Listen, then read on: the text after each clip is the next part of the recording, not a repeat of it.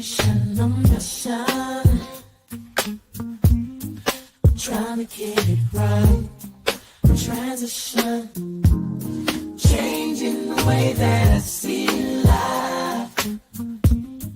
Transition mind. I'm on a mission, trying to get it right.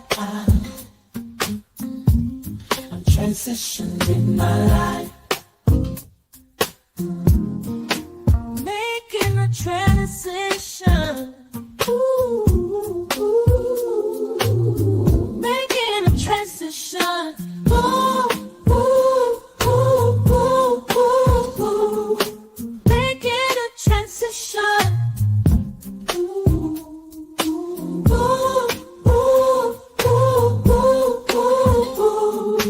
Making a transition. Transition, I'm on a mission. On a mission, I'm trying to get it right. Changing the way that I see life. Transition in my life. On a mission. On a mission. On a mission. Welcome. This is Alchemizing Energy, and we are going to do a deep dive into the situation with Burkina Faso, because what's happening right now is kind of crazy, right? So you have a bunch of people who have invested into getting land and all this type of stuff in Burkina Faso, but what's happening is that the money that they've put into this investment is basically has disappeared. So let's look into the situation as it is going on with ADDI and Burkina Faso. Now, there's a reason why I feel that this is important, because I actually had Baba Obenjoko come to my panel and promote going to Africa through the ADDI. And he really was pushing this, and I feel like, okay, I have to like come behind that and say, don't do it, because now we see that the whole thing was scamish. I don't know. So let's go into the whole situation. Let's go. Recently, we received an email on the teamkinganda@gmail.com account, and this particular subscriber has spent some money with an organization called the ADDI. And I think it's better for me to let you see exactly what was sent. I would like to bring public awareness to an alleged scam involving Dr. Ericana Chirhombori Kwao and her organization known as the ADDI, African Diaspora Development Institute. In January 2025, ADDI began promoting a trip to Burkina Faso scheduled for October 26 to November 9th, 2025. Over 1,200 people paid an initial registration fee of $365 with the understanding that participation in the trip would lead to citizenship in Burkina Faso. So this is a registration fee. This is not even the money that you would pay. So that's $438,000. That's just the fee for that. All right. Now let's go on more. As the months went on, participants were later instructed to arrange and pay for their own lodging and flights, despite initial claims that these logistics would be organized by ADDI. Later, a second registration fee of $500 was introduced for new participants, raising additional concerns. In September 2025, the Burkina Faso parliament reportedly passed a law ending the promised path to citizenship. However, ADDI allegedly failed to disclose this change to participants, continuing to hold multiple Zoom meetings after September 1st without mentioning the update. The trip has since been rebranded as a missionary trip, leaving participants who joined under the expectation of citizenship feeling misled and defrauded. Many individuals, myself included, possess proof of payments, communication records, and Zoom meeting transcripts confirming these events. This situation has left hundreds of people across the African diaspora frustrated, financially burdened, and seeking answers. I'm sharing. So, whose fault is that? At this point, I think it lies somewhat on the ADDI Corporation, but some of the fault also lands on the people that paid their money. I don't know anybody that pays their money into an organization and does not look into the situation of the country that they are investing in. Why would you 100% like put all your trust into a corporation and not do any background research or whatever? So the only problem I have with this situation, we cannot completely blame ADDI for that. We do need to be like getting our money back. That's fucked up. But I don't believe that it's 100% their fault, because you need to, when you invest in anything, do your research. Do research. You don't just give people your money. And in the next video, you're gonna find out, do not invest in certain stuff. Like, bro, if you want to go over to Africa, just get a fucking plane trip, go over to Africa. You don't have to like join no organization to go to Africa. You just like get a plane ticket. If you have your passport, get your passport and go over there. Period. Sharing this to bring attention to this issue and help prevent others from falling victim to similar schemes. If you or someone who was also involved in this ADDI Burkina Faso trip, please come forward so that awareness and accountability can be pursued collectively. This person and many others, over 1,200 people from the diaspora, has spent upwards of $825 to go to this trip to Burkina Faso. So I started to understand who was the ADDI. The African Diaspora Development Institute, or the ADDI, has a goal, and the goal is to act as a bridge between the African diaspora and Africa, mobilizing people of African descent worldwide to engage in the development of the continent. But what do you know? They have a really good leader and founder, our very own Ericana Chihambori Kwao. AI Botanica, you get on my nerves, but I just put the link in. You can come up and talk to us about it, but you get on my nerves, just by the way. Just want to let you know. You drive me crazy. All right. This lady is Zimbabwean. All right. But she also went to Meharry Medical College, and she lived in Nashville for a long time. She's a family care doctor, but also she was basically in the African Union, and she always has kind of served as a bridge between the the African community into the Black American community and everybody in diaspora. So she's very, very well spoken. She has like the kind of Dr. Umar kind of articulation, very, very big speaker, and so people love her, right? She's a powerful speaker, powerful orator, and she doesn't hold her tongue for anything. So when she started this ADDI, it just made sense. So she already has a lot of trust based on her track record. Now, as you know, Africa and the diaspora, anything to do with the diaspora is a low trust environment. But if you have somebody like her, then everything is cool, okay? Now, let's go to the website. If you go to their website, ADDI, let's go all the way to the right until we see Birkina Faso, all right? Let's click on going home, all right? If you go home, you see the frequently asked questions about the ID Burkina Faso 2025 trip, all right? It says, we are going home in October 2025. 2025 dates are October 26th, November 8th, 2025. She's been in Burkina Faso. She's been pushing this. And if you can see some of these questions, right? Look at this. Can you please tell me if we're qualified to be a citizen of Burkina Faso before I book my trip? It says, if you received the email about the Zoom meeting on July 19th and you're receiving these updates on the Burkina Faso trip, this means that your name is on the list that has been submitted to the government of Burkina Faso. All right. And you'll say, that means your name has just been submitted. It don't mean nothing. And they might not have submitted your damn name. See how like this type of stuff can happen, and you done paid your money. Like, let me tell you something. A lot of these people, that what they do is they bank on that you're gonna pay your money and not do nothing behind it.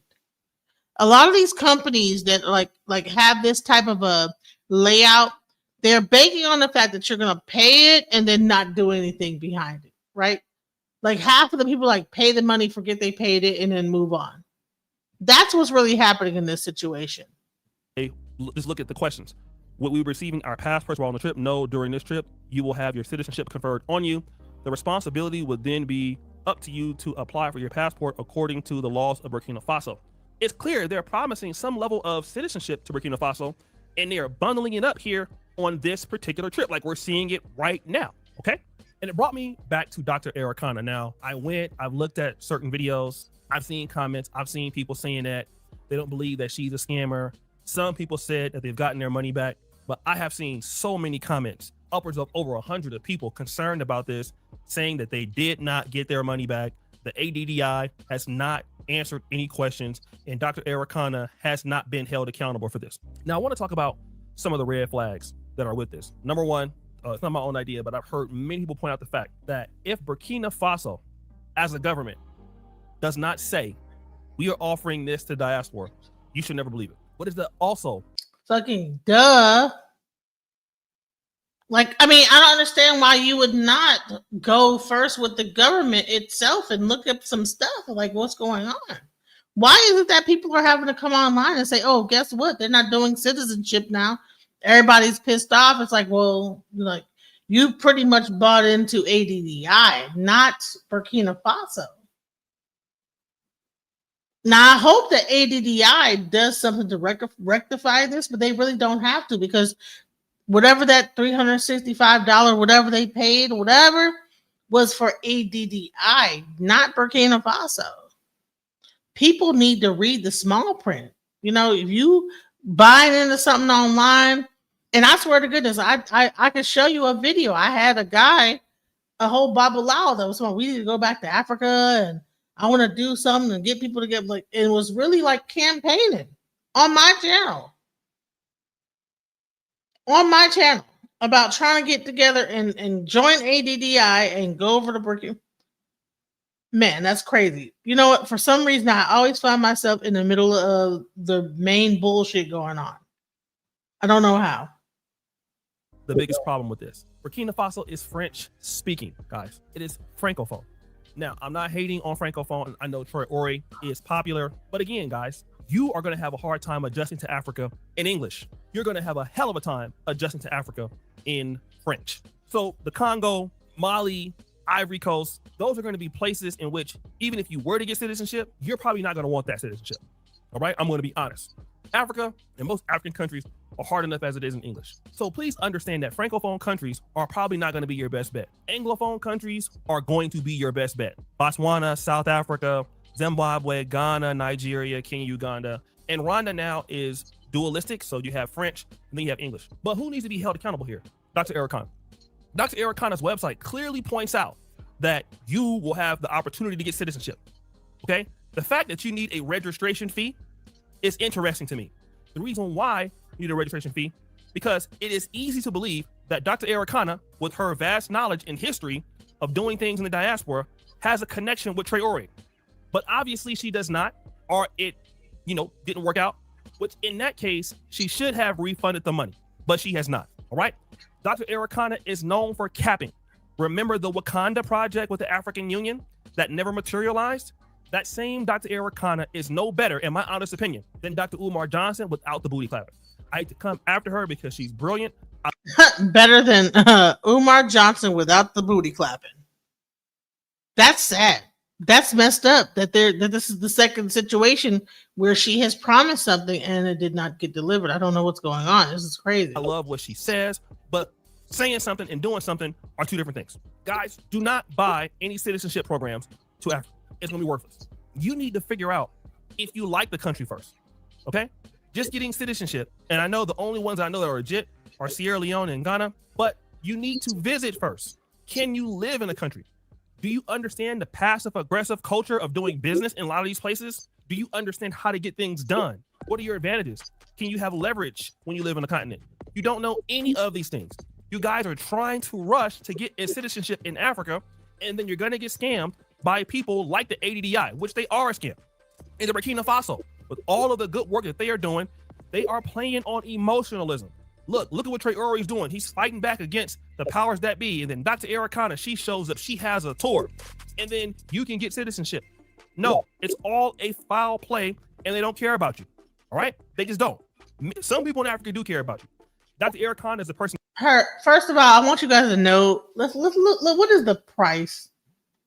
Well, you probably cannot travel directly to Burkina Faso directly, but if you look up online for a plane ticket to Burkina Faso, and you probably can find people there that are already there that can meet you out there without her. We need to figure out if you any country you go to, right? All you have to do is go and find out what the ticket price is.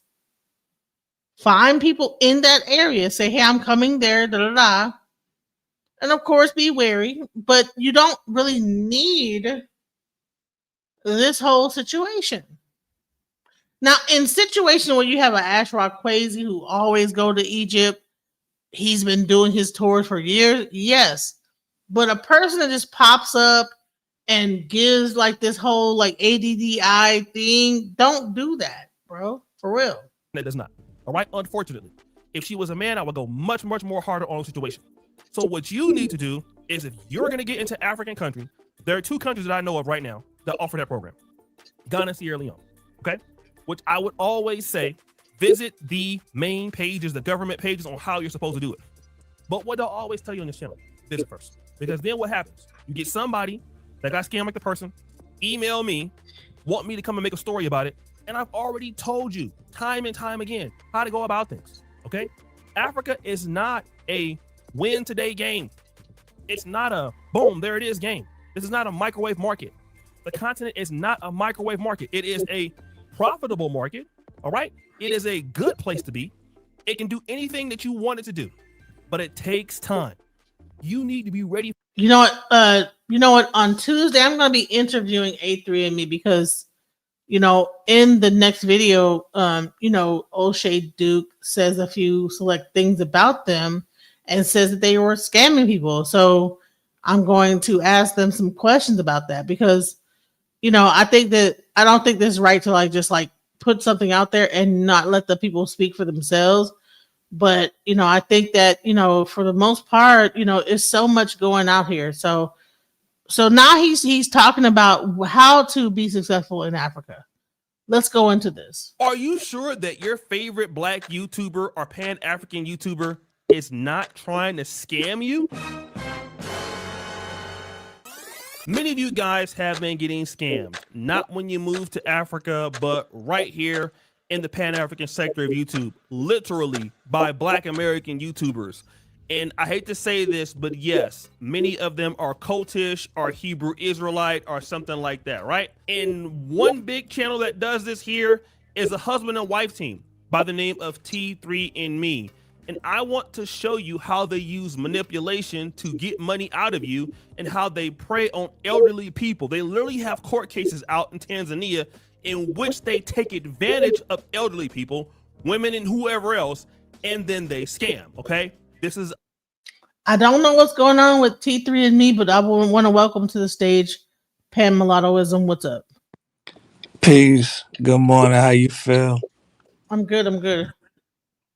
And to address the topic, I want to say that the reason that the Africans are able to scam the Black Americans that have a Pan-Africanist mind state is because the Pan-Africanism blinds the Black Americans from being inquisitive about every detail of the endeavor that they are attempting to engage in with the Africans.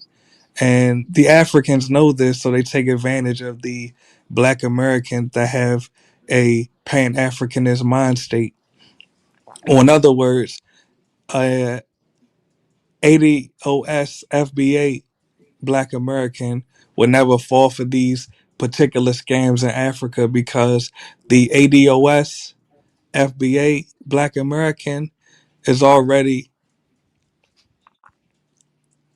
not just inquisitive, but distrusting of the Africans due to our history with African people, specifically the Africans that sold our ancestors to the Europeans.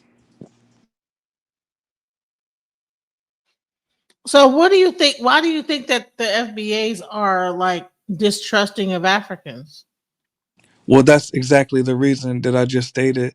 The Africans that exist today, many of them, I would argue the majority of them, especially in Central and West Africa, these are the descendants of the Africans that sold our ancestors to the Europeans during the transatlantic chattel enslavement period. So here's a question: have you been to Africa at all?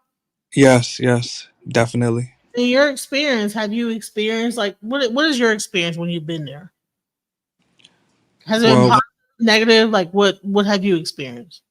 well, number one, me when I went to Africa, and this is true for most Black Americans and mulatto Americans, when we go to Africa today, we have the U.S. dollar. So the average African sees us with a money sign on our head, and that's how they treat us. They treat us in a way that, in their minds, would solicit more money out of us. Really. So that's So how I was treated. so when you've been there, give me an example of like how that was, like the story. I mean, that simple stuff like when I was at the airport in Cameroon in Douala, you got several people offering to carry my bags. When I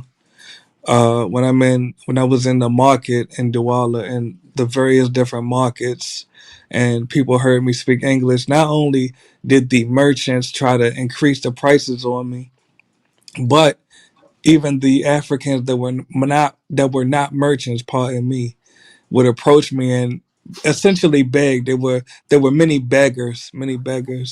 And when I went to my tribal village, I'm gonna shout my tribe out. The Tikar, Tikar. That's one of the tribes that I'm descended from in Africa. When I went to my tribal village, many of my tribesmen and tribeswomen, they treated me with respect.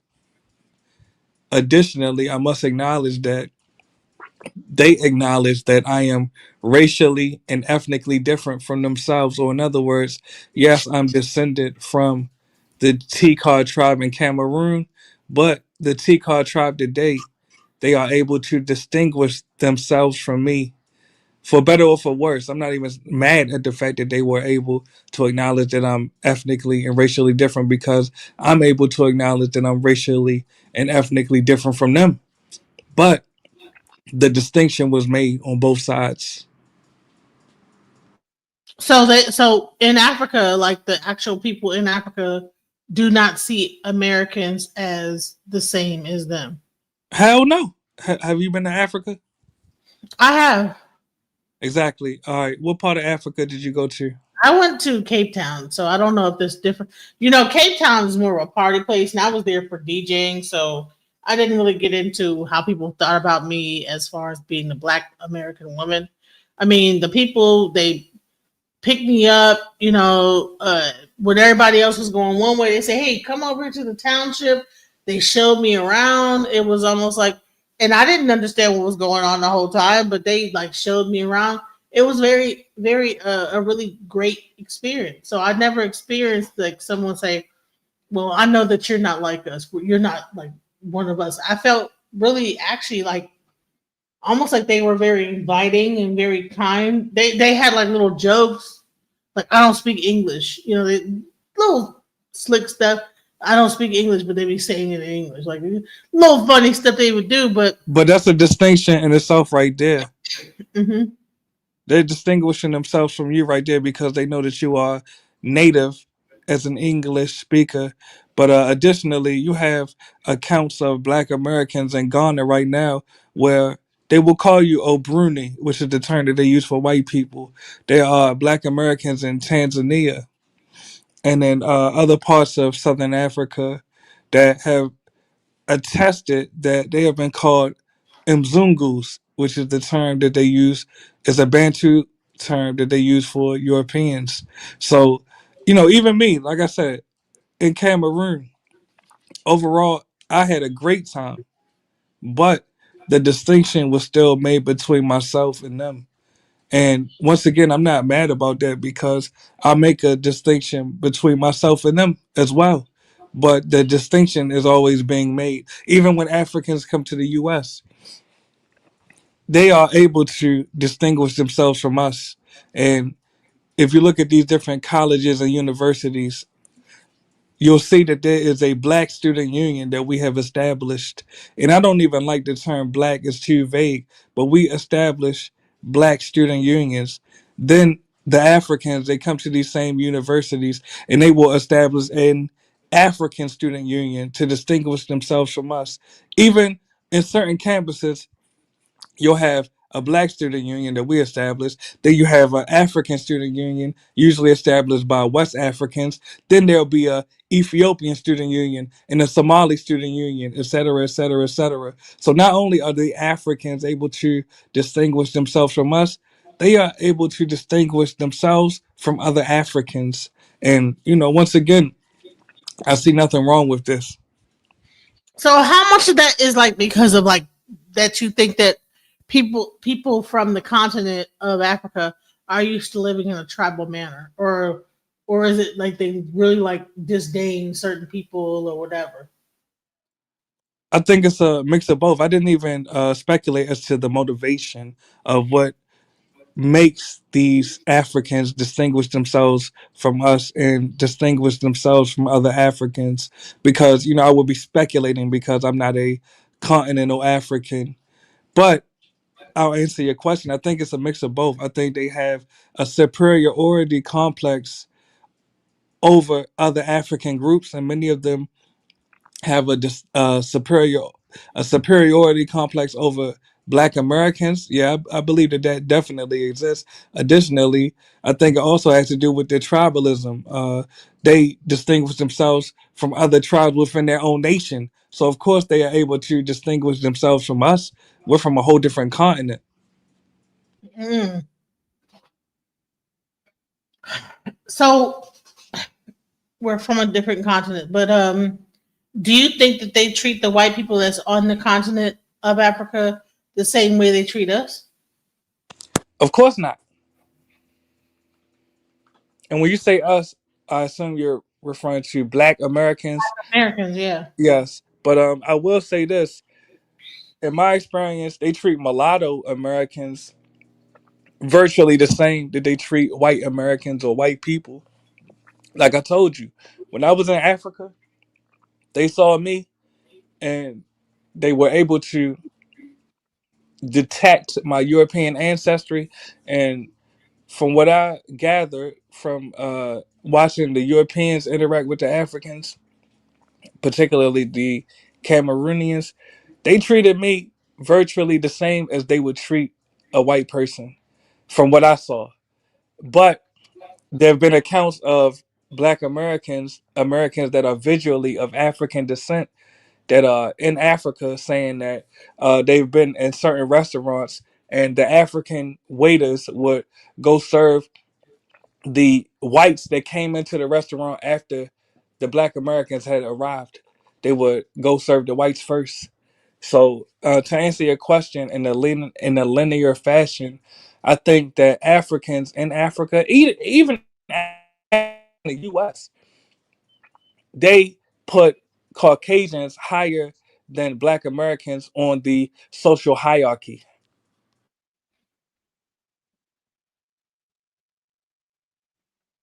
which Mm. is something that we don't do to them. Let me just say that for the record. Black Americans look at Africans as our brothers. Foolishly, might I add, these are not our brothers. Matter of fact, the African, Why would you say they're not our brothers though? What is that about? yes, yes, and I was about to get to You that. think that about like the FBA movement and Tariq Nasheed, or is that something else that has been Well, brewing? no, no, no, no, no, no. Well, yes, to answer that part of the question, but the reason I said it is because Africans, if we look at their actions, you judge a tree by its fruit. Africans were co-conspirators with Europeans in the enslavement of our ancestors. So if we say that the African is our brother, then we must also say that the European is our brother, which is clearly untrue. The African and the European have more of a commonality with each other than either of them have with us, really. They worked together to enslave our ancestors. They didn't work with us. Hmm, interesting. So let me let me see if I can play this. Give me 1 second. I'm trying to understand like where this is like really coming from. Hold on 1 second.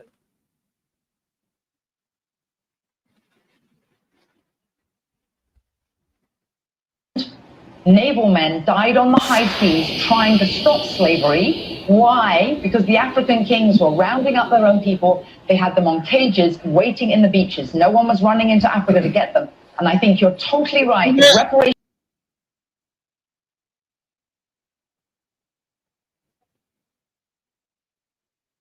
I'm sorry, could you hear that at all? Yeah, I hear that. Okay, let me bring it up so you could like see it though. Hold on. All right. Let me put our things right here. And I want to hear what you have to say about this.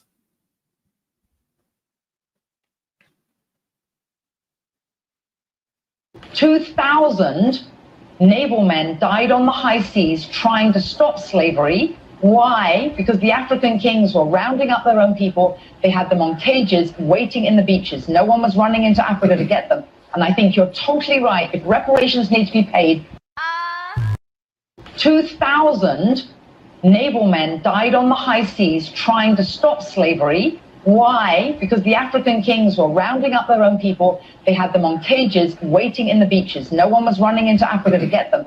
And I think you're totally right. If reparations need to be paid, we need to go right back to the beginning of that supply chain and say who was rounding up their own people and having them handcuffed in cages. Absolutely. That's where they should start. And maybe, I don't know, the descendants of those families where they died in the high seas trying to stop the slavery, that those families should receive something too, I think, at the same time. And now, disturbingly, this same line is being echoed by some African Americans. So are you aware that in Africa, blacks sold other blacks? You are aware of that, right? Into slavery? Really? Yeah. That's a lie. You're not aware of that? That's a lie. At one point in Africa, that's like blacks saying were that's- using other blacks as money. Did you know That's that? like But how true is this?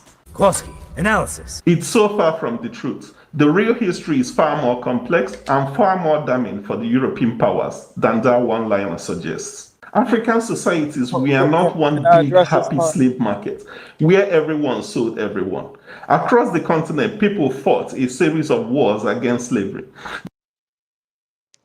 Hello, welcome to the page. Good evening. Good morning. Good morning. Hello. Peace.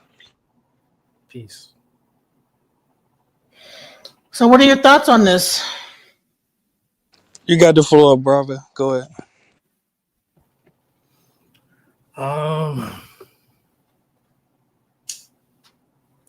Everything's been said by Pan Mulattoism thus far. I mean,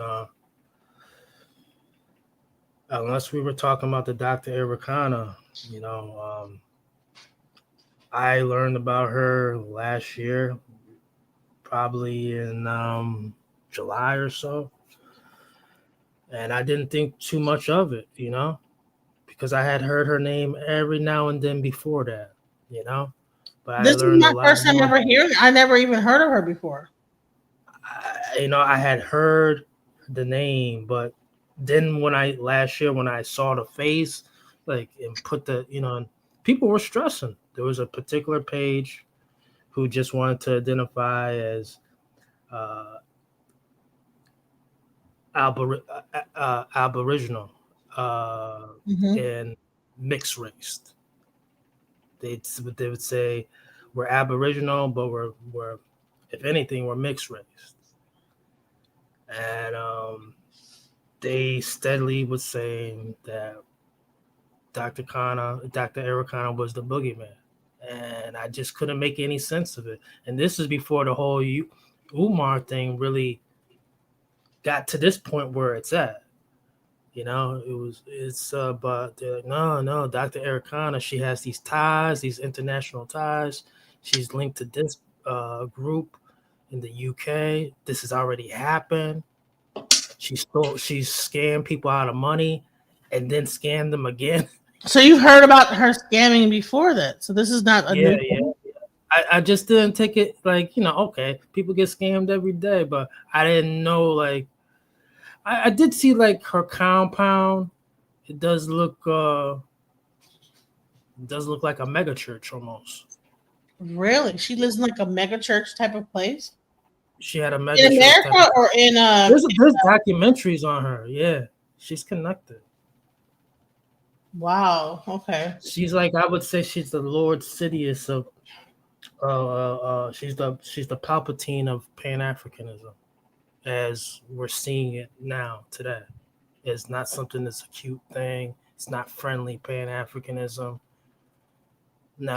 Wow. See, I didn't know that this was happening, and it's like, to me, I'm like, I don't like the fact that this is going down like this, because I really don't believe in taking advantage of people when they have. Right now we're in a situation where money is kind of like running out and stuff. So I don't think it's cool to be like doing that to people right now. This is the wrong She has a thing. situation where like you can never leave, like Hotel California. It's such a lovely place. When you get to that compound, it's such a lovely place, but you can never leave. Really? You can never leave? Facts. This person was doing slow breakdowns and everything. Like, they was obsessed. They got burnt out on their channel too. I would call out their names, but I don't even check for their channel. They were literally saying they were burnt out. They're taking time out. And I want to find out about this Hotel California. That's crazy. I wish you could like look it up, because I would love to. Like, no, it's not a whole. It's not in California, but they say no. I'm just saying, like this compound. It's just like that song. It's once you go in there, the Hotel California song is about the Church of Satan in California. Oh, that's about. I didn't know about that. Okay. Yeah. But that's the Hotel California, the Church of Satan in California. But it's such a lovely place. When you go to Ericana's compound, you can never leave. Wow. So what people gonna like? What if you try to leave? Are they gonna hunt you down or what? You could see it in their eyes. They look little puppets. Like, she was able to bring back someone she had scanned for millions, and do it again. Wow. The same woman, and this is on camera.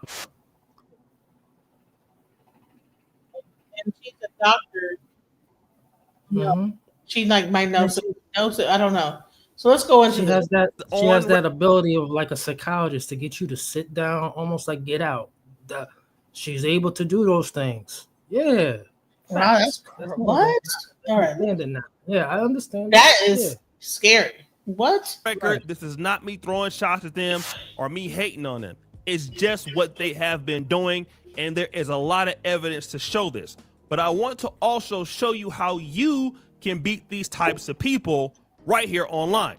Now, I want you to look at the last video that they did. The video is called "We Escaped Generational Cycles of Poverty in the United States." Now, before I get into the video, what's the red flag? Imagine they came from the United States of America, one of the richest countries in the world. And then they go to one of the poorest countries in the world, and they want to tell you how they escaped generational poverty. Now, let me just tell you this. You can go from a rich country to a poor country and become wealthy. But what you cannot do is be in a rich country and you're poor and unsuccessful and come to a poor country and become richer. That never happens. Do you think that any business like Coca-Cola or Pepsi or Apple starts off in America poor and then scales to Africa and become rich? Absolutely hell no. They were already rich and they become richer with expanding markets. These guys, from what I understand, were not doing so well in Nashville, Tennessee. So how the hell can they come from Nashville, Tennessee, barely making it, escaping poverty cycles, as they say in their title, and then come to Tanzania and all of a sudden start running up with cash? Stop the cap. Also, people who have money don't want to tell you how to get it. I've been living here in Uganda. I've been doing fairly well. If anybody can make a course on how to do something well, it should be me. Want to know why I don't want to do a course on how to do something well? I don't like y'all that much. I am way too busy living my life, doing what the hell I'm doing. I take months without posting on Kinganda until I really feel like it. I podcast when I feel like it because I don't really want to be bothered with you guys. To be honest, I love you, but I really don't like y'all like that. So I'm busy doing whatever I'm doing, trying to avoid you. That's why I don't have tours. You want to know why I don't have tours? because I don't want your money. I don't really need your money like that, right? And if I was doing fairly well, the last thing I want to do is to give a course to help you be like me. I don't want to do that. People don't want to do that. Like, look at Elon Musk, Donald Trump, really rich people, successful people don't want to tell you how they escaped poverty cycles. They want to keep that to themselves. So anybody telling you how they escaped poverty, moving to a poor country, most likely is a red flag. And then this happened. So 5 years ago, my wife and I, we sold everything we had and everything we couldn't sell. We gave it away and we moved over to East Africa, Tanzania, in order to put ourselves and our family in a better position. So there he goes with an origin story. All right. This origin story is typical of a lot of guys who scam in the pro-black space. Okay.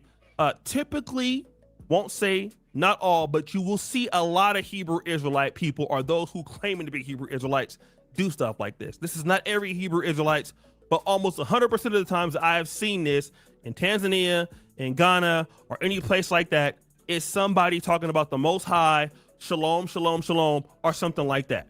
It's typically somebody in those communities. And I know those communities are diverse, but this is what you see. They will give you an origin story, how they came from a place of dustiness, and they came and they sold everything they had, and then they're someplace else. Well, why are they telling you that? They're only telling you that because they want you to sell what you have through them and then make it like them. All right. This is important because if they did it and he's outside with a little dusty microphone, then, you know, obviously you can do it. So don't be scared. Don't be scared. Right. And they use a lot of fear tactics in their videos. They'll talk about the West is going to be dooming soon, ending soon. Right.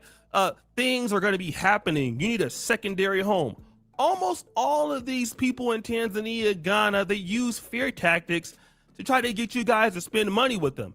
Well, if fear is such a strong thing, why do they want the US dollars?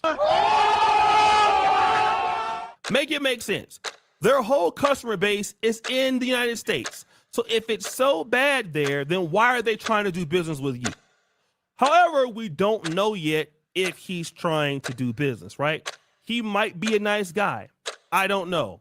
But then he says this. The continent is the home to the fastest growing economies in the world right now. I'm going to say that again. The entire continent of Africa is home to the fastest growing economies. So that means that there's tremendous opportunity in all of the sectors. He says Africa, the economy is growing faster than any place in the world. He's right. Want to know why Africa is growing at the fastest economy at any place in the world? Because all underdeveloped nations grow faster than anybody else. Why? Because developed nations grow slower. So of course, places that are underdeveloped, that don't have industries, their economy is going to grow until it starts to, you know, even out or top out. Like Japan, it's not so much more they can grow as an economy, or Germany or the United States. They're already developed. South Korea. So yeah, he's right. Poor countries tend to grow faster in economies because they're starting from damn near nothing. They're down bad. If you're like, let's say, for example, Liberia a few years ago, or Sierra Leone, and you suffer from like a lot of war, and then your economy grows at like 12% a year, that doesn't mean that your country is rich or going to be rich. It just means. So what do you think about what he's saying? I know that you're into like the economy and like you do like stocks and you're into like money and economics. When he's saying that just because a country might be on the rise, like, okay, he's saying that slower economies develop slower, less economies with less going on in those areas develop slower, faster. So when someone's saying that this economy is a fast growing economy, is there opportunities in those places? You as a person that does financials. That's a great question. And as you've seen with my other archetype, Reverend Green, This is the man in the high castle. It's more polished.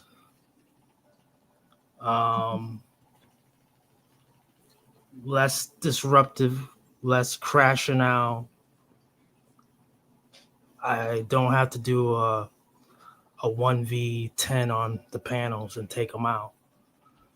I'm just here as an ordinary American.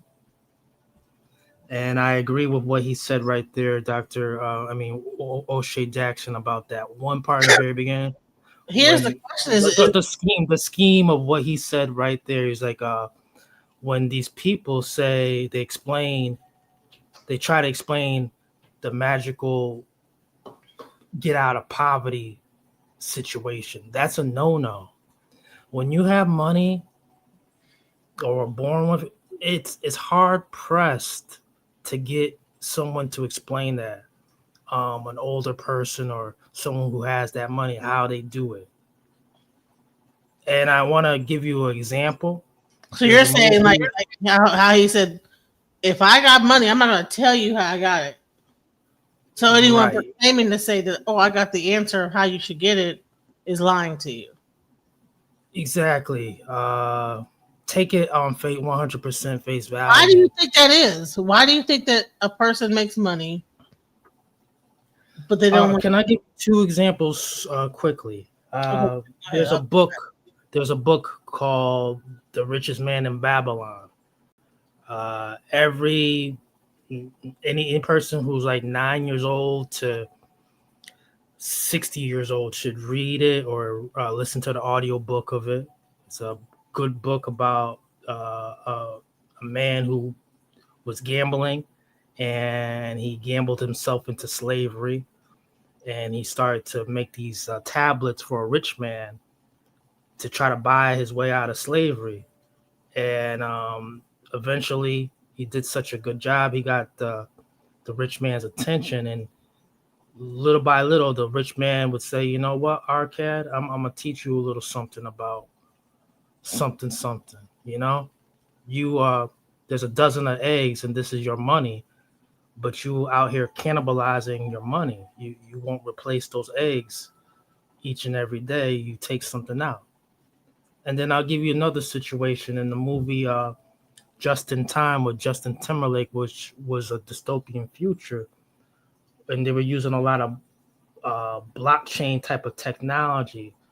And Justin Timberlake's character was poor, and you had to work in order to live, or you're gonna die.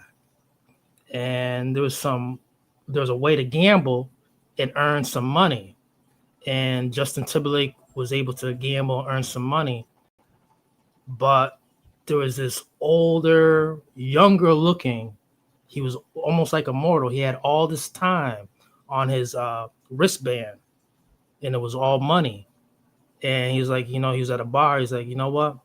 Fuck it. I'm just going all out. I'm going to give you the game, and I'm going to give you all my time. I'm done. And so Justin Timberlake got all his time. And so what I'm going to get at is this, is that, that's how it's supposed to be. You're not supposed to tell how you exactly get it. If you have that 1% type of lifestyle, that money, you don't truly show it. You don't want your kids kidnapped or none of that stuff.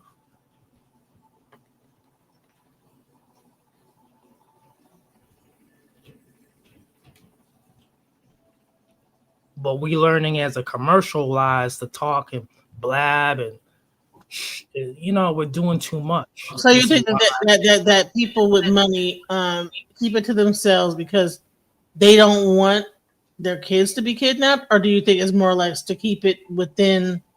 So real money is quiet. Okay, that's what someone says. Real money is quiet. Yeah, true money is quiet. And lastly, say for instance, I take a habit off my father, and he was a great earner. And if he hit something like when he wasn't on the clock and he hit some money, whether it's gambling, we would never know truly, especially myself. I'd be like, unless I'd be like, what's going on? And he hit a a lottery. He hit a big time lottery tickets multiple times because he loved playing. He loved doing it like 50-cent box, where you don't have to pay taxes, and he would play with double numbers like 10, 10, or whatever like that.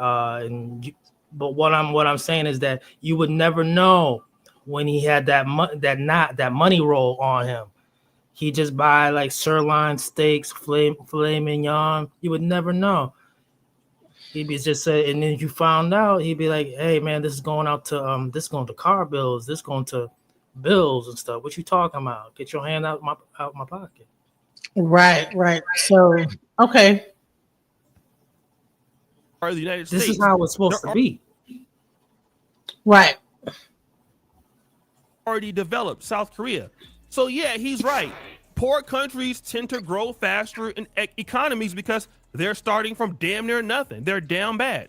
If you're like, let's say for example, Liberia a few years ago, or Sierra Leone, and you suffer from like a lot of war, and then your economy grows at like 12% a year, that doesn't mean that your country is rich or going to be rich. It just means that 12% on top of whatever you had, which was maybe nothing or not a lot. So that is not a really great selling point as to why you need to come to Africa, because you may be in the industry that's not growing at that percentage. All right. Industries balance out. You may be the first person trying to bring that industry there. You may not have the equipment. They may not have the electricity grid. They may not have any of these things. So you just can't listen to what somebody is saying regarding to that. It could be a flat out cap. All right. Now that he's generalizing for a reason. Why? And on top of that, there are so many untapped markets that need to be tapped into. The potential that's over here on the ground is, oh my God, I can't even describe how much potential it is right now, because it's so wide open for us to be able to take advantage if we have the right mindset and the right perspective. So he says here, guys, it's a lot of opportunities that we are missing that we could be taking here in Tanzania, in Africa. But see, why are those opportunities there? You see, guys, what people don't talk about in this part of the world, especially East Africa, is the passive aggressive business culture that goes on here. He's not going to tell you that because he doesn't do anything in the local market. If he was doing something in the local market, he wouldn't have time to talk to you about trying to sell you this stuff. He would be in the local market. Now, me, I do work in the local market, and it's a pain in the ass. Gatekeeping, passive aggressive business behavior, not being straightforward is exactly why it's a lot of opportunity. Because what you have to do in a market like this is you can't really work with people. All right. You have to build your own concept from the ground up. Marketing, a lot of people waste time going to pitch to, let's say if you're in consumer goods. No, that happens in America too. Yes, and I was gonna say that. I mean, I get it that they're trying to focus on Africa and how it's all fucked up, but hell, you can't do that shit in America neither. You can't work with people.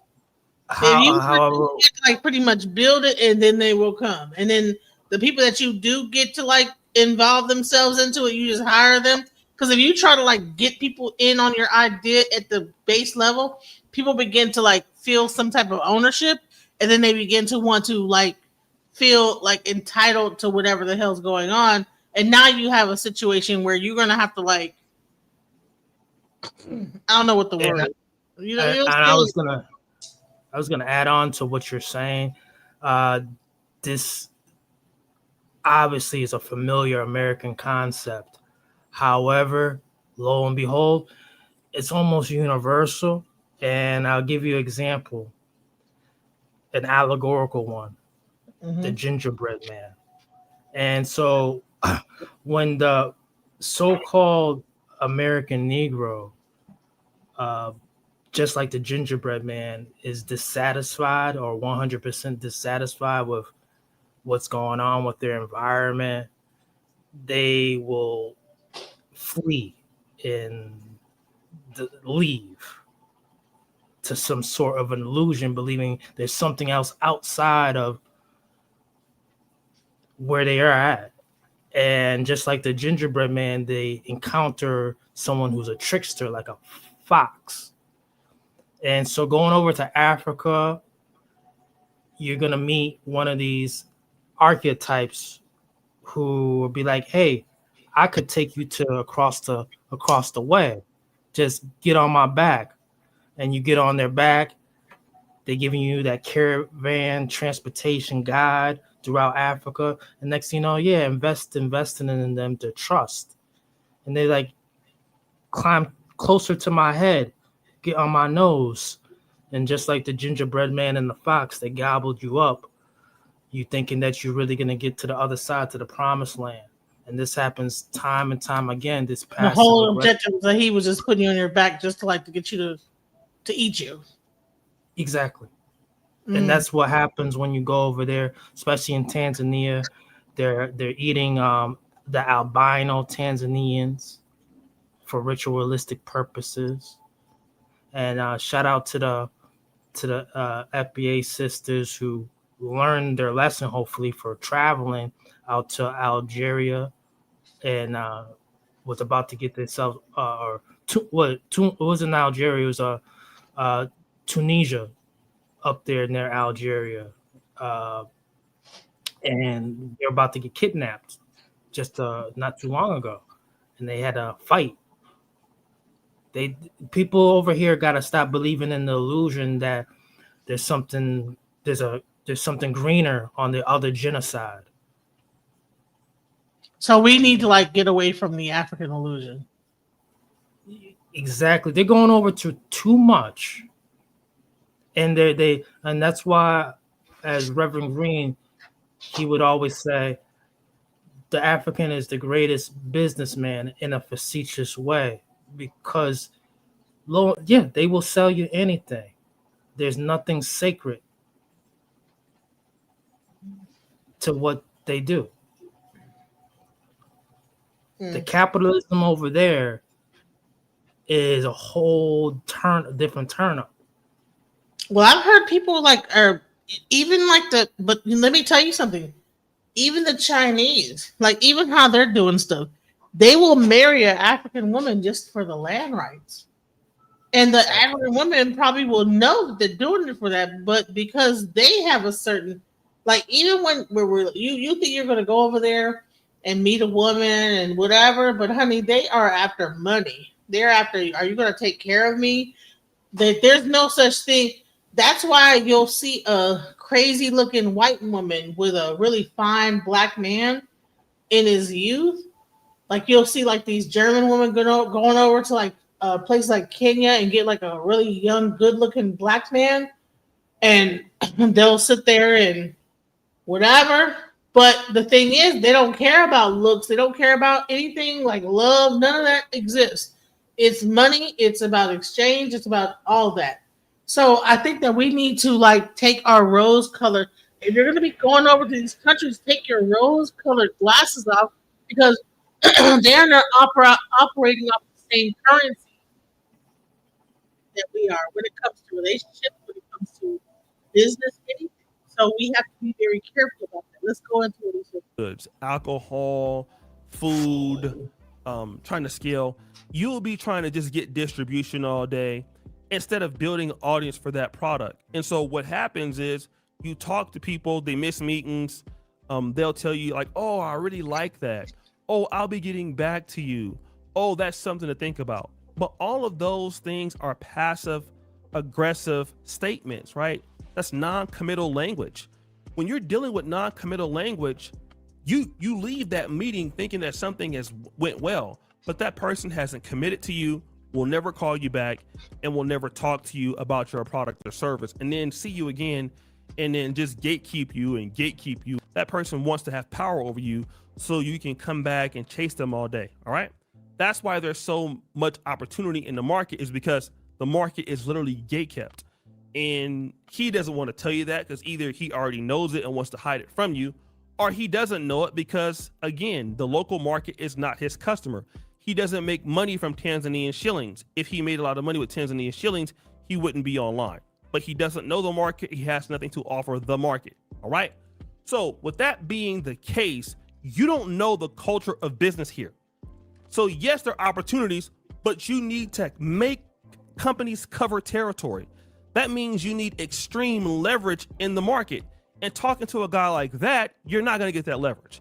He doesn't know the leverage. His leverage is you, people on YouTube sending him money in BS courses that don't work. Leverage in the market means that you need to actually come in and compete and make somebody spend their marketing dollars against you, or to force them to hire you as the agency or as the consumer good that you're selling or something like that. Okay. He cannot help you do that because that is not his business model. So if you're coming into Africa, any country in Africa, and every market is different, you have to be able to come into the market if you're competing for the local market, and you literally have to be so organized and have the money to spend.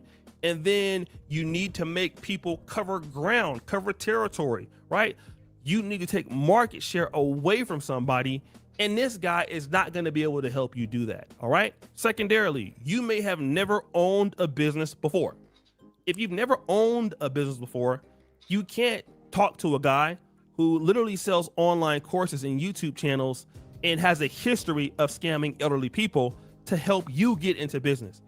That is something you don't want to do, because you'll end up like many of his clients that have filed cases against him in court, and you'll be poor, literally poor. All right.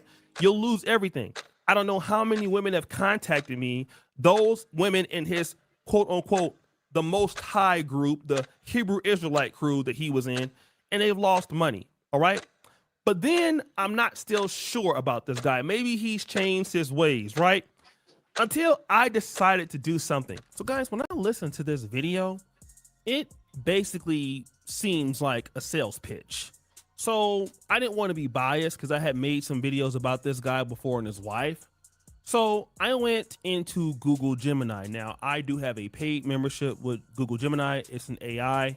And if you ever feel like you're being scammed, Google Gemini could possibly let you know that the person is attempting to make a sales pitch. Even if the person isn't saying it, Google Gemini is intelligent enough to understand what the person is trying to infer or what they're trying to get you to do. So I asked Google Gemini flat out, is he making a sales pitch for people to contact him? Google Gemini says, yes, the video absolutely contains multiple sections that function as a sales pitch and calls to action for people to contact him or sign up for his services. How do we know this? He strategically makes 3 specific offers, all with the link in the description. Number 1, free exclusive document. He encourages viewers to click a link to receive a free document detailing the most important things to know before visiting or moving to Africa, which is a common way to build an email list. 2, 6-week bootcamp. He promotes a paid 6-week bootcamp starting on October 12th, covering topics like legal issues, proper planning, cultural integration, and entrepreneurship for those moving to Africa. Now, what is the problem with having something like this for the entire continent? Well, that's just like me saying, hey, listen, I'm going to give you a 6-week boot camp to everything that happens in North America. And I believe in North America, you got Canada, you got the United States, you got Mexico. So a whole continent is very different. Like, I live in Uganda, but Kenya is similar, but it is very different. The economy of Uganda and what it can do and your experience living there is worlds different from what you would experience in Kenya. In Rwanda could be similar to Uganda, but it is completely different. So there is no way I can give you cultural integration for a place that I have never been. And I'm pretty sure this guy, Tim Ford, has never been to Uganda. He may have never been to Kenya. So how can he offer you proper planning, legal issues, cultural integration, and entrepreneurship for moving to an entire country? Some of these countries are even French speaking, even Portuguese, like Angola, or, other places like Mozambique. What about Spanish? You have different cultures. Some are more straightforward, like Nigeria, Ghana. Some are passive aggressive, like Tanzania, Kenya, Uganda a little bit. And then one-on-one consultation. He offers his time for one-on-one support and consultation for individuals or families who are considering moving, asking him to schedule a consultation via a link in the description box. Well, how much are these things? Okay, if you want the ebook, I'm looking at my Ugandan shillings, it's like $60. He has a Queen's Esther Beauty something, $20. All right, a Swahili course, self-paced, $200. The 6-week boot camp is $199.99. So these are the things that he is offering because he's telling you to move to Africa. But it is very clear that Tim Ford is not scaling in Africa. You is how he's scaling in Africa. All right, you are the clientele for Africa. So what is wrong with that? What is the problem with doing that? Why is that an issue? I mean, I get what O'Shea Duke is saying, but I think he's also making money off of his YouTube channels, and those things are leveraging him to be able to survive in Africa. Why is it that? Why do you think? Do you think this is? I don't know. I don't know. What do you think about that? What part do you see problematic though? That I should probably focus on a little bit. I don't really see a problem with him actually like leveraging his knowledge and getting money for the information. Now he might be over promising and under delivering. Maybe that's what the issue is. Like, oh, okay, well, I'll give you information on like the how to come to Africa and do this. But if you haven't taken the course, you don't know what exactly the information he's about to give you. So I don't really get. I'm not really down for like just dissing this guy 100%. Oh, these people are doing this, they're scamming people, they're doing this, and whatever. Because I'm like, okay, well, he has a course, you buy the course. Even with the whole ADDI, they said this is an organization, you join the organization, you pay $300 to join the organization. They never said that by paying the $300 you would get immediately citizenship. They just said just join the organization. It's $365. All right. I don't think there's any place better than the United States of America to live. However, to visit is a different story. Now, to move from the United States over to Burkina Faso, it does not make any sense.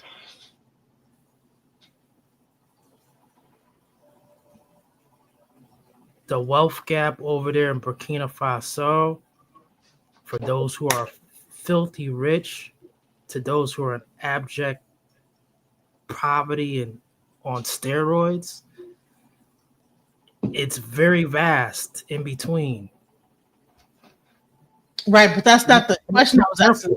My question I was asking is like, do you think there's a problem with even like a person like because the thing is that like what O'Shea is saying that if this guy is in Tanzania discussing Burkina Faso and Africa and saying, okay, well, if you want to learn about how to come from America into Africa, then here is the course on how to do it. Yes, it's Do you wrong. think that's so? What? So tell me what's wrong with that.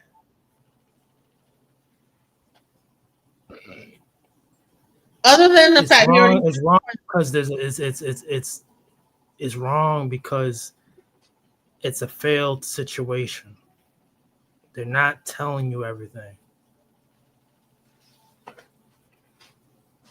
They're not telling you all what time it is when you get over there. That it's gonna be very rough. The project is not available. Is not totally. They haven't even begun construction yet. Mm. They're not gonna take you to their Baldwin Hills. Why? Because they don't have one. Mm. They're not gonna take you to their Bankhead. They don't. Bankhead is supposed to be the luxurious part of ATL, correct? Mm-hmm. Because they don't have one over there. Not for black folks. So do you think that we should just stick it out here and not go to Africa? Or do you think that we should also invest in Africa? To visit.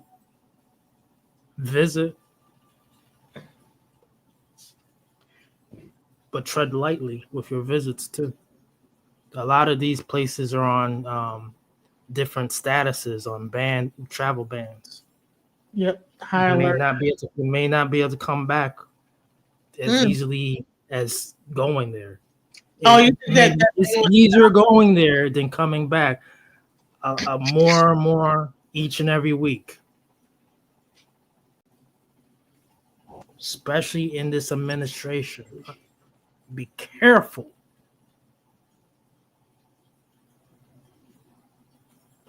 The closest I've ever been into Africa, or I've been there, it's through a woman from Togo. And she was over here. And that's how I've been to Africa. That's it. Togo was right near Burkina Faso and I believe Ghana as well, you know. But like I said, I heard her dreams of telling me I should go with her to visit, but it was never about moving. She was here on good terms, and she was not planning to move back to where she was born, nor her family.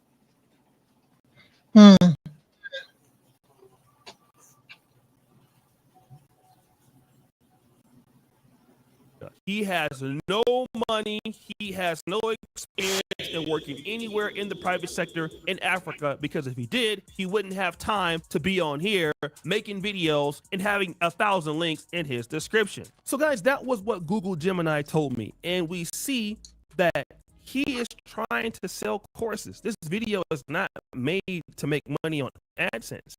He's trying to get clients to buy his stuff, meaning that you are the customer. He moved over to Africa, wants you to move over to Africa, but the trick is you're the customer. His customer is not in Tanzania. His customer is you. Most of us make money online. I make money online, but I was making money online in Poland, but I'm honest about it. You see, what he wants to do is to get you to buy consultations. He wants you to buy his courses, and he wants to tell you that, hey, listen, you can make it in Africa like me. Well, if you cut all of that off, he's not making it in Africa. Okay? It's not. He is not a person that the local market depends on. He's not spending millions of dollars in a studio, or millions of dollars or hundreds of thousands of dollars in the market. No. He's spending your money in the market. Okay? Guess what he's doing? You are the lifeline. You are the business, not Tanzania. Shout out to my people, Wale. I've seen him on different panels. Welcome, Wale. Welcome. So what did you want to like input into this conversation? Who is that? Is that Bell? Okay, yeah, I'll tell you what I just checked to see if you're gonna be on for a minute. I gotta make my run, and I wanted to be on for a minute. I'll be back in about 10 minutes, and I had a lot of thoughts about this. What you're talking, and I know a lot of people who are in Tanzania right now. Actually, they've been there for 10 years almost, probably longer. Some of them. But they function as a group. I just thought that, but I want to run. I got to make my run, and then I'll come back, and I can actually feel like I can sit down.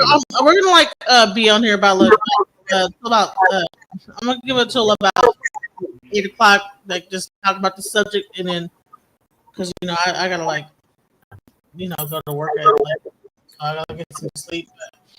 I really wanted to talk about it because I think I did it this time because I hoped that some African people would come up here and discuss it. The thing that I'm, maybe I don't know, but the thing that I know is that I'm not going to Tanzania, but I know people who go back and forth to Tanzania kind of regularly, and like I say, they function mostly as a group. They know each other. They go like, come on over, man. I'll set you up. I'll hold you up until you get up, right? And they help each other out until they build themselves into a little group. and they coming from everywhere. England. I mean, anywhere you find colored people, they going there. It's not. I mean, from Antigua, from the islands in the Caribbean, stuff like that. People are moving around, and from America. There are people, and different people do stuff for different reasons. It's not always about, oh, I'm gonna go over there and try to make some money or something. People have different thoughts and reasons why they move around.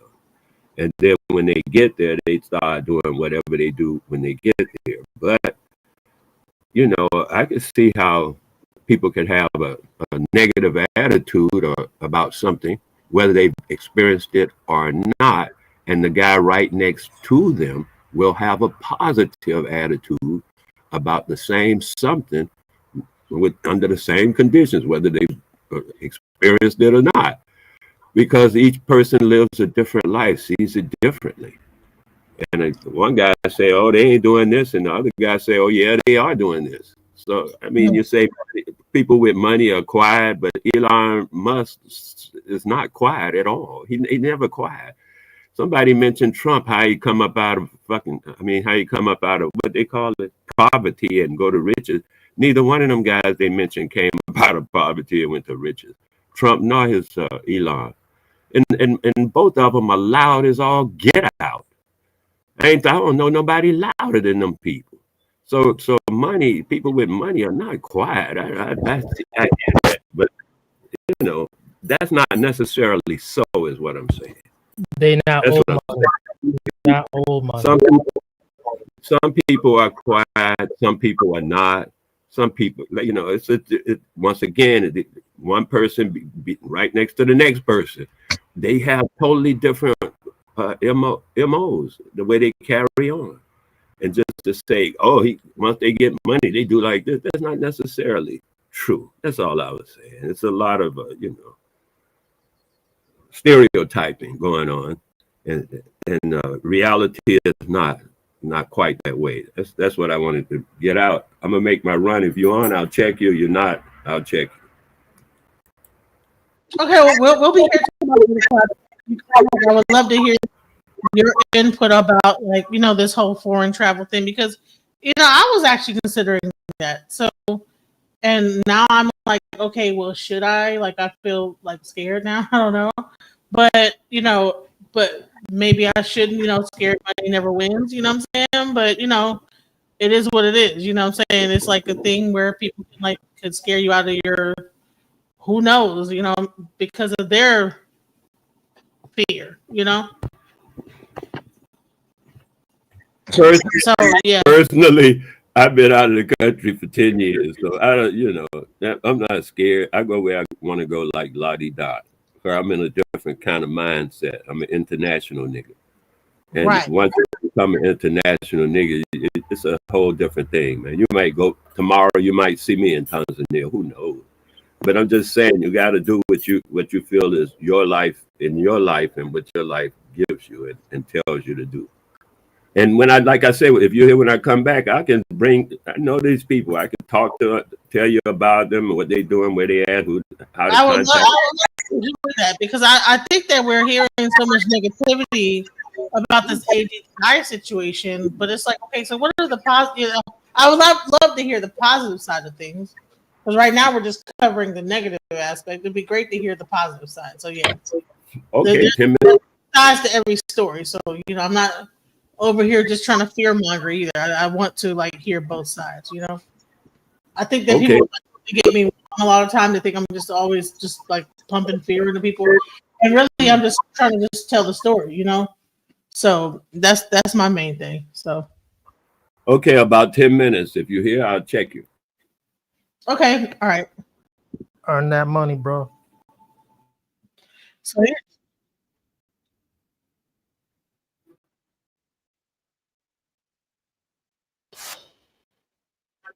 Hold on.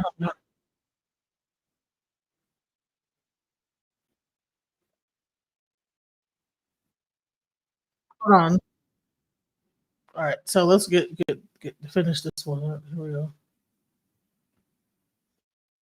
And that's how it is with a lot of YouTubers. a lot of YouTubers are basically black diaspora consultants, and they moved over to Africa. He can't tell you that he's outside on a little dusty road mic. He can't tell you that, right? That if he was in a professional setup, like let's say mine's is, you would expect that somebody trying to sell you a course would at least have the setup that I'm having, and they don't. Why? Because that person is not legit. That's why, okay? And you need to understand this is what it is. This is not me hating. This is not me, you know, I'm jealous of somebody. I can't be jealous of somebody that clearly I'm doing better than. But this person is trying to get you to send money to them to move to Africa. And again, you will not do it any legal way. It will not be registered through Tanzania to their investment authority. You will be sending the money through Cash App to his wife or something like that. And if you make that mistake, then that's non-legally bounding and you lost your money. That's exactly what everybody else is doing. He was selling houses in some village. They ran his ass about that village. Now he's back in Dar es Salaam somewhere from what they tell me. All right. So this is DBB, down bad behavior. Deal with it at your own risk. So guys, what do you think? It's your boy, Yoshi. Right. So that was that one. And then he did another one where he went live. This is how serious this whole thing has gotten because of this ADDI situation. He went live and he never goes live. So he's been so adamant about this situation with this that he went live and he began to discuss this situation. So let's go. Chagrin towards Black Americans. Our response is, oh, well, that's just how we are. We didn't really mean it like that. We just joking with you. Okay? Now, that might be true. But to the person that receives it, it don't matter. Okay? Who are going to dismiss what I've been saying. I called out a lot of the scamming, not only from the private sector, but governments. I already don't focus my attacks on personal people or citizens, but I focus it on bigger ideas, okay? And you will hear some people, I saw it in the comments, saying, well, scamming is a human thing. Scamming is something that happens everywhere. Lying is a human thing. So you should not call out Africans for that. Now, largely this is true, okay? And I want to address this. But I also want to address the African argument that I heard when I was coming up. And if you guys, after I tell you this, if you heard it, press 1. I've talked to many Africans who interacted with Black Americans, happen to live in Black communities, and their response was, when I came into Black America or interacted with you, I was made fun of. Okay? I was made fun of. You called me African booty scratcher. You made fun of the foods that we ate. You made fun of all of these things. So then those Africans grow to have some level of chagrin towards Black Americans. Our response is, oh, well, that's just how we are. We didn't really mean it like that. We just joking with you. Okay? Now, that might be true. But to the person that receives it, it don't matter. Okay? To the person that receives that is, oh, you're attacking me. No matter, it don't matter if we are joking. That's how they receive it. They receive it that you made fun of me. You hurt my feelings. All right? Now, if we're going to use that argument, because many Africans have said this, we also got to look at the argument the other way.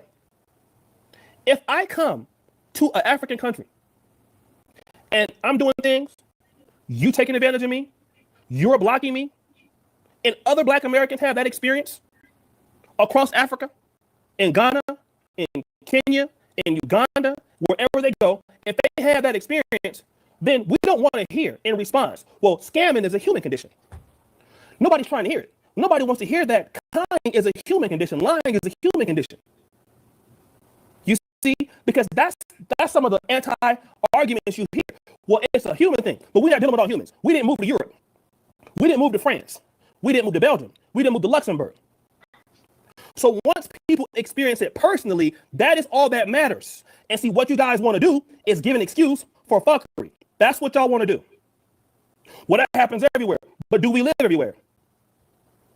Overcharging happens everywhere. But are we dealing with it everywhere?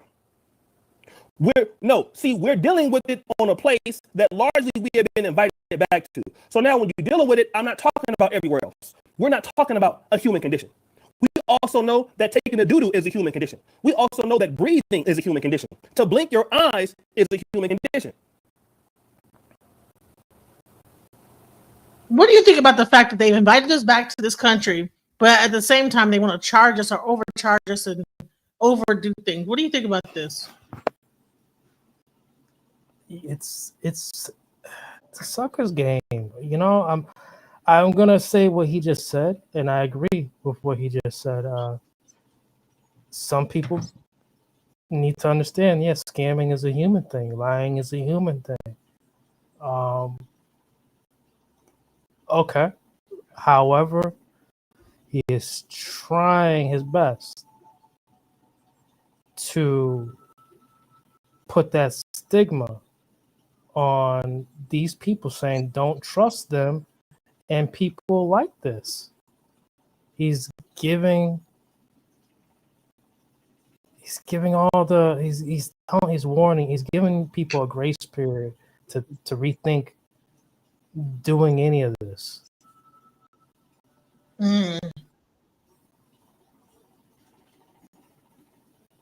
I know people have this dream about moving to some Wakanda utopia, a fresh start.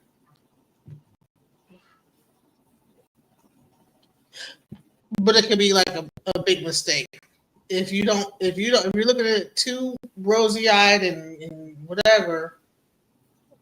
Then that could be. You're gonna end up just like those folks out in Ozark who are applying right now. Eventually, people gonna find out it's really a Wayward Pine situation. Like, y'all gonna be trapped up in some cult, and they're experimenting on you. You mean like the thing in Arkansas, that whole right. People find this enough too. That's like money out the government to like, because they could barely like keep it open. You know what I'm saying? Right. Wait till this winter. I can't wait till this winter. Woo! You're gonna feel it. Honey, they feel like they couldn't build a goddamn a mud hut. You know what I'm saying? They were trying to build the fence. It took them forever. I'm like, dude, y'all need to get some Mexicans out there or some niggas out there to like help y'all build that. You know what I'm saying? Because they was up there building that fence the whole documentary when I saw it. You know what I'm saying? I'm like, y'all need to like. And Sugar, you're right on the money with that, because that's probably the best suggestion. However, once that does happen, those new tenants that are there, those new residents, it's either they're gonna see it for what it is, like, hey, this is not supposed to be what it's supposed to be, or they're just gonna be hypnotized and okay. Well, they already said it already failed. They said it failed already. I don't even know. I mean, I don't know what's going on, but they're not getting their money back. They're not getting their money back, and that's the thing. Is that the same thing is happening with this whole ADDI? People put their money into it, trying to like think they're going to get some land over there, and then Abraham Traore said, "Well, no, I'm not granting citizenship to y'all Americans. That's it." And guess what? So now all the money they've given to this doctor is now sitting up here. They can't get it back. So let's go into what he said. If I said something happened to my eye, well, they blink their eyes in Russia. What are you talking about? They blink their eyes in Malaysia. What are you talking about? I'm not thinking about no damn Malaysia eye blinking. I'm talking about something got in my eye in Uganda. But something can get in your eye in Malaysia. What does that have to do with what I'm talking about? And again, normalizing buffoonery is what you get in the Pan-African community. You get sandal-wearing Negroes, libation-drinking Negroes, at every chance they get, whether they're in Africa or in the Black American community, normalizing things that don't make sense. And instead of addressing the argument, they want to make it a macro argument. Well, this is how but we're not dealing with that. Let's bring it like the old preachers say. Let's bring it back to the bush. And let's deal with it from where it is. Okay?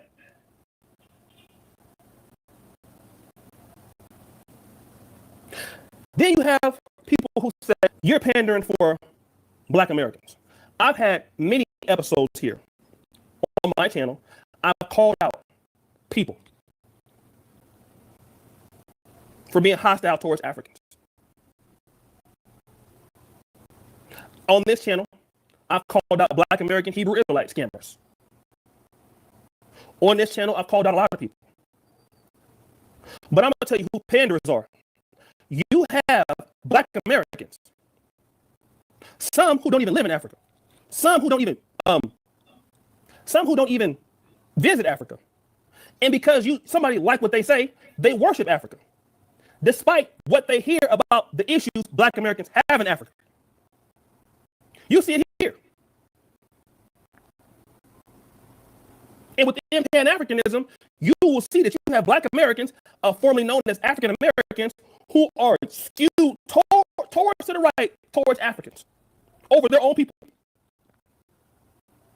Now they'll come and say, oh, Shay is pandering. But you're going to look at their channel and see what they pandering to. It ain't straight down the middle. Because it ain't never straight down the middle. For me, I have evidence on this channel, never taking videos down of me criticizing people. But at the end of the day, if you live here, like I do, who am I coming in contact with every day? Unfortunately, I'm not coming in contact with many Black Americans here. That's not what's going on. Okay? I'm not coming in contact with it.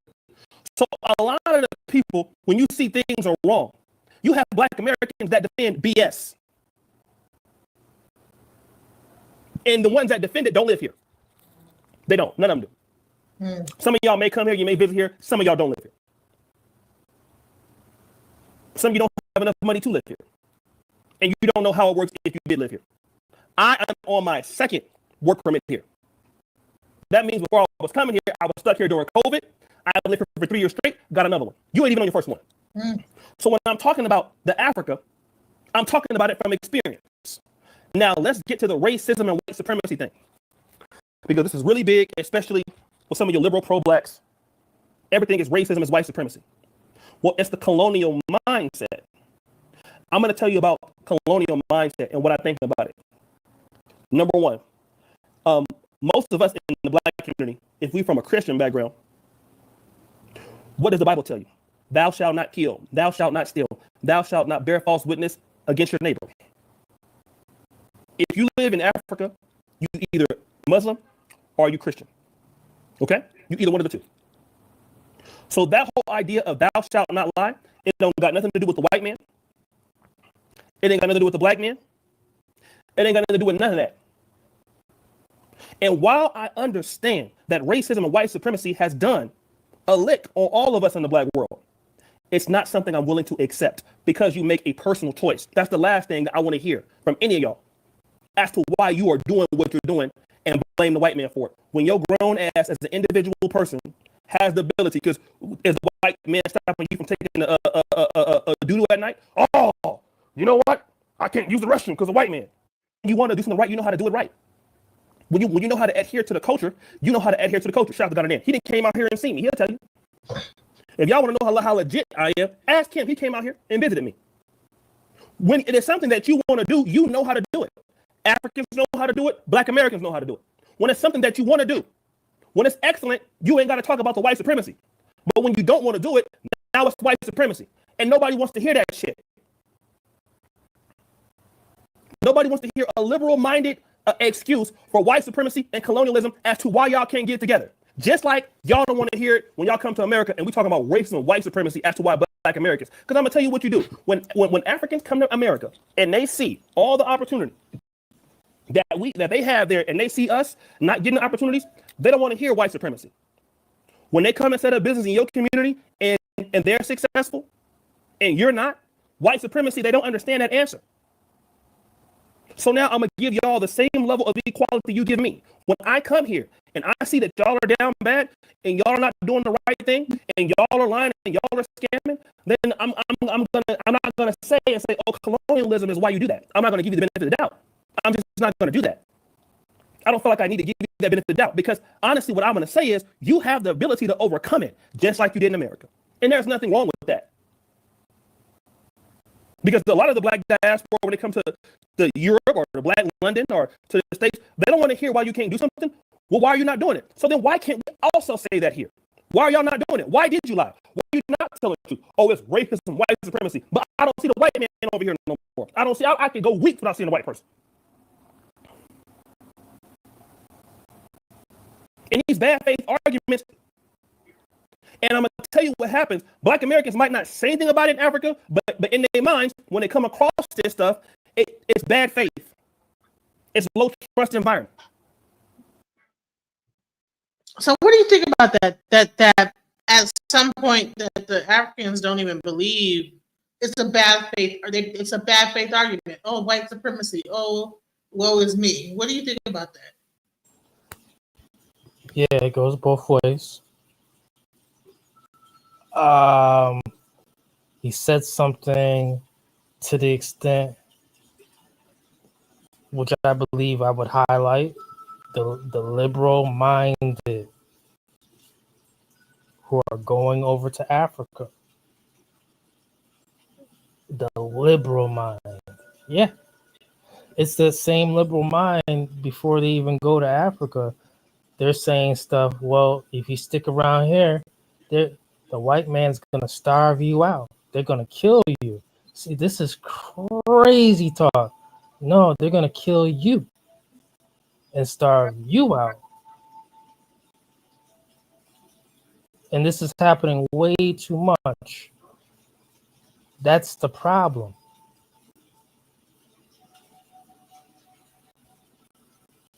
It's dead wrong. Bad faith. I'm back. So it's a bad faith of the fear that is being pumped into our community of, we need to. Hey, what's up, Wally? So have you heard what we've been talking about so far?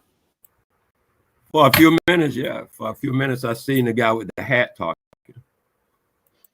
Yeah, so I'm gonna play a little bit more of him, and then I want you to tell us, because he's pretty much saying, like, people don't believe us. It's like, bro, you're over here saying that you can't make it in America, and then people come over to America and they're able to thrive. They don't. It's like, but what are y'all doing? Let's go. I'll talk to you about that. Nobody wants to hear colonialism is why you are where you are. Especially when you have Nigeria as the number one oil producer, especially when you have the Congo. Like, nobody can understand that. A Black American can't understand why you have your country and why you have all these resources, and then you have these problems. That's something that Black Americans wouldn't understand. Just like you wouldn't understand when you come to our country and you figure out that we're not taking advantage of our communities and our businesses. You don't understand it. It don't matter how much we tell you about it. You don't get it. And I understand it now, because when you tell me your issues about what's going on in Africa, I don't get it. I can't sympathize with it because I've never been through it. Only thing I can do is try to empathize, but I don't understand it. I've never seen it. I don't know what Uganda was like in 2000. I don't know what Uganda was like in 1986 during the Bush War. I can only look at documentaries, and maybe I could, and still I can't.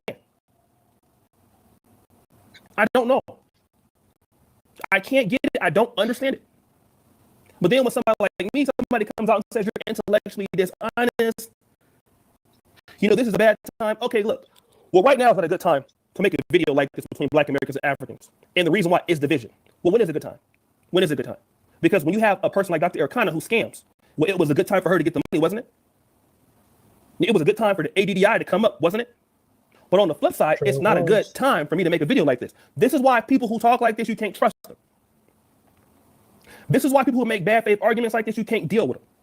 Because on the one end, when Dr. Ericana and them people from Burkina Faso wanted to do what they was doing to Black Americans or the diaspora, it was the perfect timing. Now, if you respond to it, you're the one causing division. It's not the good time. Why would you pick this time? Well, their timing for the scamming was good. It was right on time. And Africans be late. But hey, when it comes to taking your money, they right on time. So if y'all want to play this as I'm pandering to the audience or I'm pandering to a group of people, number one, I've already told y'all, I don't like you. It's clear as day. I don't have no tourists coming here. I don't want y'all's money. Now, we'll take the money from the live stream. That's for sure. I'm going to trigger it off. But I don't want nothing from you. I don't even want to see you in Africa, to be honest. I love my life here. I don't want y'all coming over here with y'all drama and shit. I love what I do here without y'all. I love you. I will see you in St. Louis. I love you. I'll see you in Philadelphia when I get there. But for now, I don't like that part what he's kind of saying too. So I don't want nothing from you. anything that I see, I'm seeing it from not a pandering point for how I see it. And again, anybody saying I'm pandering, and if you don't live here, you've never lived in Africa, again, $1 million here, you don't have a $15,000 to $20,000 a month payroll, you don't have that, you don't know what the hell you're talking about Africa because you don't know. You know what? This is not the first time I've heard people that like have money that have gone out of the country. They're like, I don't want to see y'all niggas. Mhm. What do you think about that? Because I actually I don't know where I wish I could find that one video where the guy is like, no, I like dude, when I don't want to be around no niggas. When I see them in another country, I get away from them. I don't want to see y'all niggas. You know, I was like, what, bro? Like he was straight up, and I said, damn. You know what I'm saying? I agree with that one. That what you just said and what you heard from him. Yep, I have heard this, and I have heard this, and I agree with this. You know, even on an American level to the United States. And I'm gonna be quick with this. When I hear my Southern brothers and sisters down there in Georgia and Atlanta, be like, you know, they love the diversity at one point, but I have been warned them like for 10 years, like us Yankee FBA up here and the tethers up in here, they've been waiting to come down there and we gonna tear shit up. Not me specifically, but I warn my folks down there, chase them out. They're no good. They're no good. Keep your culture as slow and hospitable. Don't worry about this big money that's coming down there, and these New Yorkers who are coming down there and tearing stuff up and going to change the culture. Don't push them out immediately. Don't sell to them right away. Even the white folks who are left Queens and all of, push them out. Don't let them come up in here. Don't let the black folks from up north in New York City, don't let them come up in there and buy like that. Not all money is good money like that. But hey, we got some bad habits up here in the Northeast. So I try to warn my folks down there, back off, don't be hypnotized.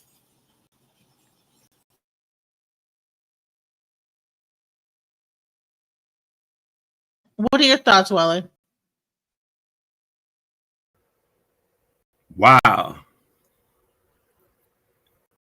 Wow. Just wow, man. This is wild to me. Dude say he don't even like niggas. I don't know what to say about. I don't know. They didn't say all that.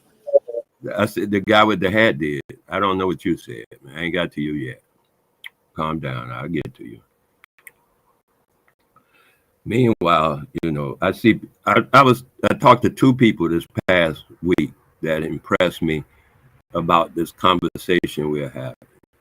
One guy who has moved to America from where he was born. He moved to America. He's living there now. He's there working on a regular job, la-di-da, right? Oh, man, I ain't talked to the other guy though yet. I know another guy, same situation, but I haven't spoken with him. And then I know a guy that's from Africa that has moved out of Africa. He was born in Ibadan. He's moved out of Africa and he's been in the Caribbean for 10 or 15 years, whatever. The stories that they tell are all, you know, what do you call it when it's a personal story, anecdotal. However, I think their stories actually epitomizes what's really going on, which is people have a bunch of narratives in their heads that are not true. They think they're true, and then they think they can live on those narratives and find out those narratives are not true. And then they get disappointed, disillusioned, and have different people they're going to point at and stuff like that. That's what I think I'm looking at right now. A lot of different people who've done whatever they've done, seen whatever they've seen, but they had narratives. Like the guy in the hat, He talking about Christian stuff. He'll do well there. Like he said, in Africa, you're either Muslim or Christian. Did you hear him say that? In Africa, you're either Muslim or Christian. And the guy that I know from Ibadan, he said his own people forsake their ancestry. His own people, they live there and they forsake their ancestry. So for a dude like Mr. Hatman to go there, he's right on time. He'll do well. He don't care about nobody. He don't care about the people that's working for him. And he don't care about the people where he was living before he went there. He said he spent $1 million. He got 20 people on the payroll. I know a guy right now who got 30 people on his payroll. And he don't behave like that. He don't have that attitude. He show love to his people all the time. He has a certain way that he do business. And if they don't come up to par, like it's a matter of, reasoning, but he ain't into that crazy stuff. And he actually has more workers, probably because he's still growing. And what I'm saying is the different people have different attitudes. You can listen to them and just set their attitude to the side and see what else you get. But don't just say, oh, he said this and I'm going to go on that, because that's what a lot of people do, go on narratives from different folk. And then they expect that to happen. But that's not what's happening. People been over there doing stuff for 40, 50 years. This is not new. People leaving Chicago, New York, Florida, whatever they leave and go to different places. People been doing that forever, man, generations. This ain't new. Didn't just start yesterday because these people who were born yesterday. People been going back and forth a long time. I think they're putting too much into their little experiences and accepting too many narratives. And of course, it's a lot of scamming going on. The boy went over there, he's scamming. People from there, Nigeria is known for scammers. You know what I mean? It's not like the little boy went over there and now it's all, it's all the same thing. You just got to do what you feel is right for you and then carry on. Look at stuff, see if that's good, and carry on. That's what I see.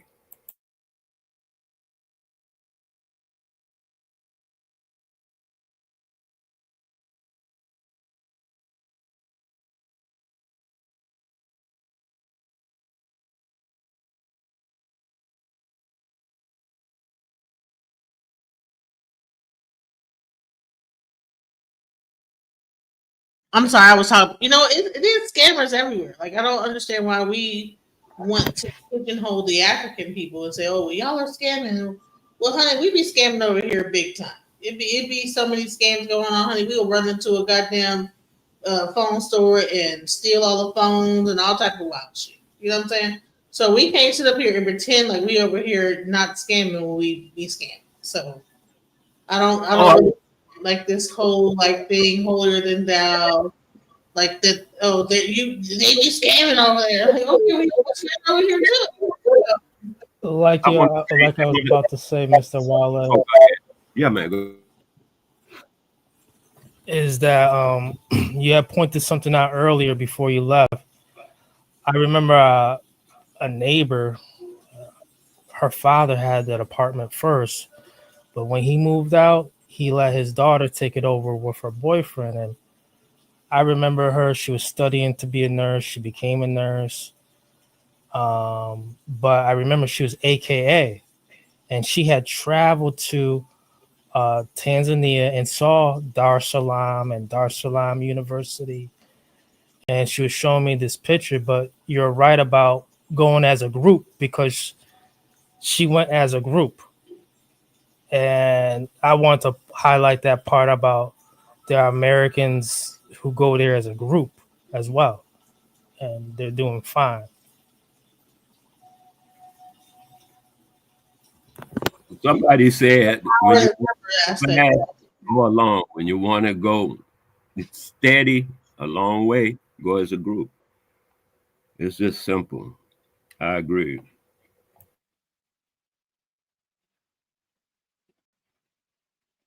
So what about like this whole like So, do you think that ADI is? Do you think that she is a bad person, or do you think that she was really trying to scam, or do you think it was just a Right. matter of like just a misunderstanding about like maybe you know what she thought the situation was, and maybe she thought that she was able to make something happen that didn't was not able to make happen. You know what I'm saying? Do you think it was like that, or why do you think that this whole thing is blowing up in everybody's face like this the way it is?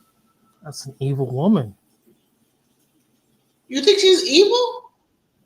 Yeah, I get it now. I totally get it. Um, I wasn't holding her there like that, like I said, but I'm saying that this is an evil woman today. I'm giving her that Well, what title. do you think about that? You think she's an evil person? Like an evil woman? Oh, I don't deal in that vernacular.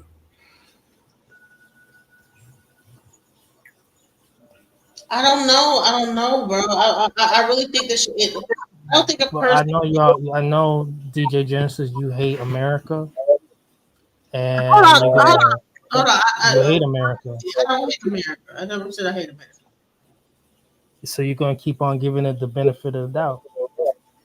So you have to chill out on certain The words. jail stories is true, bro. Let me just say this real quick. I don't know what's going on with this. Okay, I'm a veteran. I'm a military veteran. I can never hate America. Okay, I don't know where you get this from. I'm a fucking Air Force veteran.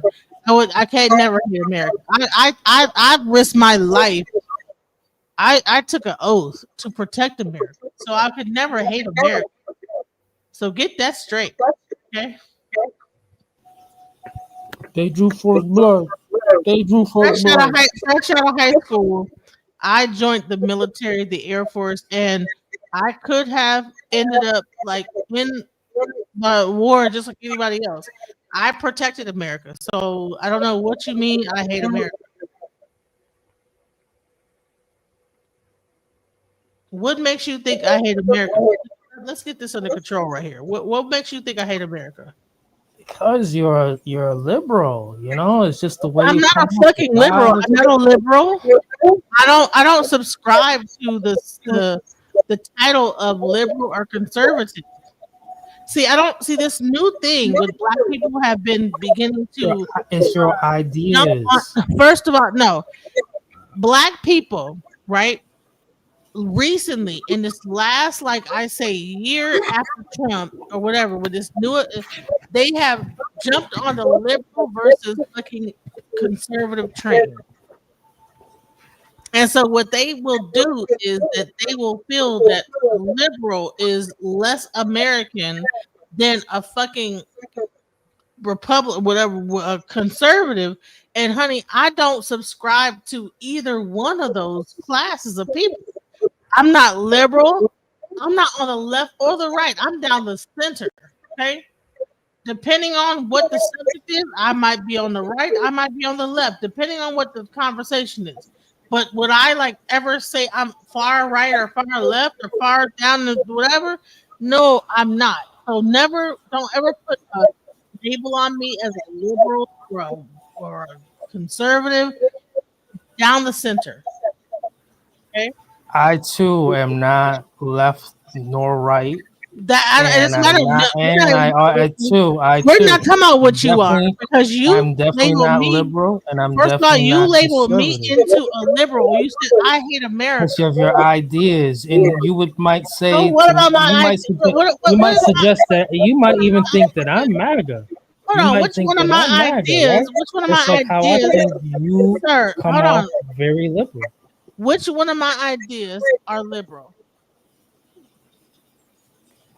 Your push for there's such a it has to be better, and I want to get away from America, and the women's first. What about women? What about women rights? And let the illegals stay there. Let the illegals. Well, we commit crime here too. We scam here too. Well, we're all immigrants. All that type of stuff is liberal shit, and it's dangerous. Okay, so let's address this one by one. I never said to leave America and move to Africa. I said we need to be invested into Africa. First of all, I said that we should not we while other countries are investing, I said that the black American dollar is worth trillions, and we have the amount of a net worth or whatever you want to call it, of a gross national product closer to a country. Why don't we invest in Africa? Why, when other countries are doing the same thing? You have China going over there doing stuff. You have other countries that are smaller, like France is not even bigger than some states in America. But we have black Americans that are so wrapped up in the, I don't know what, buying Birkin bags off of fucking team, whatever the fuck website, Louis Vuitton, but we're not Who thinking produces about, more millionaires? shush, let me Who finish. produces more millionaires out of us? Listen, Where does it happen? From right here. that's not the point I'm trying to make. You told me that I was a left wing person. I was a whatever. I was left wing. I'm trying to tell you. You gave me examples of what makes you think that I'm left wing. I'm trying to explain to you, and then you said one of the examples is like we should go to Africa.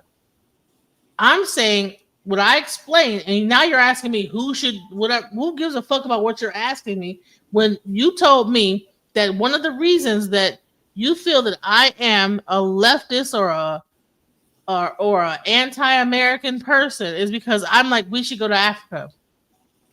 When we have a gross national product equal to a country, and other countries are going into Africa and investing into Africa. Now, I'm saying that we need to figure out a way to come together and invest into Africa too, like another country. No, we don't. You need to hook up with Dr. Ericana. Put your money with her. Okay, all right. So you're saying no, we don't. We'll cover that later. The next thing that you said that I did, what was the next one you said? Okay, so we should go back to Africa. The next thing is women's rights. Well, women need to be equal, and this, that, the other. I don't know what the fuck that. They have no rights. Women have no rights in Africa. No, more rights over here. No, that's why they sir, come you over said here. that the reason why I'm leftist is because I want women to have rights or some shit like that. Whatever the fuck you just said. What about women? I think you're just rambling about stuff. You're just making up a thing to argue about. Women have more rights over here. But no, that's not what you said. You said that I was a leftist because I think that women should have rights. Some shit like that. Yeah, you're always pushing women's rights. I'm not always pushing women's rights. What about the black women who 300,000? Like, stop it. No, what 300,000 women that have lost their jobs in the government? So this is made up, right? That's made up. That 300,000 women have lost their jobs in the government. That's made up. Are you just trying to irritate the shit out of me, or what? When it's just made up stuff. So the media will pump. So nobody. Man, the media will keep blowing smoke up our ass. It's made up. Don't you think these? Hold on. Don't you? Okay. The point is that you called me a leftist or a. Don't you think they would be out in the street protesting? Sir, you called me anti-American. Don't you think they would be? That's not the point. You think they called me anti-American because I said that people have lost their jobs. Women have lost their jobs because you said that I'm about women's rights. And all I said was that 300,000 women have lost their jobs. It doesn't matter whether they be out on the street protest if that was true. I'm saying is that if I read something that says, or I see a report that says 300,000 women have lost their jobs, and I talk about it, that does not make me a leftist. I don't understand your logic right here, sir. It's not verified, and you keep on. That does not make me a leftist. Listen, it might make me incorrect in my information. It does not make me a leftist. That's what they're doing. Or it does not make me anti-American either. The DNC. Wale, could you just keep being compulsive liars? You know what? Are you here just to irritate the shit out of me and troll? Or No, do you I'm just want to have telling a you. conversation? Can we skip this? No, we can't because you just labeled me. You're on my panel labeling me as something, and I'm not what you're saying I am. And then when I ask you like clarification on why you think I'm this person, you gave a bunch of like crazy ass reasons, and I'm like, what? You speak. You do speak like that. And sir, listen. I never labeled you as anything. I've never told you what I think that whatever your politics are because I don't assume to know what your politics are. I just know that you speak about what you speak about. I don't label you and put you into a category based on what you say. Sure. I don't. Because I really There's don't. not one time where I have talked on this panel or said anything about crypto or Bitcoin, but you keep on saying that. I do. And this is a DNC tactic. They just be spinning stuff, spinning stories, lying compulsively. Are you just trying to irritate me? Do you think I'm this? just saying what it is, and it's the behavior. Well, you know what? I'm going to be quiet because at this point he's I just am too. irritate the shit out of me. Can you speak to this, sir? Who? Yeah. Do you want to speak? Yeah, let him go ahead and do his thing, baby. Who do you want to speak? I'm trying to stay quiet too and just listen to the rest of the program and push forward without the hiccups of I don't have said something. a resident permit here. You don't have that. You're not on your pathway to citizenship. You can't talk about me. You don't have enough money, or you don't have enough experience to even make an assumption about me. That goes for you Africans living in Belgium, you Africans living somewhere else that left the continent, or you Black Americans who got something to say about me. You don't live here. You can't afford to live here, and you don't know what you're talking about. You're not here when the power going out at night, the power go out for 3 days. You're not here. You don't do with the 2-hour bank line. You're not here. You're not here when you ain't got water in your apartment for 3 or 4 days. You don't experience that. When the landlord try to make you pay 4 or 5 months ahead of time because they want to pay their kids' school fees, you're not here for that. You don't experience that. At best, some of y'all come over here and go right back to wherever the hell you from, where shit works. You don't spend $200 a month for 100 megabits per second internet, do you? No, you don't. You don't deal with down bad behavior and lies and corruption in every day of your life. You don't deal with that, do you? No, you don't. You don't deal with it. You have never dealt with it, and you don't deal with it.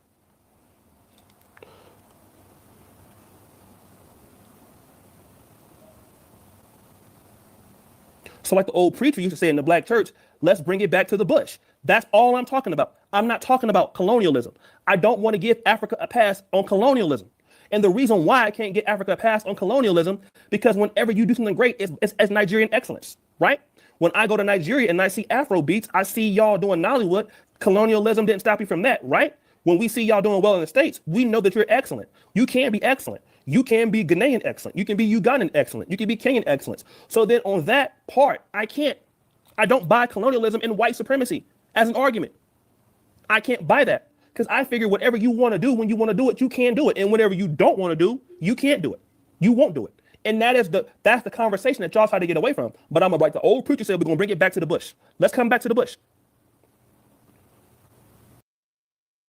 All right, so we have a comment in the audience. What do you mean women don't have rights? The vice president in Ghana is a woman, plus many other women ministers in the government. So what do you mean by that? Female circumcisions all throughout the Sahel region of Africa. Women being kidnapped, circumcised. I'm talking about children. Let me be specific. Female children. And this is happening all the time. There's nobody stopping it. You want to move to a location, to a country where, hey, your jihadist neighbors in the next village decide to storm your location and kidnap your children because you want to practice, because they practice ancestral native stuff, and y'all converting them. You're converting their women, and you're selling them off to these Arab countries. This has to stop. There are no rights there in Africa for females at all. That is a fancy. What do you mean by ancestral native stuff? Ain't no child kidnapping things in. What do you mean? What do you? And then you're talking about female circumcision. That's in like a specific area in I Africa. just said this. I said each and everything specifically, but you keep on being irritated. I'll say it a bit more. Oh, I'm not clear. irritated. I'm just asking the question. Like, okay, so this happens in one part of. She's talking about Ghana, and in Ghana. So how It's is there a female? just beyond. Answer me a question. Is there beyond. female circumcision in Ghana? Absolutely. There's female circumcision in Ghana.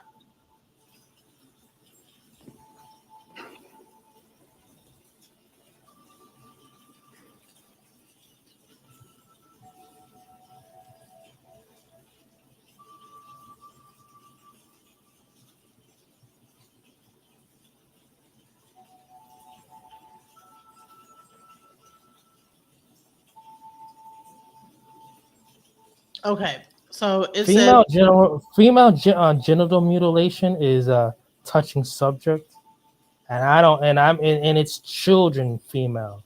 It's child. I want to stop this right now. And see, you could be in Ghana all you want, right? But there is no defense or preventative measures from stopping these Muslim jihadists from kidnapping your children at a primary school, your daughters, and giving them ritualistic genital mutilation, which is female circumcision. And now they're in a They're eating the dogs. They're eating the dogs. They're doing Are they eating the cats too? They're eating the cats and they're eating the dogs and they're eating the cat, eat the cat, eat the cat. Is that what's going on? They're eating the dog. You know that they're eating the dog. This is not a warrior cry. It is pay attention to details that it's not everything's Jollof rice over there. I think not everything is pizza and fucking Subway sandwiches over here. See how you do with that liberal stuff? It's funny. I like that though. But I'm saying like we could point out. Y'all liberals is hard body with this stuff. Huh? Y'all liberals is on point. Wait a minute. Are we into name calling? Because if y'all gonna go into name calling, I'm not into name calling. I would have to abstain from this whole thing. Well, because this boy is over here name calling, and I ain't into that. No, he's calling me a liberal. I'm not a liberal. Yeah, I mean that's he calling you a name. You're saying he's calling you a name. You say, why are you calling me that name? He still be calling it. He said you hate America. Where he get that from, I don't know. But see, it's a lot of crap coming out of his mouth. Say I love America. I can smell it through the internet. And I don't know what this is, but I'm gonna have to stay out of this. I don't do this kind of foolishness. Yeah, I wasn't. Listen, I'm not even inviting this. It's like. Do you denounce female circumcision of what I'm speaking about? Of course, I denounce that. What the heck are you talking about? I denounce male circumcision. Do you denounce male sexual mutilation of babies? Do you denounce that? I do. Yes, I do. Okay, then I say believe they are. You say should be an adult. You should be an adult. You shouldn't be. You Well, should be an push adult. that. You Well, should go be an ahead and adult push to that. figure that out. You Yes. should go ahead and push that as your agenda in that case, since you are But against it. By but push the that males aren't being kidnapped from those the are schools, definitely being kidnapped and from males aren't everywhere. being kidnapped from the schools to be circumcised, sir.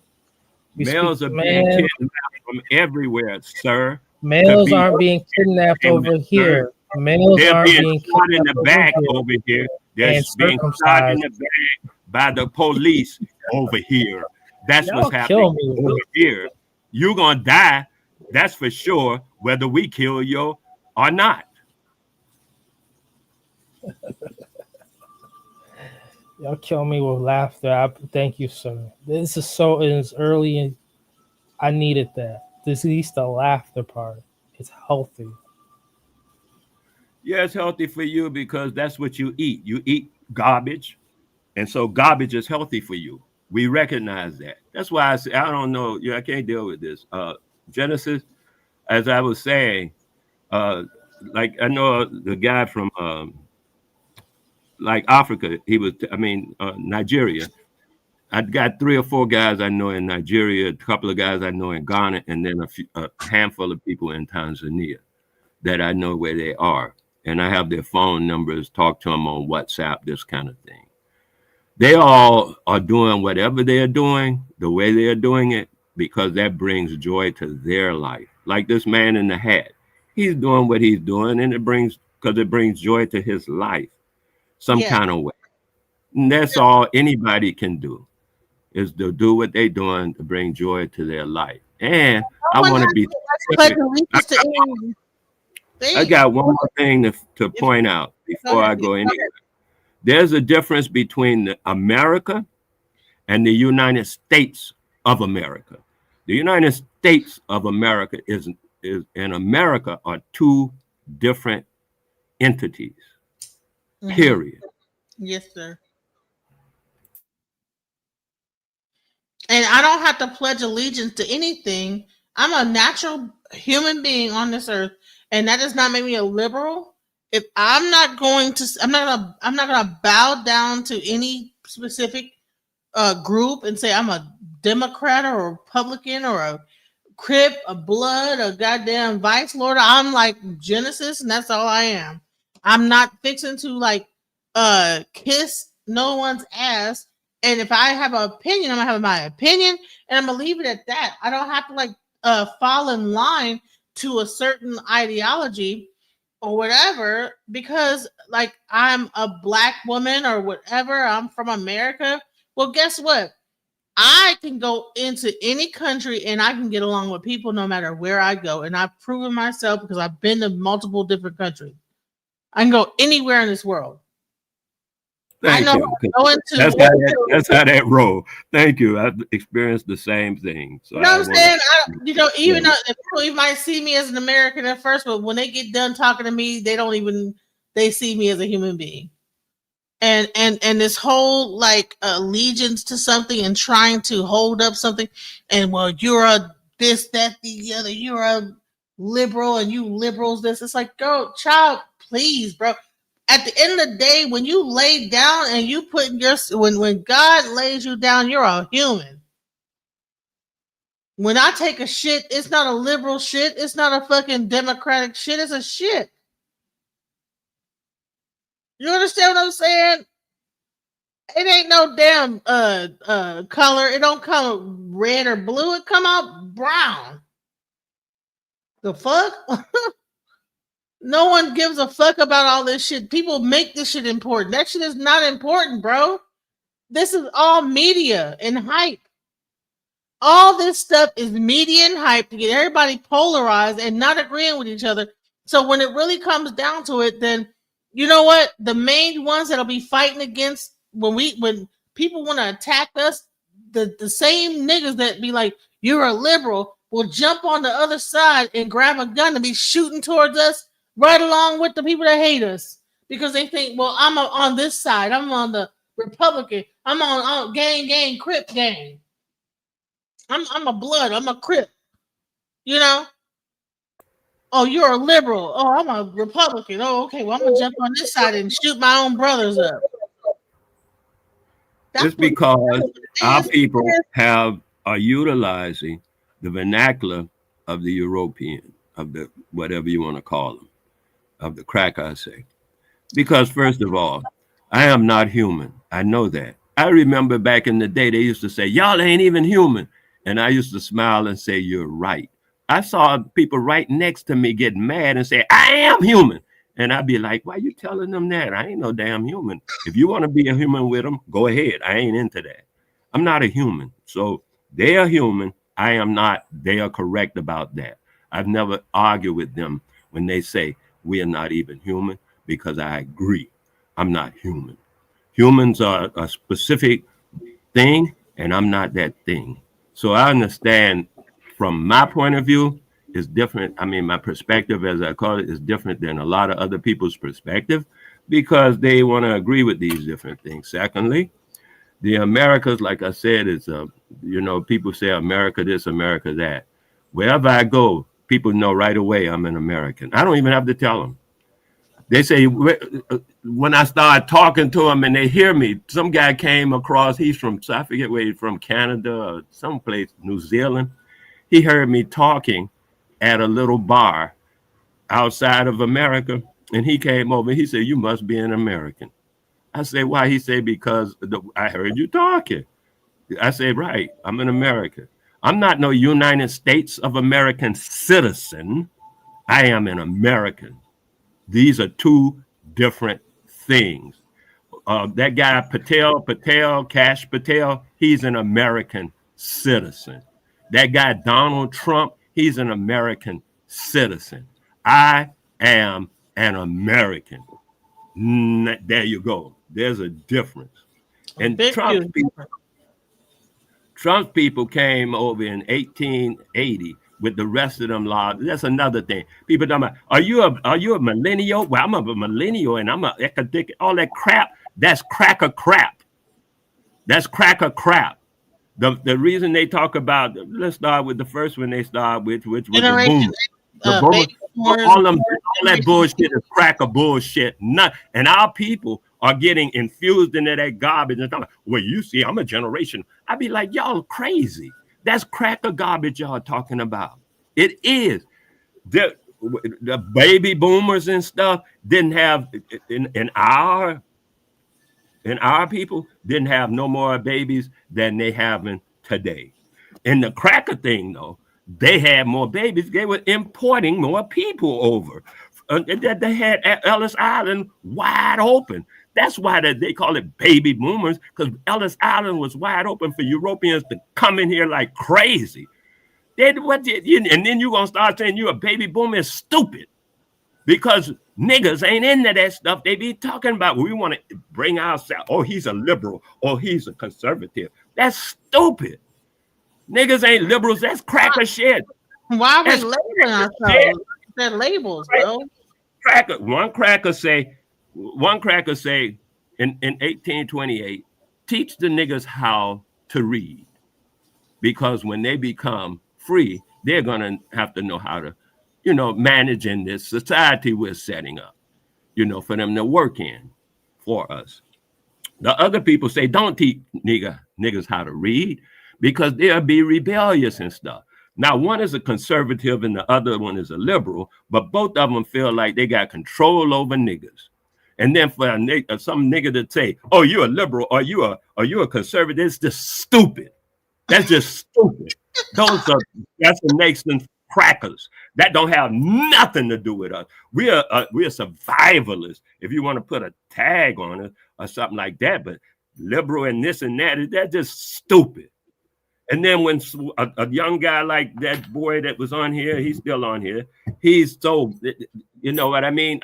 Most of the guys like that, I find that their lips are orange because they're busy sucking dudes, genitals.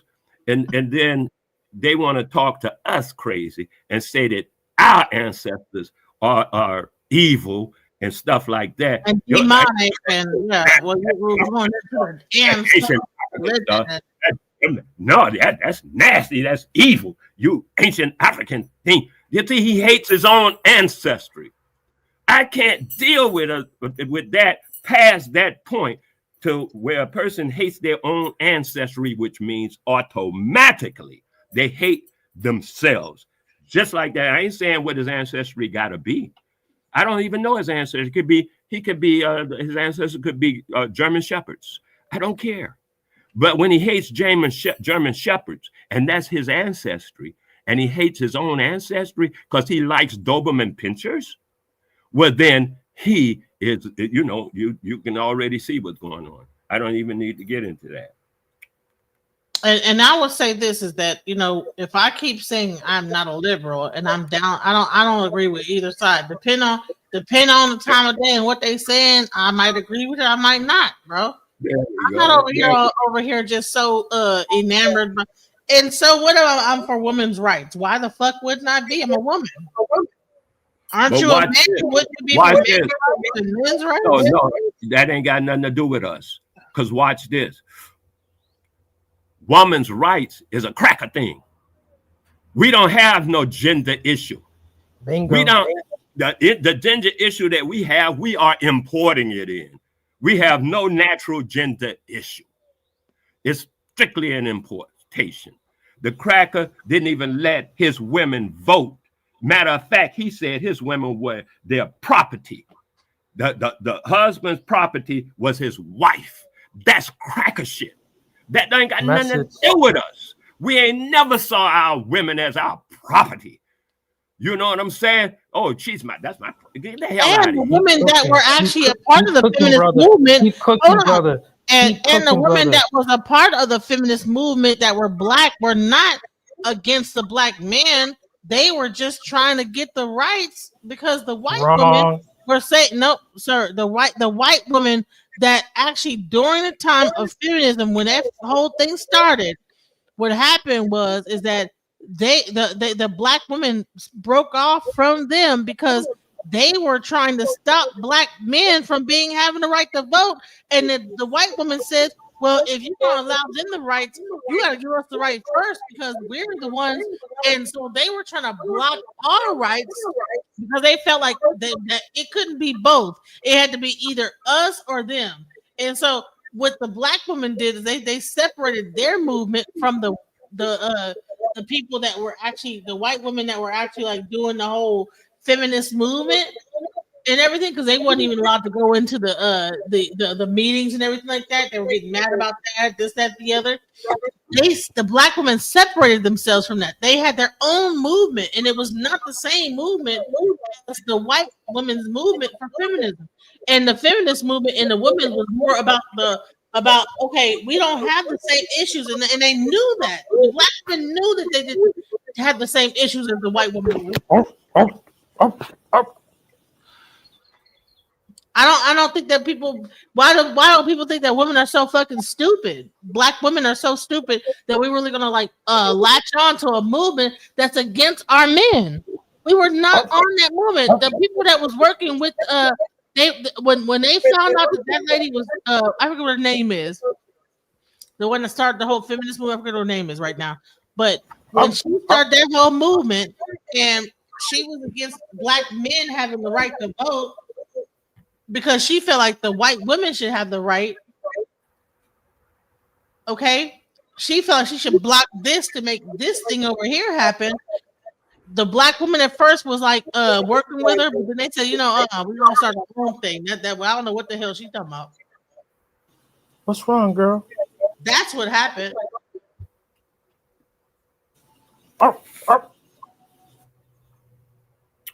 You ever heard of the rule of thumb? You ever heard that phrase, by the rule of thumb? Are we going by the rule of thumb or any way that he's saying, could you hear what I just said? Did you hear anything on what I just said? I heard everything you just said. Okay, so why is he doing that? Well, what are you doing? Message. What is what? I don't even know what you're talking about now. All right, never mind. I thought he was making it sound like you couldn't hear what I was saying. I think I made a good point. Could I add on for a second?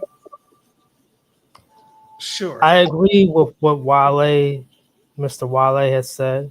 And when it comes down to, there is no gender thing going on with our folks, black folks here.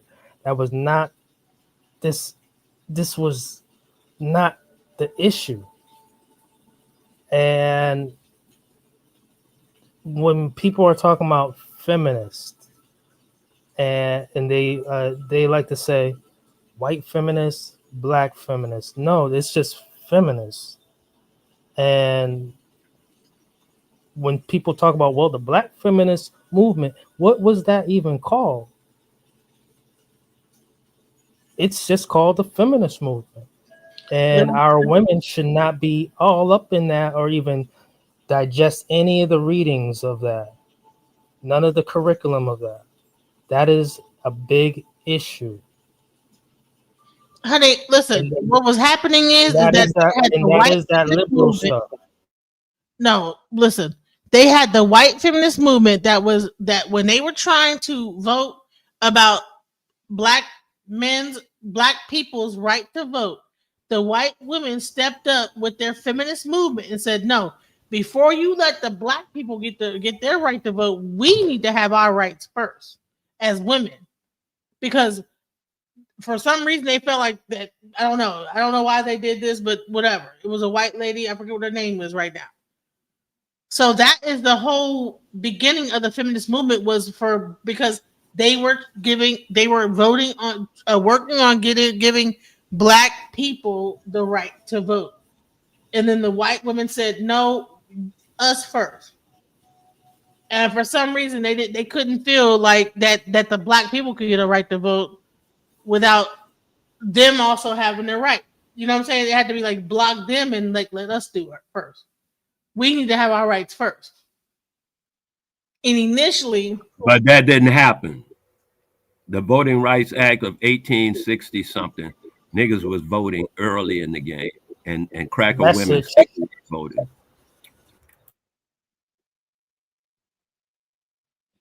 Now, when the black women in their movement left, like, because at first they were actually working for the white lady, they actually left that and said, no, we're going to focus on over here because we don't have the same issues as over here.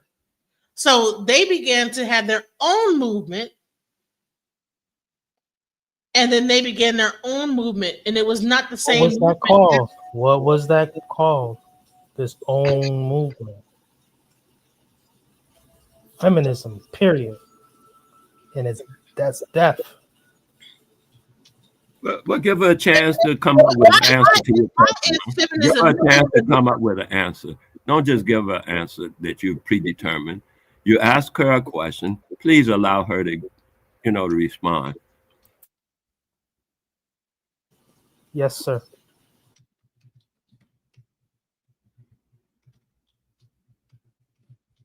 So DJ, what he asked you a question, like you said, you said black women form their own something, and he said, what was that something called?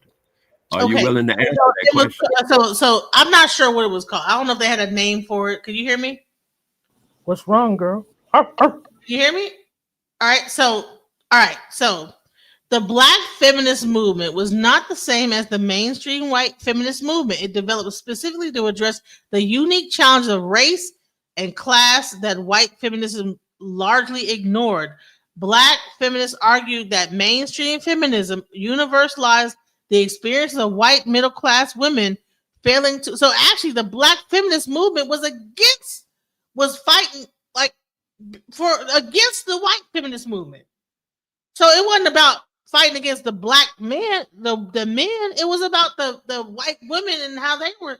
So you have white women saying, no, the black people shouldn't be able to vote before what we do. And then the black women said, no, fuck that. Y'all bullshit. Now they made the whole movement against what they were saying. So the black feminist movement was the antithesis to the white feminist movement. See, I'm up on here, and I'll say it right there. I denounce and condemn the manosphere, red pill, all of that. I love women, and I'm not supportive of any of this influence about gender divide. However, you can't say the same about feminism. Let me just, because I think that I don't know where you get your information from. Okay, I think that you think that all feminism is lumped into one category, and I think that All feminism it is is not. wrong It's and a no. detriment to our people. You are sadly mistaken, sir. Because white feminism was against black people's rights to There vote. is no white feminism. There's just feminism. Sir, that's what you're mistaking, sir. You're mistaken, bro. You are sadly mistaken. There was a big difference You're between the black. gravely mistaken. There's Sir, just feminism. listen. That's where you're making a mistake at. Okay, there was a huge difference between the white feminist movement and the So the black so feminist the so movement. the for so black feminism is essentially like the goofies of conservatism, like black conservatives. No, listen. Anyone who says I'm a black conservative is the goofiest bastard around. All Well, right, so you said that you were on the right, or you so said you were black conservative. feminists have to be the most goofiest of all feminists. Sir, That's sir, how I would look at are it. you listening to what I'm saying? I'm trying to explain to you. Feminism is wrong. Sir, do you understand what I'm trying to explain to you? That All feminism is wrong. sir, you are missing the point that black feminism came to fight against white feminism. No, it didn't. Yes, it did. The issues that white women were fighting against were not the same issues that black women had. White women wanted to be able to work and all type of shit. Black women were already working, so they didn't have the same issues that the white women had. The white women started the feminist movement in order to stop black people. They wanted to have the rights before black people did. So imagine they had the I think it was the emancipate whatever the hell they were You emancipating. don't keep on saying whatever, but what is the names? Name them damn names. Proclamation, or I forget what it was because I'm name a pioneer of what you're talking about. Okay, let me, because I actually had this information before, but I was not ready to have This is the issue. Just like the other day when you were on Sharon no, Bracey's show, you said to the brother, you can't call a woman a bitch, but you were clapping and kiki and kaka when she was calling him a bitch, and you kept on saying, "Oh, you got Trump's nuts in your mouth." And see, this is the feminism. It's not black feminism. It's not white. That has nothing to do with feminism. That's just me being an asshole. No, it's feminism. Talking my fucking. No. It's Listen, feminism. me telling someone to kiss my ass. You shouldn't be. No, you should. Like when another woman is calling another man a bitch, and another man is calling another, it's just, hey, time out, guys, time out. No. What happened is that cool it. No. Everybody out the pool. But no, you want to keep it going. Feminism. You want to keep it going. That has nothing to do with feminism, sir. That has everything to do with having. That's your issue. It's feminism. Have that conversation, all right? It's feminism, and it's wrong. Oh, you say feminism. I'm curious about your perspective on just feminism. I'm not talking white, black feminism. I'm talking about just feminism. I think that's what you're saying. Am I correct? High castle. Or am I correct about what I just said? Yes, sir. Okay. So now, will you please tell me what's your objection to feminism? Feminism is trying to become or has always tried to be an equalizer on trying to get to the top of the white supremacist power structure and topple and become on top of white males and all males in general, and subjugate all men into males. Um, a matriarchy that is bastardized. This is not Big Mama matriarchy from back in the day, like grandma taking all the kids in the neighborhood and saying, "Yeah, that's my mom too." No, it's different. It's sinister. It's about being white supremacists themselves. All feminists are trying to accomplish being number one All and right. I got the information. dominate, and mistreat and subjugate. They want to Subjugate what? Subjugate what? camouflage reproductive health care. See, You say Susan B. Anthony right there. Wait. Susan B. Anthony right there of the women's suffering movement. She's hijacked everything that Sojourner Truth, who has said this one thing that sticks out: "Ain't I a woman?" They took it to Susan B. Anthony took it to a whole different level. Like, I hate the fact that my white man counterpart is ruling. I want to rule. I want to show how I can play this game even better than him. I'm gonna get these little nigglets, to play game with me. I'm gonna tell them they should be doing the same thing. That their black man is the oppressor. That the black man is was very racist. Black man is the oppressor of black women. But someone like Sojourner B. Truth was talking none of that stuff. Women like Mary Seacole, who came before Florence Nightingale in the nursing pioneering thing. She was a woman who advocated, hey, I'm a woman in this, I'm a black woman in this first, but it's people like these women like Susan B. Anthony, Florence Nightingale, all these women are white supremacists. And this is why you have these gals today who are melanated talking about reproductive health care, kill the baby.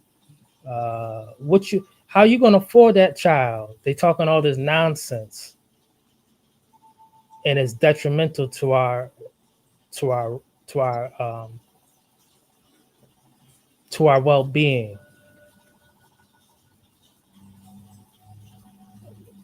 African woman. There was a song by there was a song by Tony Tuff, I believe, or they were saying in the African woman song, or Shaka Ja, he was saying when the men are far away because they're out there engaging in protecting warfare, stuff like that, the women should be at home raising the children. And that's what a real woman would be doing, taking care of business at home. Y'all don't even want to do that. Y'all don't even know what an apron is. All y'all know is DoorDash. That's why we fight in childhood obesity. Our children, our female children, unfortunately, are developing breasts because at an early age, because they're overweight. These my youth. Your deduction on that particular item, I need to interrupt you. The reason that the children are developing breasts is because most of them have taken formula, what's called baby formula. I breastfed all my children. Baby formula infuses the wrong hormones into children. When a woman has a boy, most of the hormones of the milk is male hormone nutrients. When a woman has a female, a baby, a girl, most of the hormones are female nutrients in the milk. But when you go to the supermarket or wherever you go and buy baby formula, it's a 50-50 mix. In that 50-50 mix, both the male and the female are getting too much of the wrong something in their formula because it's a 50-50 mix. And therefore, at the end of the day, you see a boy with breasts. And more often is because of the formula. This stuff starts early in the game, my youth. They are on their 5th or 6th cycle of trying to screw us over. You should catch up with the cycles they produced before, and then you can see where they're going next, because you'll be around when they come into the next cycle. And you can say, oh, okay, somebody showed me how this thing worked. I know where they headed with this cycle, because they moving in cycles. And so are we, but we don't recognize our own cycles because we don't study ourselves. We study the cracker. He made sure of that. When you go to college, you're studying the cracker. When you go to school, you're studying the cracker. You don't study your own people. That ain't in the game. And so it's not part of your upbringing or nothing. You don't have that to utilize as far as bringing yourself into a reality. And so everything that in artificial intelligence feeds you, because it's all artificial intelligence, none of it is about you. And actually, none of it is actually true. Whatever you learn about Benjamin Franklin, George Washington, and the rest of them crackers, to a word, almost none of that is true. To a word, none of that is true. You can read now, they'll tell you, oh, that's a made up stuff because they wanted to boost the country. That's all propaganda and stuff. Like right now, you go to Fox News and they'll tell you how great the country is, everything is happening, people making big cash, and some people are making big cash. Big cash is making big cash. Big cash, when somebody say, hey, I'm gonna put a $100, 100% tariff on Chinese good, and money moves, big cash just made a lot of big money. And then I take it back. I ain't gonna put that on them. And the money gonna move again. And then big cash makes a lot of money. But the guy on the street, the little cash, he don't see all that money moving. It's not part of his purview. He can't see that far. And that's what I'm saying. When you see the cycles, you can see further. And you have, I'm just suggesting that you look into the cycles. Man, I want to ask you a question though. You mentioned the richest man in Babylon. Who is the author of that book? Do you know? I believe George. Wait a minute. It's off the top. You pressed me with a good one. George something. Don't believe. You have to tell me whether you know or not. George Clason. You believe that, or you know that to be so? Because I can look it up on Google, man. This ain't no big thing. You're asking me something, and I'm not looking up anything at all. I brought that up earlier in the conversation. Thank you, sir. I know you did. Thank you, sir. And I'm going to answer your question again. When I said I believe, it means that it means don't take me on 100% face value. Look it up yourself if you can, sir. However, off the rip, what I'm saying, I believe, is George Clason. I could be wrong. You see how easy that is? Oh, I see how easy it is. When you say you believe, that let me know right away that you did not know. And so look it up yourself, sir. So dude, maybe you're not. Why should someone look up something? You're a funny guy. No, this is a funny guy. Let me handle this, sweetheart. I got him. He's just a funny guy. The moment you said believe. Can we look it up, DJ Genesis? Could you do me a big favor in case I am wrong? Who the author of The Richest Man in Babylon? I'm still trying to. Dude. The moment you said believe, I asked Google. Because you didn't know you believe. And I gave you the answer that I told you. So look it up yourself now. Verify. I looked that up already. You already looked it up. I got the book in the house. Verify. He already looked it up. You are some bullshit. He looked it up already, sir. He are some bullshit. I'm gonna leave him alone. Who is DJ. it? Who is it? You know, but what I want to do is make Who's this the author? here. What I want to do is make the statement here about this, okay, about this feminism thing. So the separation of black and white feminist movements stem from the mainstream feminist movement failure to address the unique interlocking oppression of sexism, racism, and classism faced by black women. Beginning in the 19th century and accelerating during the second wave feminism in the 1960s and 70s, black feminists broke away to develop their own theories and organizations that centered their distinct experiences. Okay. Then it says marginalization of black women. In the 1800s, black women were often excluded by white suffragists. So I don't know. So you want to combine the feminist movements and say that they were all one? No, they were not. They were excluded by white suffragists who prioritized voting rights because they were trying to fight against black people having voting rights. But they prioritized that for white women. This created an early schism despite some white suffragists having previously been active in the abolitionist movement. Sojourner Truth Challenge at 1851 Women's Right Convention, she delivered her famous Ain't I a Woman speech, pointing out the vast differences in experience between privileged white women and working class black women. It was not against black men. It was Sojourner Truth was not a feminist. Listen, here's the point. Listen. You're See trying how trying to say this shut the fuck up shit. You're not my mom. You'll never be. No, because you tried to make it seem like Sojourner Truth, Ain't I a Woman, was never be. That was a feminist thing. It was never a feminist thing. You're not a good mother. You're not a good mother. I'm a fantastic mother, sir. Then stop with your bullshit. If you ever said that to me in person, I karate chop you. Listen, I'm gonna just say this because I'm not gonna fucking keep arguing with this nigga. Bottom line is that the whole thing was about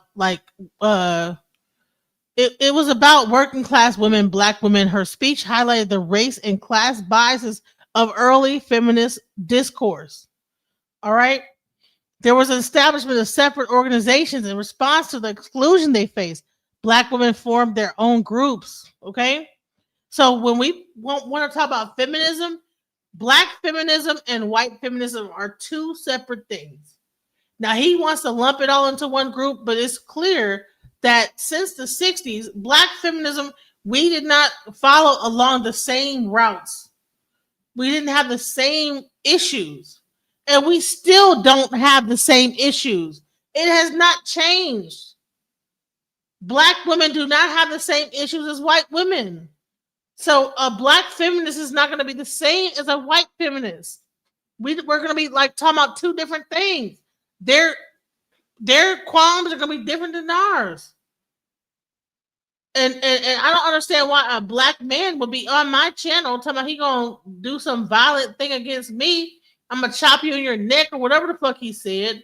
Shut up, bro. I chopped you in the neck. I shut your fucking ability to speak off, bro. What the fuck are you talking about? Are you out of your mind? Get your shit together, bro. And yeah, I was about to tell you to shut the fuck up because you like to interrupt and you feel like you want to talk crazy to people, and I'm not going to kiss your ass, bro. The whole objective, the whole conversation that we were having was about the feminist movement. And if you can't control your freaking mouth and what you're saying because you want to be against feminism and you want to lump everything into one category, that's something wrong with you, sir.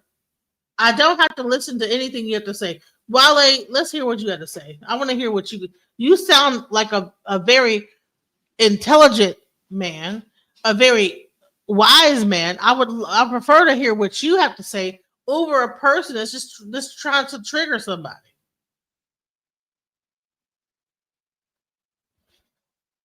I don't like people trying to trigger. You want to trigger people. Yeah. Go ahead, Wally. I did get that kind of situation because it being unreasonable through a conversation and that stoicness about it seems unimpressive to me. Yeah, you know how like. Well, I'm just saying it. I'm just saying that when it happened on certain like ways. But that does not mean he's not saying a bunch of bullshit. Just because you say it kindly or you say it in a certain voice, you're still being an asshole, bro. Of course. And feminism had nothing to do. Black feminism had a separation from white feminism, and you're trying to lump it up into one. We supposed to be sitting in the fucking Then you know to say I'm a bad mother, nigga. You don't know nothing about my motherhood. Of course not. You don't know my children. You don't know what I'm dealing with every day with my kids. If you don't get the fuck about it, how disrespectful can you be, bro? Like you really toe the line and on disrespect. You like just sit on that line and just really just toe that line. Like what's wrong with you, sir? That sounded insane to me. How do you ever question my motherhood? You don't know my children and what I go through every day with my kids. Yeah. You're that out sounded of your insane to me, but I don't know. Go ahead. I'm gonna just be quiet. I'm gonna let a real man speak because I'm tired of talking to niggas. That's nigga shit. It's not nigga shit is very valuable. That's not really nigga shit. What he's doing is I call it just stupid because he first of all, I don't like to get into what people do necessarily like that. Like we say, oh, he this, he that. That really don't make that much sense to me no more. What I'm looking at is like this.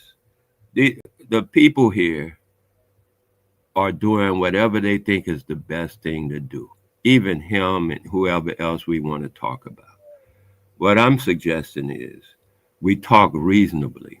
To just accuse, he called you several names right away. I said, hey, we doing name calling? What's going on here? And then we went from that to, these other things and concepts and stuff like, I'm going to, like I'll hit you in the face. You're a bad mother. What the hell what's going on here? None of this is making sense to me. I mean, to get into that kind of conversation with people doesn't make any sense to me. And I don't understand why anyone bring that kind of conversation forward. As though, okay, we doing this, we doing that. It don't make sense to me. It really doesn't. I haven't been able to get into that yet. He called you names, assign you different positions in reality. You this, you're a bad mother. That's nasty talk. Like you said, just trying to get somebody hyped up. So I really don't want to give it as much credence as to say, okay, this is what he's doing, or talk about him and give him any type let's of. go back to the subject of what you talked about, feminism. And I could do with that. That's what I'm saying. We don't have to like go back into him. He just said some wild shit that was fucked up. But he said, "You don't know me as a mother. You don't even know me as a person to say anything about my mother." So that was completely disrespectful, and I will not stand for that. I won't sit here and allow it. And let's go into what he was saying about feminism, because I don't think that even black men wanted women to be like subservient to them in a certain way. I think that we respected our women, our community. There's a certain like level of respect that we have for women in our community. I don't think that we had the same issues as other races, and so when we saw white women trying to go against our men, and having the right to vote, then we put our own organization together and said, no, it's not about this, it's about that. You know, it's not about Yeah. like, no, that whatever y'all, what are we doing? You know, Hey, what are we I doing? agree. And they fought against that shit. And it wasn't about we was not fighting against the black man. We were fighting about the white against the women that were trying to stop the black man's right to vote. Agreed. So I don't understand like this whole thing against females and feminism and even listen, Mhm. I'm not a liberal and I think that this whole like woke conversation is just old and stupid. You know what I'm saying? Okay, I agree. Well, I agree with that. it's woke ideology. The white people that took the woke thing and just took it from us and made their own definition of it. Uh-huh. But woke been around. Being woke has been around for a long time. Right. We agree. Negro, you can't click the link.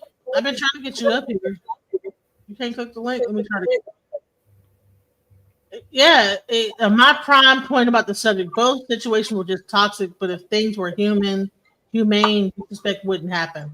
I don't think that I was being inhumane, but I will lose my temper. I'm not gonna lie. If a Right. person is being disrespectful to me, my temper will go up. And when I'm a Gemini. Listen, my temper goes up. Like I ain't gonna lie. Mhm. It's about so Mhm. much I can take before I snap. So I mean, it is what it is. You on my panel, you saying wild shit to me, honey? I will snap up. There you go. Of course. It won't let you come up. I'm gonna put it into the. Let me see if I like. But let me see into the chat to the comments and see if you like clicking from there. But yeah, you can't say some wild stuff to me, so I sit here and let you just talk crazy to me. I'm like, oh, okay. Nope, no, sir. You know. Mhm. That's the thing is that men want women to just be docile and just let you say whatever the frick you want. We just say okay, okay, honey, okay. No, I don't know what planet. On what planet do we do that? No. Uh-huh. Uh-huh. All right. So Negro, I put it into the description and just click it on the description. Click the link in the description or select it or All right. whatever and bring it. Negro been trying to come up the whole time, but he for some reason he's having a hard time. So, I get you. but yeah, it it's a certain only it's only but so much disrespect a person can like take. Right. I made that a free piece. So yeah, tell us about what happened. What you know about the women's the feminist movement from your time because you were around like, a little bit later when it happened, right? About the 60s. Oh yeah, yeah. You The tell whole me thing what didn't happened. involve us. And That's what also, I'm here's saying. the other question is too: were we the ones kicking the black men out the house? And because all this really is people, so that they'll go from feminist movement to see, and that's why y'all kicked us out the house in the 70s because y'all wanted welfare, and then the government took y'all and raised the kid. Like, so let's go into that real quick. I want you to outline where did the black women kick the black men out the house, or did the government persuade us to do this because they were able to give us an offer we couldn't refuse? Or maybe Okay. it wasn't even that. What do you think it was? I think it was what it still is. I, I don't see much has changed. I think it was what it still is. That ain't got nothing to do with us. That's what I really think. It has And nothing to do. Mm-mm, not at thank all. you. And I'm gonna allow him to come here real quick. Hopefully, he can like control himself and not be ridiculous and threaten me or whatever. Because he's still staying in the back, so he must have something to say. Oh, okay. But But please that, do not threaten me. I will kick you 100% from this whole thing. You will never be able to come back. Please do not threaten me on my show. That was wow. That didn't make no sense. Hello again, and I'm back from this commercial break. Make sure you hit the like button and subscribe. We're trying to build an algorithm for a channel that is underviewed. And take no offense. However, when it comes down to the man in the high castle, especially online, once I hear even a man say, shut the that's just gonna be what it is. Equal rights, karate chop to the that's how it would be offline. That's just the way it is. Unfortunately, and I do know what time it would be. Consequently. But this is how I'm hardwired. So there's nothing scary about that. It's just what it is. We all have boundaries, but no one's finna tell me to shut anything up. Well, I told you this. I stopped in between. I didn't like go all the way through that word. Exactly, I stopped and that's myself. what I mean. So I stopped myself in between myself saying that. That's that You feminist should stuff. recognize that that's not feminist stuff. That's It me is. being triggered because you know you purposely come here, sir, and trigger the shit out of me. Stay in your femininity, and I'll Well, stay no, in I my can't masculinity. listen. There's a certain point where it's not about femininity, bro. If you're being disrespectful and you're calling me all type of things that's not even what I am, I can't stay in my femininity at any point. Like, at some point, my own humanity is going to come out, sir. You can't help it. Okay. And I can't help it either. Listen. I'm gonna say this is that you That's can just the help way it. it's gonna be. You don't have to trigger me to do this. You don't have to like No one purposely triggers do. You're doing certain stuff purposely to say certain things. Nope. Take your route. I'm saying yes, sir. I'm saying yes, ma'am. It doesn't matter whether you're saying yes. I'm not If you're cussing being up until disrespectful, I'm not cussing until people start playing this game with me. or if you're being disrespectful and you're saying certain things to trigger a person, and then they begin to lose their cool, and you can't tell when a person's getting irate, sir. If a person sees red and they want to talk all crazy, they can catch these hands.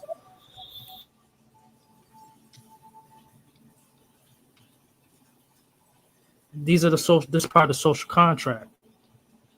There's consequences for each and every individual who are trying to break it or even trying to defend themselves. There's consequences. Right. So you hit women. Is that what you're saying? I'm just telling you what I just said. So I'm not going to answer any of those questions. You heard me? Yeah. But I would suggest this for any young lady who is offline right now, and one day these sissified young boys in 2025, they're not going to give you that warning. They're not going to hold back. They're going to crash out, unfortunately. Please try to refrain. Even walk away yourself. You don't have to do all that. Chill, mama. You woke up in the morning trying to imitate your smell, like you smell like sugar cookies and spice. Behave that way. But these fragile boys out here, they're not going to give you this chance of what I'm trying to explain offline. I'm explaining to you online. Tread lightly. Don't be like big sis right here. This is online, and this is how it's finna stay. All right, so Negro Ralph says, I can't deride, but I'm going to be honest. When disrespect is when you have lose value in peace, so people should pick actions wisely. I'm not sure exactly what that means, but okay. But Mr. Wale, you were trying to say something.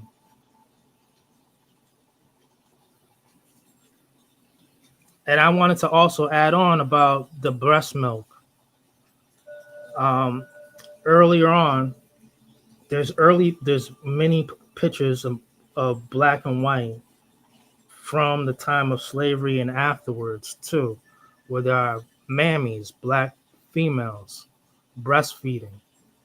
And this is before cow milk was introduced.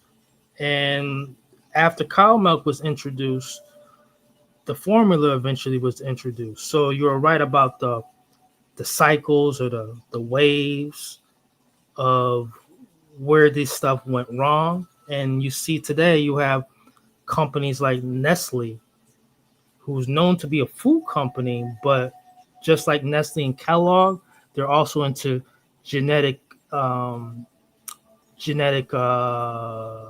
research. They're also genetic research companies at this point in time. They're not just into foods. Nestle, lo and behold, announced in 2024 that they're introducing products that have Ozempic in it with their foods. They want to put TV dinners and corner the market with that. They want to capitalize on where Weight Watchers kind of failed at. Nestle is in the game of taking this back, and it's unfortunate. They're into genetic research as well. They've moved beyond foods.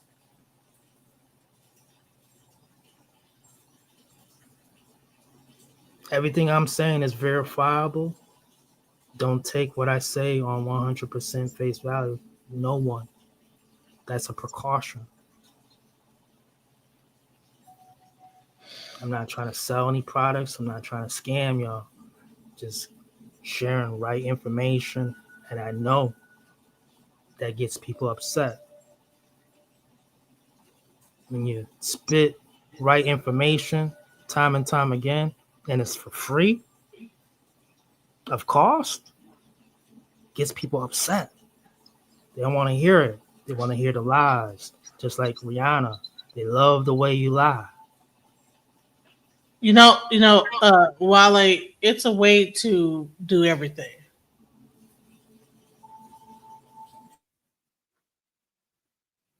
There's a way to do everything. And just because you might have information does not mean that you get to I never threatened you. I never said I was gonna come and beat you up or nothing like that.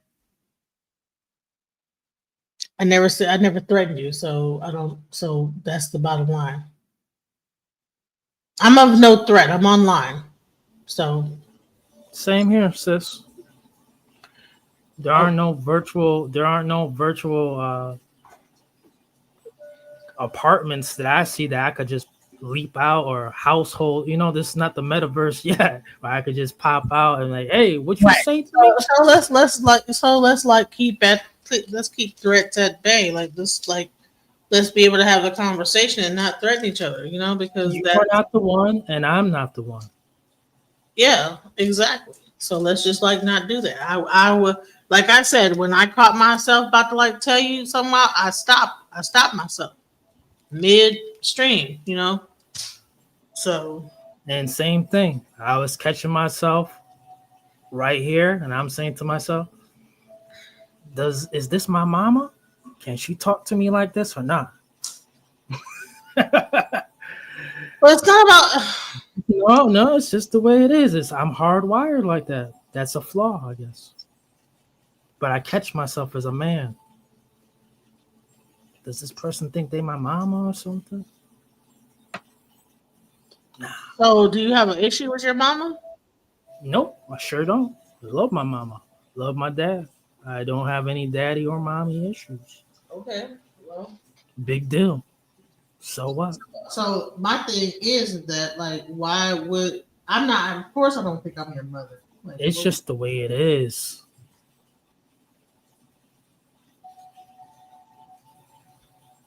Well, let's get back to the subject about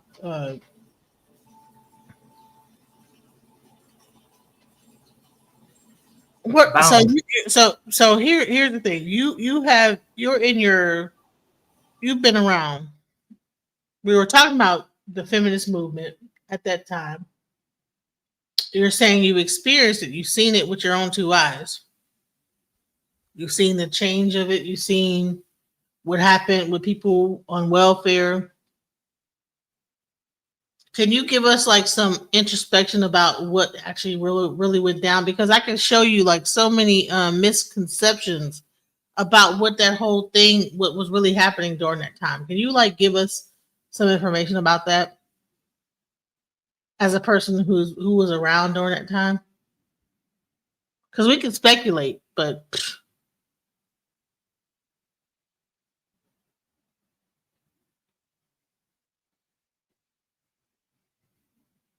are you there, Wally? I hope we didn't lose Wally. You know.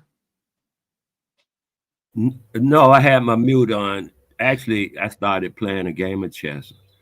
The the we could take that. I would take it and say, you know what? I don't really want to deal with things on that nature. I'd rather just like go ahead and not be a part of that particular journey that I'm hearing on this. What are you calling it? Yeah, Live. on these opinions and stuff. Especially, you know what an opinion is, right? An opinion is a thought about something you don't know, and you just expressing it. A thought about something you really don't know anything about. That's called an opinion. If you know about it, then it's not an opinion. It's your perspective. But when you just mouthing off words and stuff about stuff you really don't know nothing about, that's an opinion. And I understand. People have, like, they say everybody have an opinion. To me, that's only if they opine. Opinion is a verbal noun, comes from the word from the verb to opine. You understand what I'm saying? It comes from the verb to opine. Mm-hmm. It ain't just out there by itself like ain't nothing happening. It's a whole word, and it means something. And what it means, people have to deal with that kind of thing of what it means first, and not just assume they can run around and not have any idea about what they're talking about, and it's supposed to fly. That's where I'm at with that.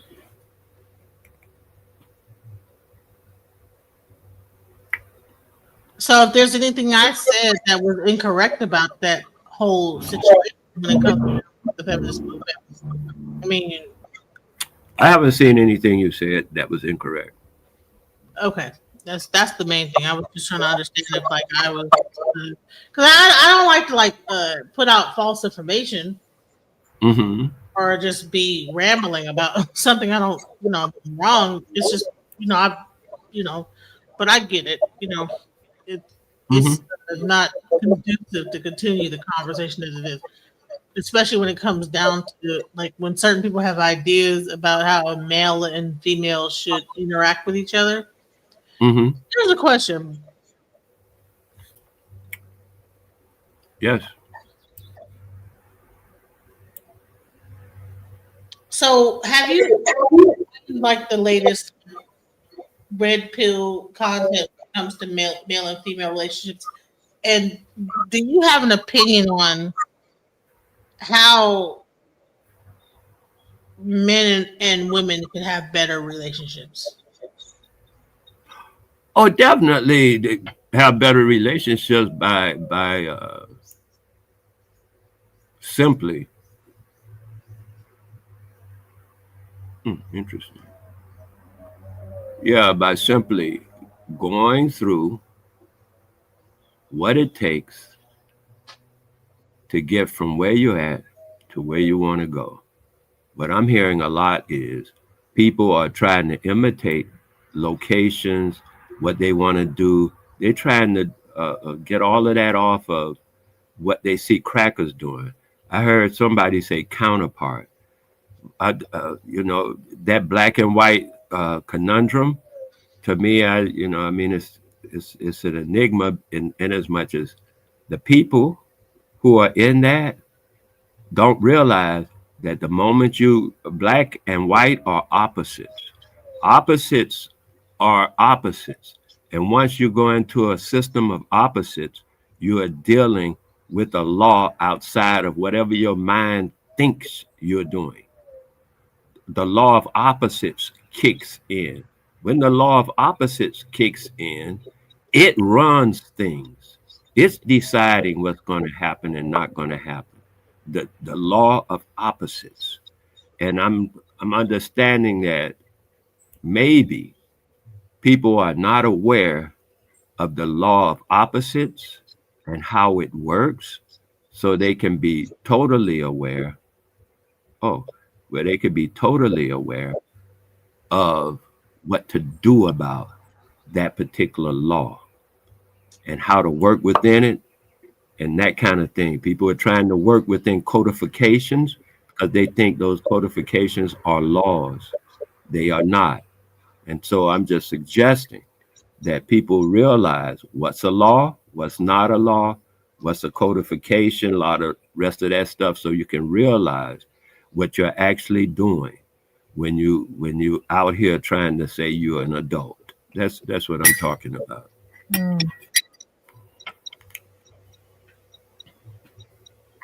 Well, this has been I was to add on briefly is that I agree to an extent of your opinion. I'm just not going to hold back, and I would say this is that Becky, the modern day Becky, and you have Barbara. Becky and Barbara are diametrical opposites. Y'all ladies are not the same.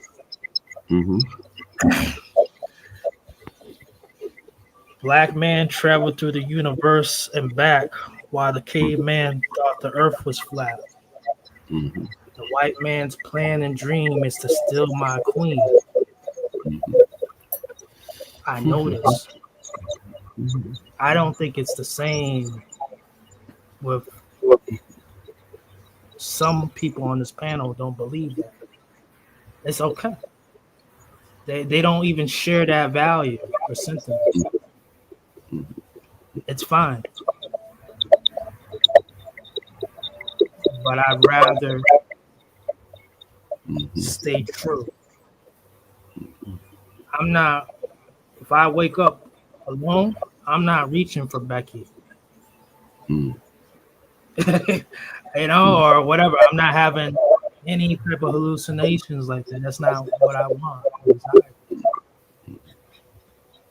And for people who are into this red pill content, like I said, I have offspring, and I would never want to be into this sadomasochistic branding that they're coming up with.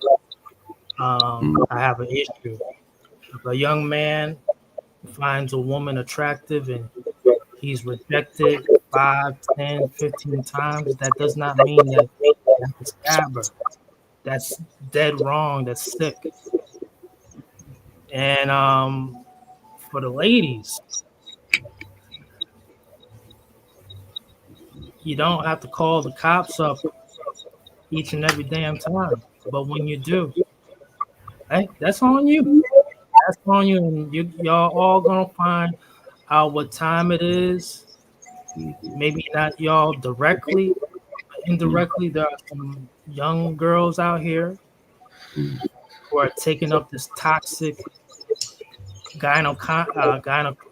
gynocratic malicious behavior of the feminists, and it's sick. There's nothing wholesome about feminism. Yesterday, today, and tomorrow.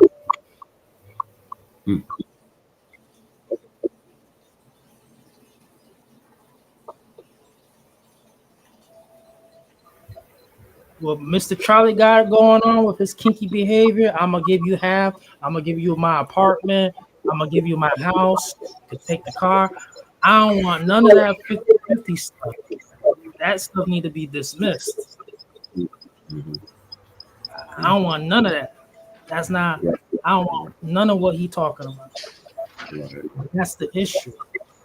Right. There's people who want that type of stuff. Right. Mm-hmm. Well, I'm not doing it. So this is where I'm coming from.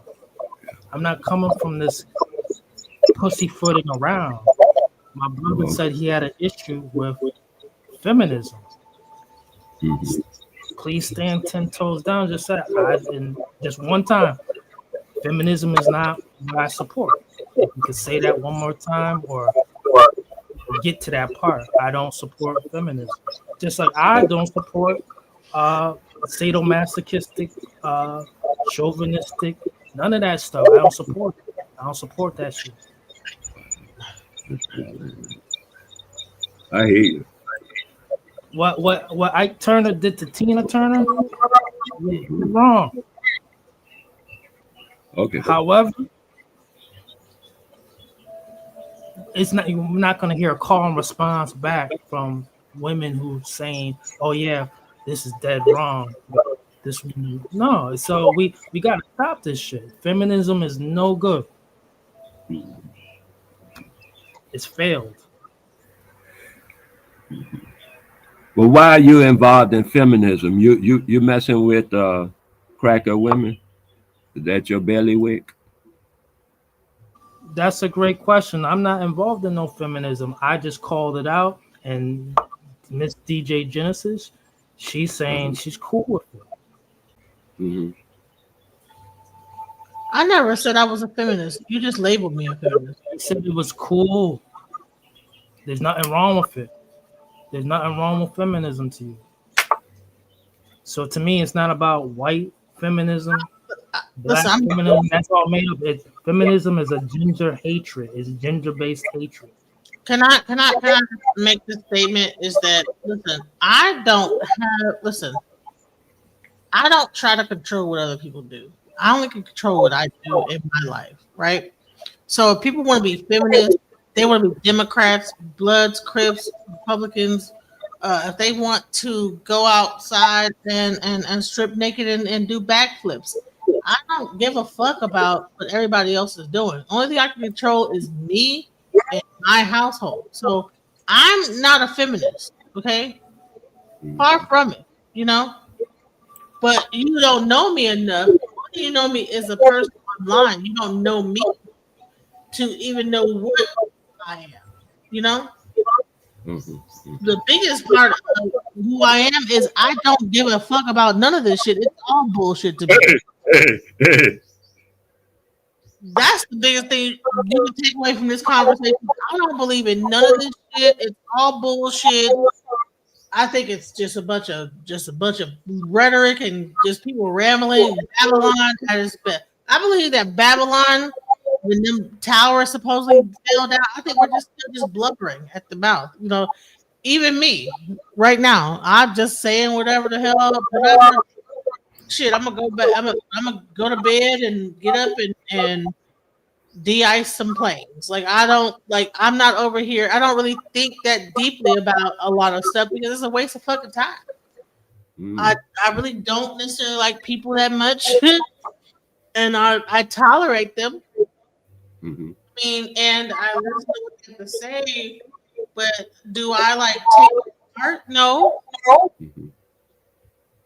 Unless it affects my bottom line, I don't really give a fuck what anyone have to say.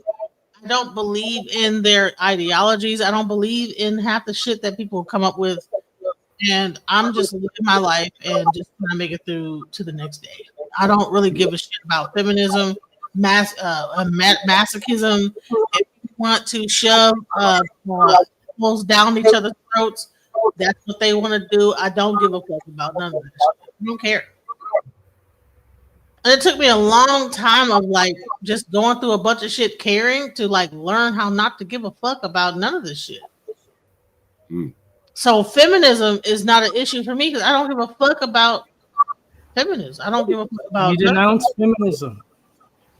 No, I don't. No, I don't give a fuck about none of this shit. I denounce everything. I don't think you get me. I denounce all of it. I don't give a, it's all bullshit. You asked this That's brother about his SB. It's all opinion of the bullshit. report. You know what? I'm gonna play a He's song. not with it. He Ask said he's SB. not with it, just like I said I'm not with Bullshit. it. Are you with this feminism? I don't give a fuck about it. I don't care about it. I don't care enough to have an opinion about it. I don't care. Who gives a fuck? That's my opinion. My opinion is who gives a fuck? Why would I be consumed with feminism? Why would I be consumed with masochism? Or what's the machismo? What's the male version of feminism? Male chauvinism. I don't give a fuck. Now, if you bring it into my fold, I'll have to deal with it accordingly. But am I like worried about if someone else is experiencing it? I don't care. It's none of my business. So a lot of the shit that we care about so much is none of our fucking business. Like if it's not affecting you directly, who gives a fuck? What am I getting like out of shape for? For what? Getting my blood pressure up, something. You know. And what I could say is this: and when it comes down to this feminism stuff, for me, when people want to say it's no, there's black feminism and white feminism. This is not Freemasonry, all right? This is not the Black Lodge, and the White Lodge type of shit. It's just what it is. It's feminism. Okay, well, just like this stuff. Guess what? Who gives a fuck? Who cares? Good. Who cares about black feminism? Who cares about white feminism? The only reason why I brought it up is because there's information about it, and I told you the information. You could like take it or leave it. I don't care either way. If you don't believe it, fine. If you want to just be against feminism, that's your choice. That's something you want to like just fucking white knuckle it down the highway and pound your fist into the fucking top of the car and have that fervor for that. Okay, fine. But I'm not fixing to raise my goddamn blood pressure over that shit. Who gives a fuck about any of that shit? It's all bullshit, bro. The only thing I care about is when you bring it over into my household and you try to tell me about who I am and whatever. I don't give a fuck about it either way. Who gives a shit? It really don't even matter. You know what I'm saying? Is feminism going to, if you have a heart attack, is feminism going to give you the life-saving jolt of fucking electricity, like to start your heart back up? Who gives a fuck? It doesn't matter, bro.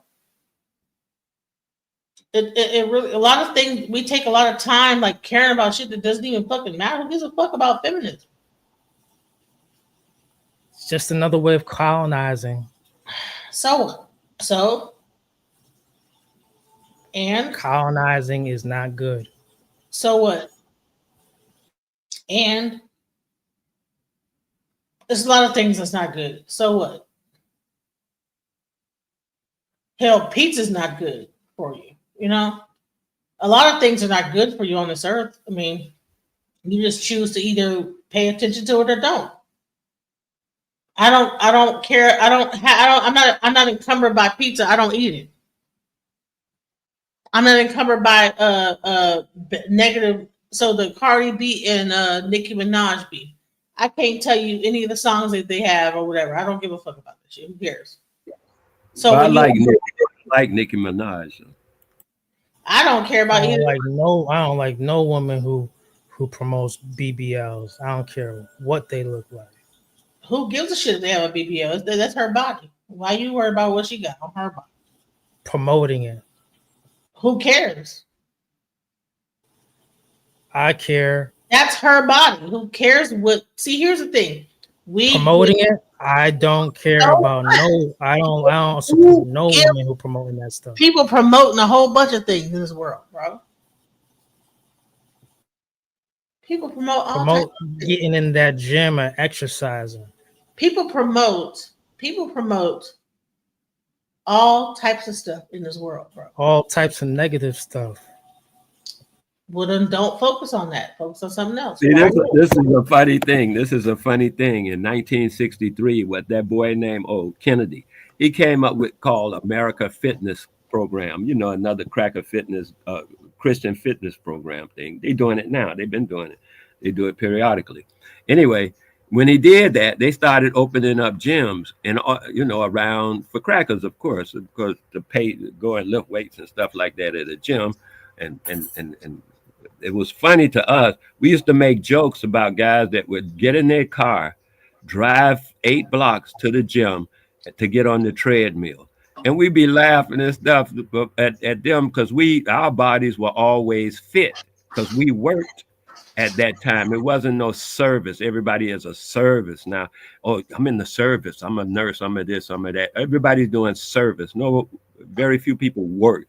They do body work, and their bodies would be, in good shape pretty much as a result. And that's how we were living at the time. But of course, they got rid of the car factories, all these things that make things and send them overseas and stuff so that we wouldn't have jobs. We were coming up. They said we were coming up too fast. We were having radio stations and properties and trying to buy television stations and stuff.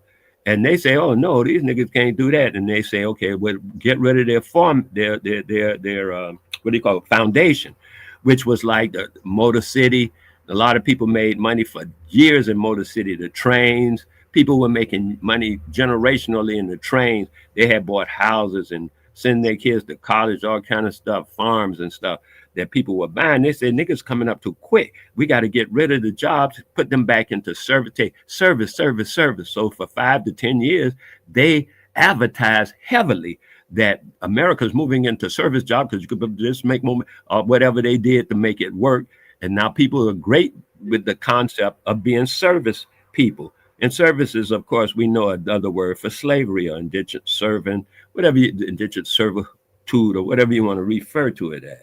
Meanwhile, the whole thing was about getting us out of our position at the time. Now we are about getting our position reestablished and moving forward from that concept. But we keep getting caught up in their crap. Like some people in the 60s even tried to be hippies. We're going to be hippies with the cracker. We weren't doing hippies. We weren't doing that stuff with we weren't even doing civil rights. We were doing freedom rights. Civil rights came from the cracker.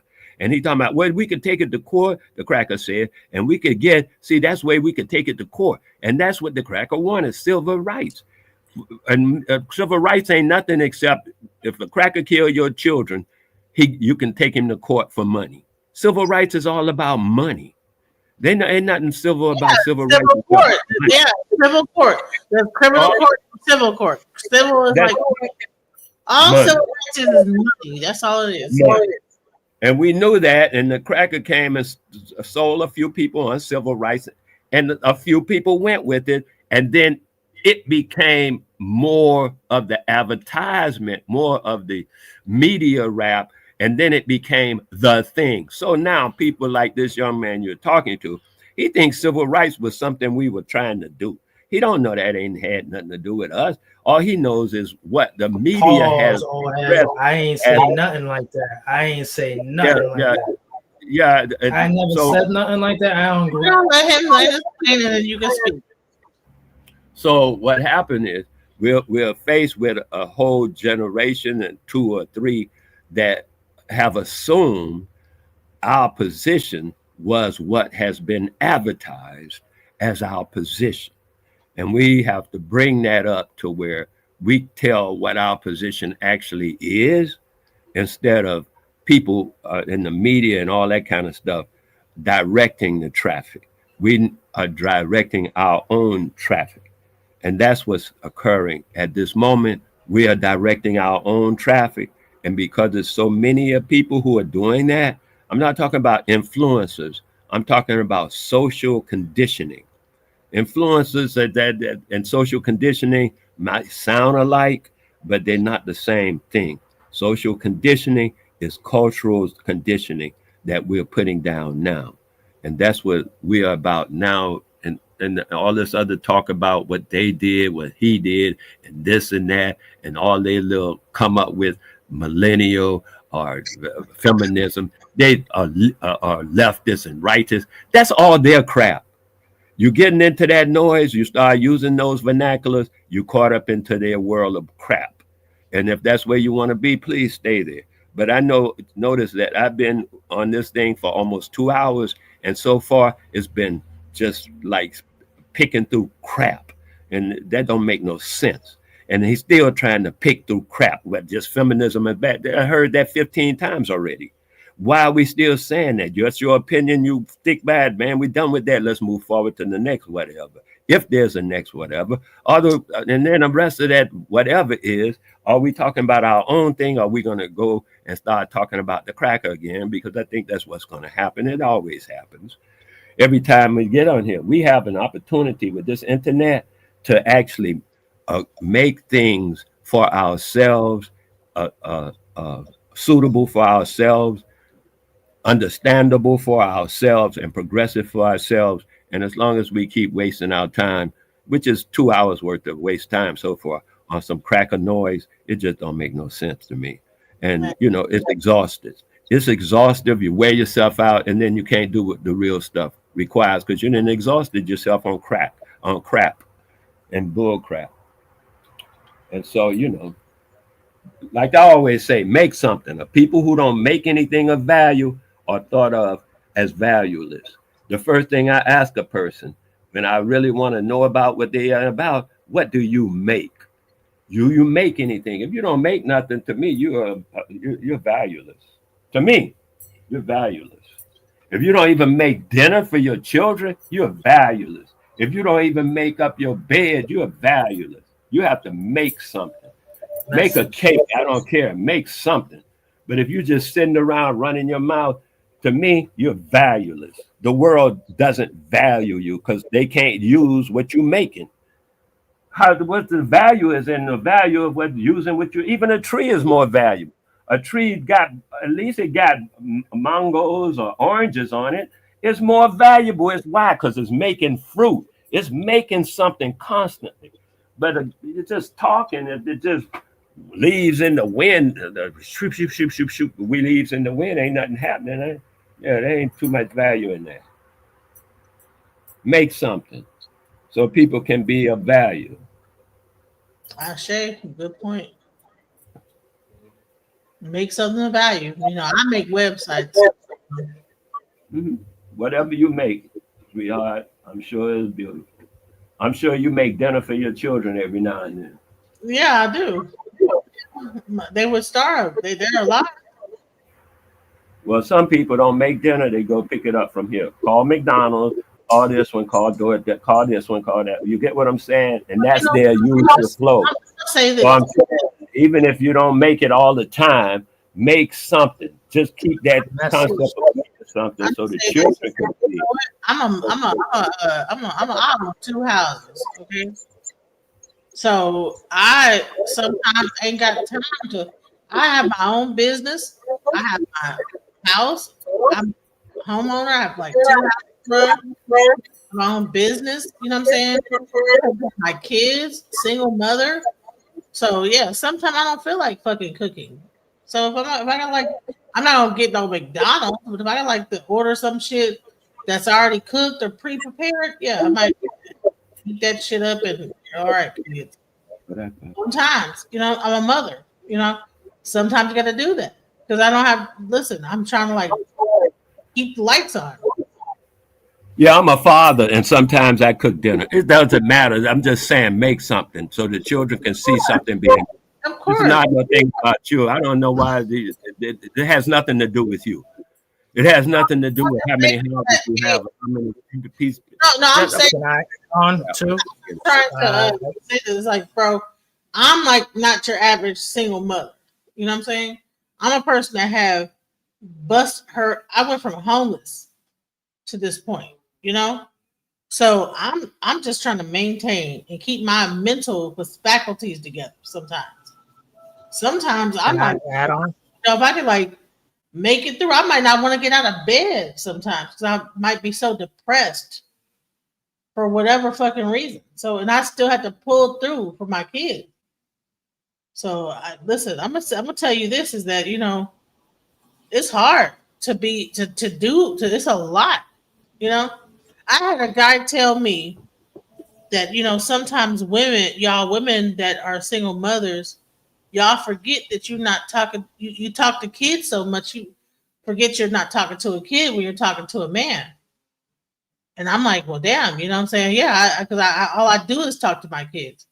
So yeah, sometimes I do forget. So sometimes I do sound like a mom to a whole grown ass man. I'm so used to being a mom to my kids, and mom. Yeah, for the most part, the grown ass men sound like children. They be saying stupid, childish stuff, and they don't want to admit it. So they puff up their chest and lower their voice and say, "I'm a grown man." Well, stop acting like a damn child. That's the response. Not you second guessing yourself. They putting that insecurity into you so they can seem bigger. That's what I'm saying. That's another thing. These men who want women subservient to they. I'm talking about niggas. I don't talk about crackers. That's a whole nother scenario. But these niggas who jump into this garbage about they want their women to be women should be subservient. They some little punk ass niggas because they can't stand taller than her and say, hey, I can stand taller than you. You can stand as tall as you want to, and I'm gonna stand taller than you. You ain't gotta stop standing. They say, but these little punk ass niggas be talking about why y'all standing? You making us look short. Get bigger. Get bigger. That's the thing to do. Man, wow. Women down to you. Man, I like to add on. You little punk ass men. Punk ass men talking about ministers, this and that. Women should be this and shit.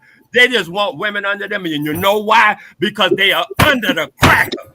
And they know they under the cracker. And that's why they want their women under them. Because they got frustration. You want to have somebody under you, put the cracker under you. Not your own women. Get bigger. I like to add on. And that challenge that them women bring to you, your little weak ass can't handle. That's what's happening. I like to add on, and I would say this is that one of my greatest efforts is to make a prerequisite in this household, just like the household I grew up in. Man and woman will be cooking together at some point or another. I love seeing my woman cook. It's a prerequisite. Even if she's just a new candidate, it's a prerequisite sometime or another. Some women believe, some believe that when a man says, hey,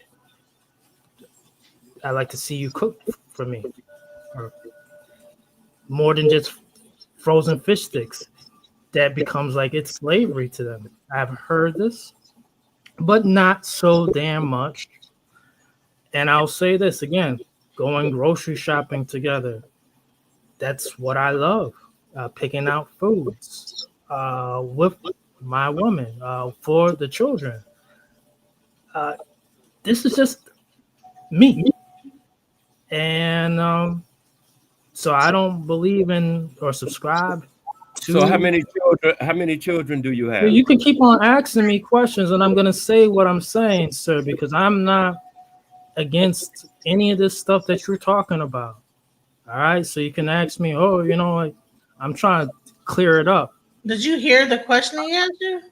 Trying to clear it up. I'm not with any of that. Even children should know how to cook. God damn it. They shouldn't. Yeah, that's the first thing. Crack an egg, scramble. It's fun. That shit fun, and it's a prerequisite. So I don't know what y'all talking about how many children. Like, fuck all that shit. I want to say, Wally, you know what? You just spoke to my soul just now because you broke it down. Because that is true. Because he, for him to say that I'm so used to talking to kids that I don't know how to talk to a man. I'm being like a mom, and how you broke that down. Yeah, because I'm a mom. You just made me realize, yeah, I am a mom. I am a mom. Like, so you're talking to a mom. Sorry. If you didn't want to talk to a mom, go find a little 25-year-old that's not a mother. Like if you talk to a woman like me that's a mom running a household, then I'm probably gonna like talk like a mom. You know what I'm saying? Most women still cook. Moms too. Listen, sir. What are you talking about cooking? Why is everything like? You're on surface, bro? Cooking is a nothing burger. All my kids, I can cook. My kids can cook. They don't, and they can't just only crack an egg. They know how to cook like food, like cook a whole rice, all that shit. I can cook. My kids know how to cook. My oldest daughter went to culinary school, learn how to do culinary in high school. My oldest daughter is 18 years old, bro. I'm 48. I don't know how old you are, sir, but It doesn't matter. I love cooking and I love people that cook. Listen, I get it, but I'm just letting you know that my daughter is 18. She knows how to cook her own meals. My youngest daughter is 7. She knows how to cook. I know how to cook. I have 2 girls in the house. They all know how to cook, including I. You know, so I don't know what this obsession with cooking is, but And cooking for others is awesome. Okay, great. It's so fun. It's so fun, and it's so fun to supervise and learn. It's amazing. You're talking about random bullshit that doesn't even matter, bro. I'm talking about how he just spoke to me about a situation that I just brought up, and he broke it down to me and just said, you know what? No, that's a person trying to minimize you and make you like you overshadowed what he just told me with cooking. And he just broke something down to me that really like spoke to me because I was like, you know what? He told me this and maybe I am. And he said, no. That's like minimizing you. Like, and that's an important thing that like, I wish that we had more men to talk to these women about every man and woman should know how to cook for themselves.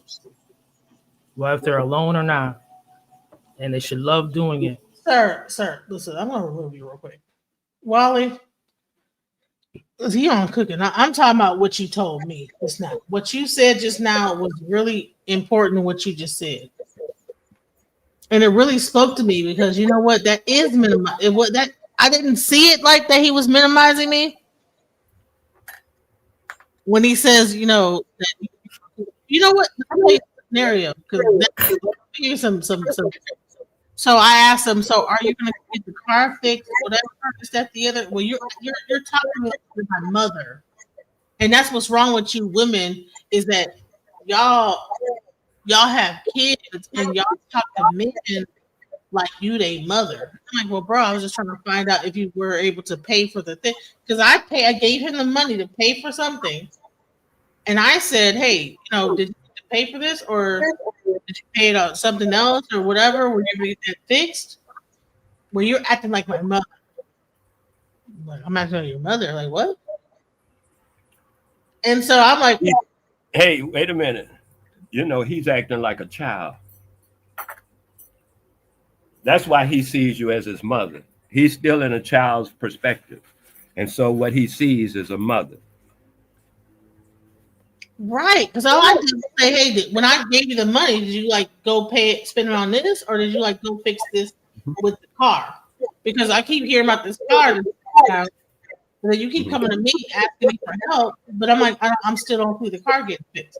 So what are you doing with the money, right? You come to, hey, can I do this for you, or can I do that? Okay, here's the money. I need to go fix my car, but then the car never gets fixed. It's like, what are you doing with the money? You know? Well, you act like you're my mother. Of course. That's what's wrong with you women.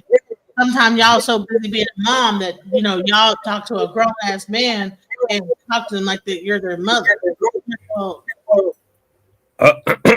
A grown ass man doesn't really go to a woman and ask her for her money to do his thing. A grown ass man does his thing. You understand what I'm saying? So what he's trying to do is just exactly what I said. He's trying to rip you off and make it your fault and make you feel bad about not giving him enough. Well, I'm sorry, I didn't mean to come off like that. And you back off. Meanwhile, he's gonna hit you up again the next time, because that's what he did with his mama. This same conversation he had with you, he's had it with his mama. His mama has said the same thing to him that you said to him. He's still in that fetal position. He's still in that fetal position to where this thing is recurring in his life all over the place. Why you? That's what he said. He didn't even say what's wrong with you. He said women. So he's getting it from a lot of different women because that's how he's playing the game. He's still in that fetal position. And to him, every woman is his mother. And that's his proclivity, not yours. That's why I'm saying they like to browbeat the women. But see, if you wasn't acting like a man, pow. If you see, you don't respect me, pow. See, he just browbeating you with that crap. And they do it all over the place because they get it from the cracker. The cracker used. I ask you if you know what the rule of thumb is. You can Google it. The rule of thumb is where a man, it was the rule where a man could beat his wife, but with a stick no bigger than his thumb, because they were killing their wives with the sticks they were beating them with, because they owned their wives.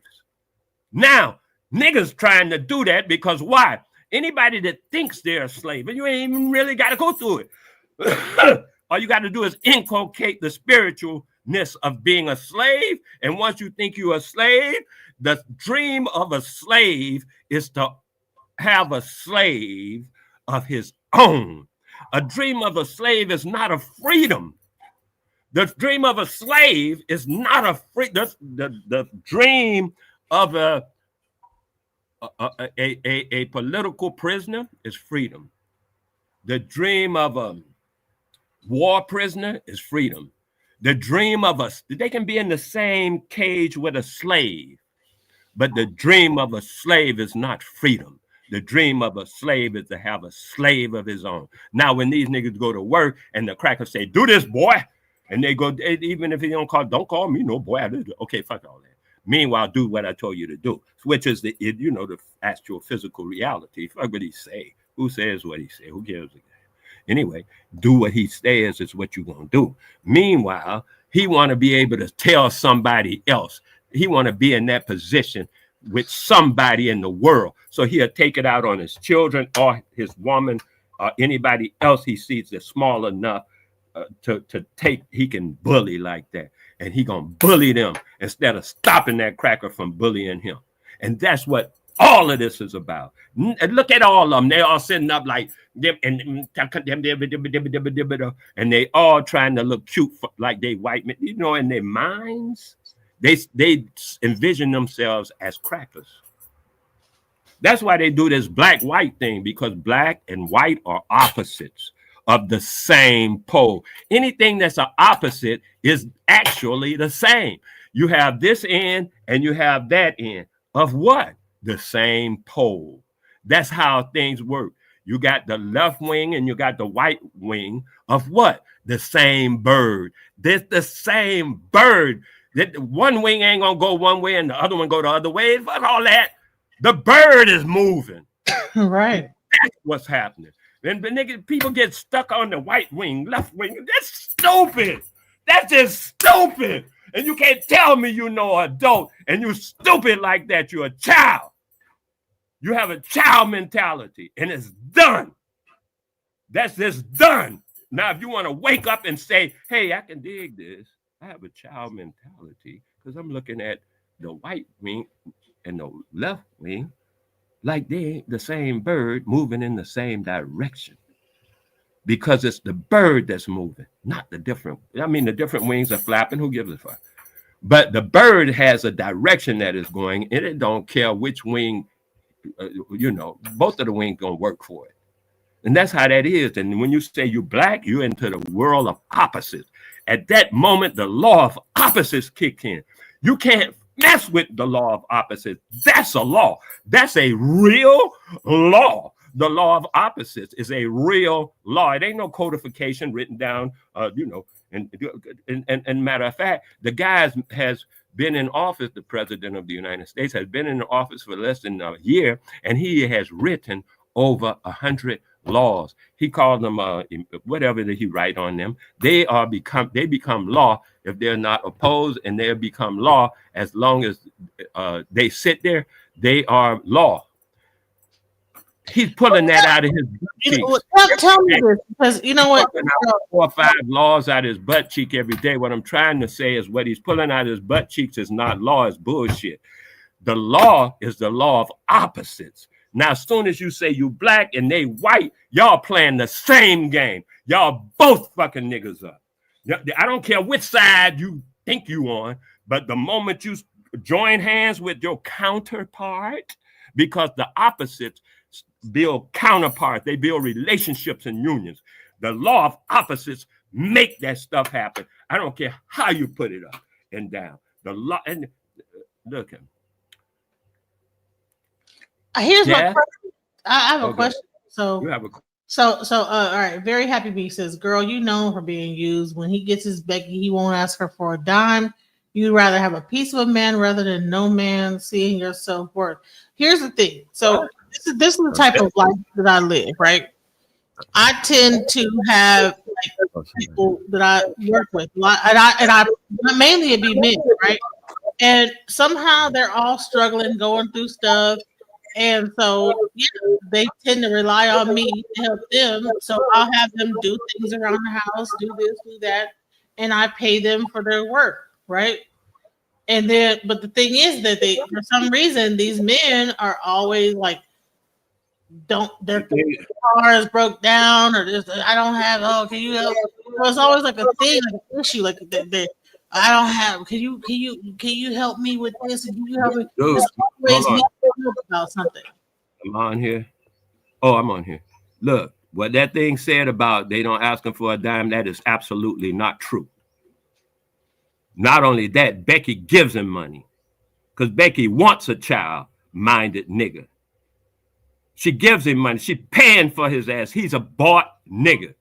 We call him rent a roster. You can just go and rent a fucking roster when you want one. And that's what they do all the time, them Beckys. They rent rosters. They get them for their purpose. They don't mind spending money. Guess what? Their father's photograph is on the money, not yours. They don't mind giving him money. They give him money from the. That's how they. Oh, man, please. The guy tell you. How many dudes are out here? Yeah, go ahead. One person. Okay, he went to Angola for prison, and my friend introduced me to, and he's struggling. He went through it. You know what I'm saying? So I'm like, okay, well, you know what? I make up shit around the house to do. Okay, do this. There you go. Can I borrow some money? No, you can't borrow it, but you can like do something around the house. I'll figure out something to do. Okay, will you do this? And then they'll do this. So my thing is, I feel like from the community standpoint, I'd rather like have people do things around the house, do this, will help me with this and help me with that, versus like. So it's not like I'm just like some like these are I want a piece of a man. A lot of men are struggling and they need help. And so, okay, I can't just give you money. I'm not going to give you my money. What you'll do is you'll go and I need my car fixed. I need this done. And black men need support right now. You know? So I'll do, okay. Y'all need that. I'll go with this. Stop saying that. Stop doing that. And stop thinking that's the case. That's not the case. They're not standing up. You supporting a bad habit. That's what they call that. You know, when you support a bad habit, I forget how they put it. You know, that's what is going on, though. By you saying that, just you having that concept come out of your mouth, it stopped being an opinion and became a statement. The idea is that's just patently not true. They're not standing up. When you watch what I'm about to say, cousin, because I don't think you get the depth of this. When I talked to an Italian man who told me, and when the little boy got shot, they don't get to use my car. They don't get. No, listen, I'm not fucking any of these guys. They just need help. They come to me. I cannot. Okay, I'm saying I ain't talking about whether you haven't, or you talking to somebody wrote something or something. I ain't talking about that. I'm sorry, but yeah. I'm saying as long as you're allowing your concept to be saying, well, these black men, this pitiful rap, they gonna suck that pitiful rap, that titty right there until it's dry. Stop giving them the titty, is what I'm saying. Make them grow up. You got to treat, you know what? Most people don't get the rite of passage. They don't go through the rite of passage. Women can't provide that for them. Men have to do that. Because men ain't going to sit around and take that pity garbage off of them. And they know it. We ain't going to take it. We'd be like, hey, man, you don't get, you did what? Even in the different groups that did manifest themselves in the 60s, 70s, and like that. When a guy beat up his wife or did something like that, and the wife told the other wives and stuff like that, the niggas would come to him and say, what's up with this? We are hearing things. We got to straighten this out. That's because he had to man up. And these guys don't want to man up. They'd rather push the woman down. And so they don't have to man up. What you mean challenging me? Why you? No. Actually, what she's doing is trying to push you up. And that's what I said. Yeah, I'm like, okay, well, I gave you like the money. Why ain't the car fixed? You know what I'm saying? Or you act like my mother. Well, shoot, you asked me. You did this. I paid you for that service. That whatever the fix this over here. Did you fix the car? You act like my mother.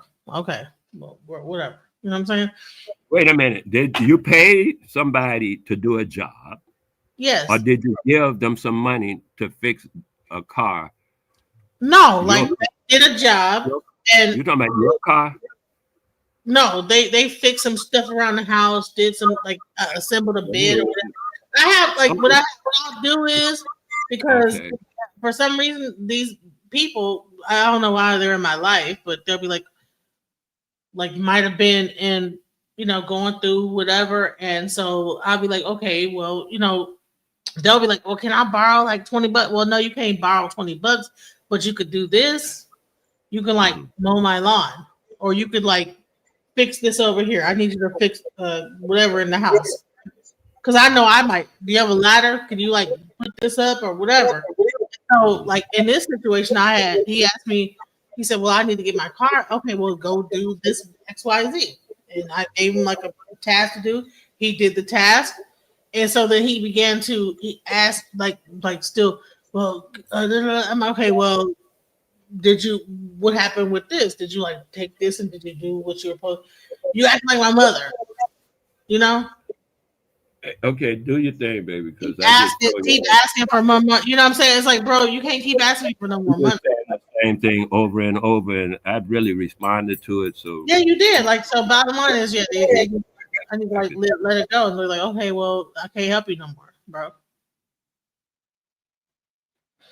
No, I thought you was asking me a question, like what happened, and I ran it down. Oh, I was saying, what you had said originally is that you gave a guy some money to fix his car. You asked him if he fixed his car, and he said you were acting like his mother. Exactly. And then you told me that he had done work for the money that you gave him, which means you didn't give him any money. You paid him some money. Yes. And what he did with his own money is his own business. So then he asked me for more money, though. Here's the thing: it wasn't like, oh, here's the money, and then that's it. It's like, I need another XYZ. Well, what happened with this? You gave him the other XYZ. That's what I'm saying. I didn't give him the other XYZ. I asked him this, and now I'm his mother. You know what I'm saying? Oh, okay. I don't know. That's why I said. So, all right. So say that. Hold on. Listen to me. Say that you say I need to get my car fixed. I say okay. Do XYZ. I pay you to do XYZ. Then you come back a few days later and say, I need like $100 more. Okay. Well, what did you do with the money over here? Did you like take care of this, or did you like spend it on something else? Well, you're acting like my mother. That's what happened. And I'm like, okay, well, what? So you can't come back to me asking me for money when I gave you money over here and you didn't even What are you doing? And so now I'm your mother now. What are we doing? What are you doing? So yeah. And then that happened. And yeah. What I got? Okay. Yeah, I'm suggesting only that you look at that thought that I just mentioned about, you know, what you say about black men or this and that and the rest of that noise. First of all, you know, of course, if you speak the truth, no one is actually black. You put them into a social structure that's detrimental to them by even thinking in terms of black and white, because I just described the law of opposites. And now they're in the law of opposites and functioning within the law of opposites, and you are functioning within that law with them.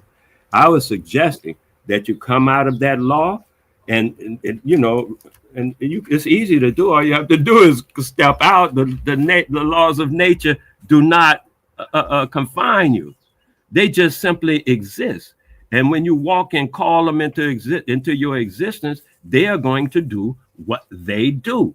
They're not going to say, oh, I'll tell you. No, they're going to do what they do. And so I'm suggesting that if you have any kind of situation that you see yourself in and you realize that you are functioning against and with the laws of nature and you are losing, then I suggest you get out of that situation by stop calling in the laws of nature. You have to invite them in. They work on their own. They don't bother nobody. They working right now all the time. But when you invite them in with your rhetoric, with your vernacular, and your use of terminologies and thoughts, you are inviting them into your world, and they're going to behave like they behave. The law of opposites will put things against one another. If one is rich, the other one got to be poor. It's the law of opposites. You're setting yourself up for, and it's a setup. I don't go for it. Then I know the laws of nature. I do voodoo. And people I say who do voodoo know not to put themselves in that kind of messed up situation, because the only way that I have found is to put oneself in them screwed up situations is to abdicate their ancestors' commitment to truth. Because we know physically we are not black, yet we call ourselves black. You know damn well you ain't black, but you call yourself that.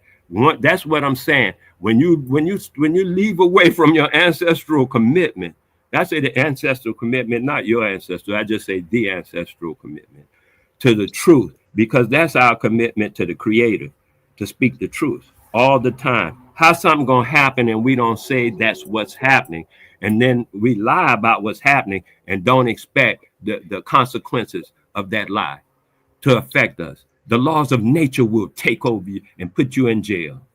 Just the laws of nature put you in jail. That's what I'm saying. It ain't the cracker. Crack ain't got that much. And once you stay in the commitment with your ancestors, nothing can touch you. But when you are not, everything is invited.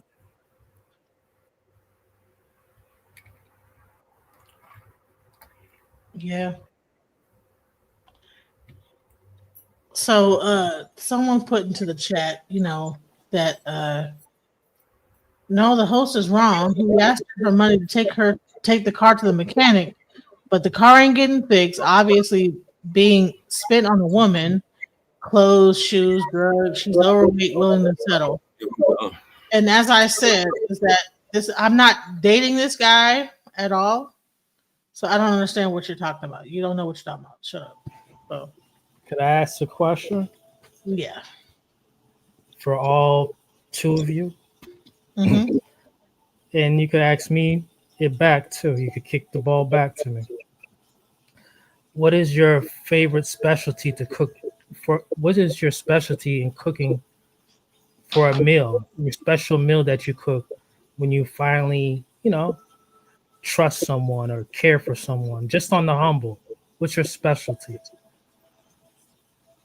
Chicken curry. That's delicious. You, sir? I'm not into that.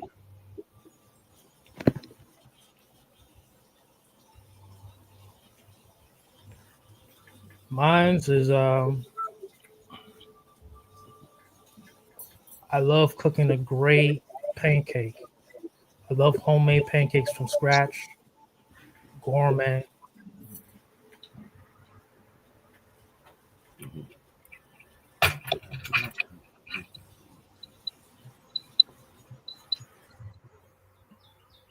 That's beautiful.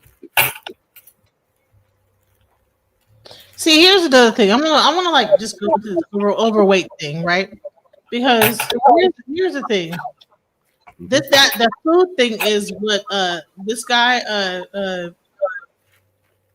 Reverend is focused on about food or whatever. I don't even eat. I don't even eat that much. So I know y'all think because I'm fat, I'm just eating all this hella food, whatever. But no, I don't even eat that much. I eat probably once a day, maybe sometimes like not even. I don't even eat. So bottom line is that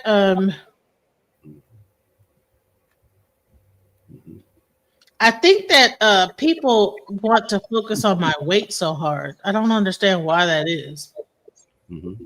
Work on losing weight and your self-esteem will improve. I lost 40 pounds. Shouts out to you. You know how much pounds I lost? 75, ma'am, or sir, or whoever. Mm-hmm.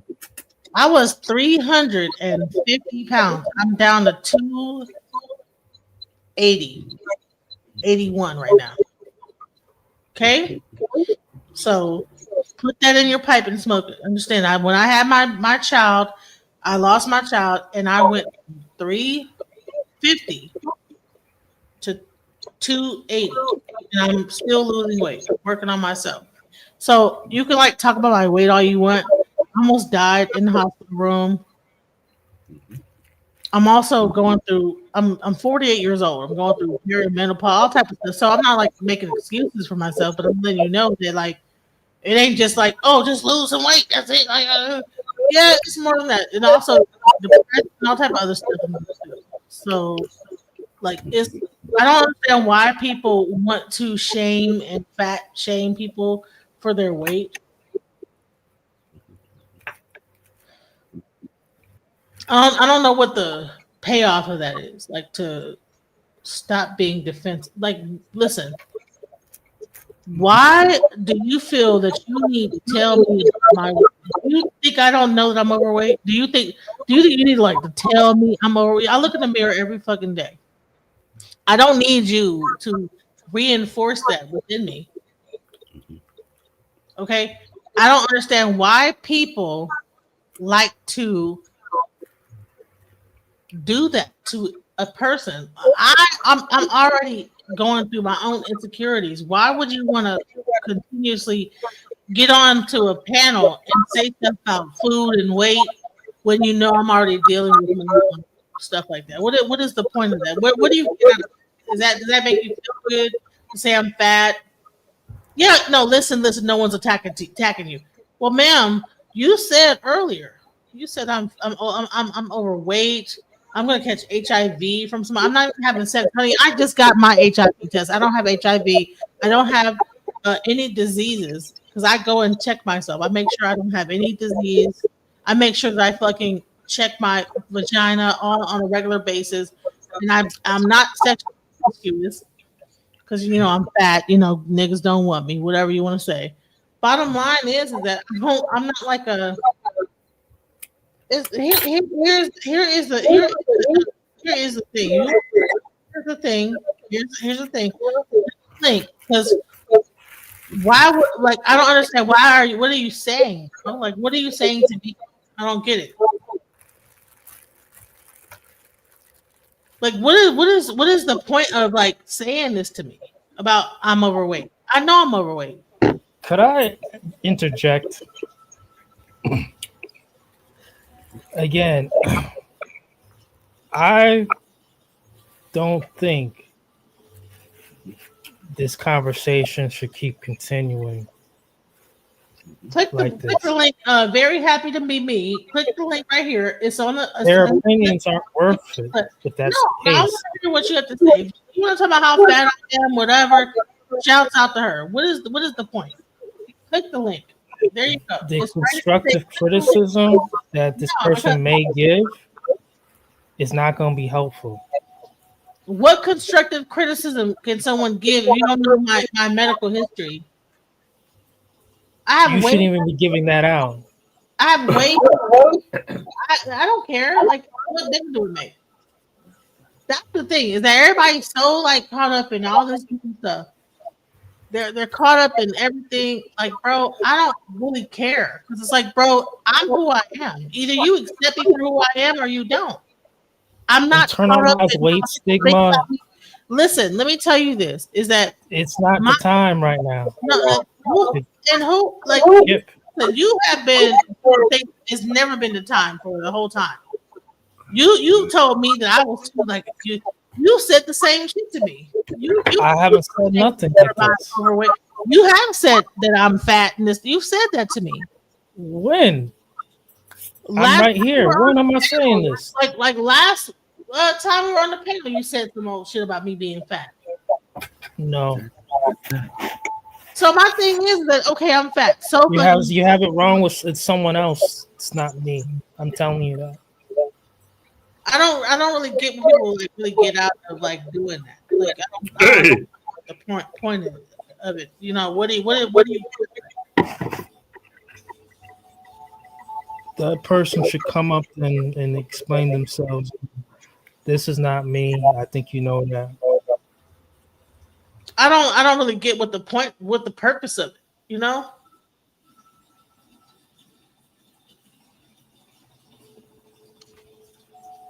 What is anybody gonna get out of it? What do you get out of that? Like, I mean, I'm in the chat, but I'm AI Botanica. I don't know who those other people are. So I'm just keeping it 100. I don't know. That's not me. I'm not saying those stuff, but again, I'm always being, or at least today, I'm being accused of saying something that I'm not saying. Today, but you've said it before, but it's okay. I'm not saying none of that. I've been blocked from your channel. What you talking about? Come on, be real with this. I'm not saying none of that stuff. You're Reverend Greenback, right? I am Reverend Greenback. You said that. I'm Reverend Green. I've never said that on any channel to you. You have, bro. But it's okay. Like, bro, let me tell you this.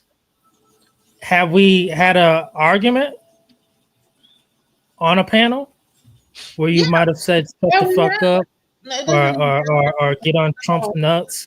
Then possibly, yeah, then I have said something wild. I have probably said, I think I said this exactly. I said this exactly when you said something like this on a panel. I said, I know it's about to be Halloween and y'all trying to be Barbie out here. No, that's I'm gonna give you a grace period.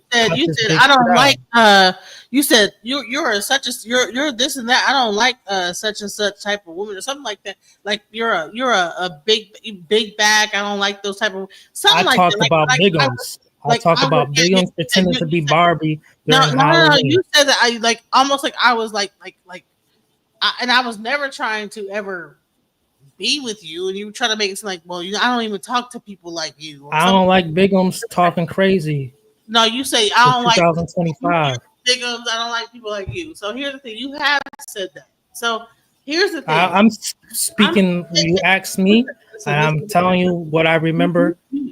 I don't like bigums pretending like they're Barbies. Let me tell you something. Like, dude, I'm telling you that. Listen, I don't forget what people say to me. You did say it. You might not remember that you said it. You did say it. I said what I said. Listen. I'm not going to argue with you about. I know that you did say it. You said some stuff about my weight. And here's the thing. I don't have to fucking prove nothing to nobody. Half of these people that are talking about my weight, I'm fucking them over in life 10 times over. Fat or not. Half the people that want to say something about my weight couldn't fuck with me when it comes down to even just running a household, anything. Like, trust me. So it's okay. You can say whatever you want to say. I'm fat, I'm this, that, the other, honey. If you went through half the shit I've been through in my life, You wouldn't have made it. Trust me. You wouldn't have made it. Trust me. So I might be a fat, I might be this, I might be that, honey. But trust me, honey, I have been close. I have had so many brushes with death and all type of stuff. Damn, died, all came back to life, all type of shit. Homeless, everything you can think of. I mean, PTSD on steroids.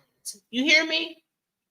People fucking me over everything, and I'm still pushing through, bro. So you can say whatever cortisol levels, okay? So I mean, hell, half this shit is padding, bro.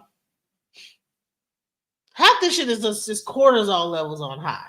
You know, going through a bunch of bullshit. I put myself through some of it. Well, no, all of it. It's my fault. Everything that I've been through is my fault because I allowed it to happen. But I will not fucking sit up here and allow someone to pretend like they didn't say something. I know that they said. You know damn well you said some shit. So stop it. Go ahead. Ladybug, what's up? Welcome to the chat. You here? She didn't went back. She didn't drop back down. You were here.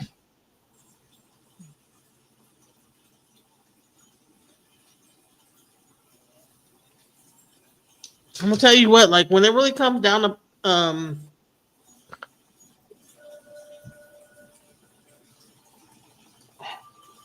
Hello? yeah, hello. We're here. Hello, can you hear me? To deny permission, you gotta access the And Goofy, permission because the for the link No, mics. is not you active. should. Sister, I'm not fat shaming. I know your struggle because I've lived your struggle. And the way doctors and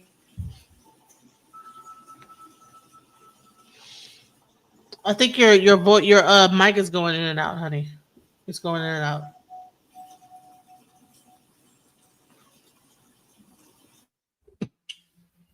I think is her. that a little better? Yeah, it's better now. Yep. Go ahead. Okay, all right. So, the way you can tell a white woman to lose weight is not the way you can tell a black woman to lose weight. So, like I said, I've lived a struggle. Okay, I'm talking lived experience here, and I've done extensive research and work with holistic and nurses to find out what works for me. And I'm telling you, I wasn't fat shaming you. What if you look at all of my comments, because you have a tendency to cherry pick what people say from all of us. Don't do that. Don't be defensive, because we're here and we're still, and he still got you on the phone. Honestly, like I would have cut you off a minute ago because he kept telling you the same thing and you weren't listening. And it's because people have been harping on you so hard, you got your defenses up. No one here is against you. But my point, and I'll say this and I'll hop up. Just because it helped me, I don't know if it'll work for you. But like I said, for black women, it's different. You got to fix your gut. Fix your gut. Right? If your gut ain't right, because I wasn't eating much either. If your gut ain't right, it doesn't matter how much you exercise, doesn't matter how little you eat. It doesn't matter that you're not doing carbs. You have to fix your gut. You have to have those prebiotics and those probiotics in your gut, right? Everything about your whole body, cancer, anything, all of this stuff starts with the gut. That and estrogen dominance. Black women have a tendency to have estrogen dominance. Write down that phrase. I'm telling you what I know, not what I think. We have estrogen dominance, and you have to fix that and fix your gut, and then your weight will drop. When I said that about the weight, I hadn't even seen your picture because it was grayed out as I was typing. I don't know. Maybe it's my phone. Maybe it's my cheap phone. But I didn't even see your picture when I said overweight. I know because I know what I went through. So even before I saw your picture, I didn't see your picture until you didn't answer, didn't rebut the overweight, and then I said, okay, yeah, she's overweight. Been there, done that. But that doesn't mean you let people use you, right? And they have a tendency to target certain women because they think your pool of getting someone is smaller because of your weight. See, here's the And thing. that's That's the part that I think that you're okay. Hold on. So I listen. I've been in the Pan African community. I've been in I've been in the community world. Not. I don't have a boyfriend. I don't have a man. I'm celibate. So I have a lot of people that like that I help out. You know what I'm saying? I'm not right. helping these people because I'm fucking them or I'm sleeping with them. I'm helping them. I have a lot of dudes that like maybe was in Angola prison and they're going through something and whatever. Maybe had a heart attack or going through stuff. So for some reason, I feel like they need my help. So therefore, a lot of men will be struggling and then they come to me and I'm like, okay, well, I can't help you without you doing something. I'm not gonna just give you some money, you know. And This is an and intervention. we'll No more okay. intervention. Right, right. But let me say this part because I hear what you're saying, and I am proud of you because I'm celibate as well. I think more people need to go down that road when they're doing some introspection and they feel like people trying to take advantage of them. But No, no, no. you keep wait. No, I want you to listen. Just give I've me been celibate for a very long time. Like, so just understand. and I've done 10 years. So you got nothing on me. Right? And it's for me it's religious. But and it's also health. I'm slightly germophobic and I don't play about other people's fluid. I don't even drink behind people. I never have. Ask my family. Well, you But can't, but I'm I'm just very. saying, I want you to Sister understand that Jess, I'm. this is why black men say black women don't listen. Sister, my older sister had to teach me this. She said, just listen. We constantly interrupt. And when we're interrupting, that means we're not hearing. I mean, active listening. Okay, Just I'm. don't say a word. I literally had to take my fingers and put them over my lips the way my sister told me to, or mute my phone to Okay. stop interrupting her. And then I realized, you know what? I was doing that with my boyfriend. He kept telling me, you keep cutting me off. I can't even finish my thought. And you know what happens with men when you do that? They shut the heck down. They shut down. And then they won't tell you anything. And they won't tell. Then they'll just come to you when they need something. They're not. So listen, you have a beautiful spirit and you have a beautiful heart. Your heart is in the right place. But two things can be true at the same time. One is your heart is in the right place. But the flip side of that, the other wing of that bird he was talking about, and he was talking political, but the analogy applies here as well. You are also emotionally dependent. So yes, you're enabling, but it's reciprocated by you being emotionally dependent on the reward you get by helping people. And that's what enablers do. What's the word for empaths? That's what Old empaths do. mother hen. Empaths are rewarded by seeing other people be happy. But Okay, wait. if you go deeper though, sometimes it means I get my worth from helping other people. The problem with that is that you know you're being used. You're just trying to justify it by saying, but I like helping people, or people keep coming to me. People keep coming to you because you sending out those signals. You know what I mean? You're sending out the signals Well, you're and right. That's right. 100%. right. And you and I'm an empath. Again, I mean, we could be sisters. Well, But no, they told me maybe I I'm had older than maybe I'm older borderline than you. personality disorder. They said I was Not borderline. you're listening right now. You're not talking. You're listening right now to your big sister, right? The No, way I'm my letting big you know sister that they had to said sit me I down. had borderline Just personality. I don't need your affirmation. I just want you to just absorb from a place of love, from sisterly love, the way my older sister did me. Because what she taught me were valuable lessons that even my mama didn't teach me.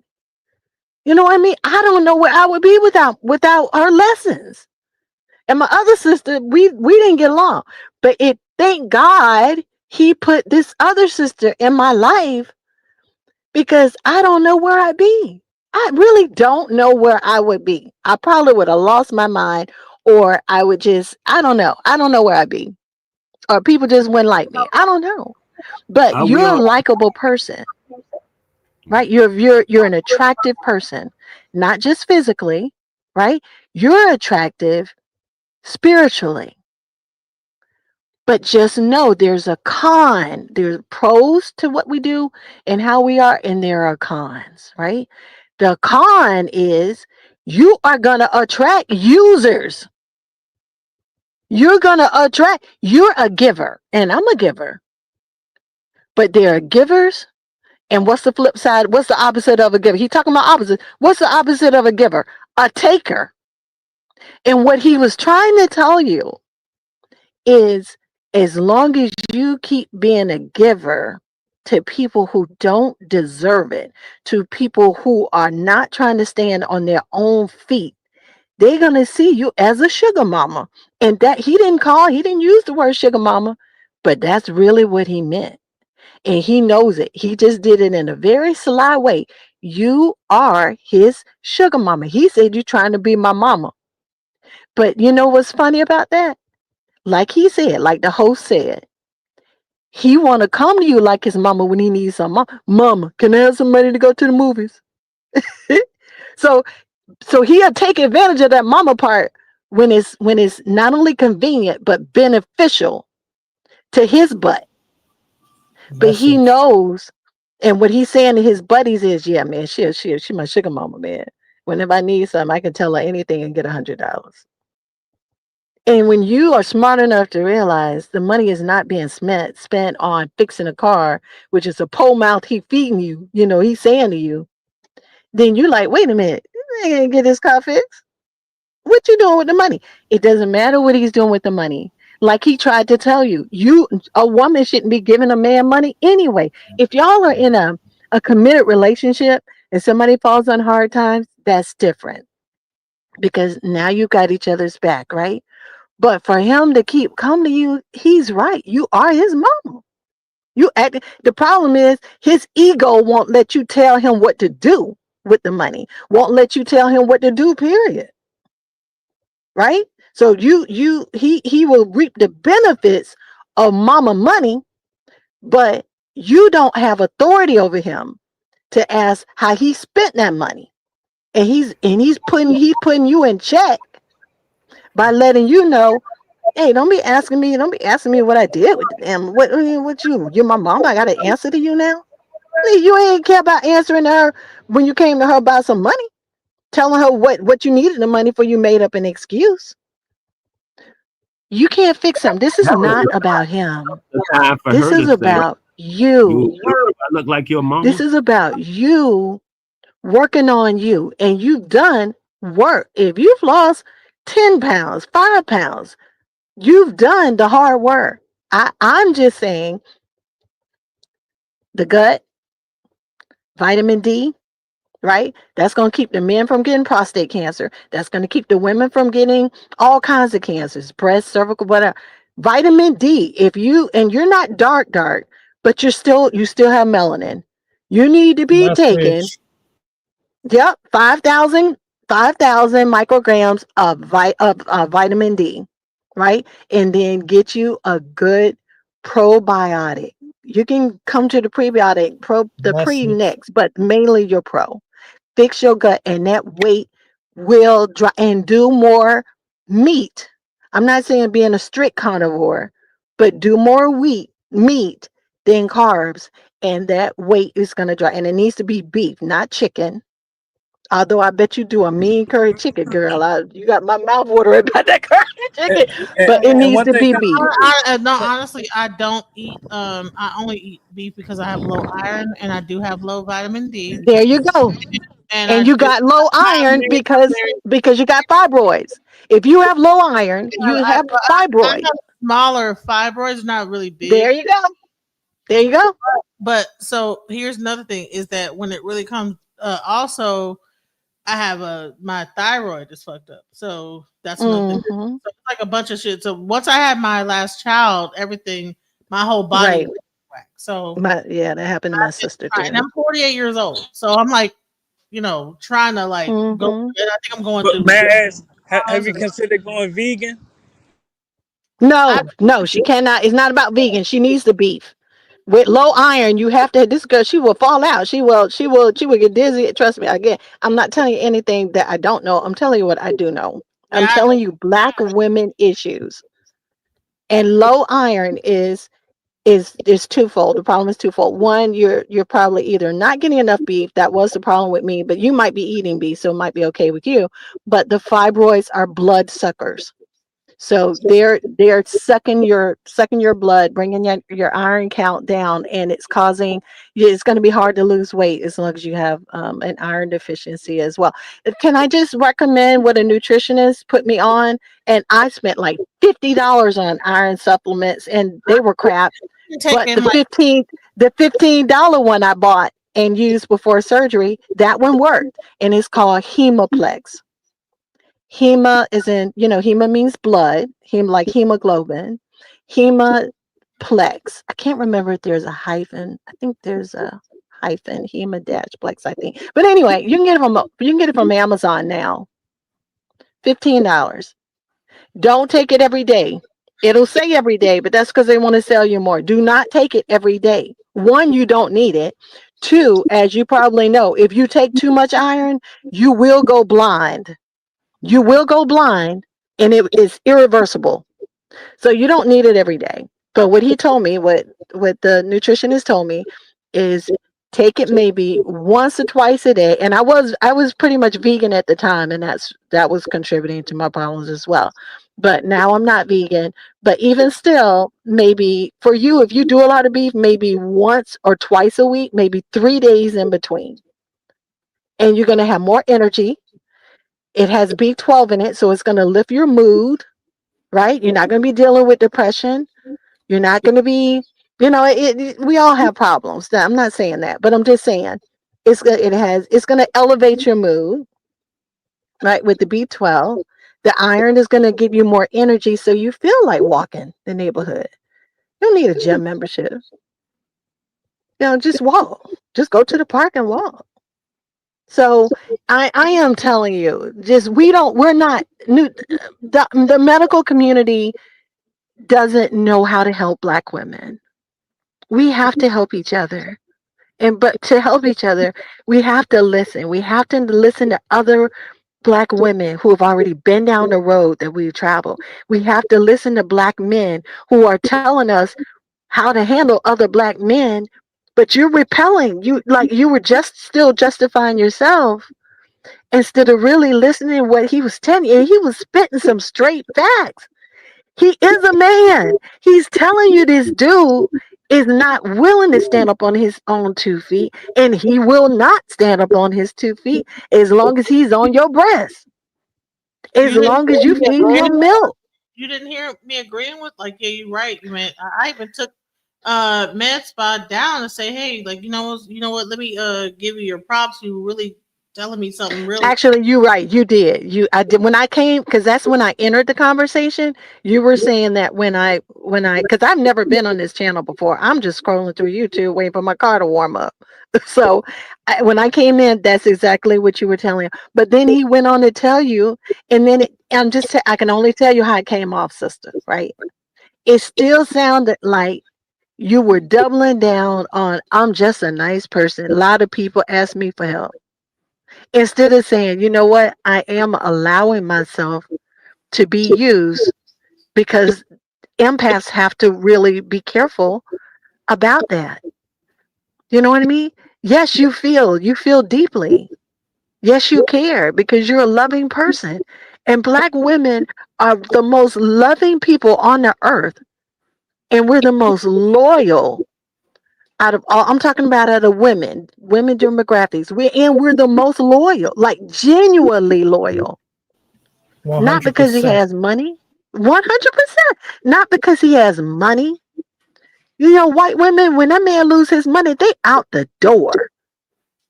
White men, when they lose Facts. money, they know they can't pull no more decent looking white women. What they do, they go hang themselves from the chandelier. Black men True. don't do that. Black men are strong enough to keep pushing on. Why? Because as black people, we know the struggle. We know we used to struggling. This my type But of woman. you just can't allow yourself to be used. Don't let your empathic characteristic or personality, don't use that as a justification for letting men in prison got nothing to offer you, right? Some of them guilty of sin, right? Not all of them, but most of them guilty of sin. We all know we got them in our family and we know them, right? Guilty of sin. Use you, right? Don't let people because if you're doing that, that means it's not a he problem, it's a you problem. It's a self-worth problem, and you're being rewarded. The word he was looking for earlier is enabler. You are enabling people, you're enabling him not to go get a decent job or not to get two jobs. I know women working two jobs. I've worked two jobs. Why is he not self-sufficient? Why is he asking a woman for money? Well, it's And not. why are you giving it? But like That's I rhetorical. Nope, I don't want an answer. It's rhetorical. See, sometimes when people ask you questions, they don't want an answer because they already know the answer. Everybody on this call knows the answer why he's asking you for money. And it doesn't Message. matter that you bitch and moan about it. You think you think you like, oh, I'm I want to, I told him I ain't gonna give him nothing else. Honey, that doesn't matter. Fix you is not about him. It's but about I'm saying also getting something out of the deal. It's not like he's just giving. I'm the. it's no buts because you're such a beautiful personality. Listen, you're such a beautiful personality that if it's a friendship, that part should be reciprocal anyway. Guess what? You also emotional support. You're an encourager. So you basically his counselor, his psychologist. So you're encouraging him, probably doing resumes for him. I mean, I'm not saying that you specific, but I'm just saying these are the things that women do. But if a man doesn't want to get up and stand on his own 2 feet, he just making you think he trying. And then you just keep enabling like a drug addicted person. Your drug is making other people happy, people pleasing. And a taker is gonna suck you dry. And then when you fall on hard times, who the heck you gonna have? Nobody. Those same people you were giving and giving and giving to, they ain't there for you. They ain't coming to fix nothing. They're not a shoulder to cry on. And it's sad the world is that way, but you will feel a whole lot, you will feel less grief over them walking away if you didn't keep shelling out all this money to these people, and then when you need the money, you don't have it. Do you know what this economy is looking like right now? Do you know who we have in the White House? Do you know that everybody has job insecurity in this economy? Nobody feels stable. Nobody, even white That's women, right? White women, white men that's who have always had the privilege of being stable compared to black people, they don't even feel stable. They don't feel secure. They're not spending like they used to spend. They ain't going on these grand vacations and worldwide trips like they used to. Nobody feels stable. Why are you giving money to anybody in this freaking economy? And I'm not being mean, like just like I put in the chat about being overweight, and then you jumped on the everybody fat shaming. Stop. That's defensive. When that's not where you don't know my heart. Now that you hear my voice, you can tell my heart. But don't immediately run to that. You know what I mean? You need your money. And I've done it. I'm telling you what I know and what I've done, girl. I'm not on you. I can only see you because I can see myself in you. I've done it. And I still haven't got my $500 back. And guess what? I don't even look for it. And you know what my daddy said? Don't give away anything you can't afford to lose. When you loan it, You might as well just say in your mind, well, if they don't pay me back, okay, I can because he know look, that's how people are. It could be how your own family could be that way.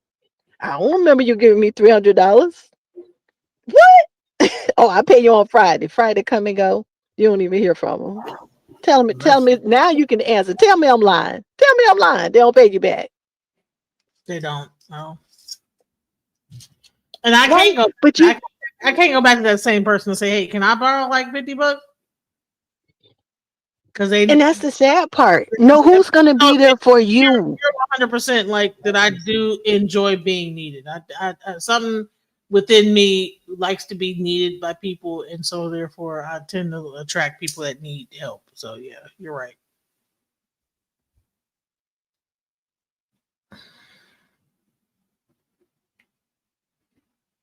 So yeah.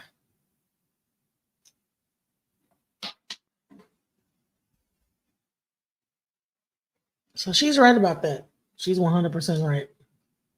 I don't know what happened. I think her phone died or something like This is that. what I've been saying, you know. Is that what you've been saying, sir? From day one, jumping up on them panels that don't like you. It's crazy, crazy. It's like,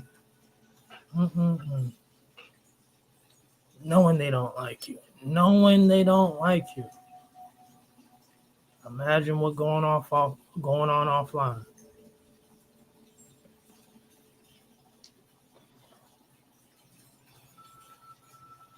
You know what? If you're really good, DJ, is that what you like to be called, DJ? Yeah. Okay. If you're really good, you'll realize you have no enemies. This is what I was saying about perspective. When we first started talking, I don't know if you realize it. Oh, yeah, we talked on the WhatsApp one time. And I was saying stuff like I'm saying now, I always say the same things. So, I mean, to have the same perspective. It hasn't changed. When you have that perspective of what's going on and from an ancestral point of view, none of this stuff is reality in the sense that you take it as. In the form of reality, even your enemies are there to help you. They're there to challenge you in certain areas of your growth in life.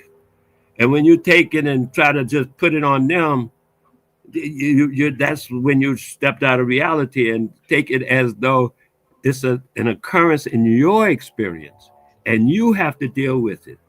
It don't matter what they are or what they do or how they come at you. There's a thing called a nemesis, I think it's called. It's something like that anyway. It comes after you, and it's always after you on a certain level because you have to deal with that thing. That vibration that you are makes that thing come looking for you. That's what they told me when I first got into voodoo. They say, once I got initiated, everything I see sees me. They see you now.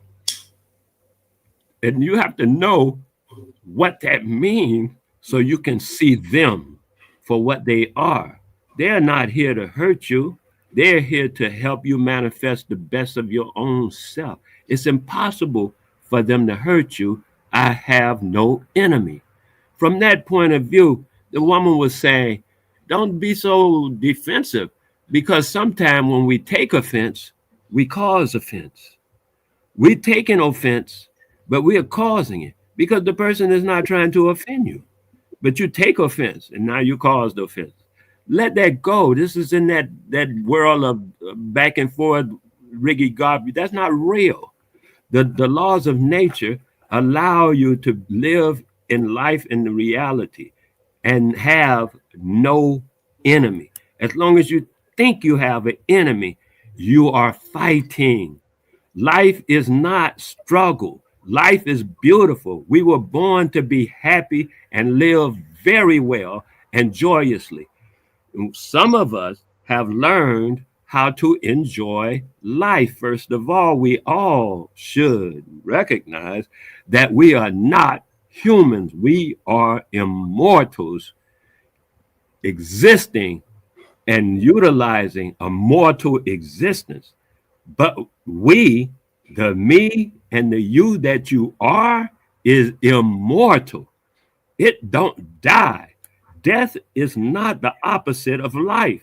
In the world of opposites, death is not the opposite of life. Life has no opposite. Death is the opposite of birth only. You came into the three-dimensional concept of mortal life and you left it. One is called birth, one is called death. But life is eternal. Now, once you realize you're immortal and living, and if you can learn to enjoy a mortal experience, because this is all this is a mortal experience. It's not really, this is an experience, and all that you experience, you see it as outside of you. I guarantee you it don't exist nowhere else except inside of you. Because two people can see the same car crash and they will have different experiences. Two people will get hit by the same bus, have whatever. It don't matter. You have different experiences. That don't happen at the twins. I know twins. They have different experiences. They might be twins. They're born the same. All that don't matter. We are all individual, immortal, having an experience. Your life is an experience. Her life is an experience. She could see it as miserable and this and that and the rest of that noise. Or you could be laughing at that stuff and see it like I do, from a point of enjoyment. When somebody come at me talking all crazy, I either stop talking to them or I start laughing. Because why? I don't need to go. I don't have no enemy. Nobody can be my enemy. What they gonna do? You can't kill me. I'm immortal. Life never stops. That's the purview of our ancestors. And that's what I'd say. When we get back into the commitment of our ancestors and live within the boundaries of that, almost nothing can stain us because everything sustains us. We are in now with truth. Nature, it only recognizes truth. Nature does not recognize a lie. Nate, that's why the woman was saying, anyway, people be saying, take this for this and take that for that. Because nature recognized the truth. Nature can't recognize no lie. And so if it's not working, that's because it ain't natural. You want it to work, ask nature how to make it work, because nature don't substantiate lies. In nature, I'm saying, right? 1 + 1 don't always equal 2. Not in nature. On the books of and stuff like that in school, all that made up stuff. Yeah, 1 + 1 always equals 2. But in nature, 1 + 1, I'd say rarely equals 2. That's what I mean about the perspective of reality versus the perspective of an artificial intelligence, which is what a lot of us have allowed our minds to take control of us with this artificial intelligence, being the intelligence that it was introduced to in a physical form. Or I read this in a book, or I got this from this. Somebody taught me this. All that's intelligence in a physical form. It comes into the mind and the mind capitalizes and keeps it as real. But it's not, it's just something somebody told you, but you haven't experienced it. So your experience says this, somebody else's experience says that, and every time they're going to call you into your experience because you're causing all that is around you is you. I think you say that kind of thing because that's a mantra I heard from somebody. I heard that before from somewhere. But it's true, that part, all that is that you see, all that you experience is you experiencing it. And that's called life. That's your life. You're experiencing it. And people say overweight. I don't say overweight because that to me, that's a lie. Overweight. Overweight would be when a feather weighs more than a piece, it's the same amount in gold. Gold is heavier than feathers. You know what I mean? The consistency and whatnot will make it lighter. So it's not a matter of weight. It's a matter of something else. And when you figure out it's a matter of, I guess that's what the woman was saying, Ladybug was trying to say, it's a matter of something else. And address the something else and you reach whatever you want to go. But I would say this, I wouldn't even try to lose weight. The moment you let that go, trying, the weight will just fall off. It's not really weight. It's waste. It's waste. WASTE. I think that's how it's spelled. It's actually over waste. Oh, you waste your a waste of emotional, over waste of emotion. Because I'm an empath.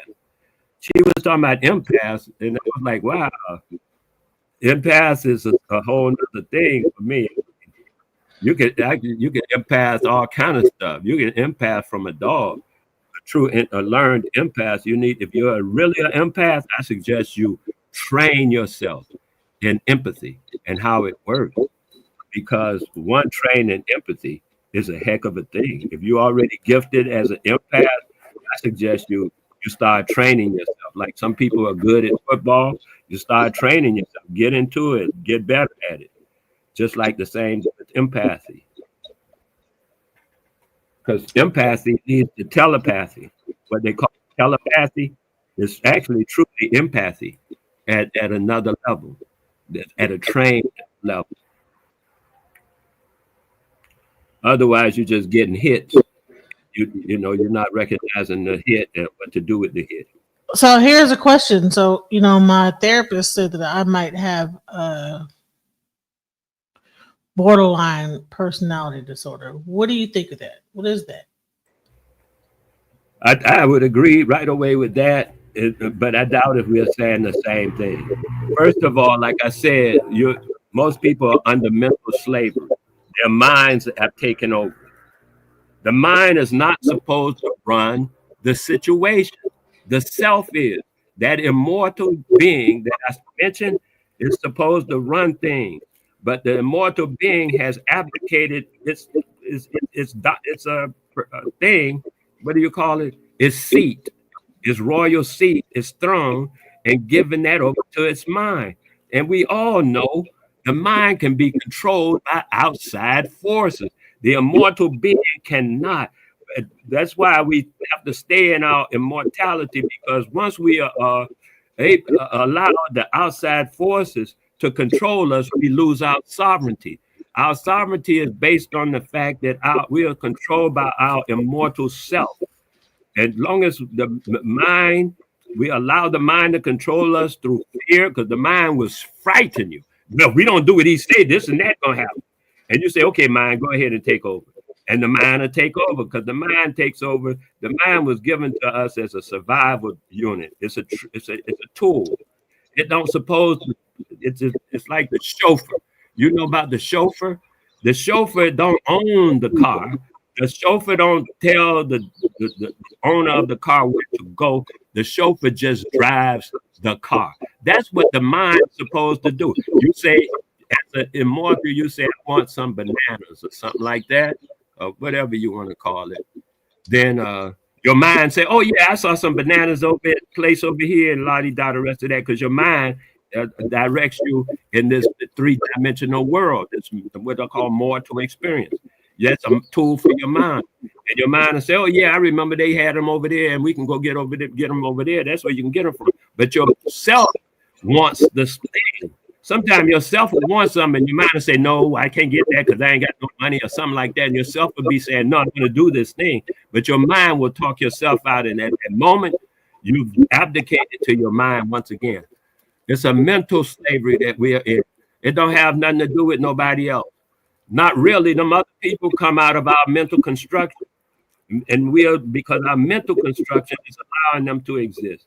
When our self stays with itself and within itself, it can move anything. We are creators of reality. I'm just saying, you could take it or leave it. I know a lot of people can't have it. I really appreciate everything, man. You know what? I really appreciate your input, man, and also I really appreciate everyone who's been up here. Very happy to be me. She really gave a great, assessment. I'm not closed to criticism. You know what I'm saying? I'm not. If anybody will if anything, I might take criticism a little bit too harshly. So sometimes I will block it because I know that it will affect me. Like I'll get really like obsessive over it. But in this case, I'm just listening, and yeah. So it's not that I'm just I'm listening. So I would say criticism and evaluation are two different things. We should recognize what we're really doing, and that's why I think the woman coming up and said, "Now you hear my voice," you can see it's not criticism. Right. I'm sorry, my bad. Yeah, it was evaluation, and her on and I don't think that people are trying to criticize me. I think that but some part of like I could be very defensive when I've been attacked so much, so I take a lot of things as like a attack. So that's why I end up going back and forth because I'm so used to like being attacked that when I like hear something, I go on the defense immediately. I would say this about being attacked.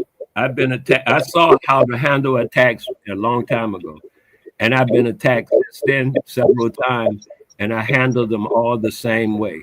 Whenever somebody attacks me, I smile first, and then I might laugh because their attack has to draw energy from the attackee. Are you following me? Mm-hmm. When somebody attacks and you have no fear because you have no enemy, you realize that's in their mental structure and it's not real, and you laugh at it. They're not getting energy from you. But when they attack you and you have fear or feel like you have to defend yourself, you are given energy to exist. They couldn't exist without your energy, excuse me, and you're giving it to them. And that's what I'm saying about over waste. You're giving a lot of stuff away that you don't really have to, but it's because you think you need to, for whatever reasons. Like I say, mostly because you think your body is your world. That's a body, it's a machine. It's like your car. It's like your van. It's the thing that gets you around in this 3D environment. It's nothing more or less than that. It functions by itself. It don't even need you. Your pancreas is doing what pancreas do. Your heart is doing what hearts do. Your breathing, you don't even think about it. It's doing what it does. Your body is a self-automatic space suit. That's what it is. It's an automatic space suit. And the problems that it has mostly comes from us and our minds taking over us.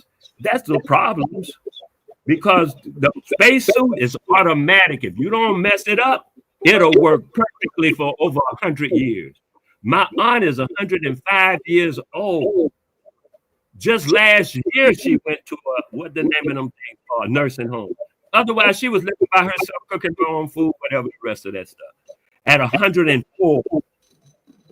What I'm saying to you is the body itself will work on automatic pilot. It don't need you. You need it. And so when you think you are it, you got a problem. It's a space suit. It's like a car. You don't have to be in there. It ain't you. That's what I'm saying. But when you take it as though it's you, then you got to defend it. And you got to do the rest of that stuff that you be, the rest of I have to defend. Yeah, right. Oh, this is my suit that I'm in, so therefore, like, don't be talking about my suit. Like, yeah. I mean, look, I got a vehicle now. It's a van. I allow it to stay in this condition. People be like, it's all rustied up and stuff, and then this and that. And I be like, okay, I'm cool with it. They ain't cool with it. I don't care about them. That van takes me places their new cars can't take me. You understand what I'm saying? I'm just saying to you, whatever works for you, let it work for you and get out of the thing of it and only keep it working so it can work for you, not for what other people think about you, because you can't determine what people think unless you're into mind control. But don't let your mind control you. Yourself, your conscious reality, the thing that's aware of reality, sits in the back seat like a limousine. Your mind is the chauffeur. All the mind's supposed to do is do what you tell it to do. Don't allow it to tell you what to do. It can be frightened. It can be bought off. Like, somebody can buy it off and then it'll turn on you. You have to realize that it's your mind and get it back in control. That's why everybody be talking about mind control and meditation and stop your mind from talking and all that. Your mind is always going. It don't matter what your mind's saying. Just imagine the chauffeur is always humming a tune or something. That's all that is. It ain't you. Your mind always having these little thoughts. That's the mind. That ain't you. Then you can pick up on that thought if you want to, but the thoughts are traveling through the ether. It's not your thought, his thought, their thought. It's a thought traveling through the ether. You want to pick up on it, pick up on it. But your mind like to own things. Your mind said, that's mine. See, that's mine. The mind telling you by the words it used, how it's functioning. So I'm saying, when you get out of the mind world and start dealing in the true world of immortality, then you, first of all, have to come from that perspective. And that perspective states, we have no enemy. In truth, first of all, that's the first part of it. In truth, we have no enemy. And so we stay in truth. Our covenant, as I like to sometimes put it, is with the Creator. The Creator created it brown, then my mouth gonna say it's brown. Do you know why we can speak and other creatures can't? Because we made a commitment to speak the truth as to what the Creator has created. And we are part of that creation. We are part of, that's how we be able to manifest stuff, because we get in frequency line with the Creator. And only in truth is the only way to do that. You can talk about, oh, I imagine this and that. Yeah, that's something that we have. Like our mind, we also have imagination. That's true. But in truth is the way of the creation. Creation is pure truth. And when we lie or deny or calling it something that it is not, we have broken our magic. We have broken our voodoo. They used to call it broke its kung fu. That's how you break a person's kung fu. You get them out. But in our case, it's voodoo. How you break their voodoo, get them to lie. Once they lie, you've broken their voodoo. It's no longer as strong as it was. That's our ancestral story. From our ancestors, we made a commitment to speak the truth all the time. Not be afraid of our mind or we might die. Who cares? We're going to die anyway. That's a given from birth. That's why it's the opposite. Death is the opposite of birth, because as sure as you die, birth are born, you shall die. That's the opposite. Everything, that's the law of opposites. You can't beat that one. But us being immortal, we're not in those laws. We have to respect them in this environment that we refer to sometimes as 3D environment, 3D environment, or mortal experience environment, or the matrix, whatever you refer to it as, right? Then there you go. But the immortal doesn't even experience time. Time is it's a 3D imagination. It's all in the mind. The mind doing all of that stuff. And we have to allow, like the mind is driving the car. The car is the body, right? The car is, you put some oil in it, you take it to the mechanic every now and then, and it should work fine because it's an automatic vehicle. I mean, it's a vehicle, it's a space suit to move around in space. We are in space. We are in space. You understand? I'm just saying. Again, so we can get the recognition of the reality of what we really live in, and not this concept of crap that our mind has fixated on because it was influenced by a movie. Like, just like in that movie. Anytime somebody say just like in a movie, they are officially AI, because a movie is officially artificial. Now, if you tell me, oh, I know a girl that did something like this, then that's real. That's an experience you had. I can live with that. But if you start telling me about most movies are written by somebody else, which make third, fourth, fifth hand opinions and stuff. You can utilize it as you vibrate with it in your personal self, but remember, it's not real. It's a movie. That's all I'm saying about that part. So now you got your whole self. You position yourself where you realize you are immortal. Certain things are just certain concerns you have should just be falling away from you. Just soon as you say, I am immortal, and I realize that I am immortal, not the body, not the mind, but the self. The one that animates, tells the mind what to do, the one that tells the body which way to go and stuff, because the body is a suit. It's a tool. The mind is a tool. It's like a computer, garbage in, garbage out. That's what a mind is. You let a garbage come in. Some people say, protect your mind, man. Don't let anything come in your mind, in your environment, because your mind will hold it. Garbage in, garbage out. And it will fool you and make you scared to make decisions that's based on some people refer to it as intuition. Intuition is that self that I'm talking about on a regular basis, living there all the time, not just hodgepodge and stuff. Be there all the time. That it's possible to be there at least most of the time by simply realizing that is you.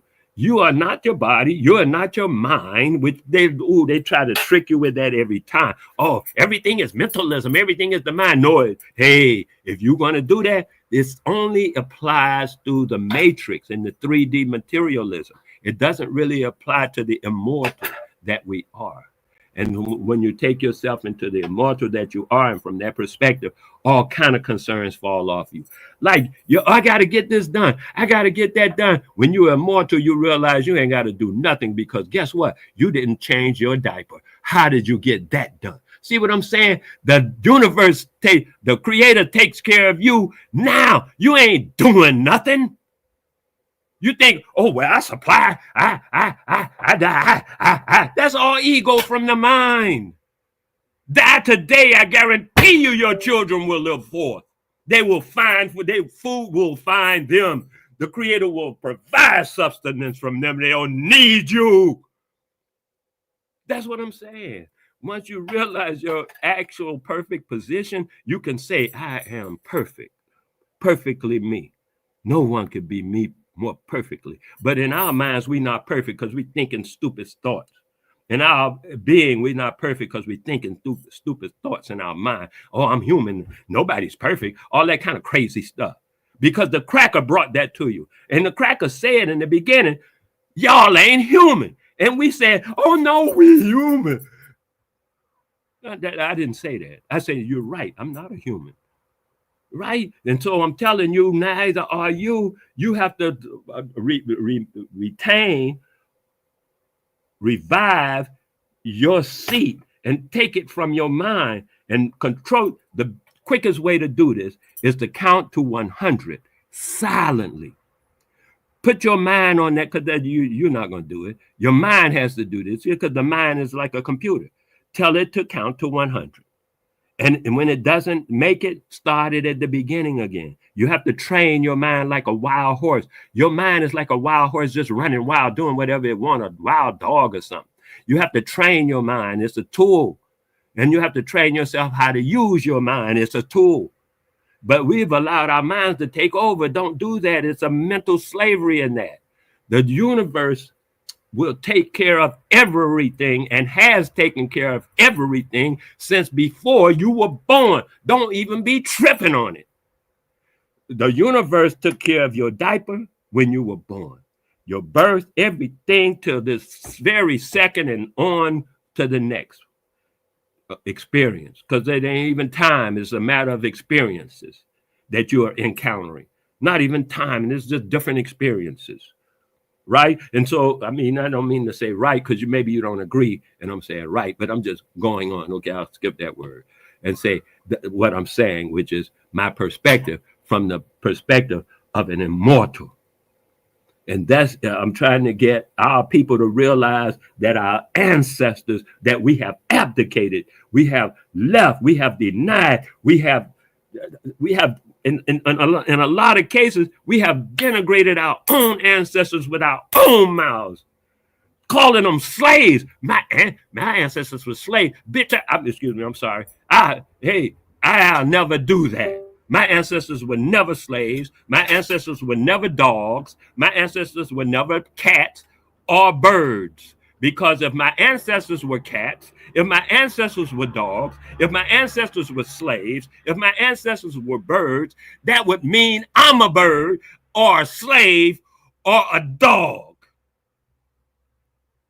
Because I am what my ancestors were. And now you're going to put that on your ancestors because some cracker tell you your ancestors were slaves. My aunt is 105. When she was 104, I asked her, I say, hey, Auntie, what about, we never talked about this, you and I. What about the slavery thing? She said, oh, I know. I say, what about the slavery thing? What can you tell me? She said, well, I can tell you this, Wale. I never heard of slavery until I went to school. That was exactly her words. She said when she first went to school as a child was the first time she ever heard of slavery. So now I'm supposed to call my grandmother and my great-grandmother a slave, and my aunt says she don't even know nothing about that. Because the crackers say that's what, the cracker write them laws and say, oh, this and that and the other and this and that. Niggas wasn't reading them laws. Don't you know that? That's just them crackers pulling shit out of their ass. Them not real laws to us. That shit coming out of their ass like Trump then wrote over 100, whatever he be writing they call laws. He pulling that shit out of his ass. Now we gonna call it the Gulf of America, and everybody better do what I say because it's the law. He pulled that straight out of his butt cheeks. That ain't no law. That's shit. And we following shit, calling it a law. We have to speak truth. That ain't no law. The law of opposites is a law.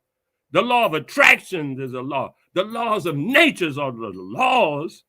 And we act like they don't exist. And when we behave like they don't exist, we get beat up and wonder why we getting beat up.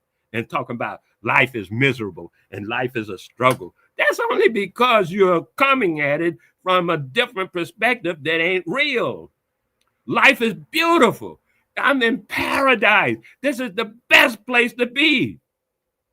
Nothing beats life. Yet we thought, oh, life is a struggle.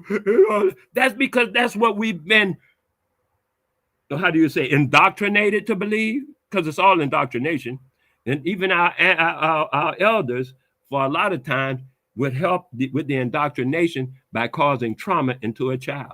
Beating a child is a matter of a child molestation. Beating a child, they call beating a child. You got a 5-6 foot person beating on a 1, 2, 3 foot person that don't know what the heck is going on, and you're beating them.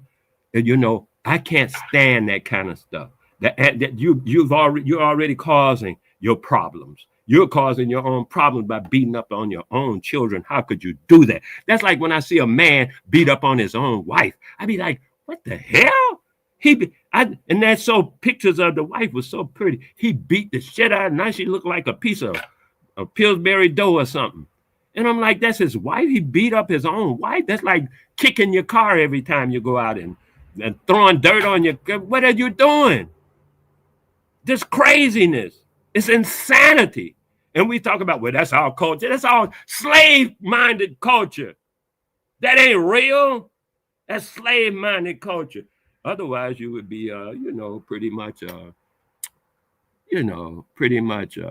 giving your child all the love and showing them all the encouragement of expression that you can, because they came here to save the world in their own way, like you came here to save the world in your own way. Whatever your experiences are is your world. And now you are saving you know what I mean? That's your world. Your experiences are your world. My experiences are my world. We all have different worlds that may whirl around each other, but we suffer different experiences, even in them worlds. So we are immortals. And once we know we have no enemy, when somebody come up cussing me out, it's just a matter of whether I want to play with them or not, because they can't hurt me. We used to say sticks and stones may hurt my bones, but talk will never bother. You can't hurt me. But now I see people are hurt by talk. And they stand around talking, I'm a grown man. You can't talk to me that way. Why not? Is it hurting your bones? So that's all childishness, talking about it's a grown man. Maybe it has age, but it's still a child in its essence, in its behavior, in its responses, in its goals sometimes, in its goals. You know, I'm just saying this is how I see it. This is from the perspective of the ancestors saying we have a covenant with the Creator. Y'all want to be great. Y'all want to come up, come out of the craziness and speak truth, because that is where the power is. You're in sync with the Creator. The Creator creates something black, you say, well, that's black. The Creator creates something brown, you say, well, that's brown. The Creator creates something green, you say, well, that's green. To your understanding, because people got different thoughts about green, red, and brown. Okay, I ain't talking, I'm tripping. I'm just talking about you, your experience, you're being true to you, what you experiencing. That's where the truth come in. And then as you experience that, you are building up a relationship, a vibrational relationship with the Creator. That's always creating. The Creator didn't create and then go take a nap. That ain't no Creator. That's some crap. That's some kind of story. The Creator is all, I'm talking about reality. I'm talking science. I'm talking voodoo. The Creator never stops creating. When I carve wood, I'm a wood carver. What am I when I don't carve wood?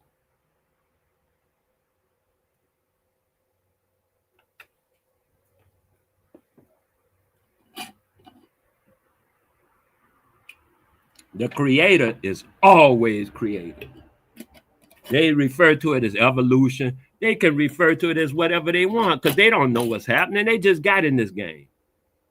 We are so sufficient at this game, we have looped around them and we're coming up from behind. And because they look over their shoulder and see us coming up from behind, they say they think they're ahead of us. And when they keep laughing and say, oh, we're ahead of them niggas. Now niggas are thinking that they're ahead of us. Well, the cracker's ahead of us. No, he's not. We lapping his ass. We coming up. We done went past him so far. We coming up from behind. He can never catch us. It's not even a possibility. But you keep giving your energy, your strength, and your power away by joining them and saying, oh, well, Christianity, I'm going to be a Christian too. You just gave them all your ancestral power. Oh, human, I'm going to be a human too. You just gave them all your ancestral power. You're just giving them power. Otherwise, they don't have any. The steel that they claim they made came from niggas in Jamaica. The other stuff they claim they made came from niggas in America. Niggas over here, niggas over there. And then they claim it, utilize it, and try to keep us from even knowing about if they can. Because they get everything from us. Go talk to any anthropologist, scientist, or anything, they'll tell you, niggas are here first. We run this. And we've abdicated our throne by lying. And I heard an old folk tale about how that happened. A woman was offended by the culture. She was hurt personally. And she helped the cracker learn our secret, which was that we spoke truth. If you can get a nigga to lie, you break his voodoo. And that's what they've been doing ever since. They'll say they're going to charge you with murder unless you do this or say that or do that. And so you lie. Because your mind has been tricked. Mental tricks. They specialize in it. Because you're a lie, and once you lie, you broke your own voodoo. And when you don't know that, you do it more readily. And so that's why we have all kind of messed up relationships and messed up. We can't hardly even talk to our children or nothing else. All kind of stuff. It's because of the lies. Truth bonds. Truth bonds. Truth is real. Truth is something that bonds. Lies do not.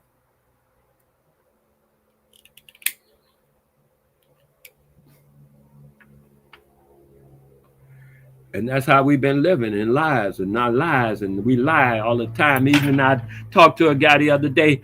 He's a nigga. Because I had to ask him. No. This is what he told me.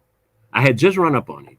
And he said, well, you know, a black man, you can't trust what a black man said. A black man going to lie, talking about somebody else.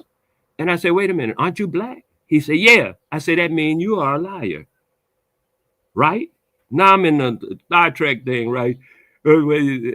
So now you're a liar. So if you're a liar and you're saying you can't be trusted because you're black, that's what you're telling me. I can't trust you. Get away from me. That's what I told him. Because he figured it out for himself. And he told me for himself. And I realized he was telling me about himself. And I told him to get away from me. I don't want to be bothered with that. Thank you for letting me know that you are a liar and a cheat. I can't trust you. See what I mean? Take the truth and utilize it, because the truth is what makes us strong. The truth is what makes us great. Nobody's black. But he thinks he is, and so he already thinking in terms of lying. What else he going to add to that lie? Any old thing he add on top of that lie, he's going to add it. Them two cliches right there, human and black, seem to be the most prevalent lie that I first hear, and most prevalent that I hear from almost all these people, is that they say they're human, and then they say, are they black? Once you come out of them lies, and come into reality, then you got a chance. Otherwise, you'll just be stuck up in them lies. And I could dig it. Do your thing. I ain't tripping. I'm doing my thing. I'm just telling you about it. That's all.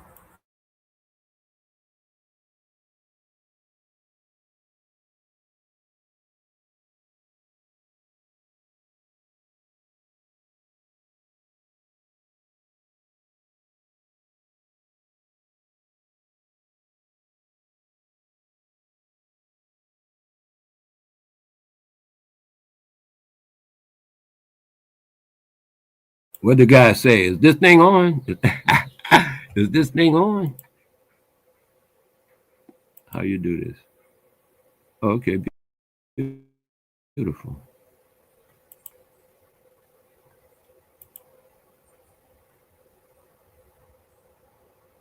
Very happy to be me, 100. Oh, that's the woman that was just on, Ladybug. Ah, man, I think you deliver yourself very well. I appreciate that. That's what I appreciated about the DJ.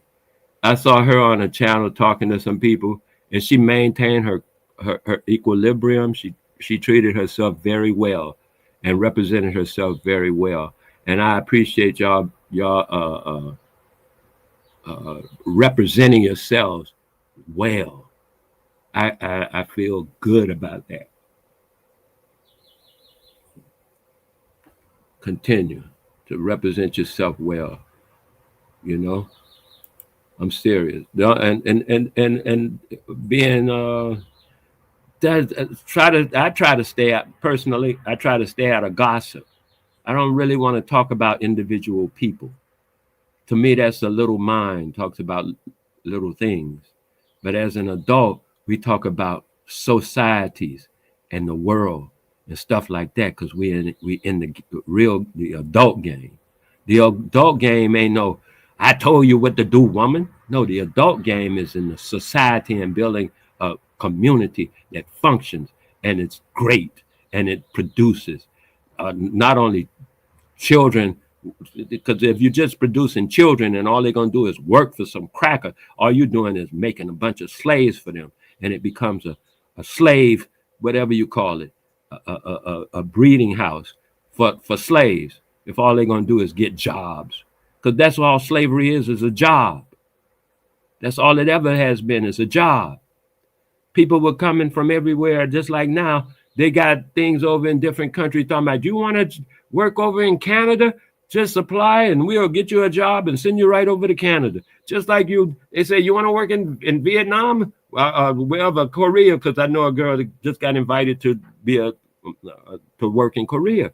They sent her an invitation to come over to Korea and work on a job for Koreans. but it's still a job for Koreans. The same thing that happened out of Africa. People be talking about. I know a guy back in the 16th century, 1600s. Excuse me, in the 1600s, he came to America from Mali on purpose because he of what his work was, and he did it repeatedly. Almost every 2 years, he would go from Mali to what's the name? He did it twice. I don't know about every 2 years. I know he did it twice. Once he did it by himself. The next time he had his son with him. That's what I know. Because he went to do a job and then go back home. People are still moving around like that. And I know some people, even in Africa, they say, you want to get a job in the Emirates? What they call that, Emirates over there in the Saudi world, in the Arab world.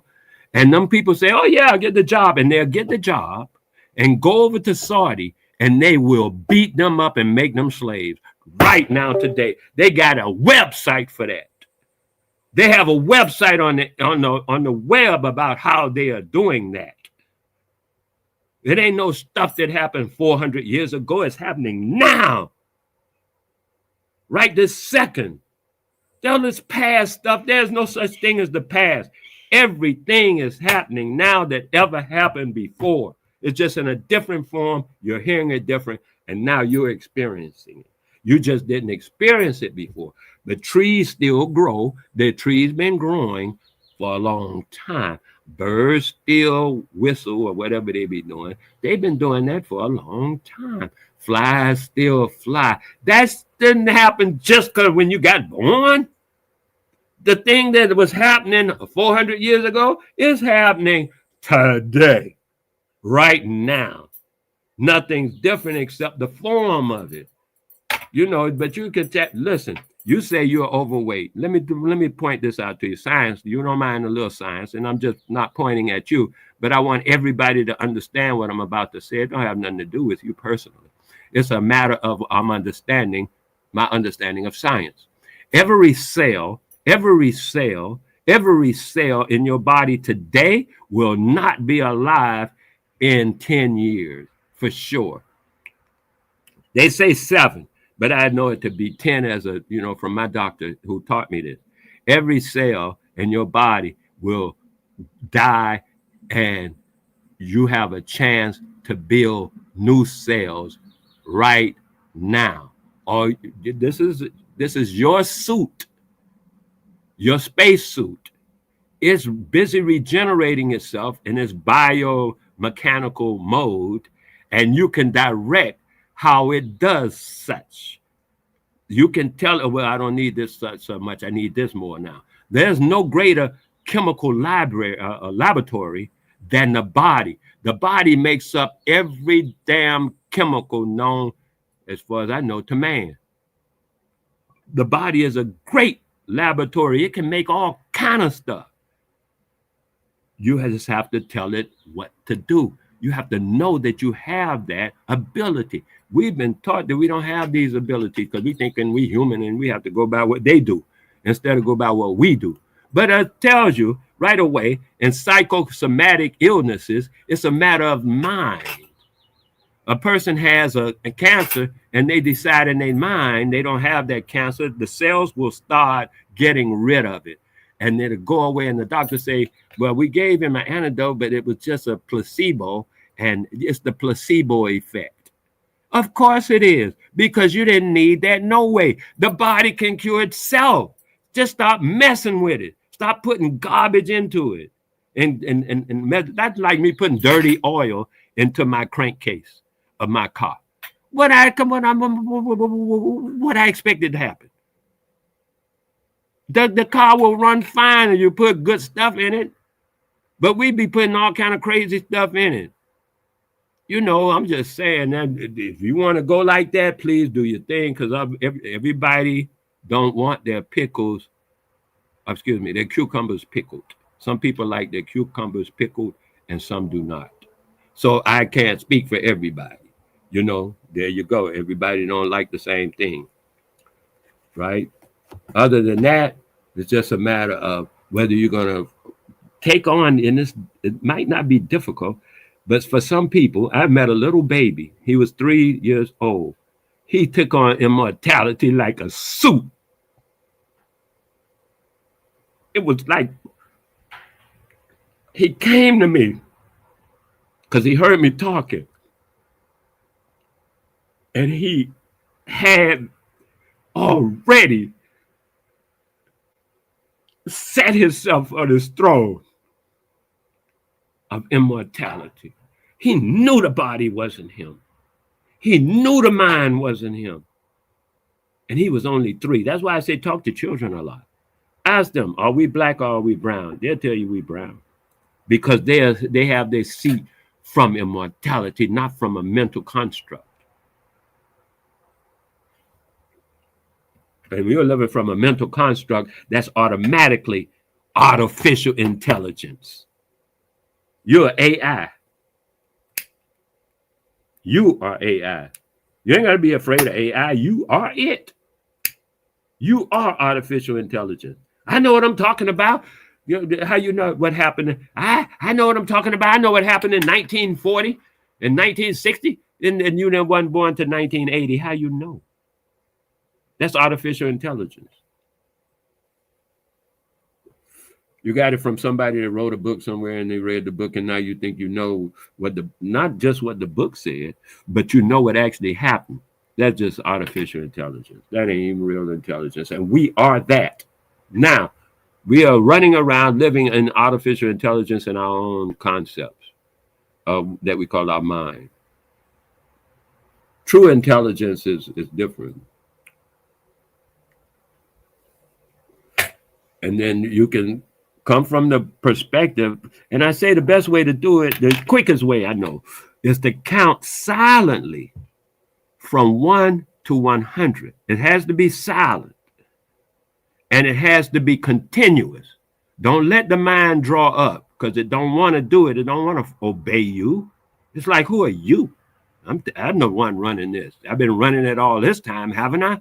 And then you got this far, haven't you? Yeah, but you're miserable and you're sick and all that stuff. Put him on a task. Make him count to 100 without failing. Get to 95 and start thinking about this. Get to 33 and start thinking about that and get off the count. Make them go right. Make your mind go right back to the start from 0 to 100. And once you can tame your mind into counting to 100, you'll realize that your mind and yourself are 2 different things. You can't help but realize that, because your mind is the one doing the counting and yourself is the one telling it what to do. That distinction right there, only if you can get your mind to do it, though. But if you don't get it to do it, your mind will trick you back into thinking, yeah, that was just me playing games with you. Your mind will be taken over again because you ain't took it, you haven't trained it. It's a wild horse. You got to train it. So then once you train it, shoot, you can see the difference between your mind, just like you can see the difference between your body and yourself. I call it the self. Some people call it the spirit, soul, all that kind of stuff. I just call it the self, the true immortal self that we are. Then you can see that. You can realize, I say see it, you can realize, because this is all about realization and experience, right? You can realize that you are not your mind. Everything out here tells you that you are your mind. Mentalism. You got to think. You got to do this. No, you don't. They're forced. That's a slavery.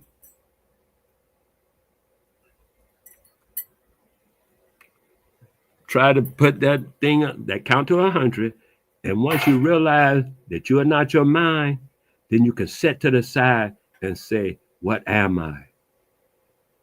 And at that point, you can start your journey into immortality. Once you sit back and answer that question for yourself.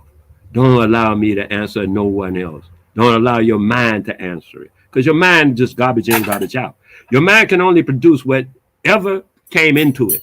It just juggles it up, fix it up, and bring it back out to you. And that's all the mind can do. The mind was born when the body was born. It's scared of dying. It don't want to die. Like the chauffeur don't want to die. The car don't want to stop working. but they must. They're in this 3D thing. Form must change. You know, so Okay. about I have died before, but I think I came back in a different timeline. I'm sorry, I didn't understand exactly what you said. I said I've actually passed on before, but I think I came back in a different timeline. The thing that I have learned is to say at this point, how many times? People ask me often, have you died and come back? My answer is how many times? Not just once. You might have an inkling or a vague memory of once, but how many times? You don't even know how many times. That's what I'm saying to you. We are immortal. Time don't mean the same thing to us anymore. We go into another phase of everything. And you have, I'm not saying you don't have that recollection. I'm agreeing with you. I'm saying, yeah, you got that recollection. Probably was the closest recollection to your time now, your experience, excuse me, now. Because you're saying time, but it's in a matter of experience. And actually, you can jump experiences without leaving this time. You can jump experiences. If you are truly an empath, you can jump experiences. When you're truly an empath, you can telepath. When you truly are, because all you're doing is syncing up. When you're a true empath has learned that what happened is they have the ability to sync up with other vibrations, other emanations and vibrations, which is what we responsibly are as, we take on that spiritual thing or whatever, try to have any kind of form in this reality. It would come out as a vibration, because a vibration is not really a form, is it? It's not really a form. It's just it's an actual movement, but it's not a form. So when you actually are an empath, then you start. That's why I say work on it. Be an empath. That's what I had to learn to do. An empath can look at something and realize it's empathize with its being. I look at birds, lizards, and stuff. That's why Dr. Doolittle used to talk to lizards and all kind of animals. That's how our ancestors did, talk to animals and stuff like that, because they were empaths. They can empathetically impact through telepathy, and that telepathy has empathy in it. They can do that with animals. You can do it with almost anything. Once you hone your skill, it's not even a skill. What is it called? Your gift. It's innate. You're born with it. Now all you have to do is make it sharp and make it useful to you. You got good muscles, you got good bones, whatever. Now make them stronger, or whatever you want to do with them. That's what you're doing with that. You got good eyesight, whatever you do, and you want to continue and make it better. That's what you're doing when you do with empathy. Start doing it on purpose. Put out 4 cards down, face down, and see if you can pick them out. You can know the red ones from the black ones. Do it easy. Do easy stuff like that, till you can start honing in and training your empathy. Pretty soon you can know each one of them cards. You have to train your empathetic gift. You have to hone it and make it strong, and then use it. First of all, for sure, you got to use it, because if you don't use it, you lose it. You forget you even have it. Sometimes I be going around and I see something I got. I thought, damn, I didn't even realize I had that, because I ain't used it in so long. That's how things are. So I'm just suggesting, and it's always just a suggestion. I hope don't nobody feel like I'm telling them what to do, because you got your own road to travel. Nah, you can't travel my road. I'm over 6 foot tall. And if you 5 foot something, you definitely can't take my stride.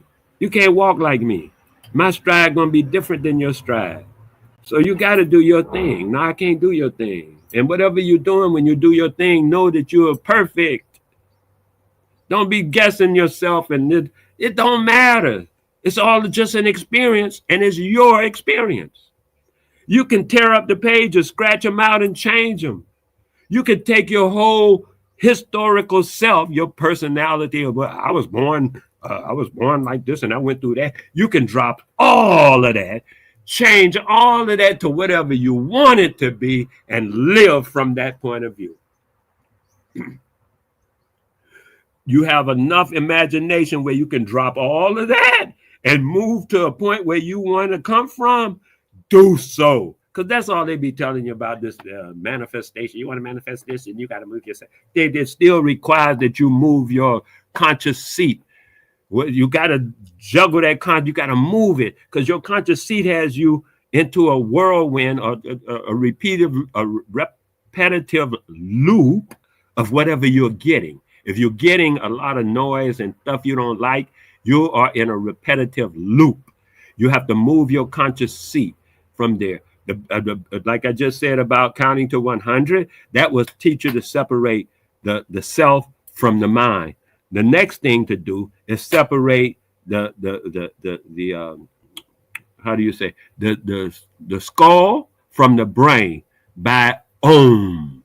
Om produces a vibration that releases the self, that seat that we normally sit on. You are disrupting that by Om, because you're vibrating. That vibrating will vibrate the skull, and in vibrating the skull, it loosens the brain from its normal position where it's starting to calcitrate. What do they call that? When it turns into a stone, because it won't move no more. Or he can't change. He too old to change. Stuff like that. Calcification. Yeah, that's what happened. So when you Om, and the more you Om, you can start feeling it. The mind, the brain, all that stuff around the skull, it starts getting more malleable. And as it becomes more malleable, you can realize that you're stuck on a certain, I call it stuck on stupid. But it's just that you're stuck in a certain place, and you can move that place to another place, but you haven't been taught how to do that, or that you even can do that. And this is part of what I'm saying. That's why they used to talk about, I guess you're Chinese now, huh? No, man, but if they got something I could use, I'm going to use it, because they all get it from me anyway. I go and talk to them. I done been to different places in the world, and they say, oh, yeah, we know you.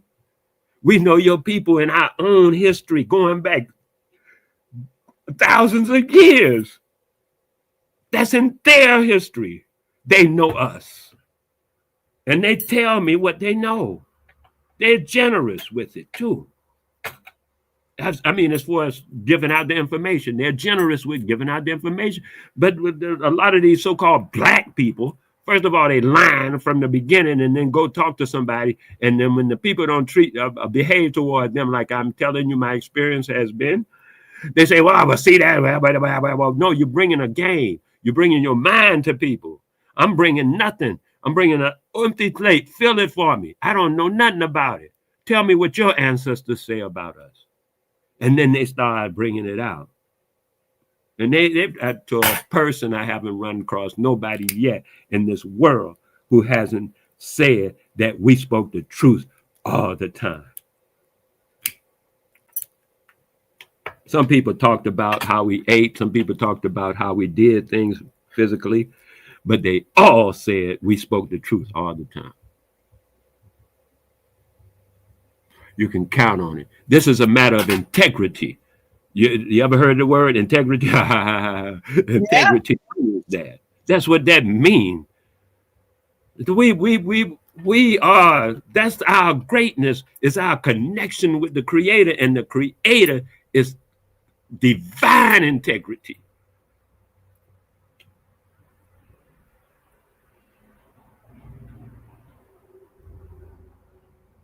Divine integrity. That's good.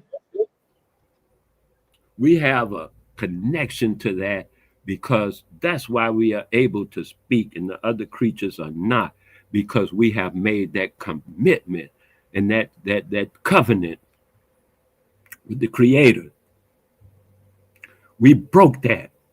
We have to revive that covenant. It's our covenant. I know covenant of David or whoever, them other crackers and stuff. That's their thing. Okay, fine. That's their thing. Let them go do it. You see, their God tell them to kill people, murder them, and take over their land and turn them into slaves. That's what their God do. That's what, see what I mean? Our Creator, the one that leads us, tell us simply to speak the truth all the time. Represent the Creator. That's why we can speak. Because everything we speak represents the Creator. That's how we got all them Alexander, the Library of Alexander, Timbuktu, all of this stuff, all this knowledge of herbs and spices and whatever, of the planets and all kind of stuff we know. Where we think we got that from? We got it because at that time we were more in line and in vibration with the Creator. And the Creator knows everything, omnipotent and omnipresent. Not talking about what did you do? What did you do? The Creator ain't never got to ask you what you did. That's some God shit for somebody else. That's their thing over there. And I'm not saying they're wrong. I'm just saying it's their thing. And we're trying to do their thing. And as long as we're doing their thing, guess what? We're getting the results that they want. Because that's their thing. We do our thing, we'll get the results that we want. Our ancestors made a covenant. This is our voodoo. This is where we get power from. The Creator direct. And we could take that or not. Then take it or leave it. It's up to you. I mean, if you're living nice and you think life is good and the best it can be, then, you know, remain human. But if you realize at some point that your mind and you are two different things, and that your body and your mind come and go, and they live and they die, and so they will try to influence you to do whatever they are scared of, and they can be manipulated, called mind control. They write books on it. They got movies about it. You can see it anywhere. They got science all about mind control. Mental control ain't nothing, shit. But can you control your own mind? This is the question. Or are you going to continuously allow your mind to control you? Because if you don't control your own mind, everybody knows the rest of this sentence. If you don't control your own mind, I guarantee you somebody else will.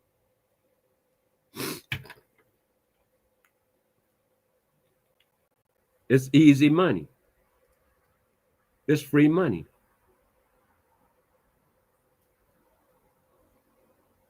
You're giving it away. You abdicate your control of your own mind. Somebody's going to say, wow, you let that just run out by itself? I'm going to grab that horse and tame it. You don't tame your own horse? You can't whistle and make your horse come back? You ain't tame your own horse. Somebody will tame it for you, my dude. I guarantee you.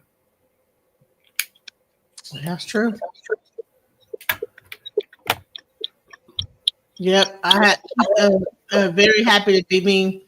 I have been manipulated, thinking I'm helping. Yeah, you know, and you are very right. Even very happy to be me. You know what? Sometimes we have our own level of trying to be important or whatever, because that's all we think that we have in this world of self-importance, and so we push ourselves up to seem like we're doing something when we ain't doing shit. Like we think that we're helping, we ain't doing nothing. But just wasting time. May I say something about my brothers, them? Because I tell people this story, and I didn't realize it till I was quite an adult. I was in my 40s, 41, 42 years old, before I realized how much better I am as a being, because I couldn't get no help. My brothers, I have 4 brothers. They're all older than me, and they refused to help me. One of them one time gave me $100 when I asked him for some money. After that, they refused to help me. And I was so mad. I was like, gee, I was into that thing like that. until I was about 42 years old, and I was sitting down somewhere, and I had to call my brother and tell him thank you, because it was in me. As long as I can depend on them to do it for me, I never did it for myself. And when they refused, I had to go through that trial and tribulation, but it was in me and I pulled it out.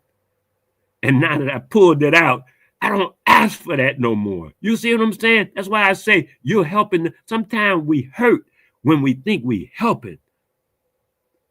We're not helping when we just give people stuff. We're hurting them. That's what this thing about Christianity is. Christianity used to be called Cretinism. Cretinism means you need a crutch. And the cross is a crutch, because you're not really all there. You're human. You're imperfect. And then that's where the Cretan is, imperfect. And so you need that cross crutch under your arm to hold you up, because you're a Cretan. And I'm saying, when you realize you're a man, you throw that cross and that crutch away, and you pull it out of yourself, because that's where it's at. And I didn't realize that until I had to. I was forced into the condition to where I had to realize that it's all within us. And I had to do that. And I thanked him for that. I called him out and said, man, thank you. I know I said some stuff. I know I felt some way. And I just want to let you know I realized what's up. That was a rite of passage that women tend to not take men through. Men have to take men through this. Men have to be strong enough to tell a nigga no and don't move. He can't sweet talk me out of it or look pitiful or nothing. Just no.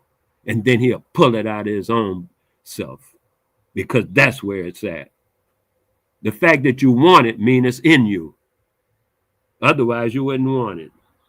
That's what I say. Another thing I say, the quickest and easiest way, the surest way, and the most reliable way to get whatever you want, you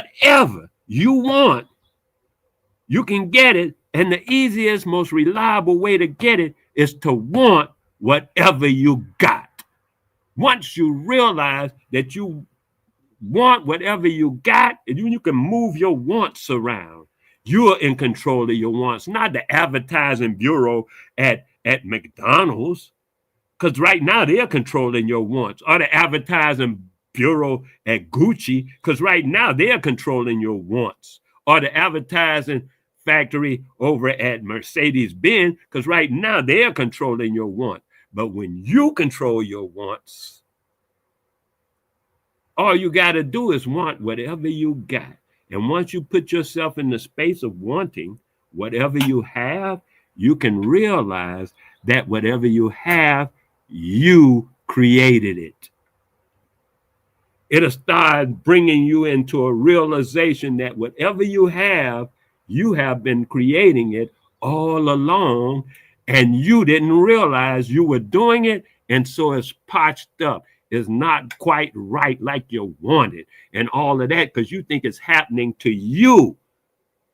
It's not. You are creating it. You have to get in there and say, I want what I'm creating. I just want to change it to something that more of what I'm creating. I want to get better at creating what I want, because you're the one making that. It's not making you. You're making it. You're thinking in a reactive mode. Oh, this happened, and so I got, no, this happened because you made it happen, but you don't remember, because it may be 3 or 4 weeks ago that was your thought to make it happen. And now you're on a whole nother thought because Gucci got on your mind, or what game on TV, Mickey Minaj took off her clothes or something, and you forgot you had made that thing. And now when it comes into the 3D world, into the physical matrix, you don't want it because it ain't exactly right, but you the one that started it up in the beginning. Now I'm saying step into that reality, and then when you realize you made it, you can say, damn, I'm good at this. I see I'm making stuff. You can feel grateful, first of all, that you have the ability, because you don't realize yet you have the ability, but you have to step into that box. You have to move your conscious seat and move it over into the box that you are the creator, creating with the creation. You're creating with the creation your experience. You're not creating everything. You're not the creator that creates everything.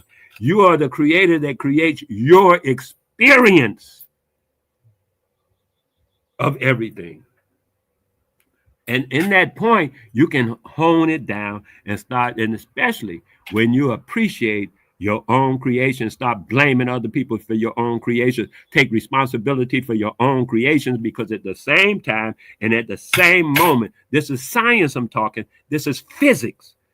The same moment that you accept responsibility for your situation is the same moment that you take control of your situation, because you can't have responsibility and you don't have control. You can't have control if you don't have responsibility. So what does it mean? What does it mean to have a personality disorder?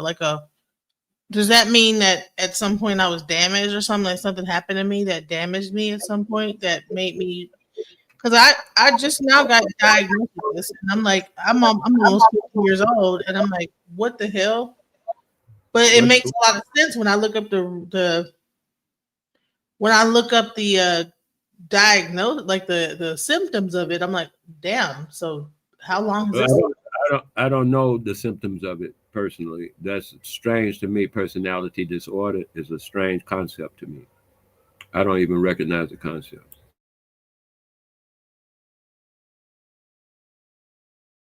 So I was diagnosed with I just got diagnosed because I go to therapy, and I already got diagnosed with PTSD because I've been to psychiatrists, but I've also but this is my first time going to a therapist, a cognitive behavioral therapist, and based on the behavior and whatever that she's seeing, she's like, okay, based on what you're telling me, you are suffering from a personality disorder called borderline personality disorder. So, and I'm like, borderline personality, what the fuck is that? And I looked it up, and I'm like, that explains a lot. And then I looked at I'm like, okay, what could have caused this, right? So borderline personality disorder is a mental health condition characterized by long-term patterns of unstable emotions, relationships, and self-image, leading to impulsive behavior. And symptoms can include frantic efforts to avoid abandonment, unstable relationships, identity disturbances, impulsivity, recurrent suicidal behavior or self-harm, affective instability, chronic feelings of emptiness, and inappropriate or intense anger, and is caused by a combination of genetic, family, and social factors such as childhood trauma or abuse. And there's no cure for it. It's treatable by therapy and, if needed, medication for specific symptoms. What you just described to me is the consequences of not speaking the truth all the time. It's just that simple to me. Once a person speaks the truth all the time, all of that stuff just falls away. It's beautiful. It just falls away, because what happens is you store all of that. It's about not speaking up for yourself. Is that what it is? Like not saying nothing? Or? I said not speaking the truth all the time. Yes, I said exactly what I meant. I don't know how you're gonna translate it, but I have already said exactly what I meant. Speaking the truth all the time makes all of them things just fall to the side. Like they just fall off you like water off a duck's feathers. Once you add more to it, a lot of stuff gonna fall off you like water off a duck's feathers. All of this stuff, I'm telling you, all of that stuff you're concerned with, them little itty bitty things. To me, they little itty bitty. They're not even consequences. What they call that's residual crap. It just runs with the when a truck goes by, you feel the wind, right? But the wind don't hurt you. The truck will tear you up. And I'm saying the truck is the truth. Now, once you speak the truth, them little winds ain't gonna bother you, because all that stuff you're talking about, they go with the truck. And once the truck ain't moving, ain't no wind. And those things you're talking about, this and that, and this, all that stuff is, oh man, please. You speak the truth all the time and realize that you're an immortal in this body and stuff, those things. I ain't said but 3 or 4 things. If you can't do them 3 or 4 things, I don't know what to tell you. Do one of them at least.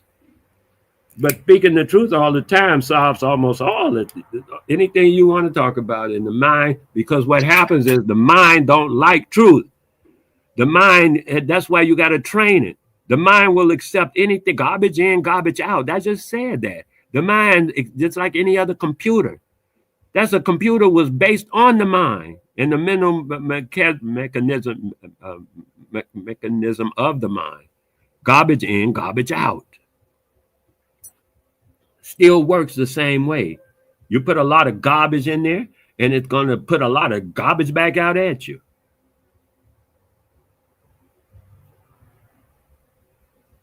You start telling it about evil and good and all them different things.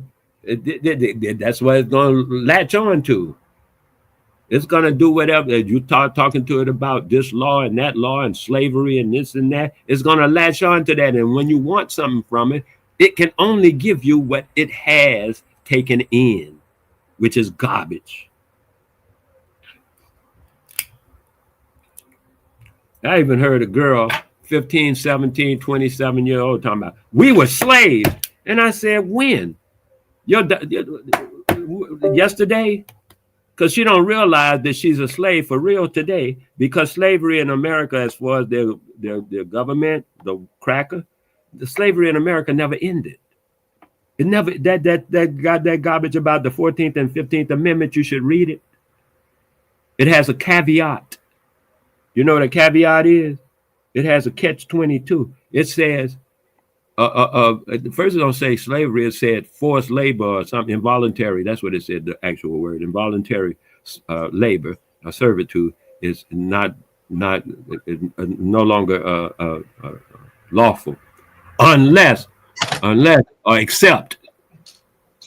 And that's how you get all these niggas in jail, called the school to jail pipeline, because that's a slave running situation. That's all slavery. It's constant. That's why I say what you think happened 400 years ago is already happening right this second, but you can't see it because you got some kind of crazy image of something in your mind that somebody put in your mind, and your mind is running things instead of yourself realizing the reality. Your mind is running back different. It's like a movie theater in your mind. It ain't real. It's the stuff you capture in your mind that ain't real. Movies, different books and stuff. Ain't none of that stuff real. You read a book, and then when you have a question about what's in the book, ask the author of the book, and ask the book and see if the book gives you an answer to your question. It cannot. And in order for you to read any more of that book and not know the answer to your question, all the things that you do after that is not understanding that book. Nothing else you can compile on top of that, because you have an unanswered question. That the answer has to be the foundation of what you're going to pile on top of it. And if you got an empty space, your foundation going to fall. It's not going to be as strong. That's why people have teachers, not books. So you can ask a question.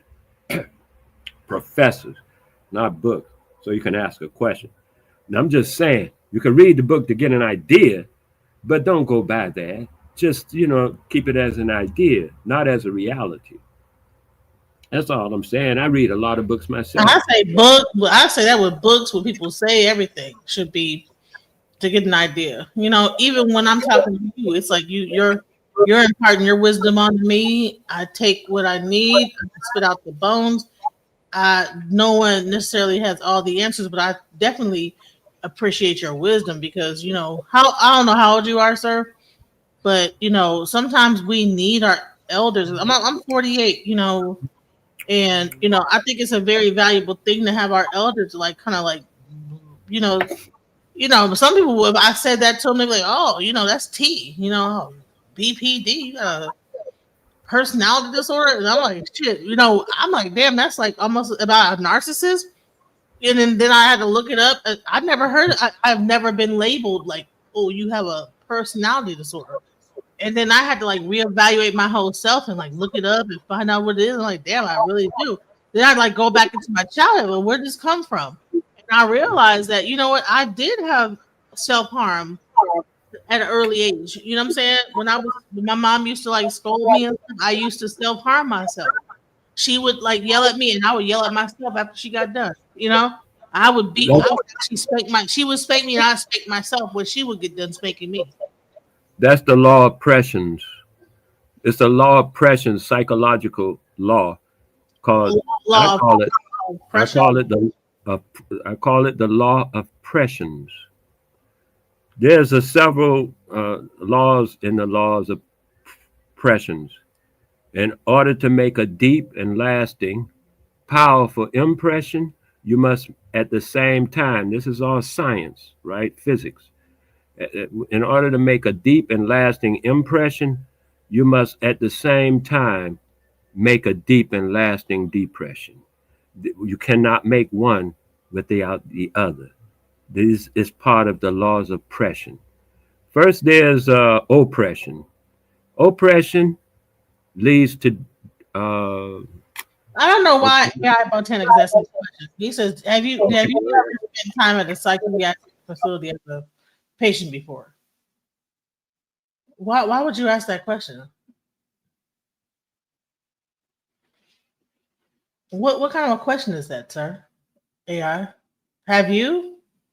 And if he has, so what? Like, listen, the only thing that is separating me from a psychiatrist is I haven't like I probably had some mental breakdowns and probably could have been in one. You know, let's be real. I don't understand why you would ask that type of a question. Here's the thing. I'm gonna put it like this. Let's go back to what I was talking about. He said it's an important question, right? Have you, sir? He said answer. Like I don't know why that's important. He's not going to answer that question. That's nobody's business. What is the difference? What is the reason to ask that question? Let me just put it like this. Let me go back to what I was talking about because that's more important than what you're asking. So when I was a kid, yeah, because just a stupid ass question, sir. Who cares? If he's giving knowledge and wisdom from his age and what he's been through, who cares if he's ever been through that? That's a stupid ass question. His name is Wale. Anyways, so that was a question for me. Of course, I'll answer. I thought that was a question for you. I didn't have. No, I've never been in a psychiatric. Have you ever been in one? Right. This whole place is one. That's what I'm saying now. You don't understand. Right now, you are living in an insane asylum. You are actually an inmate.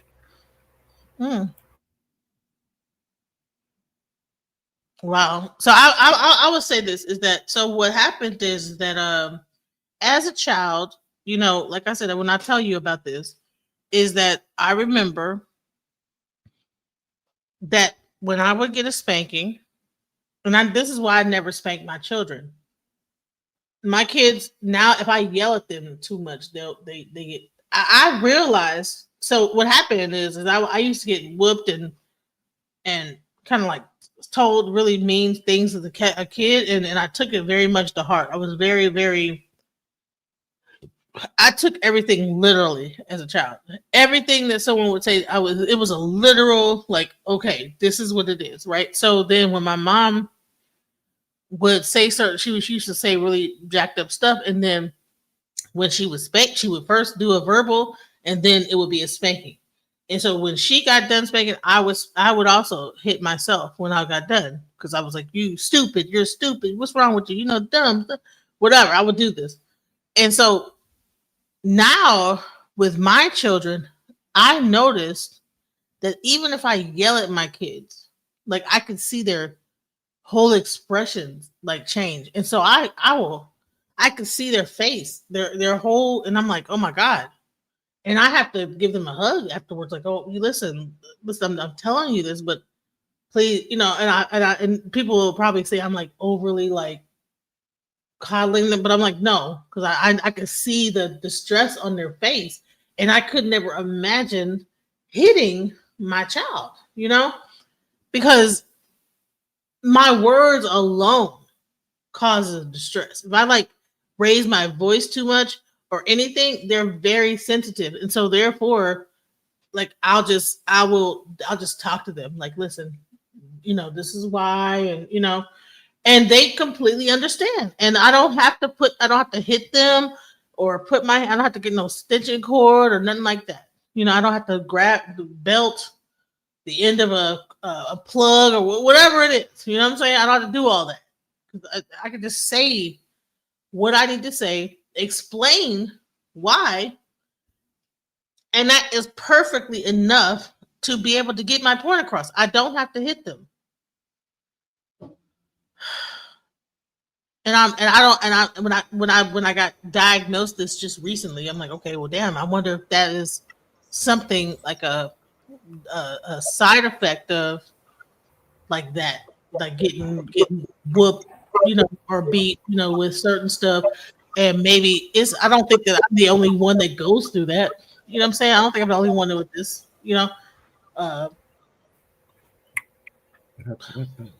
and then unresolved, mom passes away. Because a lot of times when your mom probably did these things when you were younger, you grow older and then you have that moment where you clash with your mom and you guys have that talk.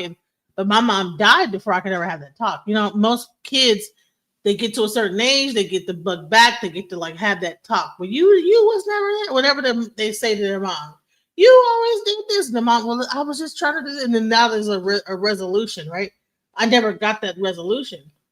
And I think it's important it happens like at a certain age. Even me and my teenage daughter had that moment of like, listen, I'm only trying to help. I'm not trying to hurt you. I'm just trying to tell you that what you need to do.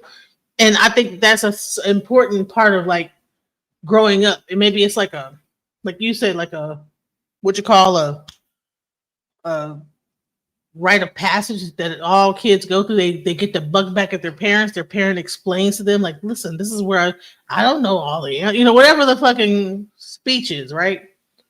But I never got that speech, I never got to have that conversation because my mom died before I could ever have that.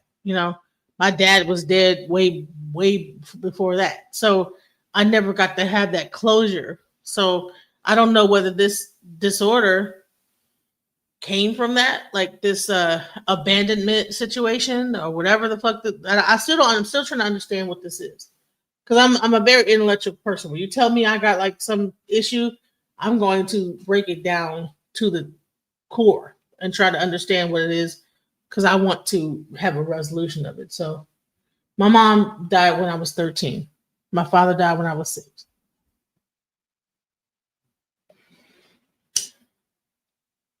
My stepfather died when I was 21. You want me to tell you a trick that I learned a long time ago? It's kind of short. It's, maybe harsh in a way, but it goes like this. Everybody goes through hell. Welcome aboard.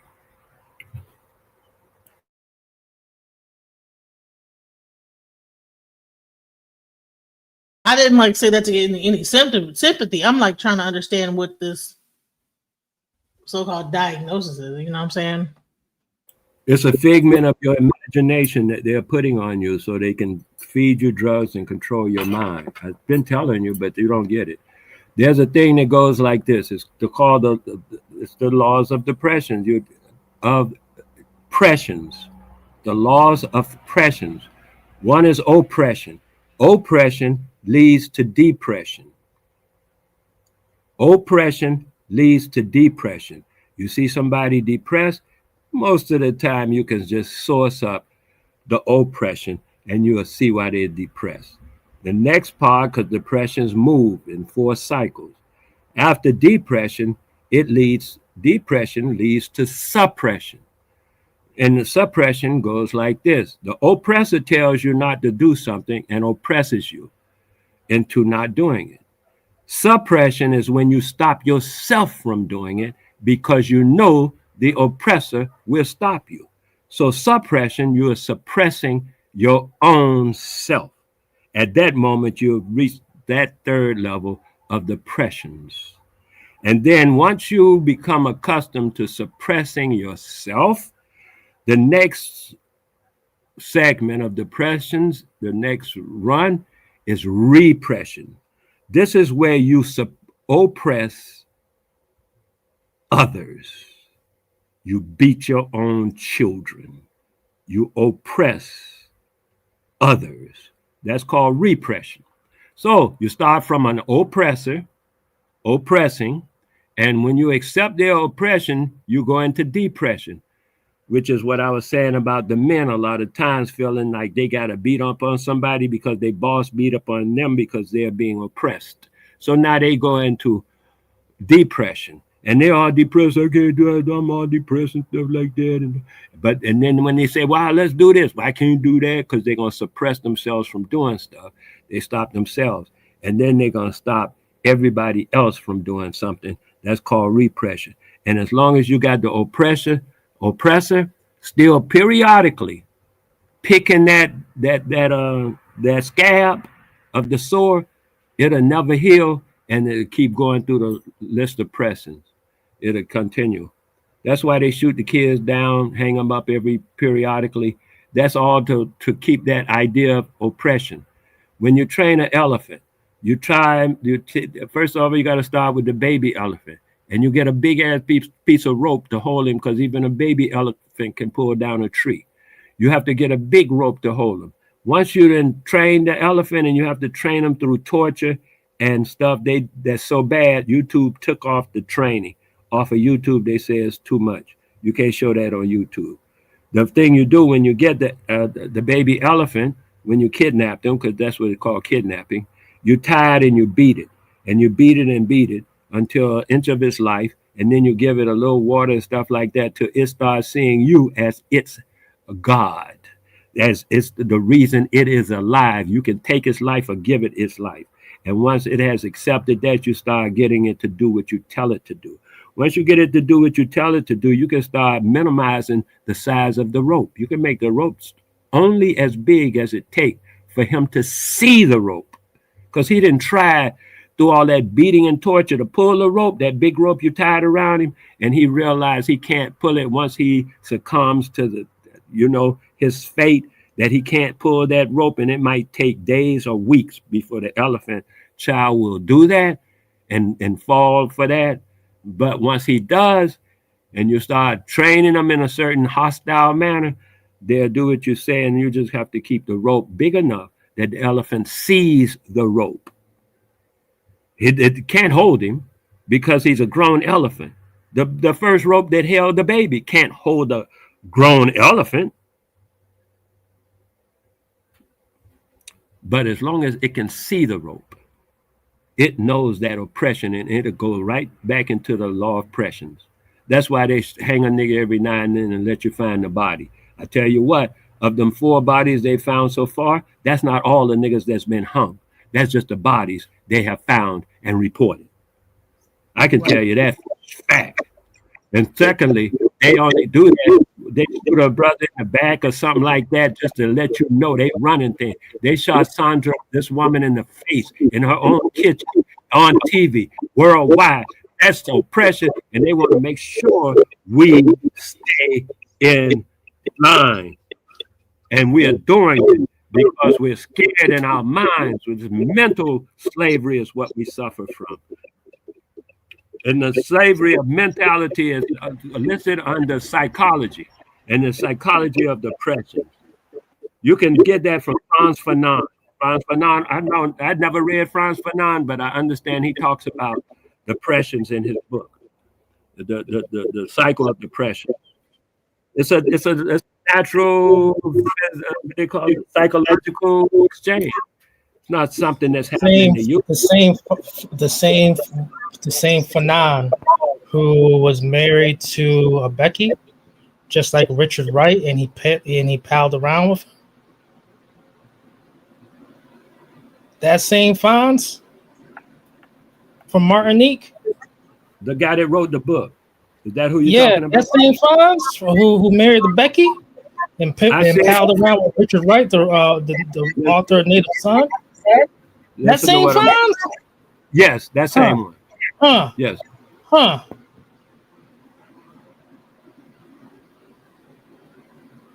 Okay, so I don't even know what the font. What fonts are we talking about? Like the fonts from Gonna get in my Reverend Green mode. or His name, the author of the book I mentioned, his name is Frantz Fanon. Oh, Franz Fanon. Okay, He was Franz. just calling him by his first name, That which I same one recognize. married to that Becky? Just like the author of The Native Son, Richard Wright? They pal around together? I already answered you yes, so I don't know what you're getting Yeah, at. yeah. So you was talking all this stuff about acting like this person and taking on their ideas, but the whole entire time he's sleeping with a Becky, and we supposed to take this information serious? Cut it out, bro. He was married to one. Cut it out. Franz, all that stuff you said earlier today got shut down. It was shut down. Bro. You're a fraud, bro. You got your information from Bellevue Hospital. Okay. There ain't nothing wrong with that, but just be honest. When you finish, let me know. Because I'm Hey, you can take that psychiatric jailhouse preacher stuff all you want, but be honest with it. So what is the purpose of like saying this stuff? What is the reason? So if I'm supposed to take this information serious, and he's married to a Becky, all right, and he's a well-established bro from Martinique. However, you said earlier today we shouldn't be involved with none of their stuff.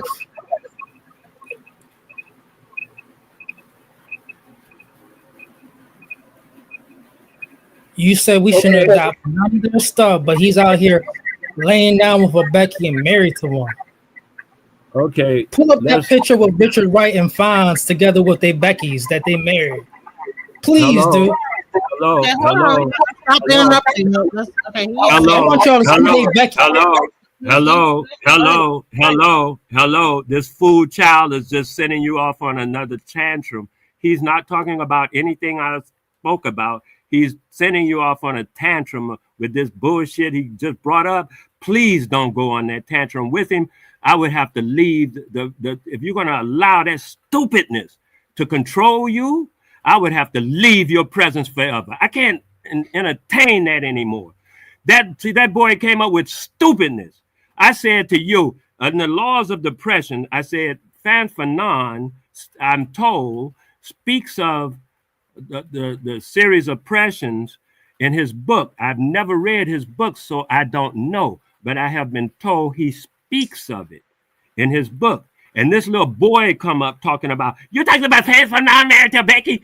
And I'm like, yes, so what? That don't have nothing to do with what I'm doing or saying. I'm talking about where you can find someone else who wrote a book about something relative to the flow of the depressions, which I was thinking at the time, the entire knowledge about the depressions and the flow of psychology comes out of Egypt. The entire thing, I don't care who you get it for. You can pull it out of your own butt. That's where the whole list of all that stuff come from. Medical, psychology, psychological, all that stuff that they use. The damn, what's his faggot name? Freud and all the rest of them people who into medicine and all that, don't matter their name. Everything they got came out of Alexandria. You weren't saying that earlier, sir. I said it now. You weren't saying that earlier, sir. I said it you now. Didn't have the same energy earlier, sir. But I'm saying it now. Here's the question, I though. don't have to have said it earlier. You're a little asshole. Why do you I can't deal with you. You're a little asshole, and you know you're a little asshole, and you did that on purpose to stir the thing up and say, "Oh, well, now you can't count on what you said." Blue, but you never cold counted blue. on what I said. You're an asshole. You're an asshole from day 1 to day 15. I recognize you as such, and if I was around you, I'd throw salt on you. I would just get some salt and throw it on you and dissolve your ass. I know what you are, and you are hers, not mine. Don't bring that to me, or I'll throw salt on you from where I'm at. You are her nemesis, not mine. I will end you. You don't know me. but you will find out. And that's all I got to say to you. Do whatever you want to do after that. I'm good. Thank you very much. I appreciate you. And I appreciate your lovely DJ. Thank you so much. I apologize for that. I did not. I don't know. So he came up, and I allowed him up. It does not have to be a opposition thing, sir. Like if you want to have a conversation, it does not have to be like you have to challenge what he's saying. You can say what you have to say without making him like what is the point of doing this? Why would you get up here just trying to try to like throw out insults to someone? If he's been spending his time to like say good things, like what is the purpose of that? Mrs. DJ Genesis. Yeah. I'll be the first one to say, please forgive me for taking up the time. And there is nothing wrong with having experience from a psychiatric level as an inpatient person and providing and getting better and having a much clearer understanding later in life and sharing it with others. But I feel that from the very beginning that someone wasn't being as open as possible, but they were steadily asking me how many children I have and but you said believe, and I'm trying to tell them like just 100. Don't take me on 100% face value. Just look it up yourself. But he kept on coming with that psychiatric jailhouse shit. You know what I mean? And I study behavior. So when you was talking about certain things like borderline personality disorder and things like that, I was in the chat listing with initials what these things are. I'm someone who has I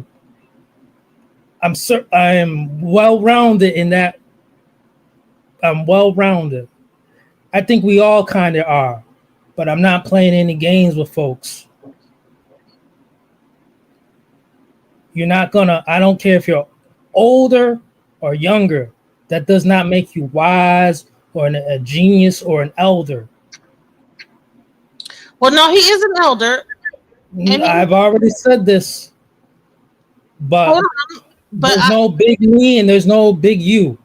There's just all of us, right? It didn't have to be a competition, though. I don't think he was ever trying to. So I had to calm that down. But I already said in the chat, Reverend Green powering up. He not playing. 10v1. I'm crashing out with right information. That's just the way it is. I've been doing this on panels. Why? I go panel to panel. Why do you do that? Because there's a lot of people just faking it. I don't think that. And I want to pull up skirts. Hold on. I want to pull up the skirts. Anyone is that was time. I'm pulling up skirts tonight. Let's stop. Anyone that would spend this amount of time to share their wisdom and share what they know, I revere. I think that's a good thing. That's special, because even if he doesn't have to do that. So it's not like and he's just showing his anecdotal experience about what he feels. That does not mean it's competition about who knows more or whatever. You don't have to be feeling competition about who could be the better person or who knows more. Hey, Ladybug, welcome. Hey, everybody. Hey. I'm just listening. Hey. Go ahead. Yeah, I don't. It's not a competition about. It's not a measuring contest. It's not like, oh well, let me come up here and I have to like put my knowledge against his knowledge. It's like, well, you know what? He has knowledge. You have knowledge. Everyone. What would have been more anecdotal if you would have said, you know what? I know what BPD is.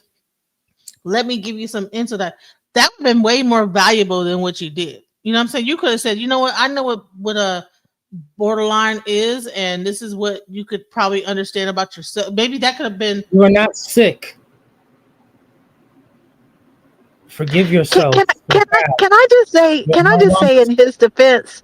In his defense, I think he's really just disappointed to find out that this man was married to Becky. Now the delivery was strong, brother. Your delivery was strong, but No, sometimes men do talk that way out of disappointment. Like, She's halfway decent though, that Becky. no, Like- that Franz Ferdinand. I don't even know who this Franz person is. It's like a book writer. I don't know either. Who cares if they're like if he's Point Chopper, all them dudes married to Becky. Is he a white person or a black person? He was a colored man from Antigua, this boy said. He's black, bro. He's black. So he's black and he's from Antigua. Okay, and he married a white woman. Okay, so what? But can I just say that personally, and y'all, all of y'all probably know, and I'm the last one to learn. Like I was last week years old to learn that Martin Luther King was cheating on his wife with like 40 different women. Like it is it is disappointing when people so pro African American, black, whatever you want to call it. I personally prefer African American because we have forgot our roots. I'm not African. They don't even care for us. Okay. They don't care for us in America, but I am from Africa. I'm a descendant of people who were stolen from my ancestors' original homeland, right? I am disappointed. We are disappointed, and we're allowed to be disappointed when someone is so pro our race and then marry outside of our race and leave their wealth to the same people who oppressed our ancestors. I'm not anti-white, right? I love everybody. I honestly do. But am I more cautious? Because I am going to be cautious because I've been burned again and again and again by white people. Again and again. The ones I thought were the good ones were still standing up for Charlie Kirk on my job. You see what I'm saying? So it that hurt me because I'm like, but I thought you had evolved. I thought you were different. So now I'm at the point where I don't feel like this might be, I'm not trying to sound racist, y'all. Lord knows I'm not. But I don't trust any of them now. Message. Yeah, I can't. I can't keep getting hurt and disappointed. So when he learned he's married to a Becky, he was disappointed, and just like I was disappointed in Dr. Martin Luther King. You know, Malcolm X. I mean, they say he slept with Becky's too. I wouldn't be surprised. Why wouldn't they send somebody to infiltrate? That's the word he used earlier. To infiltrate. That's what they do. And our stupid selves keep falling for it over and over again. And then to say, okay, we want to build up our community, right, DJ? We want to build up our community. And I can tell that's where your heart is too. You want our people to improve. But then they marry these Beckys, and where does your wealth go? Does your wealth go back to your people and your community to build up your community? No. Where does your wealth go? Your wealth go to Kim Kardashian. Your wealth go to all of those Beckys the NFL and NBA guys are married to. So it goes right back to the white men who help form the white women who are taking our wealth. How is this sane, people? This is not helpful. So it is disappointing when he's going to leave his wealth and first thing they do is get babies, just like Kim. But first thing she did is got all them babies so she can get all that child support from Kanye. Mm-hmm. I forgot how much he's paying a month, something like 10,000, 20,000, who knows, a month of his wealth. So this is his wealth. Let me say this. This is me, and this is me at the Pan African Community Think Tank that I put together, right? Now, this is me right here. I mean, you probably can't see me, but if you're on your phone, right? No, so I got it up to my ear. I'm sorry, I don't have my earbuds, so I have to put up my phone so you can hear me. I'm a light-skinned black woman, right? Now, I did my 23andMe, and I know for a fact that on my mother's side, my great grandfather is a white man. So can I get mad about Becky's when I'm Yes, absolutely you can. Absolutely you can. Because of your ancestry. We go back to the word. He doesn't like the word slave. I don't really care. Tomato, tomato. All I know is that they hurt our people.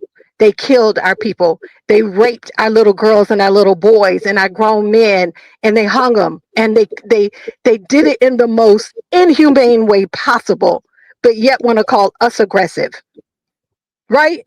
You speak against something. Oh, she being aggressive.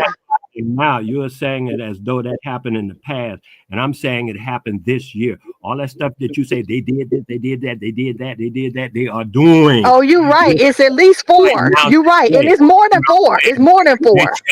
They shot the woman in the face on worldwide television. They sure did. I saw it. I saw it. She was in the kitchen. There is no. I'd like to add on real quick for everybody. Exclusive breaking news. Breaking news.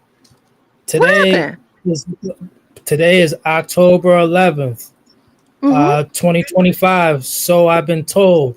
9 days from now in Chicago, Illinois, Sonia Massey shooting trial begins October 20th. That's why the guards are out here. That's why the martial law and all this talk. That's why I didn't know that. They gotta get this verdict right. They gotta make sure this dude do some jail time, more of it, and guilty. I advise those who are listening to understand the implications of trying to get us outside finally on an organic level. Say it again. Say it again, because that's what they want. They want the protest. Outside. They want you and I outside. They want us to dumb out. It's and not organic. These demonstrations that we've been seeing all year, they're not organic with us not really being out there. You're right. These ones that you see who are out there that look like you and I, these are paid distractors.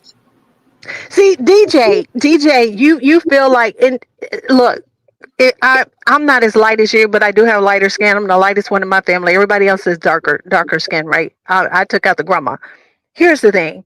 It doesn't matter what your complexion is. How do they see you? How do they treat you? How will they always see you? How will they always treat you? We have no one. They can pretend that, we're unified, we support.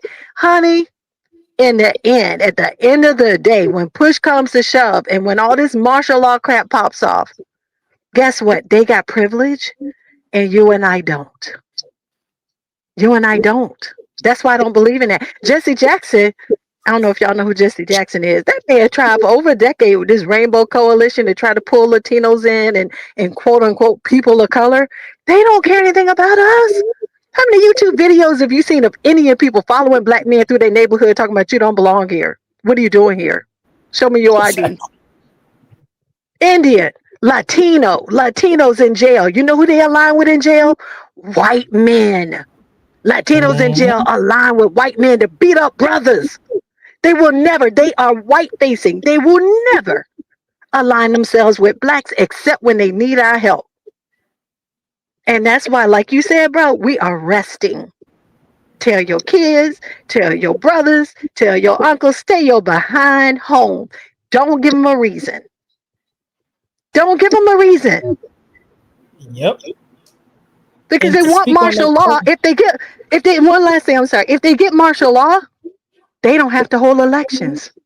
And they're already afraid they're going to lose. It won't be a blue wave. They need to stop talking about this blue wave because I don't like either side. Exactly. Like OG said, it's one bird, it's two wings of the same bird. Republicans and none of them like us. None of them have ever done anything for us. Same bird. So don't let them use you. Predator species. Yep, for real, man. Stay your behind home. But you know, I didn't hear that, brother. So I didn't know what you're saying, but it goes back to what OG was saying earlier. They are strategic. Just know there's a reason, there's a method to Trump. Look, Trump, he got some crazy too, but his team, they're strategically racist. And what they do strategically. There's an end result they're seeking. And in my opinion, all these white folks need to stay home. Because as long as there's any protest, he's going to try to label it an insurrection. And that means there won't have to be elections in November. I like to add on to that part right there. Yeah. The last time a president has served more than 2 consecutive presidential terms was FDR. And this is exactly how come that clause of you can only do 2 presidency terms, right? However, if you really look into it, this is the loophole of what you just said. Wow. This is how you can get the 2028 one. Nobody's staying home out of fear. You need to stay home to be as strategic as they are. Don't take the bait. Don't take the freaking bait. But you know what? They won't do it. They won't do it. If anything happens to a black man gets shot, they gonna hit the streets. Dumb selves. Like, we want to talk about not being strategic. I am telling you, I'm so disgusted. Just like the children at the HBCUs. You acted a fool the way they wanted you to. So they can say, see how they act? See how they act? See how aggressive they gave them what they wanted. They gave them exactly what they wanted. And then HBC, they ain't really historically black. I've been on those campuses. I've seen who the administrators are. It's a whole lot of white people in the highest paying positions at those black colleges. They're not true HBCUs. Message. I mean, it's just, yeah, it's so, we are so delusional and it's ignorance, not in a bad way, but just not unknowing about how we're being manipulated. But These as soon as a black social person media, gets killed, they're going to hit the streets, and that's exactly what Trump wants. Watch.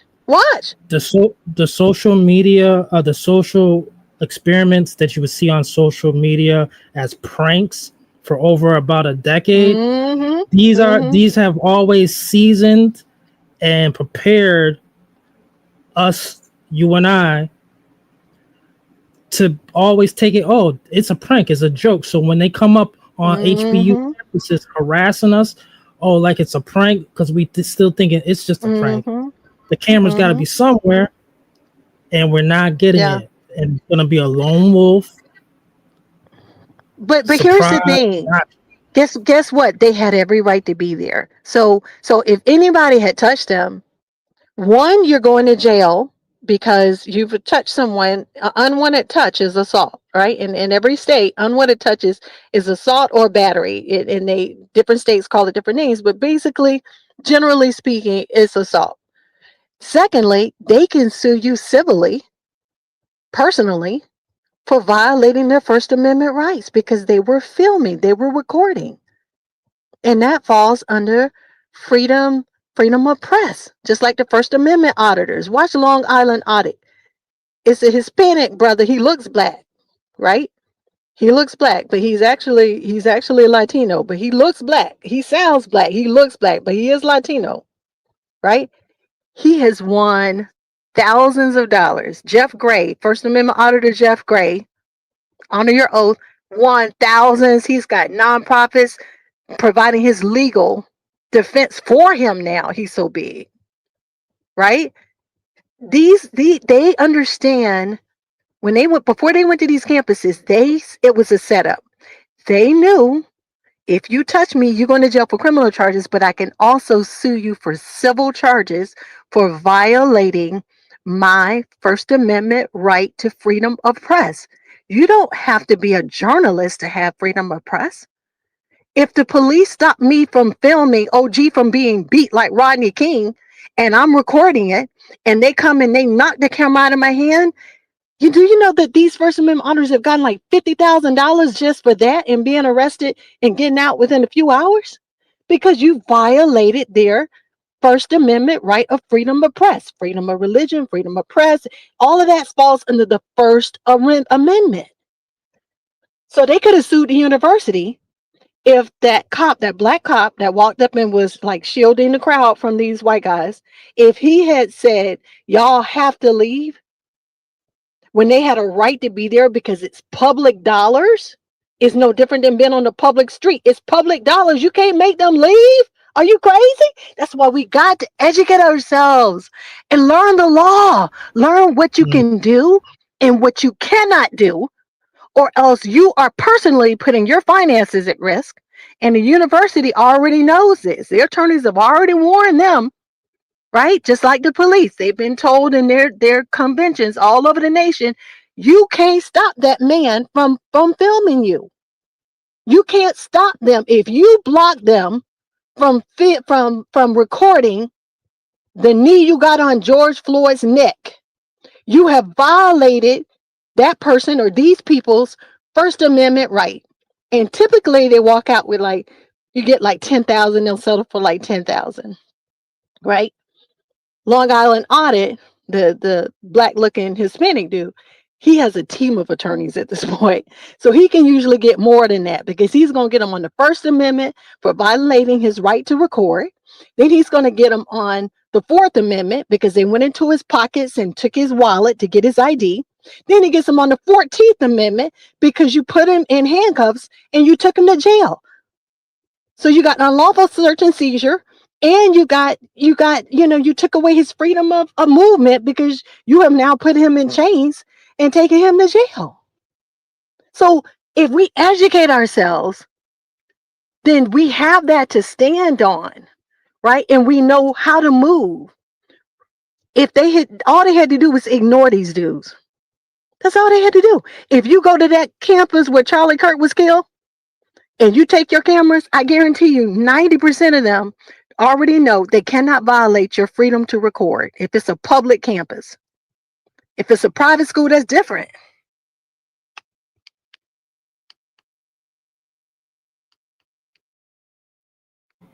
Keep cooking. So we got to educate ourselves, bro. Yeah, we do. I agree. The hysteria is not necessary like that. What I mean is that I hear a whole lot of fear mongering about this, that, and that.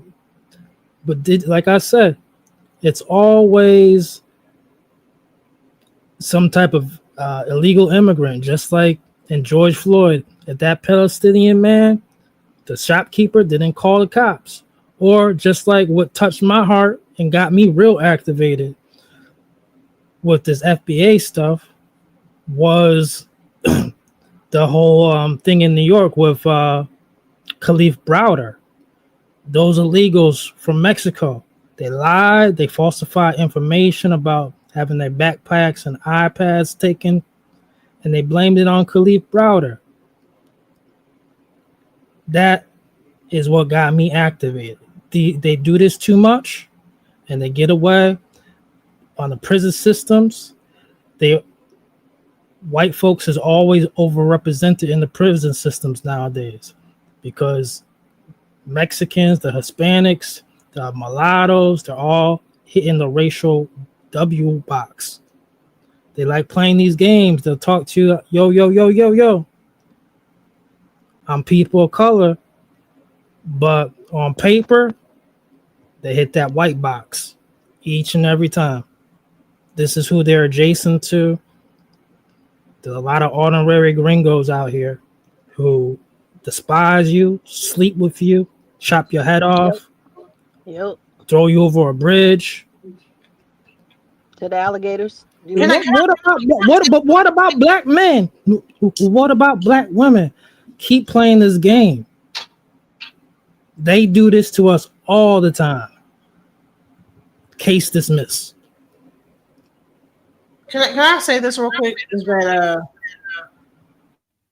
do you know that there's like a whole prison population in Alabama that are living in the most terrible conditions? There's a Netflix show about it, and even though they might have did some crimes or whatever, they are living and they're getting beat up, killed every day. People are dying every day. And I just watched the white people. I'm sorry, white people or black, or black, just white, for the sake of making it easier, black people. Everybody, black and white people. Them, and it's black CEOs just jacking people up. And so here's the thing. I'm gonna say this: the word fear mongering is like a catchphrase, right? Whenever a person says something that incites fear within you, or something that you like you might find maybe afraid of, you'll say that a person is fear mongering. Right.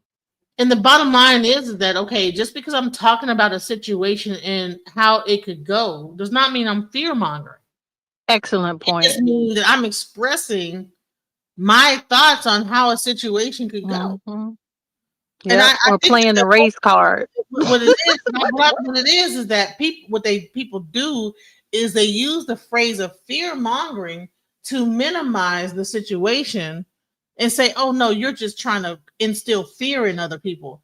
When in reality, you're just discussing what your fears are and discussing what could possibly happen or your thoughts about what could happen. And then when you person says you're fear mongering, that minimizes what you're saying to down to nothing. Now, when I said that okay, Trump is doing this right now to all the Mexicans, and all they're going to do is turn this right around on us and start to do it to us, I was labeled a fear mongerer.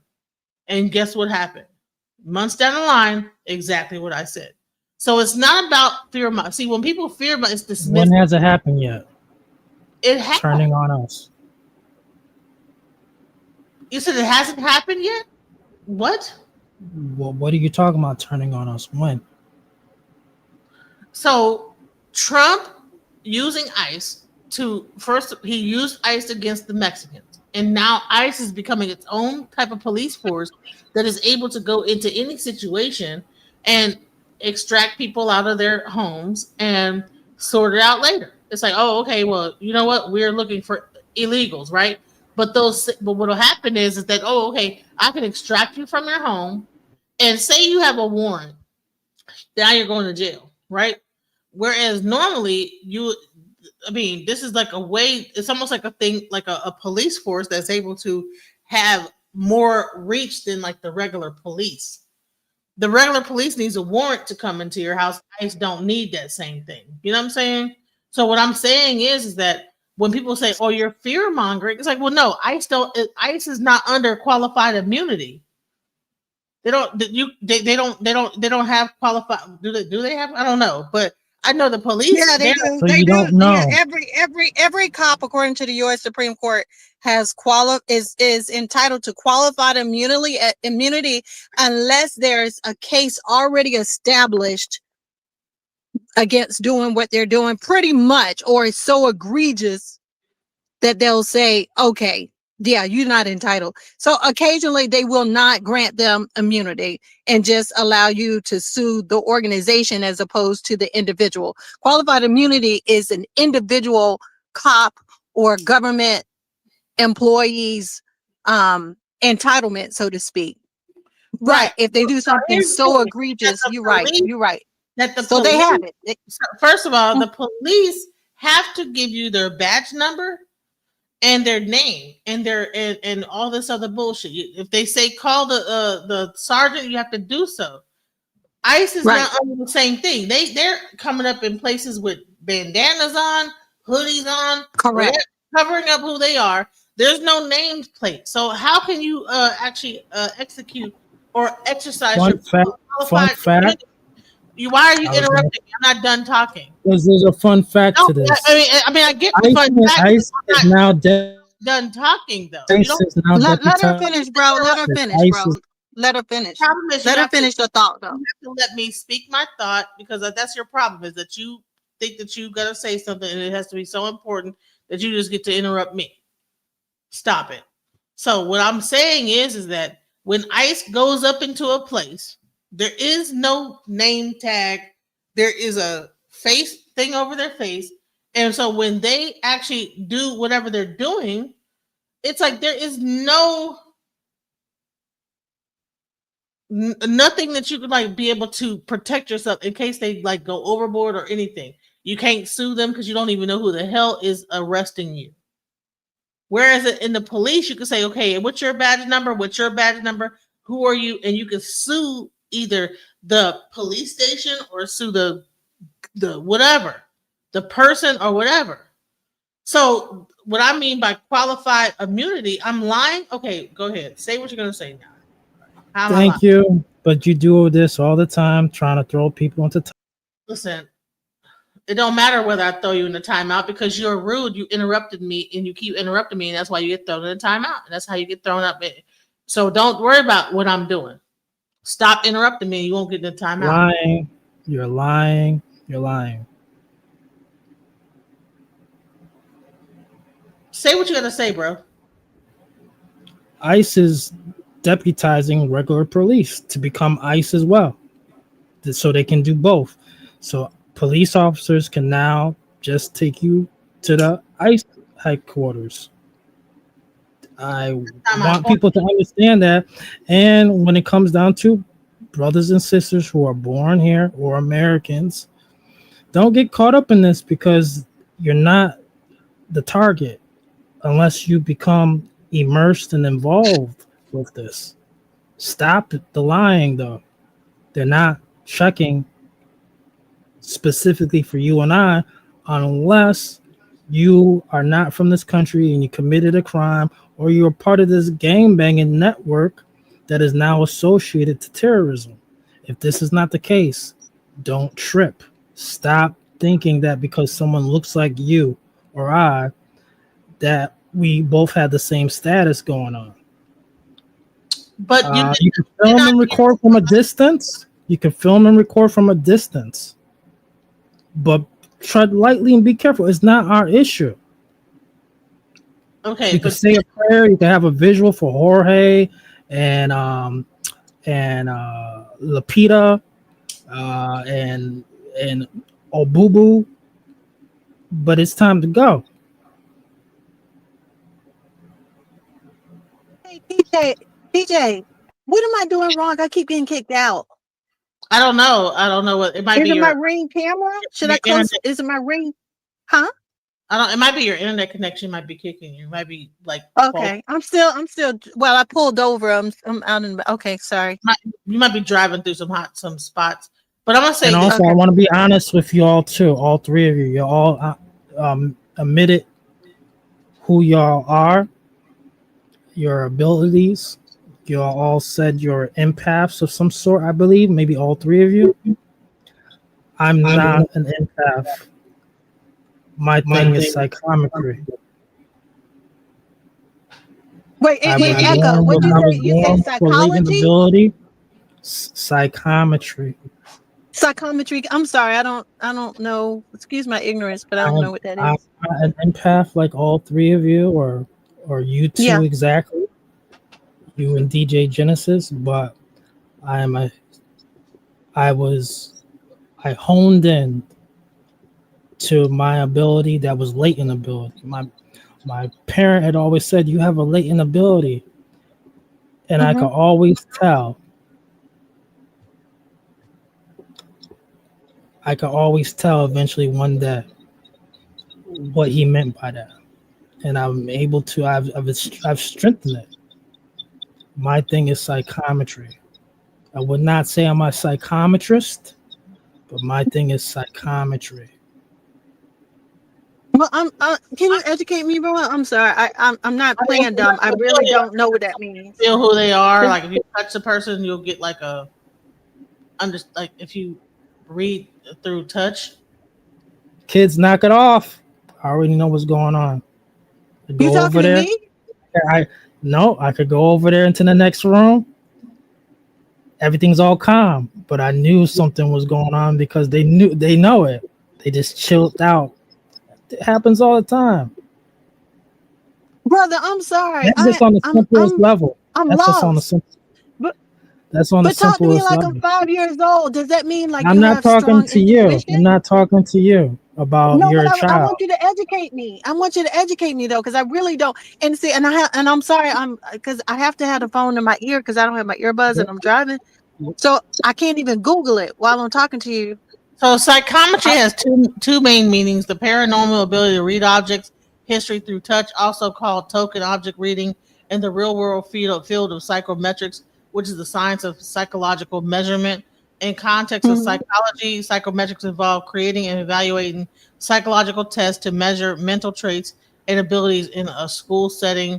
psychometrist is a technician who administers these tests under the supervision of a psychologist. Oh, thank you for that, because I had no But clue. I'm I not a was so lost. Okay, psychometrist by got it. no level, by no So means. the claimed psychic ability to discover information about an object or its owner through physical contact. So they can touch something and be able to know, well, this person had red hair, whatever. Oh, okay, okay. Thank you for I breaking was it born down. with a latent ability. It was there, but Right. I had to awaken it. I was encouraged. You'll get it one day, and so that whole thing with, about the shining. But being an empath is not necessarily like a psychic ability. I'm not an empath. I just said that. No, I'm saying that you talked about us being empaths, and you're a psychiatrist. I just said I want to be clear who I am. You all admitted your abilities. Oh, I see what you're saying. Okay, because I was a little lost, like DJ, for a second. So you're saying what he's saying is that he's not an empath, and that he's more of a not a psychometrist, but has some abilities. Empaths feel through feelings. That I could use to take advantage of it when I want, and it could go wrong too. But then again, when I'm on it, I'm on it. That's how come when I understood, I heard that replay, what brother was saying, I knew. As soon as I was done with my hamburgers and things, I was gonna get up on here and boom, instant transmission, hit that vital nerve real quick, and stand over. I'm not gonna lie. I was a little taken aback by OG saying he would. I was able to hit that vital nerve real quick on OG. I popped that vital nerve real quick on OG. But why? For what reason? Just playing these games. Just be honest. How you learn your ability for information and experience. Be honest. I spent psychiatric time, bro. When I was young, I've been in and out. I've done my things, and now I've grown, matured, and now I read, and I'm trying to help people. But now he want to be like, bro, if you're intent, see, I didn't know you had intent. But you just admitted to having intent to try to set off OG. What is OG's name, DJ? I don't know his name. I didn't say his intent, but I knew what it was. His name is Wale. Wale. Okay, got it. But if that was your intent, bro, you were wrong. If that was your motivation, you were wrong. I didn't know you was coming from a place of intent. I actually kind of defended you. But that said, Wale, you really kind of went bravado. I hope you did. All right. Wale really went off, and when he said he would end him, that's actually a freaking terroristic threat, bro. You can't say that. Don't say that, John. To nobody. Did you hear what I said? What are you saying is a problem about what I said? Because I'm just in my opinion, when you said I will end you, that took it a little too far. And I want you to be aware that because legally that is a terroristic threat. Now they say terroristic like it's international or something. It's not. Terroristic just means you threaten to harm somebody. That's how they've like qualified it under law. It's saying, oh, I beat your butt. You touch my child, I'm gonna beat your butt. That is now considered a terroristic threat. That's how far they've taken that term. So to say I will end you is technically a crime. You can't tell somebody that. But if a person is purposely trying to trigger you and playing with your correct, it's like you can't, like he just admitted, and anybody, I knew that he was purposely doing that. Well, and I didn't. You didn't know. I didn't know. You didn't know my ability until I revealed. Well, no, that's not an ability. That's an ability. I didn't even have to know off the bat. I have to know your ability to know that you were being purposely antagonistic, and you can't. That was not the place to do that. So I could read what was going on in the background with him. I was able to assess what was going on in the background. Feel like that you feel, because only thing I saw was that he was trying to express. What did I say? Did I say anything threatening? No. Your tone was antagonistic for one. Now, I didn't know who this person was, this author that you were referring to. And I actually agree with you. I think it is relevant that he has a white wife and that he's going to leave his wealth to the very people At internet who speed, I he's was able saying to are pick that oppressors. up. But But intent also matters. I ask you, Ladybug, what does him marrying this author marrying a cracker got to do with me? It has And nothing. just like you told DJ earlier, I already told you. Now, if you ain't listening, that's on you, bro. But I already told you. I gave you examples of Kanye leaving his wealth to these biracial children and marrying Kim Kardashian and paying her $20,000 a month. These NBA and NFL guys giving money right back to Becky. I told you how it's not coming back to our community. You think they're gonna do something for the black community? You think Kobe White's gonna do something for the black community? No. What that got to do anything with what I'm saying? I had nothing to do with that. We're not progressing as a people. We're not acting in community, and we're not showing cohesion and support.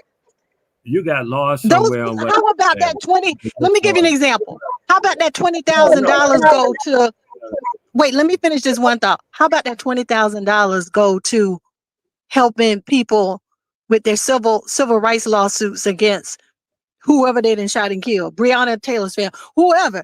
Most of these attorneys are not doing this pro bono. Sometimes they do, but most times they are not, unless they need the pro bono, the free service credit to maintain their bar license. Most of the time, even for these civil rights lawsuits, they will tell you it's going to take $10,000 up front. Just you got to hand over $10,000 because most of these cases take 2 years before you get your settlement. You know what, Ladybug? Can I just say this real quick though? Who's to say? You know what? Jay-Z is married to a black woman, and is he really doing anything for the community? Just because a person's married to a black woman does not mean they're going to do shit for the community. Correct, and I'm saying they should. I'm blaming all of them because they should. But you know what? That has nothing to do with me. Only thing I can do is do the best I can do for the people I'm around and the people of my community that I'm in.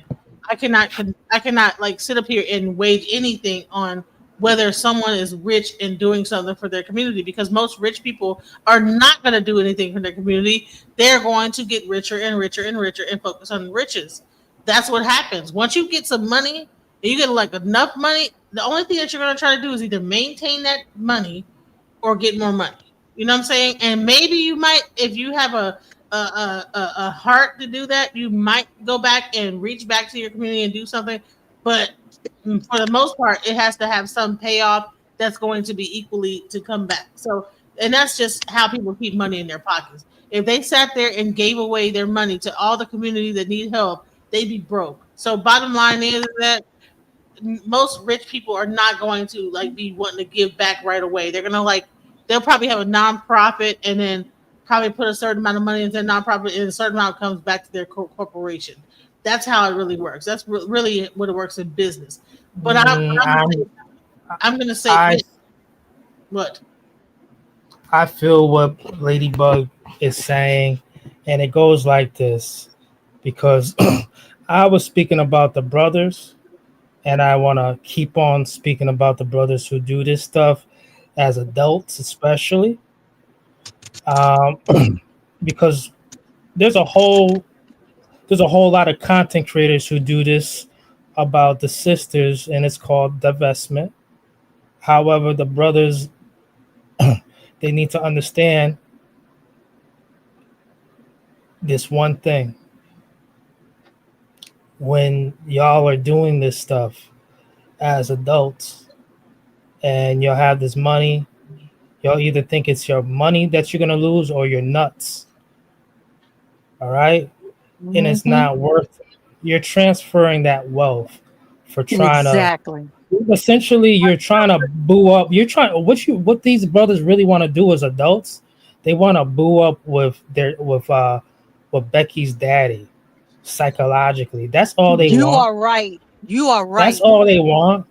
See, this is what happens when sister girls do this stuff, or grown women do this stuff in the vesting level. These super mediocre, pale failures, the knuckle dragger caveman. What he really wants with y'all, he just really wants to have, he just want to have play with a boy. He just want to have a buck.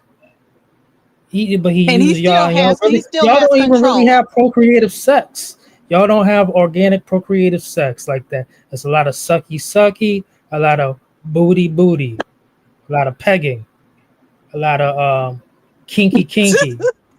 That's Oh all it Lord. is. See, Right. otherwise, y'all be seeing a bunch of what y'all talking. Oh, the browning of America. No, you're seeing the dying out of their kind. Exactly, and that's what Trump is upset about. The dying. That's why he got rid of all these, because they was overpopulating, bro. They was about to overtake and become the majority. Message. They were And predicted that's to why he become wants to go to the he majority wants to go to within IV 10 route years. instead of the legalization, the immigration miscegenation route. See, Biden administration and them, Chuck Schumer and them, they want to go. They open up the things also for, yeah, we're gonna do this for reproductive reasons, but it's gonna breed out. And Mm-hmm.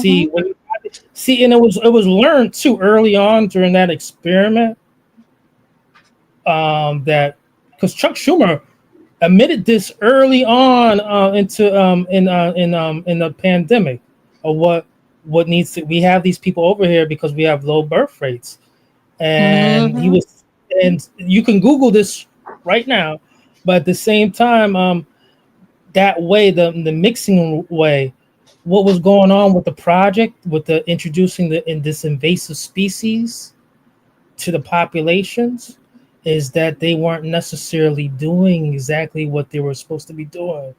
They weren't Exactly, even because trying the to, Cubans voted for Trump. and they weren't vote. Yeah, right. And so what you I will have, vote for and so Donald Trump.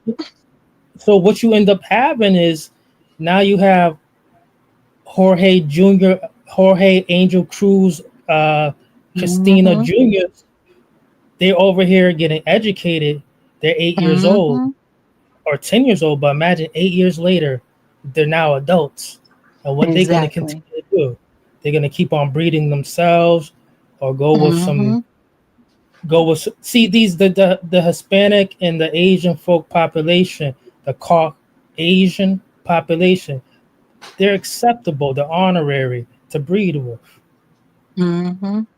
But that wasn't what was Yep. going on right away. It was supposed to jump off right away. Baby boom. There was supposed to be an announcement. Baby boom. That didn't happen. So the IVF way is the one. That's why they're trying to work out the health insurance things right now, because IVF therapy Mm-hmm. is so expensive, and we know this. Exactly. And brother, don't you think? But I want to say, DJ, you are right about collaborating. Just know in the end, like kind of like OG was alluding to, in the end, you stand alone. They're not standing with us. They're not for us. They're for a certain portion of the agenda that benefits them. They're not for us. In the end, at the end of the day, just as long as you got that in the back of your head, we should have some bedfellows. But at the end of the day, they ain't for us. They ain't for us. And on that note about the Latinos, we need Black people. I'm so glad we out the streets, because they are not for us either. Don't be out there Mm-mm. protesting for them and getting in fights with ICE and catching a federal charge. Do you know that's a federal charge, not even a state charge? A federal freaking Mm-hmm. charge? Where you gonna get a job? Rest of your life. They can catch these charges and still go land a job in corporate America. You don't but go out there and catch a charge. You just gave them a reason to not hire you. You just gave them a reason to not let you get a contract to the private sector or the public sector to get a grant for a nonprofit to help young Black men or young Black women. Why would we be out there really being I'm gonna stupid? make this statement really quick that my daughter made. Now I took her to her pageant this weekend. Oh, She won and it was beautiful. She was so cute. And you know what she said? This is my first time seeing a Black woman cleaning up a hotel room. mm-hmm. So I said, "Damn, you know what?" She said, I never seen a Black woman clean a hotel room." I said, "Well, it was a Black woman cleaning the hotel room." Where her It people is from? rare. It is rare, and it is costing the farmers. It's costing. Look, Trump hurting everybody. Like that's why I said keep your money in your pocket, But sister. no, I'm gonna This say is this. not the I'm not time. anti the whole thing because it is giving people jobs. You know, when them cheap Mexicans, you know, that are getting sent back, they lose their jobs. They're hiring more black people to like do those jobs, right? And Right. they're getting those jobs. So I'm not like against it. I'm just saying is that we have to be careful about how much we sit up here and celebrate that because the same people that are taking them out is the same force I heard you say that earlier, and I actually agree with you to an extent. I've never seen people really like celebrating. I've heard that. Well, I have to take that back about the I will vote for Donald Trump, and then a husband I think got deported. But I mean, so then some of them were celebrating. I have to take that. I have to eat that. I eat that. I eat what I said. Some of them are celebrating, but also if you've ever worked in a predominantly Latino company or organization, let me tell you, those are some of the nastiest women you will ever meet towards black women. I don't know about they treated the black men okay, but I'm telling you, they are the nastiest. Like one of them, this white guy came in the room and he was trying to hit her. He really liked one of the young girls, right? And she acted all shy and timid and you know all cutesy and everything. As soon as he walked out the room, guess what she said? Oh, feo, muy feo. But I've taken a little bit of Spanish, and feo means ugly. And her face was all frowned up, but in front of his face, she was smiling and you know, her chin down, acting all demure. And that's how a lot of black people, these black men get drawn in by these Latinas. They think they're submissive. They are not. I have two in my family, and both of those marriages went down the toilet. You know why? Because they're submissive to their own men. They're not submissive long term to black men. They're gonna make you submit to them. An uncle gonna be on your butt with a gun, with una pistola, right? So we have to realize we are really on our own. And at the end of the day, the bottom line of all of this is we have to stand alone. And then the other part is stop giving your wealth away. But see, that's not something DJ and I can control. Like OG said before, let black men talk to black men. But Wale, black men need to be telling, on a note that he mentioned about divestment, black men need to teach black men need to teach black boys the value of a black woman, right? And then DJ and I need to teach black women how to be respectful towards black men as well. Respect has to flow both ways. And it shouldn't be a power struggle. It shouldn't be you ruling over me, even though that's what the Bible says.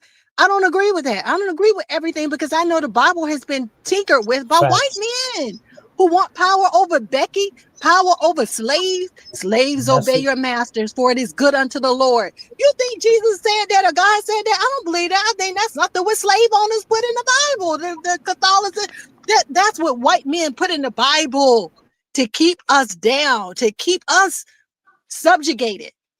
Right? So we have to use our common sense and how we look at the world and how we treat each other. But we're not getting anywhere when we allow our wealth to go right back to the oppressors. And guess what? When you make these biracial children, you think they identify as black?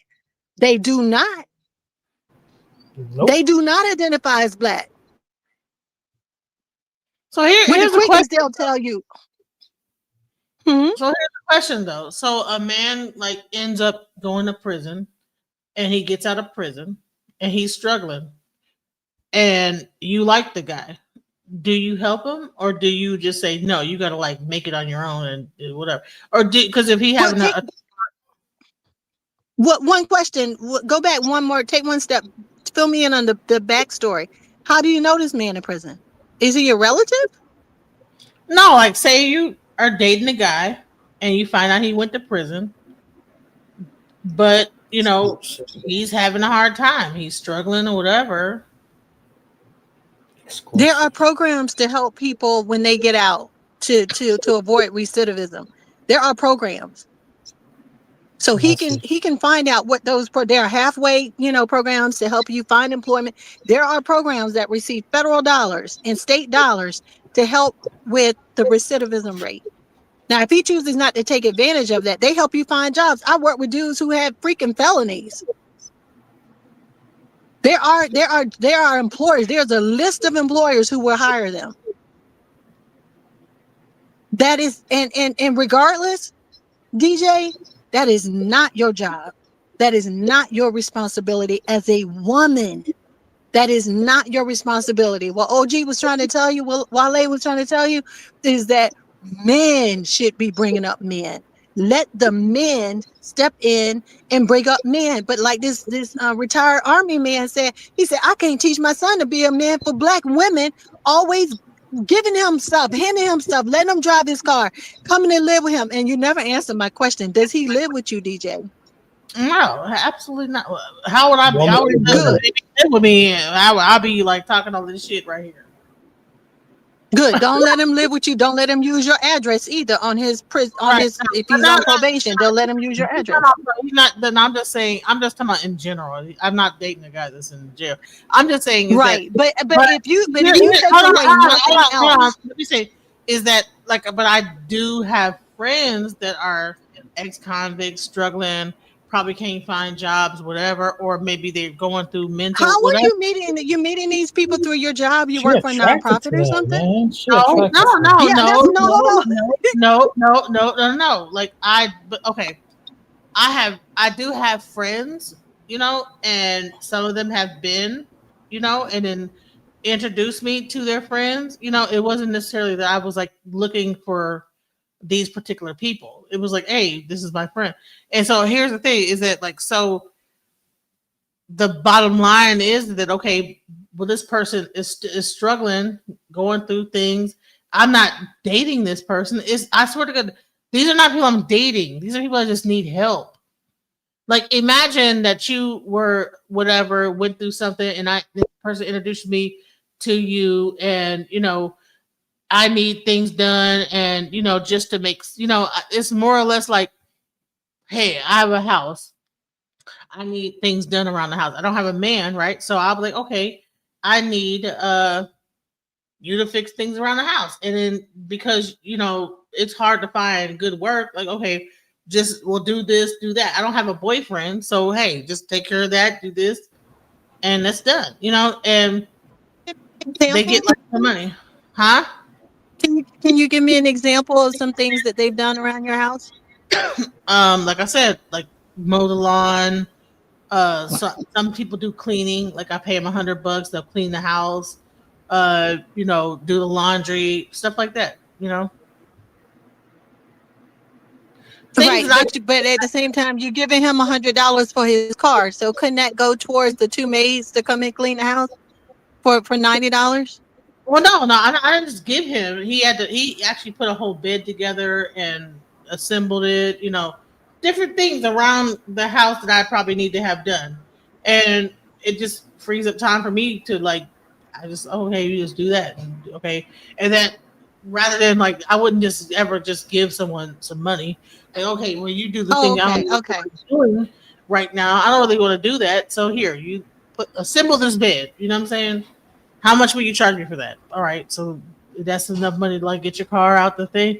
Okay. Then are you well off? Like you making like 80,000-90,000 a year or something? At one point I was. I'm not trying to get your business, but I'm just saying. If I get on YouTube. At one point, I don't have it, and I have made $100,000 a year, and I still don't have it like that. At one point, you know what I mean? I like. Hold on. Here's the thing. This is how I look at it. Some people go to the club or they go out to restaurants and they do this. Instead of me doing that, I'd rather do that. Hey, clean that. Go wash my clothes. Some people will say, well, I'll go to a restaurant and spend $100 on food. I'm like, no, I'll just here's $100. Go do my laundry. I just choose what I want to do versus, so instead of me paying that money for like just arbitrary like going out and doing stuff, I'd say, okay, well, here's $100. Go do my laundry. You know. I like to add a I disclaimer. respect that, but can one of the men can one of the men on the panel, and I don't like know to if add both a of the men are disclaimer. still on the I like to panel, add a but can disclaimer. one of the men on the panel speak to how I like dangerous to this can end up being? I'd like to add a disclaimer. Since the seasons is about to change into fall to winter, tax season, and stay over till the income tax be filed. You know, you got to hold on to someone with a big pocketbook as a struggling homeless man. Wait, I'm building up. I just want to say, I want to dedicate this song to all the lovers in the world tonight. When it's cold outside, girl, who are you holding? But I'm not holding nobody. No. Until you get this real quick. This is exactly what's gonna happen to a lot of brothers. They coming out with their A game. A lot of these prison sissies is coming out. They're gonna pretend like they straight black men. And they're gonna cohabitate with these lonely females, and y'all exposing them to your daughters. God forbid that y'all have some common sense. They don't really want you like that. And what really goes on with what's the sickest part about it is when these daughters tell and convey their mamas. A lot of these mamas are quick today on that precious energy. Real bitches do real things, precious. They quick to say, so what was you doing? What was you wearing around him? This shit gotta stop in 2025. Yeah, Use some goddamn common sense. I don't have that household. I don't know. Hey. That's why we denouncing it tonight. I'm trying to give you some game of what's gonna happen. It's October 11th. I'm trying to give you some game right listen, now. DJ, listen to him because he's speaking You're truth. not hearing what's going on. People around you. What's happening in my household? Ain't nobody. I'm not supposed to violate this as a man, but this is common sense knowledge as the cycles change into fall. DJ, I the term I've heard for that is called hobosexuals. Now it's not a real term, but you're right. You're right. Hobosexuals, yep. Hobo, like y'all too young to know what hobos are, but they used to just hang out on the street and stuff and like be like nomadic, live a nomadic lifestyle. And so they call them hobosexuals. But he does have a point. DJ, Y'all gonna end up with Delonte West. He hit himself right. What do you think Delonte West is doing right now? Ain't no dude living in my house with my kids. No, she's not letting them move in. But what he's saying is you've got people from prison under your roof around your children. And I can tell you now, they're not around my children. They're not around my children. Ooh. They're not around my children. They in the outhouse. They in the guest house. Stop it. My kids are at school and they clean the house. My kids come home, the house is clean. They're not around my children. Bro, I can see her on a true crime story. I ain't lying. I'm afraid. Don't get into my life. What are you saying? Stop it. We are trying to warn you. Don't speak things. Listen, I don't have people around my kids. Okay, your kids are not there, but I say I'm worried about you. He's trying to tell you he's concerned for your safety and your kids, but you clarified your kids are not home. You've got two people on the call, DJ. Here you are getting defensive again. We love you. We wouldn't tell you this. We're not attacking you. We're saying, sweetheart, do you know how many people have gotten out of prison and then killed somebody? You don't know if they got a secret addiction problem or what. You don't know what. But look at all these women, even their boyfriends have gotten out and killed them within a week of being out of prison. I just saw that story. Kim Chan Maestro, welcome to the panel. Oh, hello. Hey, how are you? Oh, good, thank you. It's a pleasure to be here. I'm gonna say this, and then I'm gonna let him chime in since he just joined the panel. But DJ, please, sister, your safety matters, right? And so who you deal with, you don't know. You only know what you've been told. Trust me, you don't know the whole story. We have dated people. Our family, we known people back to kindergarten, and still didn't know that they've been involved in, because they don't tell you everything. You know what I mean? So, sweetheart, sister, my dear, beautiful sister. And look, I have, as you can tell, I have a legal background. I have seen some stuff in case files. Everything that you talk about, I've seen it in case files for children. That's why I can speak to this stuff. I speak I can from feel that because you're an paralegal energy intellectual. from you. Right. And I thank you. And you spot on, bro. I am speaking because she is intellectual. She's very intelligent. You are very intelligent. Nobody's talking to you like you dumb. You are educated. Right? And I'm not talking about school. I'm just saying you understand what's going on. I just think that I don't want anything to happen to you. This is what I would hope you would tell me. Look, you got to be careful who you bring under your roof, because they don't tell you. They're deceitful. People are deceitful. Men and women are deceitful. They will set you up. They could end up killing you because you don't know what's going on with those people.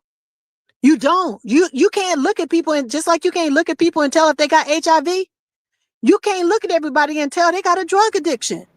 That they on meth, that they on xylazine. You can't, you don't even know. You can't look at them and tell anymore. Nope. And I have dealt with those people face to face all over my state. Right? Face to face. 200 of them to be exact. Face to face. Interactions in a professional level. And I am telling you, I've looked at some of them and I never be able to tell that they're meth heads. Never be able to tell they were meth heads. As well. You know, I have to give it up. You know, what's going on in these facilities? The coaching mechanism to prepare for the outside world and the recidivism rate of the revolving door, teaching how to be better at it, amplifying the game. You think what I mentioned about psychometry, it is nothing what's really going on there. They studying all the new age stuff, all the techniques. They got camera phones. They look at this one right here. I'm working on that. It's no love letters no more. It's all digital now. They coming. They got the filters too on the phones in the correction facilities. Yeah, you don't even know how old they really look. I mean, it does. If you like a what you call these? If you like a bad boy, go for it. You know, sometimes good girls are attracted to bad boys, and that could. And you know, a lot of women go through that phase. With good girls, me personally, I've always been afraid of them. And the one that was good looking, tall, dark, and handsome, he did 20 years in prison. And I never would have thought he would have ended up in prison, but 20 years in prison. So I'm glad I did. I was like, something in my gut was like, no, I can't deal with this guy. No, I am attracted to him, but that don't mean I got to know. No, I didn't give him my phone number, nothing. Was I attracted to him? Yes, that's natural. You're going to be attracted to someone who looks good, right? You're going to be attracted to someone who has charisma, right? You're going to be attracted to someone who tells you nice things, right? But that doesn't mean you have to interact with them when you know they are not good for you. And I knew, even this is high school. I was a sophomore. He was a senior. I knew this boy was bad news, and I knew it. I knew it. I didn't know everything like what he was doing. I had nothing concrete. I didn't know that he committed a crime or anything, but I knew he was hanging around a group that was doing some stuff that wasn't on the up and up. I knew that. And so bad boys are attracted to good girls. You're a good girl. You ain't a hoe. Excuse my language, y'all. And I don't really use that language, but I need her to hear me. You ain't a hoe. You ain't for the streets. You celibate. You clean. You check yourself. You go to the doctor. You don't have diseases. You ain't out there like that. But the problem is they're going to be attracted to you. And I need to make sure you're not attracted to them. Maybe not having sex, but you getting effed, like I said in the comments, you getting effed in other ways. You getting effed financially and emotionally. You creating emotional ties. You do realize the more you interact with people, you are creating ties with those people. Emotional ties, possibly spiritual ties. I don't know. I don't really know how to explain it, but you are creating ties to them.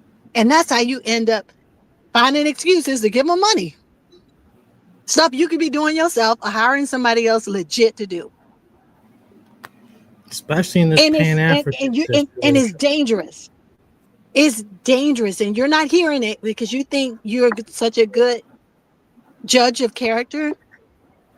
But we all listening to you talking about you dealing with these people, these ex-cons, and we all thinking in our mind, is she really crazy? Like, is she like for real, for real?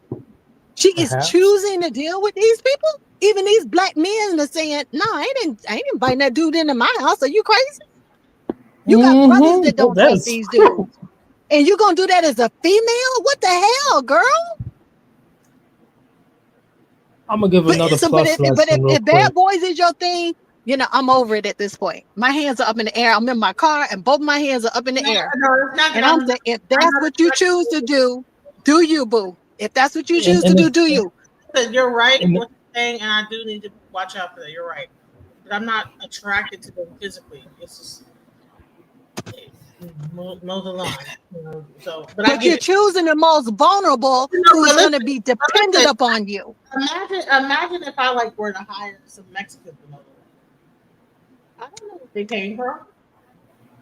They come say, "Oh, $35. I do lawn, right?" Okay, you're intelligent. Statistically speaking, who's more likely to harm you, a female or a male? A female or a black ex-con? Which one is more likely to harm you? And who's more likely to mow my lawn? A female or a male? I mow my own lawn. I got a Ryobi and I mow my own lawn. Do you know? I don't even have a lawn. I don't even own a lawnmower. I then buy a Ryobi. Take that $100 and buy a Ryobi. It's a lightweight lawnmower with a battery. You don't have to worry about gas. You don't have to worry about spark plugs. You don't have to worry about that stuff. It's low maintenance. Buy a Ryobi.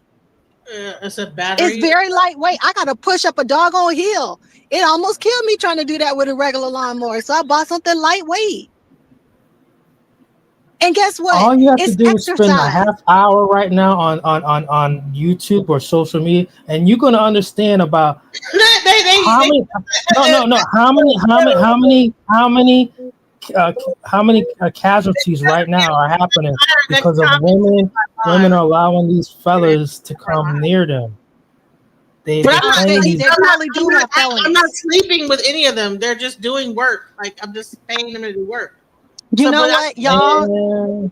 It's her choice. She is choosing this. Let her do it. Let her do it. Let her do it. I will find other people now. Let her do it because she's doing what OJ did. You think OJ married an executive? You think OJ married a middle class white woman working in a stable, just $40,000 a year job, $50,000 a year job? You think that's who OJ Simpson chose? No, he chose a waitress. So he wanted that power dynamic. So just like men do that, Donald Trump, he didn't choose an executive of some CEO of some major company. Who did he choose? A model. 3 times. They choose same ones 3 times. Right, and it's a power dynamic.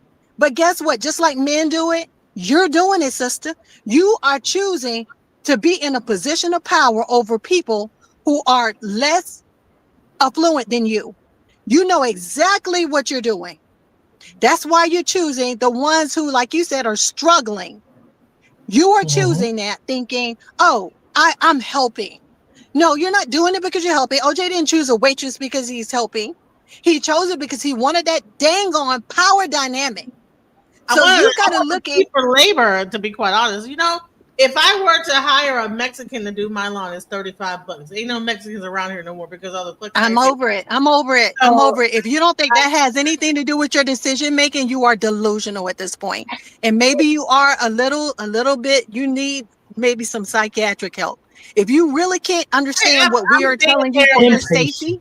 Being a therapist. If you want to deny that you have a power dynamic over these men, and in OG's words are enabling these men and all this stuff, if you want to deny and excuse and justify, here's where I say, you know what? Person a job. Do you? But when you end up dead and your children end up in foster care, don't speak that into my life. I hope whatever God or whatever being, or if we ever have to be accountable for our actions, I hope they hold you accountable because you know damn well what you're doing. You ain't stupid. The more I listen to you, the more intelligent I know you are. You know exactly what you're doing. And there's some deceitfulness in you for you to have this power dynamic to choose not to have them around your kids, but expose your own self to danger. How crazy is that? They're not good enough to be around your kids, but you have them around yourself, my sister. So this is a choice. I'm the wool just fell off my eyes. Before you go, Ladybug. I think you guys are. Before you go, Ladybug. Hold on. I want to say it again. What's your question? What's your question? No, wait a minute. Let me just make this statement, okay? If I have a person come into my house to grab clothes and take them to the laundromat and wash my clothes, or if I have a person go out and mow my lawn, or if I have a person that I know the guy that cleans my house, and I pay them to do that, and that's what I'm doing. And these people probably just need the extra money. Like I don't really, but you know what?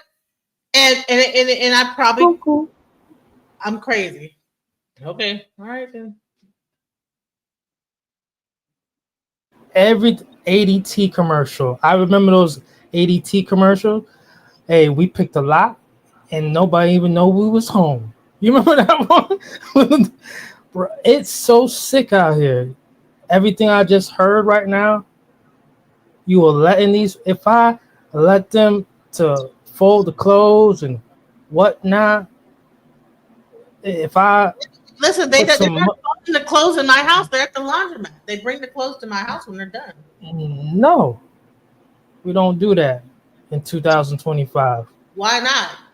And for my fellas who are doing something similar, yep, y'all black pill, lonely red pill ones. I know y'all like that McDonald's early in the morning on the weekend, trying to tip the waitress. Y'all too. What did Lauryn Hill say? Guys, you better watch out too. And this is what it's killing season out here. That's paranoia. It's killing season out here. If she don't have what I have at my age, listen. I know she's. I'm not. You need to hear the perspective of a man. I'm paying them to do their work. I'm paying them. The perspective of a man for a second. I know she look good. She got that kid too. But you know what? Hey, I got a couple as well, you know. But who she staying with? Oh, with her fake auntie? Okay. You know, like y'all gotta really understand, like, oh, the smile. Some people just need some money. Hey. See, she definitely she say she worked. Okay. But do I allow her to move in with me? No. Damn no. No. I'm speaking for myself. No. She gotta have her own. She gotta have her own casa. That's prerequisite. That's mandatory. In 2025, it's not that she has to have an address. You know what's so crazy about what y'all She are saying? needs to have her own. She needs to have her own title, her own lease. Name her name on that lease. Period. I don't play these games. When I interview, I do a thorough interview. I usually will know around 90 seconds, but I can't even give it 90 seconds no more. I still do my stuff offline, not online. I don't pull and attract online.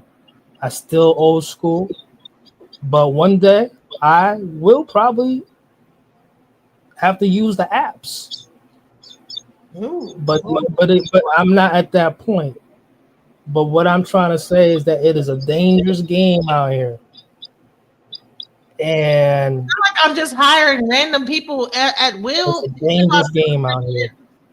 They're playing a deadly game out here. Oh, okay. Y'all are listen. I've known these people for a certain amount of time. Like everybody, I don't have nobody in my house working for me that I have not known for over a very long amount of time.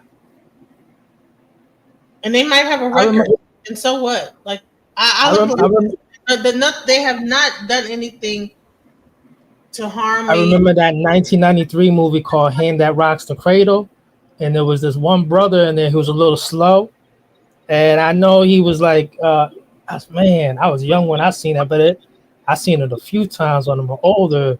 Y'all gotta watch out, man. It's dangerous out here. Don't stop trying to sublease to these fellas and shit. Stop trying to think this is subleasing to anybody, bro. I don't. No one lives in my house. Why do y'all keep making it seem like I'm letting someone live in my house? Why do y'all keep saying that? I'm not letting nobody live in my house, bro. They shouldn't even know where you live at. Exactly, bro. I'm telling you, foster care they're gonna take a kid. That's rule number 101. They're gonna take a kid. You know what you did? Even the fellas back in the day, when I was a real bachelor, no kids. You let her come to the spot. If anything happens to you, they are. If anything happens to you, I ain't listen get it. to Like, what I'm telling you. what's They gonna take your kid. They gonna take your kid. It makes sense because now. they gonna say, "Why you got these fellas?" And then all your neighbors gonna be, men in and out. Look, they gonna take your kids. They're not in my house. What are you talking about? Y'all crazy. Why y'all making up all this extra shit? Did you say they're not in and out of your house? It's cuffing season. Homosexuals. Out of my house, bro. Even the studs right now. They flipping it right now too. All up and down this whole street. There's Mexicans mowing lawns all day long. There's black people, Mexicans, well, mainly Mexicans, but they stopped the Mexicans, like actually have not been mowing lawns. And so I hired niggas. And so now you're saying, oh, watch out. But the Mexicans, what you got like 2 acres or something? Because I just have a starter house, right? Again, like when I made that money after COVID, after being unemployed. I don't have a starter house. I have a big enough lawn that I need someone to do. I can't do that shit by myself. It's big enough. So you make enough where you can't afford a riding lawnmower, but you can hire these people every 2 weeks to cut your grass. You live in the HOA? No. Because I can understand if you live in the HOA. I ain't gonna lie, because you got these Karens walking around with rulers measuring every blade of grass. Huh? No, I don't live in an HOA. Please don't move. I would never live in an HOA.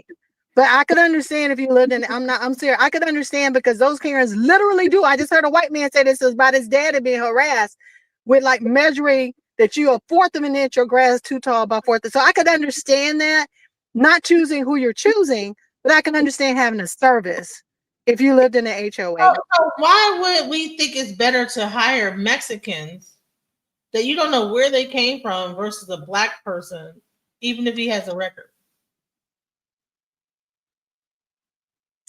I mean, I consider it exercise. I don't have a gym membership. For me, it's exercise. And I don't do it all on one day. I might cut the front on one day. I might cut the side 2 days later. I'm about to seed myself. I mean, my grass looked like carpet last year because I got on YouTube and learned from my own doggone self. I bought the iron. I bought the humic acid. I bought the... I I'm not trying to The do my organite. You know, I bought this stuff myself and I put it down and my grass looked like True Green did my grass. change out my alternator. I'm not trying to do none of that shit. I'm like, I want to find. And you shouldn't do anything mechanical. But look, sister, if you want to keep hiring felons, go for it. I'm just saying, we told you there is God, or if you believe in a higher power. If you don't, that's fine too. But I personally do, and people die more peacefully, as you know. But I'll say this when they have a higher power.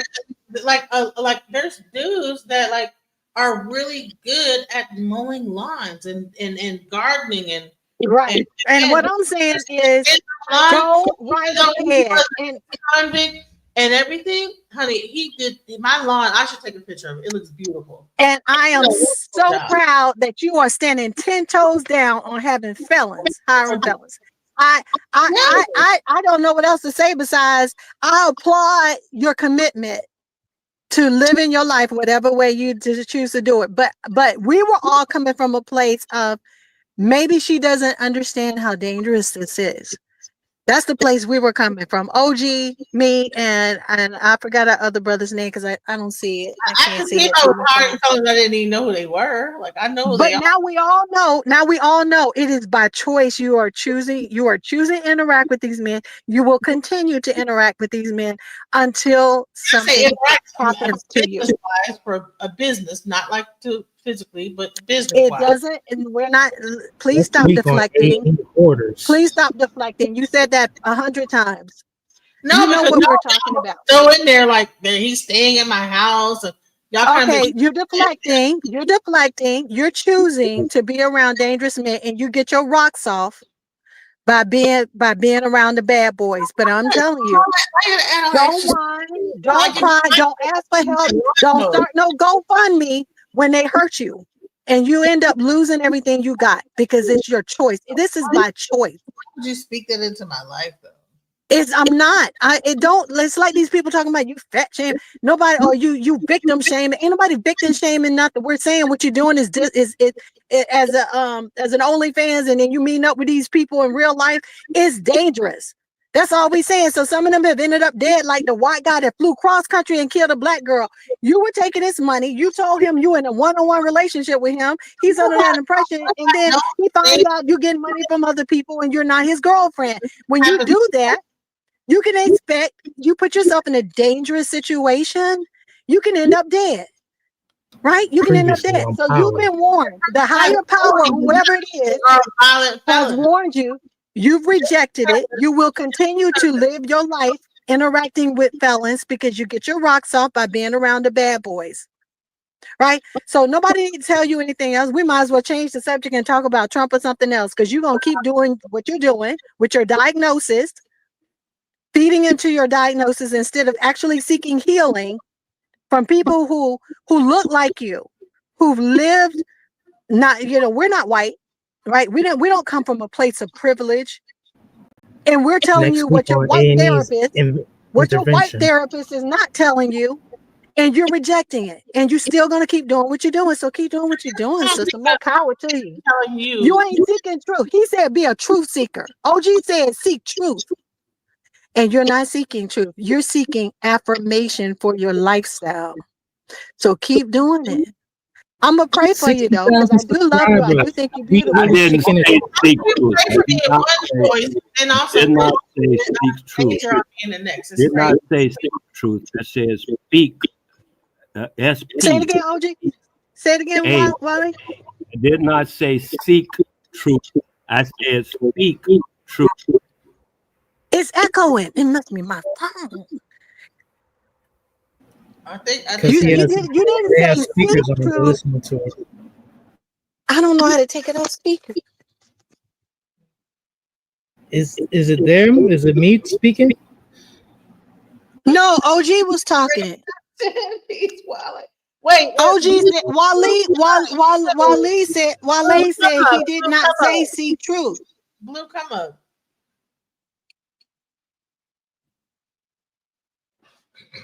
I'm so glad I didn't leave this conversation thinking I was helping her.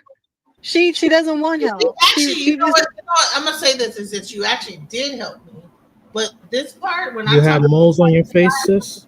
Fixing getting up, like doing stuff for my house. That part, I'm like, these are not people. I know these people. They're not like just people out the blues that I like hired, like I don't know, and they needed help. They're like, I'm like everybody I've got working for me. I've known them for like a long period of time. They're not people off the street that are like I like picked up at a fucking homeless. Because they would never kill you, right? No, guess what? If you were to hire some Mexicans to do your lawn, it would be equally as dangerous. Yeah, Would they all be in these your house? Mexican stuff. Just quit, Why man. she keep going Just to the use the word Mexicans? help. The help. The help. No, I didn't.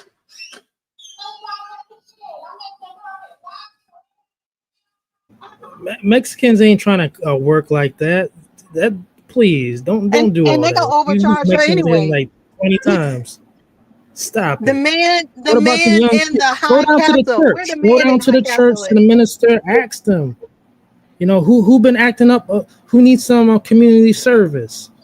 She could use a There doggone you go. teenager, There bro. you This go. is You just an know, excuse. It grab could be this 30 the real whole quick. summer. Teenage boys. There's some teenage boys in my neighborhood who got the they daddy riding lawnmower and cut grass. They ain't cut my grass because I like to do my own grass since I'd invested, in seeding and all that myself. So I don't want your messed up, great your weedy blade on my grass when I bag my clippings. But anyway, she this is a choice.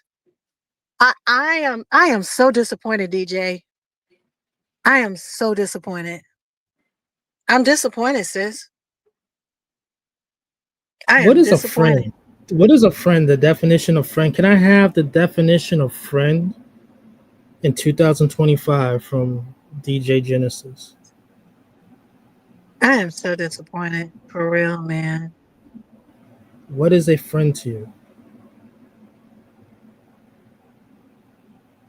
You talking to me?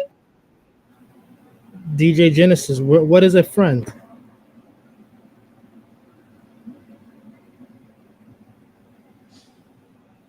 I think No she's with one her home. kids. No. She Okay. was talking to her kids a minute ago. I think What she's do you helping think a them. friend? What is a friend to you, Ladybug? You talking to me? You talking to Ladybug? Yes. What is a Okay, I didn't friend? know if I was in timeout. So I'm like, how will I know if I'm in timeout? Am I in timeout? Might be. You never know. I don't know. Nothing's on my screen, so I can't even. I don't know what's going on. My phone. Oh my God! Can you hear me? Yes, I can. Can you hear me? Yeah, Can y'all. you hear me? Blue, you gonna come up or not? Where you at, Blue?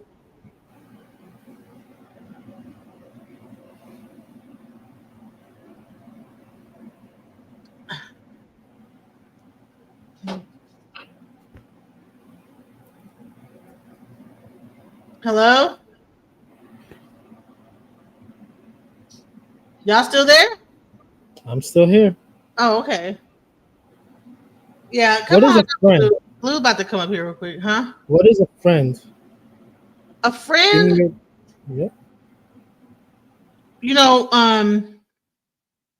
a lot of the people I've known for a very long time, like I have friends that I talk to, over time, and if I need something, they help me. If they need something, I help. We help each other. And if I need someone to talk to, they're there. So it's almost like a give and take relationship of like, and sometimes we hang out with each other, have a good time, but for the most part, like we're just in each other's lives. So I have male friends, and some of them might have had a felony or two. You know what I'm saying? Might have went to jail. It does not mean that they are violent felons or they are going to try to kill me and this, that, the other. Some of these people might have just got caught up when they were younger. Maybe been like 18, did some more wild shit, spent some time in the penitentiary, got out, and they're just trying to make it through. And Yeah, then they get do a regular couple of hurt bites, some quads, some. regular job, in the real world because people like to discriminate against them, so they start their little landscaping business. So I say, okay, you know what? I go ahead and help you with that. Some people have like a laundry business where they like come and pick up people's laundry. I have a person that has a laundry business, him and his wife. So it's not like that they're this guy that does my laundry, he has a wife and kids, and him and his wife come and pick up my laundry. That's what's so funny is that, people didn't get the whole story. So the guy that does my laundry, his wife and his kids, I've met his wife, his kids, he has a felony as well. You know what I'm saying? But like he had to like start his own business doing laundry. He has several laundromats that he has customers and he goes picks their laundries up and then does their laundry, and he has several laundromats throughout the city that he drops the laundry off, picks it up, brings it to your house, folded or hung up on like hangers, and you just put you ain't got.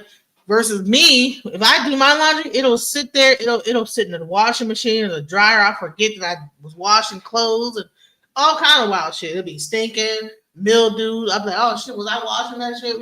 Just crazy stuff. So I said, you know what? Rather than me forgetting I'm washing clothes and doing all this, let me just go ahead and get them to like just take this laundry and just wash it. Pay like $100, and now I don't have a whole pile of laundry in my laundry room because I like my house to look clean. I don't like to have like stuff on the floor and just leftover stuff. It's a compulsion I have about like I don't like things on the floor. So if I see like clothes on the floor, so what I'll do is he'll come, and that keeps me sane, right? Same thing with the lawn guy. You know what I'm saying? He comes. He has a like little lawn business, and he's a ex-felon. And he couldn't get regular jobs, so he just started his own little lawn company. He comes and does my lawn. Other guy, ex-felon, he's a tow truck guy, but on the side he cleans houses. So it's not like like these people are just like these bad people that are just going around just hustling and just I want to come and kill you and your kid. Like, no, sir. Like this guy is a tow truck operator. So when he's not cleaning my house once a week, he's driving tow trucks and like helping people out in emergency situations. So as much as people would like, I think that's like the context of the whole situation. And then, like I said, the other situation is a guy that I was talking to. I actually was like kind of dating him, but he's not even an ex-convict. He's just he's just a guy. But that's the one that I paid him to do. Now I probably shouldn't have paid him because we've been sleep. We sleeping together. I shouldn't be paying you to do the goddamn thing. You know what I'm saying? But I needed to get my bed put up, and he needed to get his car fixed. Now that was stupid. That right there, that I did right there was dumb as fuck. Like, why should I be paying a dude I'm sleeping with to fix my bed or whatever? But that's another story. And so for that particular situation, that applies. But the other things, no, it doesn't apply. But for that one, with that guy, yes, it very much applies, very much ladybug. And thank you for that advice. So, yes, I should not. And there's like a little bit of like, not desperation, but like a little bit of like loneliness going on there. And I don't know, that I have to like deal with. I ain't gonna lie. A little bit of loneliness, and hey, he's fixing my bed up and I'm trying to help him and maybe prove myself. Let me ask you a question again, all right? I'm a good woman and whatever the hell that is. Let's do some practice real quick, all right? But I want you to pretend this is offline. How do you pull one of these younger fellas who are naive and that are not from prison? I don't pull younger dudes. I don't like young guys. You aren't able to? You're around my age group, like probably in their 40s. With all your experience, you're not able to, buy a couple of PlayStation 5 games, No, I don't. What? Yeah. What are you saying, bro? Now you're saying message. Buy them a couple of PlayStation 5 games. Invite them over and play Grand Theft Auto. Mentally, yep. in their Keep 30s. it mental first. Right, Keep it I mental. don't want to do in his 40s and about 50s anymore. I want to do in his 30s that plays Grand Theft. I don't date guys that's in that child rearing age because I can't have kids no more. So you got to be like past the child age, like you done having kids. So So it's steadily jailbirds, I'm not prisoner. you know it's not that's listen, I'm saying I hire as a community person So that how do you pull jailbirds, or how do they pull you? I don't pull when I for personal relationships. I do not pull jailbirds. You guys are not listening to me. I don't date like jailbirds in my personal relationship. I actually have them working for me and doing stuff. But am I dating them or fucking with? No, I'm not. Celibate and abstinent are two different things. What's that have to do with anything? What do you mean? Celibate, You trying to piss me off, bro? celibate And and random abstinence shit. are two different things. You say Literally. you're celibate.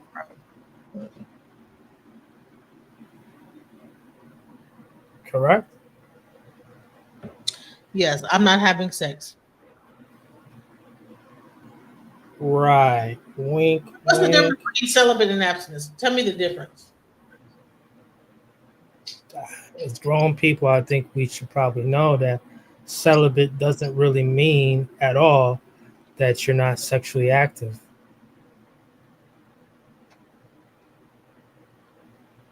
See, even a priest will be like, I'm celibate. I took an oath of celibacy, but I'm going to touch this little femboy. I'm going to touch these femboys. No, I'm celibate. I mean, that's not real intercourse. you don't understand. Look, you need to do the research and find out what the actual definition. I don't want to get married, and I don't want to have sex right now. You know what I'm saying? Now, even marriage, to me, I don't want to necessarily get married because I have properties and things like that, and so I don't really feel like the people I'm meeting at this moment. I don't want to risk my investments if we break up going to that person. So therefore, I don't necessarily. I'm abstaining from marriage and sex. So yeah. Okay, so abstaining. Gotcha. Look up celibacy. That's what celibacy is. Is that like I said, when it comes down to these monks and preachers, these priests, they will have an oath of celibacy. But that choir boy, What do you mean by that's that? the loophole. That's the loophole for them. That choir boy. You're talking. So you're like, what are you trying to like insinuate? It's so celibate. They will mess around with the boy and still be celibate. Trust and believe. That's facts. There's ways to get around this. The celibacy. That's for a man. That's intercourse, right? The same thing with the woman nun. With the nun. No. Yep. Same thing with the nun. I'm not gay. Yep. I'm not doing it. So what what the nunneries do, they do the same thing. They do the same damn thing. Like, after school detention. They be grooming too. I got kicked out again. I think my Ring camera's in. Next thing you know, you got a couple studs around. They got a couple studs around the nunnery. You know, it's just a nun got stud tendencies, and you wonder why they be looking at the female. Yeah, come on. This whole celibacy is that's a joke. That's the biggest joke too. I want to hear abstinence. That strong stuff. I've been Honey, celibacy is way more stronger than abstinence. You don't even know the difference. Celibacy. There's too many. No, there's loopholes. Like I said, there's loopholes to celibacy. Well, I'm sorry, y'all. I got kicked out. What's the difference between celibacy and abstinence? You're not having sex either way, right? So celibacy is abstaining from marriage and sex, while abstinence is just abstaining from sex. I don't Oh, want to get married because I have properties and stuff like that. And so therefore I want my properties on my if ever anything ever happens to me to go to my children. And so I don't right. want and automatically if you get Why do you married, think these fellas are messing with these trannies? what are you And they talking don't think they no, and then in their mind they still a straight husband, father, and about? everything. Rambling. You What are right. you talking You about? right. You right. They See, on there's the a down lot of low, bro. loopholes to what is going on out here, and when In people be saying prison. they In celibate, prison. Yeah. it'd be a big game. You need to look up the Does definition. that pocket rocket mean you celibate? I don't know what you over my head, bro. You Just rambling and saying stuff, bro. It's the truth. So what is a pocket abstinence, rocket? yeah, I ain't have no. I abstain from liquor, or then I'm making this stuff up. Yo, I'm sober today. For real? There's a big difference from saying You're just like sobriety, I think you're just and rambling. sobriety and abstinence. Yo, I've abstained from this liquor. Word? Damn. Sucks for you, Well, man. I mean, DJ, wouldn't you say you're Sober? both? Yo, I'm When sober. you say you're DJ, wouldn't you say It's you're just both? words. Sober from what? Well, I don't think anybody is an alcoholic on here, so I don't think sobriety, whether alcohol or drugs, is an issue. But you're just saying how people use the different terms loosely. Is that what you're saying? So a lot of women who are saying they celibate, they not. And in 2025, speak on it. They're not. It's not a big deal. Welcome They're DJ, just not. outside the blue. Welcome outside the blue, because I think that we need another perspective here because it's been dominated by Mr. Reverend Greenback, and I'm trying to explain to him the difference between celibacy and abstinence. Are these two Christian? Are you a Christian, Ladybug? can you hear me, DJ? Yeah, are you a I'm, Christian? I do consider myself a Christian, but I'm not. I'm not a traditional Christian. Like I So said, I take issue. I take issue. Like I said earlier, he probably wasn't on, but I do take issue with. I do think I think white men fiddled with made some things fit their own economic and egotistical ways, And like that's it. slaves. You know what I mean, like slaves honor your masters. Um, you know what I mean? Like I do feel like they fiddle with some stuff because that's what they do. Like historically, you see how they're whitewashing Black history right now, like quote Mhm. unquote whitewashed. And I hate that word because they make white always good and black always bad. But like you see how they're doing with our history right now. That's what I think they did with the Bible. I think they decided what was going to be in and what was going to be out.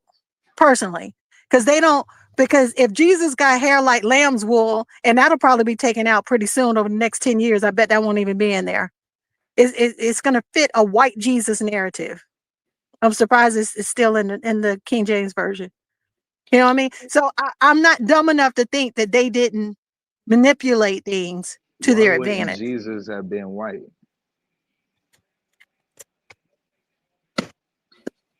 Are you asking if Jesus is white? I'm saying, why wouldn't he have been? I mean, I just contradicted that he would be if he has. I don't know too many white people with hair like lamb's wool. Like Jewish. wool is. Is that talking about texture or color? That's a good question, but I believe texture. Just even archaeologists would say everything goes back to Africa as far as we know. Now, I might change my view 20 years from now, but as far as we know, everything goes back to Africa, and I don't know too many people in Africa that look white from the historical perspective. Um, Does I that make mean, sense? Like I we guess originated, for as far as we know, all humans originated from that continent. technically As that would far as be white people too, archaeologists, then, right? Yeah, and then they moved, and their bodies adapted and became less melanated. So those are black people that moved. As I mean, bro, I'm not a pro on this. I can only, from what I'm understanding, but I don't, I'm no expert. I don't feel like I know enough to really go into the archaeological side of things. I just read and heard a few things here and there, You know, but in the book I of can't Enoch, argue. they said that Noah was white. He came out looking like the angels, white with Mhm. rosy cheeks and blonde hair. Yeah, I mean, like I said, I used to, I was, as kind of OG kind of alluded, we were fed a certain narrative, I think, to keep our ancestors in line.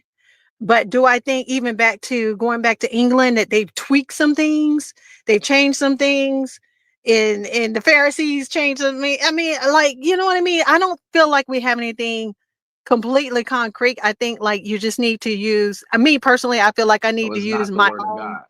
my own critical thinking, but I can't say for sure that the white man didn't manipulate stuff, because that's what they do. That's what Trump is doing right now. So when you say that, you would agree though that so that's not the word of God. I don't want to get into a theological discussion on this, because I mean I don't have the answers. Number one, I don't feel qualified. Number two, Y'all don't if want you're to get into asking a me, theological conversation on this, but you want to have like a personal conversation I about her I have intimate my own relationships and her personal personal I life. have I You have want to my talk own about her, personal right? I have So my let's own talk about your personal personal relationship with Jesus. Let's talk about that. I don't want to talk about I, her and I relationship with a nigga that line with that mow lines. Let's talk about your personal relationship with Jesus that you we developed. were discussing. Did you invite Okay, let me, Jesus in your heart? are you going to let me answer you? Because you keep asking me questions and cutting me off, but you're not letting me answer. Ain't that what y'all was just doing? I thought that's No, what we was doing up here. Y'all I shook? got kicked out. I got I kicked don't think out. nobody got kicked out. I think you might have dropped your signal. I don't think nobody No, got kicked I out. got kicked out, and she can see that she let me back in. No, I do not. I don't pick anybody. I don't pick nobody from this panel. No, I'm not saying you kicked me out. We've already covered this. That I don't know I even about put in the that. chat. I've been It kicked could out be my several phone. times for that. No, I don't I'll know what's drop wrong you with down. y'all I don't. energy. Y'all I'll had drop high you down. energy just a second ago.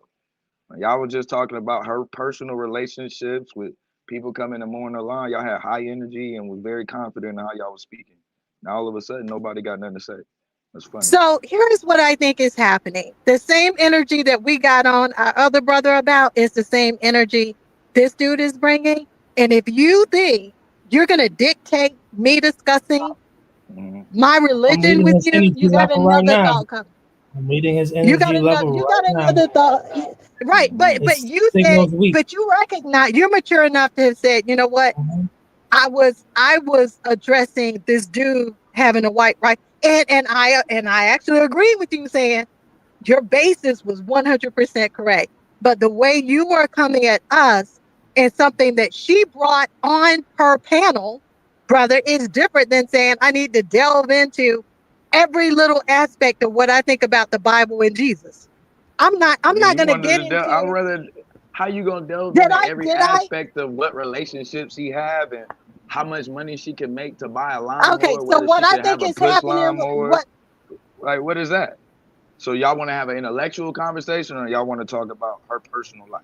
when I found this channel, which is the first time today, that was the topic going on when I joined the discussion, when I joined the chat, when I found this channel, that was the discussion. And she felt comfortable having that discussion, and she has appreciated the different aspects. Her decision is her decision, but she volunteered You this just as the it topic. can't be her decision. You literally But said her what we kids would have be with taken you away. is Hold a on, felon. You was going. hold You on, guys. said Let me CPS was No, no, clarify. no, coming. no, because I haven't. He's asked me questions, so let me answer and uninterrupted, because he keeps Let me interrupting me. clarify what Let her happened. handle her. Let her cook. I know. Let her cook. I know the seat get a little hot. I know. Let me Exactly. You clarify. know what I No, mean? hold on, Ladybug. When you came in, I was talking about a guy that I was seeing that I did do some work for me. I did admit that I was seeing that guy, and I paid him $200 to fix a bed for me. And then when I asked him, like, oh, okay, so are you gonna like take the money to fix the car or whatever? He said that, oh, well, you're acting like my mother. That was Right. the discussion. Right. So now all the other stuff, like people like doing my lawn and that's just me. And I have a lot of, because I'm a woman and I have guy friends that know how to do stuff, detail cars, and I hired them. That's not the same thing as the dude that did that. This one guy is one guy that, because I'm not like a person that sleeps around with a bunch of different niggas. I don't know where this came Of from. course not. Nobody's saying that. I haven't heard anybody say that. In fact, I explicitly said you're not a hoe. I said you're not a hoe. I haven't heard anybody call you a hoe. Relax, just relax. So the situation where I talked about the fact that, like, he said, well, you're acting like my mother. Yes, that was a real situation to where when I paid him to set my bed up, and then I asked him that, and he said, well, you're acting like my mother. And that was a real thing, and we discussed that, right? Now, that is separate from who I have doing my lawn and doing like different things to help me out around the house. That's not the same situation. So I just want to separate those. Here's the bottom line. Here's the bottom line. This dude is a felon, and he's on here defending felons. He's not asking anything to participate in a discussion. He's here to defend being used by felons, because he's that type. That's his character. Unfortunately, that's his character. That's what my intuition. That's what my intuition is telling me, because everybody else has supported you and said we care about your safety. This dude don't care about your safety. No, nope. See, you, Mrs. Ladybug, you on it right now, and I sense those intuitions that above us, this is all a calculated, let's eat type of situation on the bottom of us. It's so messy, but we can see right through So this. just to be clear, we shouldn't deal with people with felonies, right? That's the argument. He gonna hit her up. He gonna hit These her up after this homosexuals. No, These homosexuals trying to press on us. Hey, sis, these homosexuals trying to press us. He gonna direct message her asking for $100 and can I wash your clothes? Rustin Bayard. This is I guarantee you that's the dude right here. Was Rustin Bayard. Hey, this the dude right here. That's him. Rustin Bayard a homosexual? You tell us. Do you know who Rustin Bayard is? You tell us. Oh, so you don't. You do know most of our civil rights leaders have felonies, right? You tell us. You want me to go Keep down? cooking. Oh, my fault. No, never mind. I forgot. A fool. Hey, really know what this the one applying pressure on we got DJ. plenty of felonies. He don't want the. He don't have no energy. Hey, for hey, it. I get it. Where He you only get got your energy degree for at? you. He got What energy correctional for you. facility you get your degree at? He got energy for you. What correctional facility I did you get get it. your degrees at? I get it. See, he like to be around women where he can pretend like he an alpha. You see what I mean? He get to play like he an alpha around women. I see that yellow ribbon in your hair. But you know the difference. I see that yellow ribbon in your hair. You never been an alpha amongst men. You be the one at the corner store begging for some change. That's why he with rather that foam have a around your lip, conversation with the foam around the lips, He you cracks much your rather lips. have the conversation with you two and then talk over me. Act like I'm not here. I understand. I can smell the You was zestiness. an alpha a little while ago, wasn't you? You a zesty one. Okay. You was an alpha, you right? Zesty. You zesty, right? Is that what it is? Hey, Kiki. That's what they call you, KK? No, that's in my background. What about yours? That's in your background? That's Hey, in my Kiki. background. What about yours? Hey, Yeah. Zesty. Yeah, in my background. What about yours? Zesty. What about yours? Zesty. Let me hear some feminine energy in your background, please. Please. Any feminine Did energy DJ around? Genesis give you the keys yet? She give you the keys to the outhouse, to the shed? Any feminine energy around at Give you all? the keys to the lawnmower man. Bro, you don't have to be mad at me, bro. Lawnmower man. I'm not in a drought. I know what drought season sounds like, but Lawnmower man. you just You're mad not she ain't even gonna the give same you the city as key. me. You're crazy. Lawnmower You man. just mad she ain't gonna give you the key. I ain't doing nothing for no big We one. gonna I dictate ain't what nothing she doing doing for with no her big keys ones. because you can't get them on. I ain't doing nothing for no big ones. Because you can't get them on. Other than hello, goodbye. Now you're gonna call me a pig. How you doing? You ain't doing nothing for nobody. He act like he got choices. You ain't got no options, my nigga. Stop. She buy you them Crocs. You ain't doing it for little ones either. It was your birthday when You she ain't bought doing you it with for some slim Crocs, ones, right? You ain't doing it for Got you thick them ones, Crocs, You right? ain't doing it for short ones, for tall ones. Who you doing it for? Like, quit playing. She got you babysitting yet? You got She got you zero feminine babysitting yet? energy in your background, bro. She got you babysitting yet?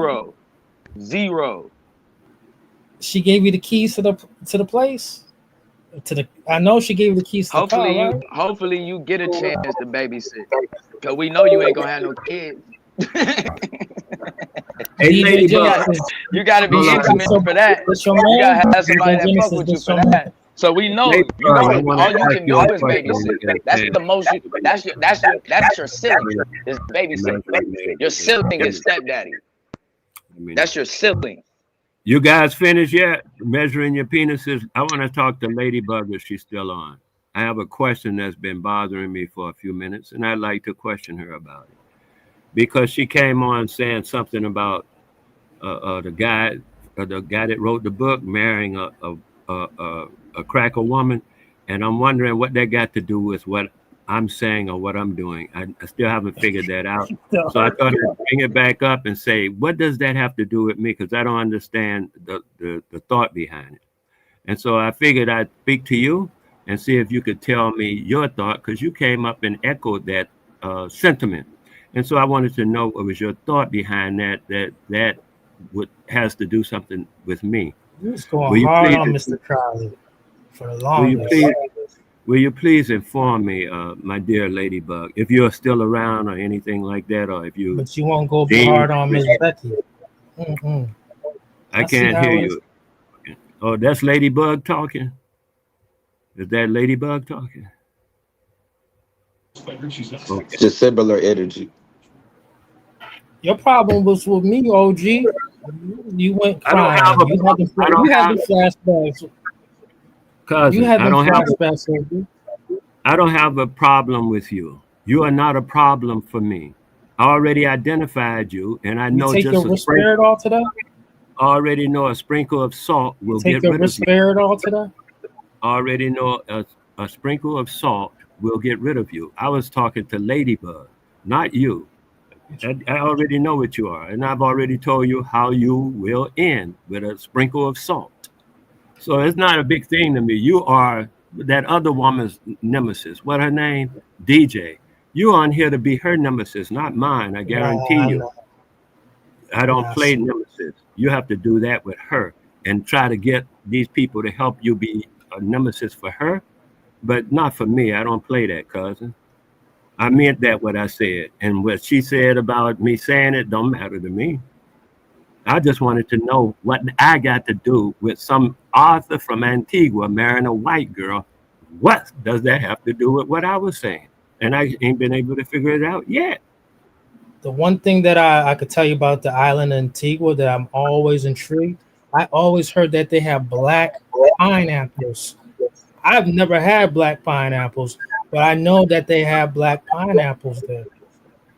Am I muted? Can you hear me now? And they also I'm sorry, I was muted. have volcanoes there too, sir. Did you can hear you now. You go ahead. Go ahead. I apologize. I was trying to answer him, but I was muted and I didn't even realize I was muted. I'm sorry. Are we talking? I think he directed a question to me. Do you want to finish your thought on the black pineapples? Because I didn't know there was such a thing. But do you want to finish that thought first? Or you want me to? Yeah, I'm about to tag. Okay. I'm about to tag you in real quick. All right. Okay. Okay. Because I'm let you know the power level of these two sissies right here. They soft. You don't listen. We're not gonna call people. I'm tapping you in right now. Go ahead. Listen, you don't have to call people names on the panel and do that. No one called you a name, sir.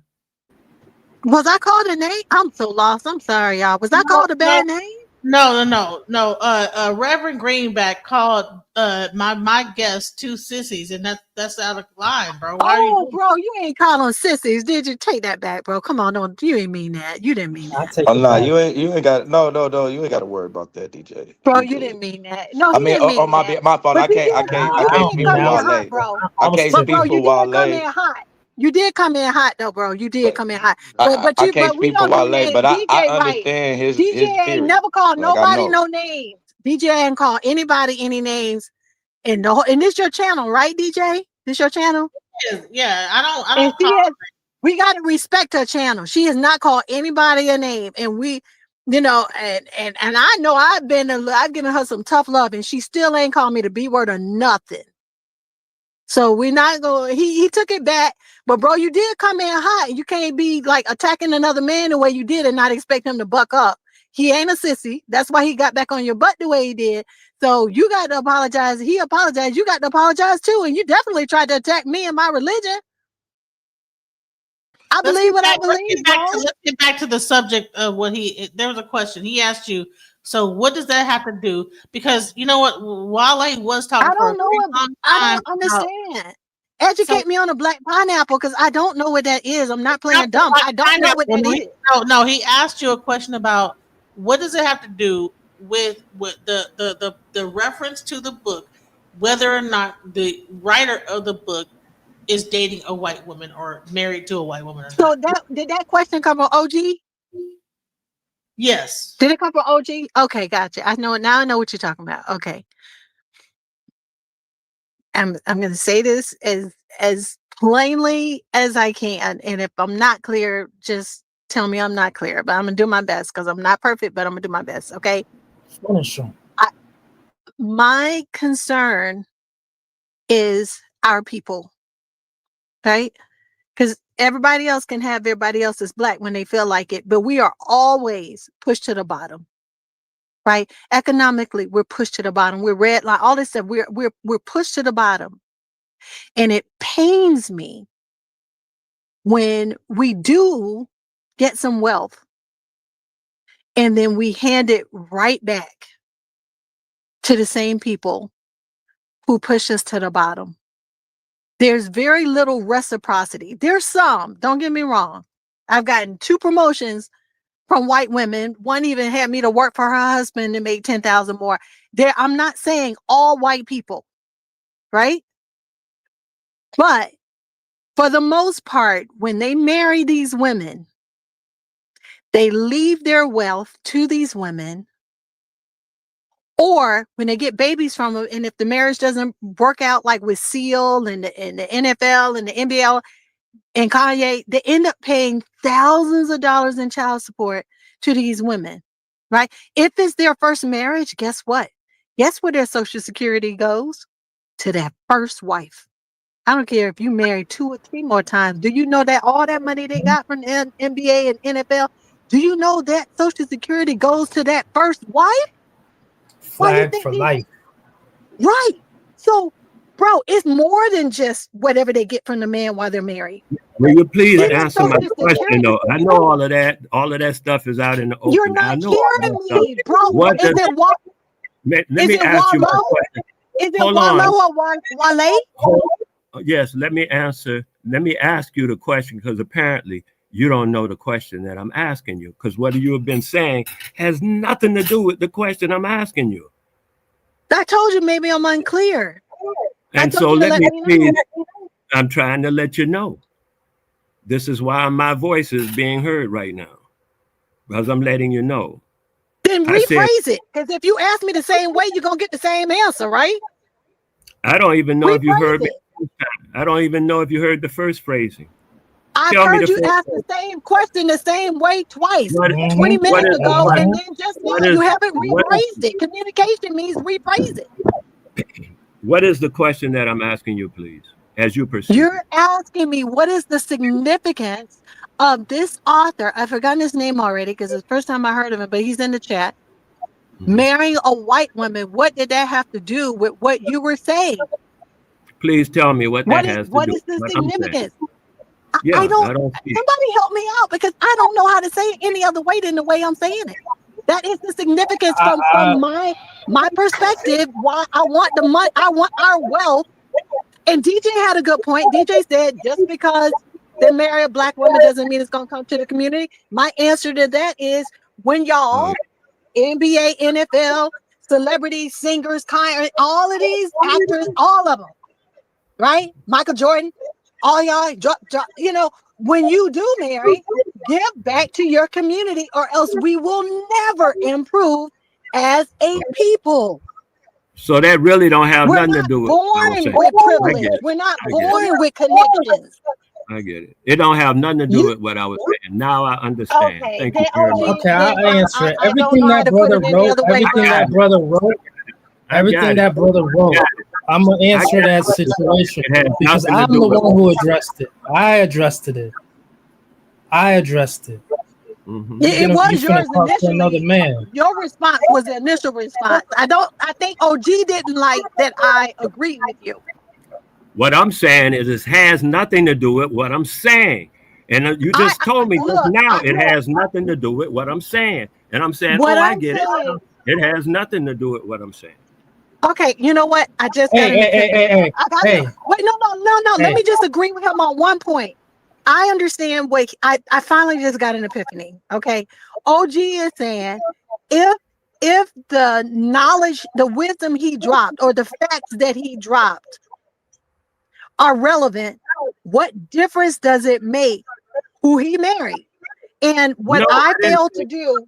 I didn't say that either. I'm not saying that. I didn't get what I was talking from Frantz Fanon. I said as much when I first said it. What I was saying had nothing to do with Frantz Fanon. I said that already. I said, but Frantz Fanon is a guy that wrote a book talking about depressions, and you can get some information from him. I've never read his book, so I don't really know what he was saying. Is what I said. And then this guy come up talking about, the one that married and the rest of that noise. So I'm trying to. Why are you asking me? And I told you, why are you asking me then? Your question really should be directed to him because I don't know this dude. OG.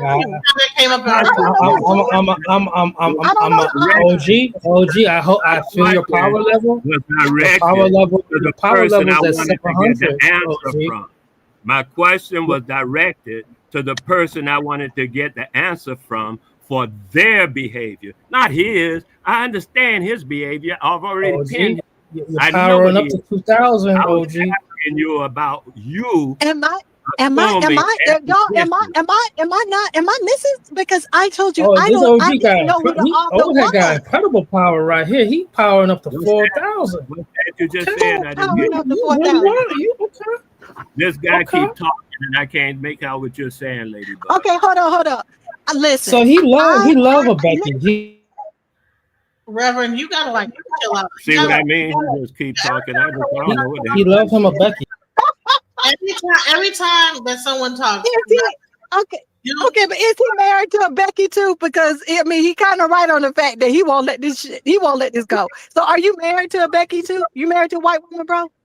You talking you married to me to now? what you call a cracker, which I think is derogatory. But you married to a cracker? I don't use nigger and I don't use cracker. I think they're both derogatory terms that are unnecessary in a conversation, in an intelligent conversation.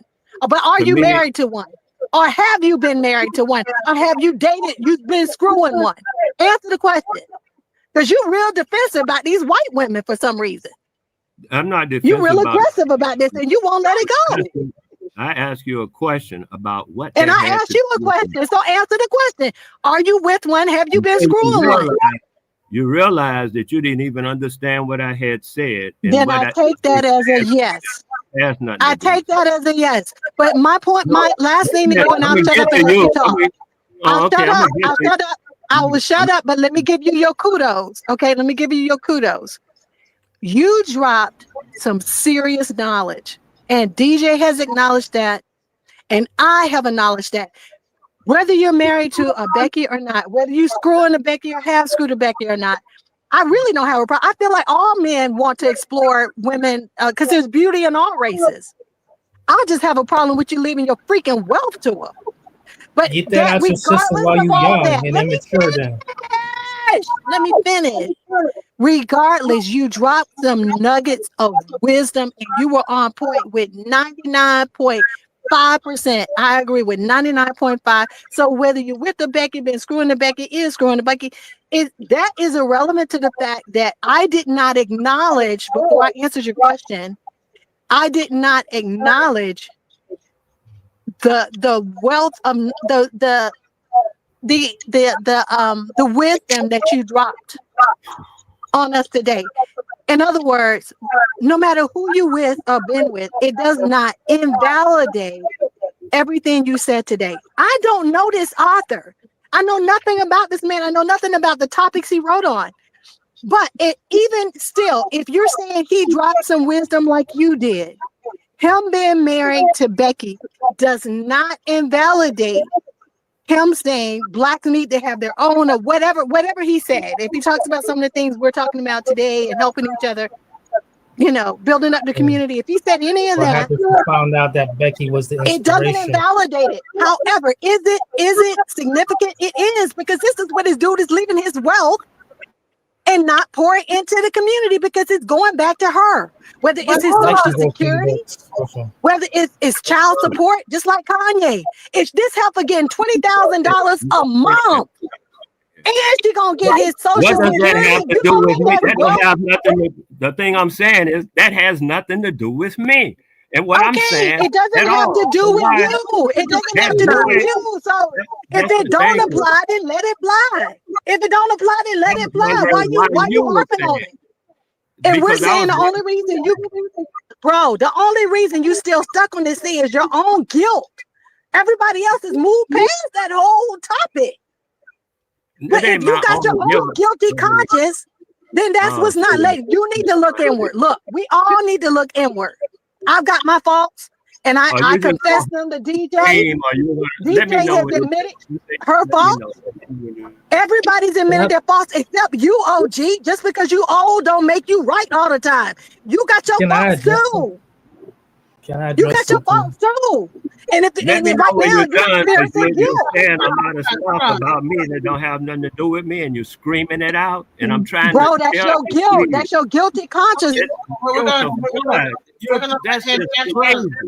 You went into crazy town just now. What guilt of what? Somebody married a cracker somewhere way over in the island somewhere, and that's got something to do with me? That's crazy talk. That's just pure crazy talk. And I thought at first you weren't crazy. Bro, don't try to invalidate what I'm saying. You're the only one on this panel that keeps going back to Becky. That's your own guilty conscience. You give me another explanation. Take it down. You tell me why you've been. Hold on. Everybody, let him say his piece, because we can't hear each other if we're all talking over each other. And Reverend, you love to interrupt and interject. I don't know if it's ADHD. You have to unmute your mic to this interject shit every fucking 5 seconds and stop it. Mute your mic. Let him say what he has to say. When you watch these views later on, honey, the views are not going up. Listen, no, I'm not gonna thank you because you're interrupting. The views don't go up because you interject and say something. Okay, this is not about that. This is about having a discord. And the thing is that he is saying, go ahead, Wale, say what you're gonna say about what your point is, because they wanted to make it about Becky's. You were talking about mental health, and somehow they made Reverend Greenback came up and made it about whether the author that you were speaking of fucked a white woman or not, and that had nothing to do with what you were talking about. Let's go. Go ahead, Wale. You there? Yeah, I say that's where I'm at. And as I was telling her before the guy started interrupting, she seemed to have understood that's what I had said, and that's what I was asking her about. And relative-wise, she realized it had nothing to do with what I was saying, but with what that boy had come up with, which was Becky's. I have no Becky's in my life Ladybug. I have no Beckys in my history, my life, or nowhere. And for you to just assume something like that because of what you assume I'm trying to do was, that was that was headed toward a disaster. And No, I you've was been attempting harboring resentment towards me for 20 minutes that I didn't even know. I didn't even know you represented me for all 20 minutes. I'm still talking, and she just started hollering, man. I was still Everybody in the middle. May I speak? Y'all go ahead and speak, man. I don't really need to discuss nothing. It's cool. I'm good. Go ahead and finish what your statement is. I don't understand why everybody cannot just allow him to finish his statement. Go ahead, Wally. Right. You've been quiet. We seem to understand, like you understand, that the Becky thing came from left field somewhere. It had nothing to do with me, and it had nothing to do with what I was saying. This young dude tried to bring in the fact that Fanon, who I've never read a book or anything by that guy, so I don't know why he assumed anything I say comes from him. I just happened to mention that he also wrote a book that someone told me he mentions the series of depressions, how depressions go with the oppression, depression, la-di-da, like I was explaining to you, how depressions work. Meanwhile, I understand that she wanted to agree with that without information, but once she got the information, she seemed to say, "Oh, I see, it don't have nothing to do with you saying." And I said, "Right." And I thought we were done, but then she asked me also about did I have any relationships with any cracker women. And so I said, "Okay, cool." I asked her a question, she answered it. Now I can answer her question. But I won't answer her question before she answer the question that I asked her first. And then I had to wait because she started saying all them assumptions and stuff because I'm not switching up the sequence of question and answer. So now that she's answered my question, I can answer her question. No, I have no relationship, never have with any cracker at all in my entire life. You can bet, take that to the bank, ask my children, whatever you want to do. It really don't matter to me. But you ask me a question, and now I will answer it in its proper order and sequence. Thank you very much. All right, so there goes the answer. He's never been with May no I cracker. speak? Go ahead. Yes, finally. Go I'm ahead. gonna be brief. This whole time. Again, I'm gonna repeat myself. Forgive me if you can. You don't have to. I was making a point about it, and also, I have an issue with people who are celebrating drugs like DMT in their avatar and child soldiers.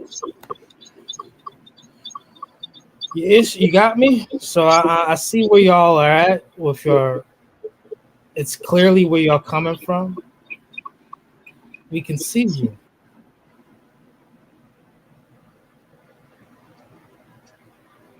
This is who you're dealing with. So if you're trying to apply pressure on these ladies, I can see how these jailhouse tactics, how they work. Should be relatively simple. But brother, don't do this to a full-grown man. I see you. I see your energy. You'll never dance again. You'll have guilty feet. You'll have no rhythm. No rhythm. Exactly. Never I have you gonna just dance like again. that. I'll bust your. I'll bust that vital nerve one more time. I will bust that vital nerve one more time, bro. I'm just letting you know. So what about Invest in the Blues thing that says DMT? It just has like a lightning bolt. Do you know what DMT is?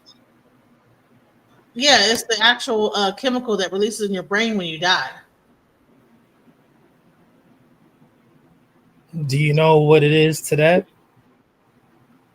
It is the chemical that Why it's popular? Why it's popular? It is the chemical that releases in your brain when you pass on. So that's They what be it is. smoking that stuff, all right, and they So they they that's, they smoking that stuff. So They smoking that stuff. so they can't smoke DMT. They could activate it through They smoking it. no, sir. There's no you can't smoke DMT. Yeah, you can smoke What you can DMT. do is smoke a herb that can activate your own DMT, like ayahuasca and things like that. And what about it? DMT and ayahuasca are not exactly the same thing. They have similar effects. But stop that. I know what I'm talking about. Activates the DMT in your brain. If you look it up, do some research. Every time You can smoke DMT. He does not know what DMT is. So thank you. Tell me what Twofold. What's DMT? What is DMT according to you, Yeah, sir? yeah, because he thinks it's a drug. DMT is it's all DMT is. So it's okay to So read it's not a sometimes, drug? bro, before Is we it speak. legal? Smoke It's serotonin. okay to read before we speak. Can you smoke serotonin? Can you smoke dopamine? Then you You sure got you can't a smoke phone in your hand. you can't smoke DMT, honey. Serotonin, DMT, dopamine are all chemicals in the brain. So Like, you got a phone in your hand, bro, and you still said that shit. With a phone in your hand.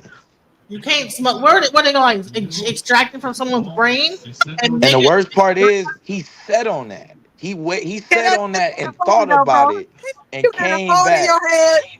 He said you with got a a phone in phone your in head his and you still hand. said, now that He is actually got a phone in he your head. came back like unmuted, like he he had it. Like I I don't know got the you. answer, but Like that was a good nigga. comeback though. That was kind of funny though. Like so are you gonna be humble now? Like are you humble at this point? You're like the next response is gonna be humble, right? There's no way you're gonna have the same confidence. Well, how I'll about you take tell us both what of it y'all is? out right here and Cause there. DJ, cause I don't know what it is, and apparently So everybody knows what DMT keep is but smoking me. that DMT. Keep smoking that DMT. Blue, why do you have DMT on your avatar? Is that You don't even get it DMT? yet.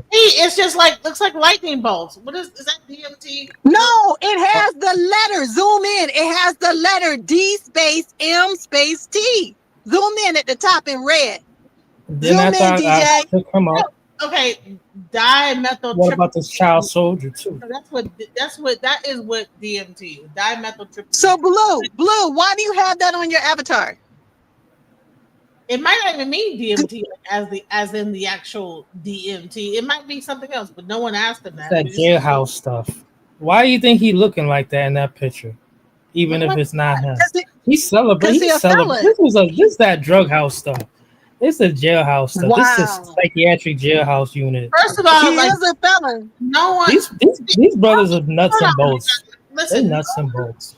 No one said that he was a felon. Why are you guys making the assumption that he's a felon? That's weird. I asked if he was a felon. He never denied being a felon. So allegedly, since he never denied he's a felon, he's a felon. He's taking up for the felons being in your house. He gone now. He gone.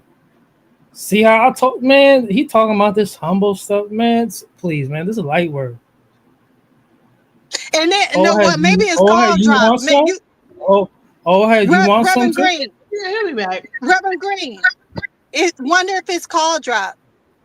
Even though he denied, my call kept dropping, and my call was dropping before he even joined the doggone channel. I'm trying to tell you, I don't know what's going on. You know, it's YouTube doing some weird stuff. I don't know. No, I think it's me. I think it's either my phone or my Ring, because it says something about my microphone.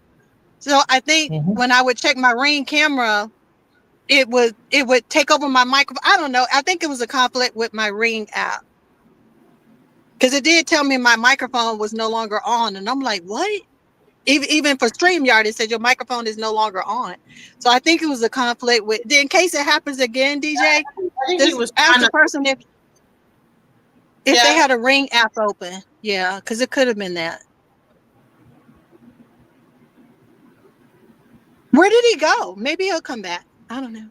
Oh, I get it. I didn't know what DMT y'all were talking about, because I know that. I think I know that those conglomeration of alphabets to mean something else. There was a thing that was used to help on the patch. Remember them things they call the patch for smoking and stuff like that? Yeah, And, yeah, and yeah, you to help could put people the, stop. yeah, but when you put the patch on, the patch would insinuate itself into your bloodstream from outside through your skin.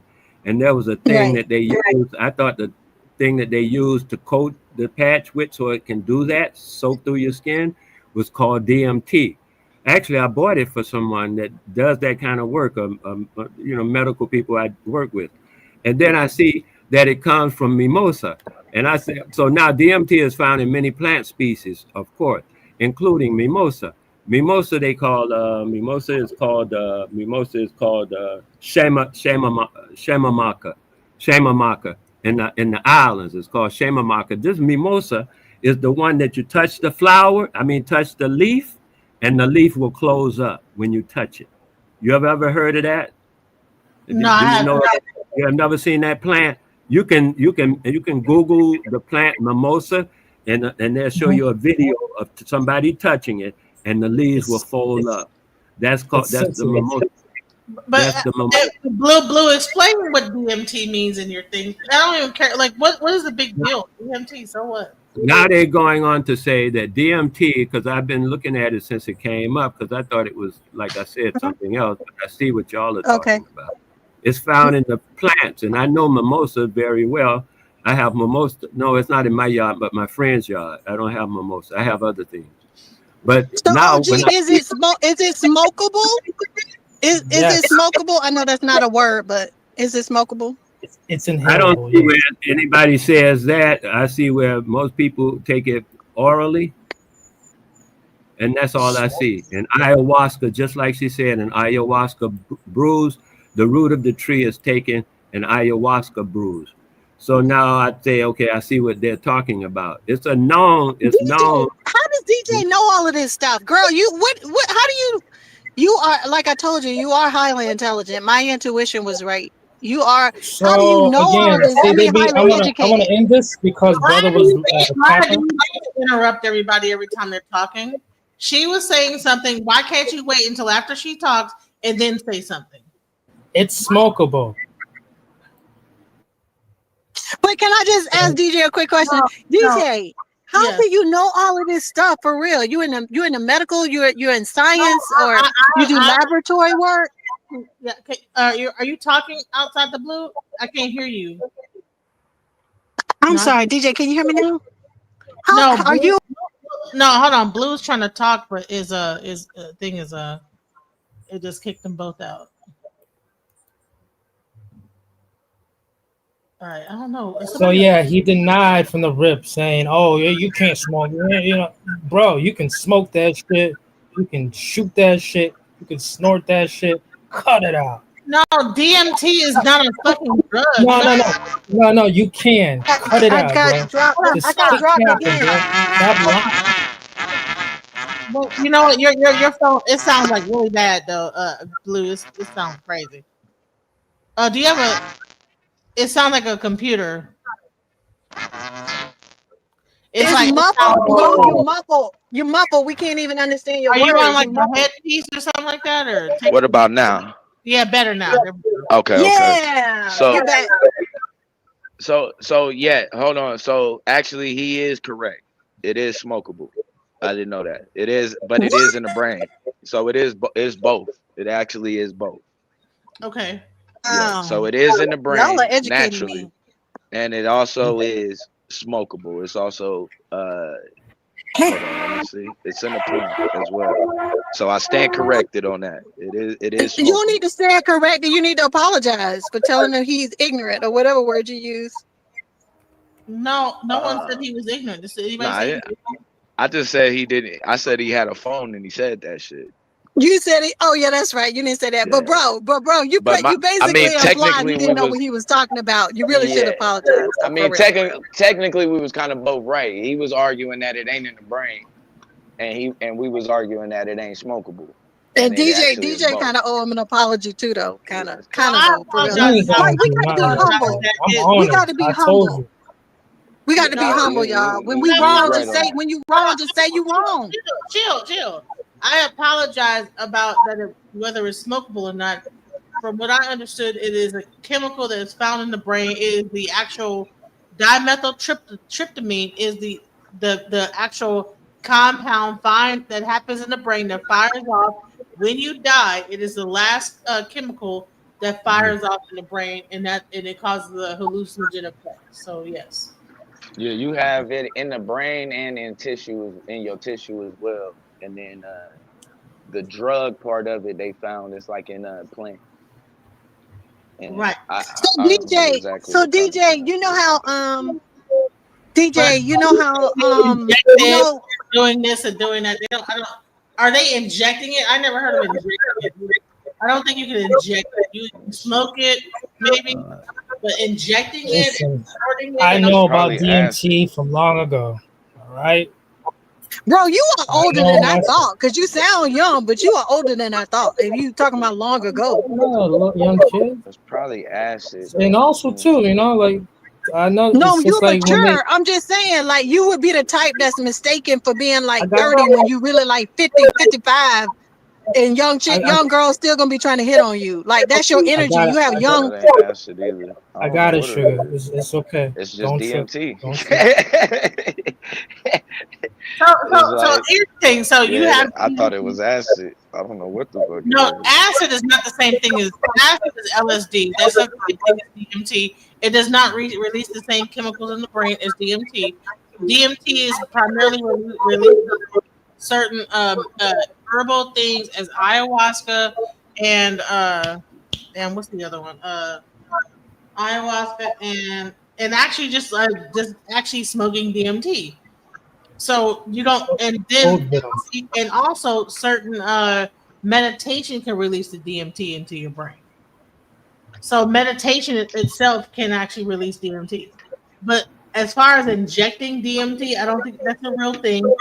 But as far as smoking What? it, yes, you could smoke it. They also do the hape or the hape where it's like a thing that you when you do a ceremonial. See, DMT was normally done in a ceremonial thing. Oh, here's another ibogaine. Ibogaine is another thing that releases DMT. Ibogaine and ayahuasca are two So plant DJ, medicines. You can sorry, inject go it. ahead.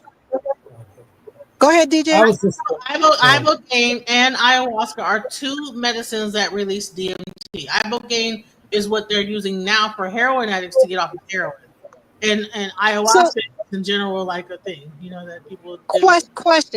question. So does it release endorphins or like what is it? What are the effects of it of DMT? Like, what's the benefit of smoking it? Like, Okay, does it get you high like weed or it's a From hallucinogen or what? from what I'm saying, I'm just speaking from experience, all right? Oh Lord, And it's not bro, like you a that. felon too? You been talking about felons and you a felon too? Nah, actually, I'm not. To Oh, tell you the okay, truth. cool. However, Because I deal with felons. however, DMT experience with getting back to the DMT, a lot of from my experience is that with these Aryan hippies, from my experience, it's just like, hey, you gotta try this drink. Gotta try this drink. What you mean? What they won't tell you what's in it. So you gotta try this. It's But why mugwort. would you try? But bro, It's why would no, you try something and you you don't know need to what's hear in the it though? Why story. You would you need do to hear that? the story. You should hear the story first. So it's mugwort. It's just So mugwort. were you a teenager? A teenager when you tried it? No, I was a full Were grown you a man. teenager? I just didn't have any kids at the time. Okay, cool. It's not. It Well, wasn't but something like like. you were in your It early wasn't something. 20s or something? It wasn't, no, it wasn't something malicious either. But it's like what I'm trying to say is this. It was wrapped in. It was in mugwort. Mugwort is some type of hairy type of herb, and some people just thought it, hey, it was just cannabis, But no, it's mugwort. Mugwort, what is that? It relaxes you. Chill. And Oh. and someone was looking at me like, and so like, man, so plenty of people like, man, let me pull that. And it was just these Aryan hippies who do this vent. They just lived on the bottom floor. They always having Mhm. like they had like a community house where people could just always come up in there and chill with them. And it Basically was a in the trap house. neighborhood. But yeah, go ahead. It was for It's the just a dude. trap. It's It just was a their trap trap house for a house. bunch Yeah. of hippies. What It, is it it though? was Is it the flour or is it like some powder? they used it was powdered, but they used the mugwort. They wrapped it up in mugwort. So And how is real quick? I'm sorry to interrupt, but how is what you did in trusting these people different than what we were saying about DJ trusting That's these not me. people? What how is what you did trusting these people with drugs? w- I mean, it may be a natural drug, but nevertheless, it sounds like a drug. How is what you did different than what DJ is doing with these fellas? with the Any you Aryan could have been hippies, smoking anything that could have killed you, brother. Like these people think weed is weed on the street. It's not. It's got xylazine and meth in it. You know, right. xylazine is I've seen the effects of xylazine. It literally looks like a shark took a bite out of that dude's leg. That's xylazine eats Right. you from the inside out. That drug is more powerful than meth. It takes a heck of a lot less xylazine to kill you than Without a meth. doubt. Without a So doubt. so I what mean, so what did you can do? I? How is what you did different than what DJ is doing? So like I said, I'm someone who pretends I'm a square to that. All right. They Okay. don't. I'm someone. I don't live that life. But Right. what I'm trying to say is that I know from experience.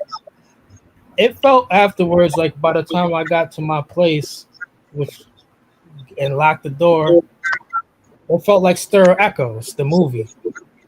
Stuff just started. I started to contemplate on dead things, and it wasn't that big of a deal. I started to understand that. It is a big deal. You could have died.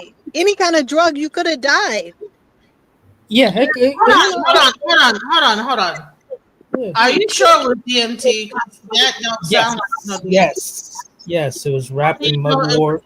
DMT. Okay, so it's like with cannabis, we use graba or fanto, to mix it up with the cannabis.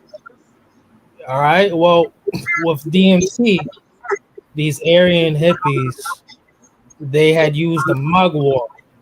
So when they were out of cannabis or trees, or what we would call it up here, when they was out of trees, they'd be smoking on mugwort and all types of stuff, and they'd be sprinkling it with some DMT every now and then. And they ain't gonna tell you, yo, this one's DMT.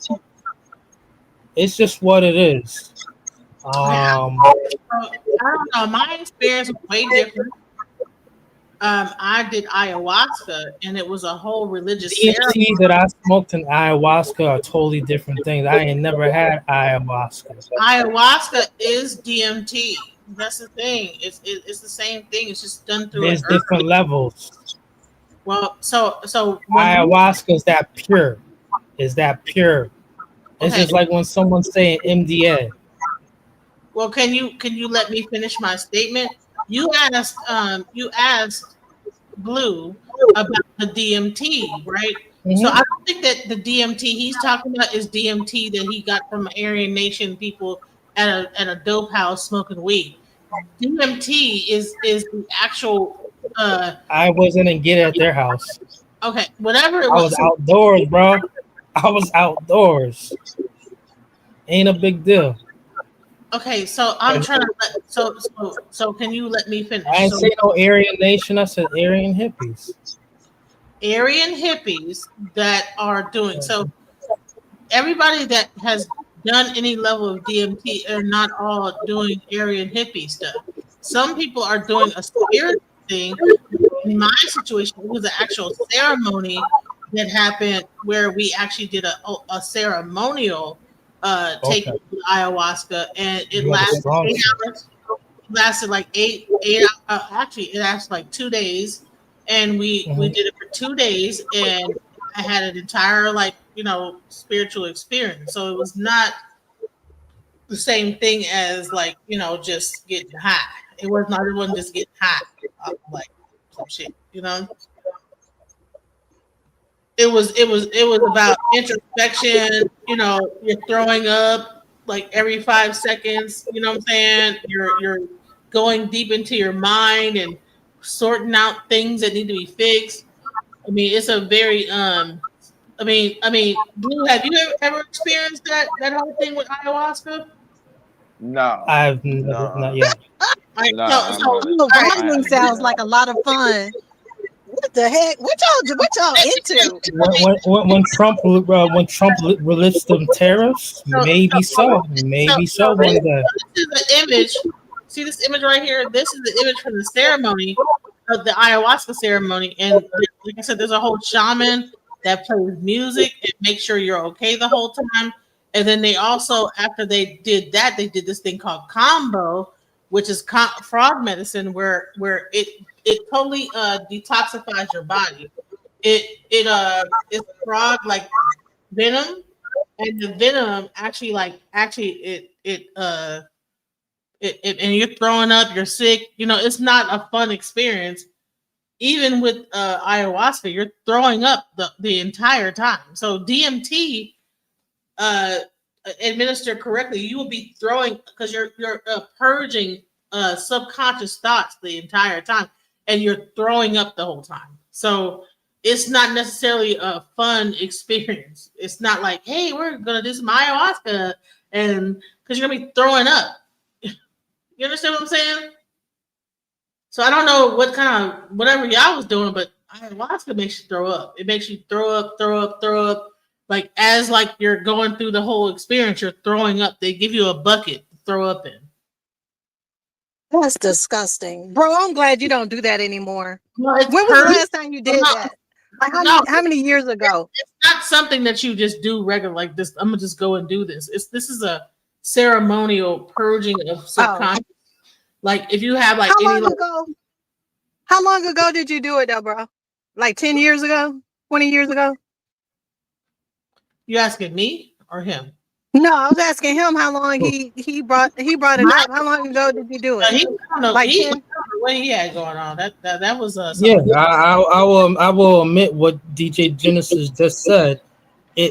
My stuff was the diet version of what she's talking about. She had like I just said, I locked my door. It felt like Stir Echoes, the movie. Like I was thinking about dead things, contemplating about dead things. My retrospection, sorrow. However, the duration of it was rather mild. There was a help, nothing like that. The walls weren't. Did you say Star Echo? You're out of your body. Ayahuasca If you even exist, you're not even in your body no more. You leave your Right. whole body. You have an ego What? death. You No, I don't want to do that. and go I don't wanna outside do your that. body. You begin to feel one with the universe. Then you begin to see certain things, and you see these entities like these different things along the way, and they're telling you about yourself. It goes into your mind, into your subconscious. Like it went into abortions I had. It showed me the abortion. It showed me in my mind what that represented and how it was stuck there and I had to release that. And I threw. So here's the thing: what it does is it goes into your mind and finds all the fucked up ass shit, and then you end up hurting it. It'll show you. That's not in your mind. That's in your unconscious. Like it's going deeper than than what you're trying to think of. It sounds like it's going into your unconscious mind and digging this stuff up, dredging this stuff up. Yes, it goes into your subconscious mind, deep into it. Subconscious, yeah. And then you purge it, like you end up throwing up. Like it's like you'll have a thing, cleansing, and then it just throw it up, and then something else will come right. up. Whatever thoughts that you had deep into if you were molested, it'll come up and then you'll deal with it, and it'll Right. some kind of message about whatever that situation. It gives you the answer to all the things that are going on, and then you end up like purging it out. And so when you're done with Were it, you feel mhm. like relieved about like a lot of things that you probably were like holding on to, or like keeping like in your right. And have you did ayahuasca, Blue? No, not yet. I haven't. Which one did you do? You So just did what? DMT? You just did No, I DMT, hadn't yet. No, right? I had. So Yeah, You the said what? yeah. DMT, After all you heard, you talking about yet? Yeah, I see what people are. I want to be clear so hold on on. What's the DMT in the your thing? Hold on. What's the DMT on your thing? Because the whole thing that this was brought up about, you had DMT in your on your page. What does that mean? Is It's it double master teacher. how? So there you go. Right. So we ended up talking about ayahuasca when DMT was about double master teacher the whole time. And that's what DJ said. DJ said, "How do you know, Reverend Green? I think Castle." And she did say, I got to give her credit. She did say at the beginning, "How do you know that's what the acronym means? That it refers to the ayahuasca, whatever y'all talk about." She did say that. I got to give her credit for that, though. For real, for real. She did say Right. that. So here's the thing. So I already knew that, but I just wanted like to let it be known. But I did want to talk about ayahuasca real quick, so we can dispel any myths about DMT and the true meaning and the uses for DMT. DMT is actually something that it's a therapeutic. It should not be something used for Mhm. recreation or like crack or like any kind of So regular. would you recommend um a therapist or a medical professional? Like, would you recommend people doing it with some sort of a professional or certified person, You should DJ? you should do Being I give you my ayahuasca and recommendation. DMT is a spiritual experience. It should be done with a practitioner of medicine, like a medicine man. You should not just be taking that shit and not having a real medicine person that is that's what it sounds like to me too. So medicine. because he said he went into the room by himself, so I Yeah, have some that's weird. concerns. So I'm can I glad you okay, Rev. can I answer again what I was about to say? Go ahead. Disclaimers, and this is from many years ago, and I would say again, things that I'm talking about right now is pretty much outdated compared to what's going on now. All right. Right. So When I you say would outdated, recommend you mean like what you can trust with your safety, like the what you can stuff smoke that or as far as the safety? potency today is a totally different story from yesterday. Gotcha. It's the stuff that I'm speaking on. Oh yeah, I was like that too compared to what's going on now. That's not expired. I could say I lived it and done it, but that's expired. What's going on right now? This I'm an old head. You feel me? Right, but you need to I'm an old apologize head. for like assuming that he I'm was. not apologizing for someone who's playing with the dark side and But he thinks it's funny. he said I that understand exactly. he was he's a master It's teacher. double master training or something. That's Exactly. not the Double same meaning. thing as I that as understand exactly what this is all about. DMT as in But med- he's a psychometrist. I mean, he's. I think DJ, me and you saying the same thing, but I think what I hear him saying is that he still feels like in a not a spiritual sense, but he still has an inclination that our dear brother is still playing with the dark side, though, regardless of what DMT well, meant. he is a part of this thing Oh called the. yeah, that's a Go fact. ahead. Yeah. Yeah, that's a fact. It's on there. Yeah, if that's So what it's you just wanted like to ask. when That's I'm all you saying had to what do is Aryan ask hippie, when I'm if saying I'm a part Aryan of the hippie, dark side. You didn't have to ask if I'm assume I was doing DMT, bro. It said smoking D. All you had to do was ask. That was an easy question. It's right there on my profile. why trip now? See how easy that Yeah, was? but that's what DJ said. DJ said, "Well, why did we, not me, but we as in not me, jump to the drug side of things as or naturopathic holistic side of things as opposed to it possibly meaning something else? Why didn't we just ask the question instead of making an assumption?" And you did come in hot, bro, by saying he was doing that drug. It is a natural drug, but it is still a drug. And you do kind of owe him an apology, bro, because you came in real Ain't hot nothing with that. natural about it. Ain't I nothing mean, natural about no no, DMT. He said it's no, from a flower. 100% natural. no, Sir. no. OG It said it's is from a You want natural. to flower. believe How is it it if not you want to natural believe if it. it's from a flower? They're both natural. How is it not Yeah, natural if it's and from it's a in your flower? brain. It's in your brain, sir. Serotonin is serotonin not natural? Is dopamine not natural? Yeah, you naturally create that. Is melatonin not natural? Like all this stuff is in your brain, sir. It's including. It is. It's how we go to There's a sleep. process. So, well, just All of it. because what you went through, Just like with ayahuasca, you have to boil it, and just like smoking the toad venom, there's a whole Is it ceremony to it. natural? It's Is it from the earth? Is it from the earth? Then it's natural. Is it if it's made in the lab, it's synthetic. If it's from the earth, anything it's that you have to natural. smoke Why are ain't you playing natural. games? Huh? Say it again, bro. Anything that you have to smoke ain't natural.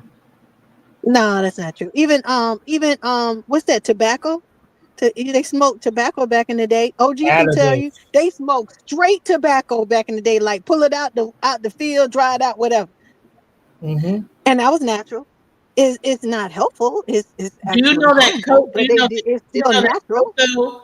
You know you can like actually do a. Yep, there's actually ceremonies for even just the cocoa plant that people like take actual cocoa like chocolate and Mm-hmm. at certain levels of cocoa is they actually do ceremonies with cocoa.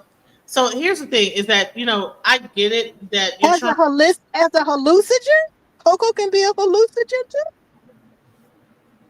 Well, not a hallucinogen, but there is like ceremony for cocoa.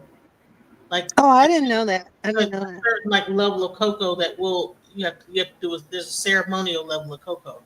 Man, I feel like I'm back in college. Y'all are dropping some. And Y'all also, are educating me. there is a snake venom thing. People like get like snake venom put into them, toad venom.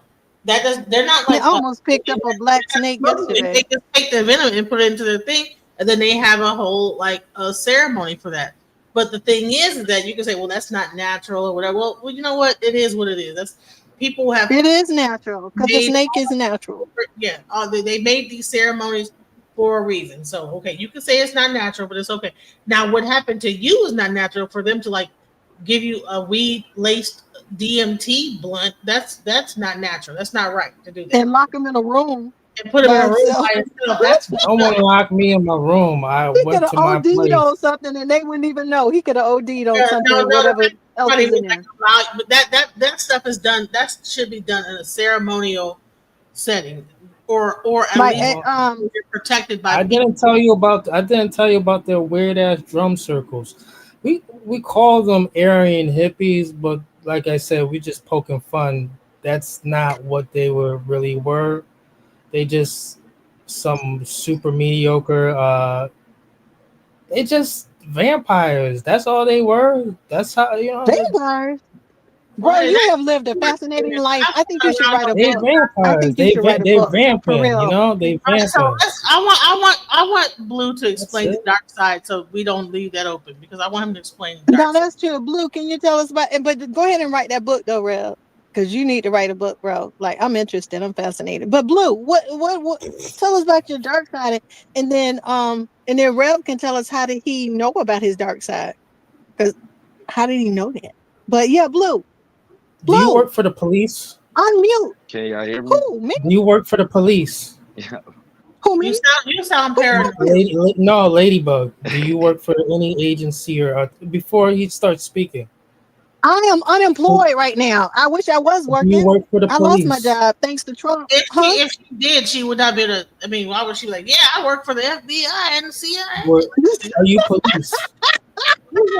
tell you that. Like, I bro, know I don't work for no FBI and I don't work for the police. And again, she did. We're if talking you can about see my post, if you see my post, you know what my post say? FTP. Do you know what FTP means? Hey, ask It me that means question. forget the police. Look at my comments. What do my comments say? F the police. Why? Because I have feel to like they're check on dirty, that. bro. They Blue, do dirty. you work for the police, Blue? No. No, I just want to know if Not she all. is.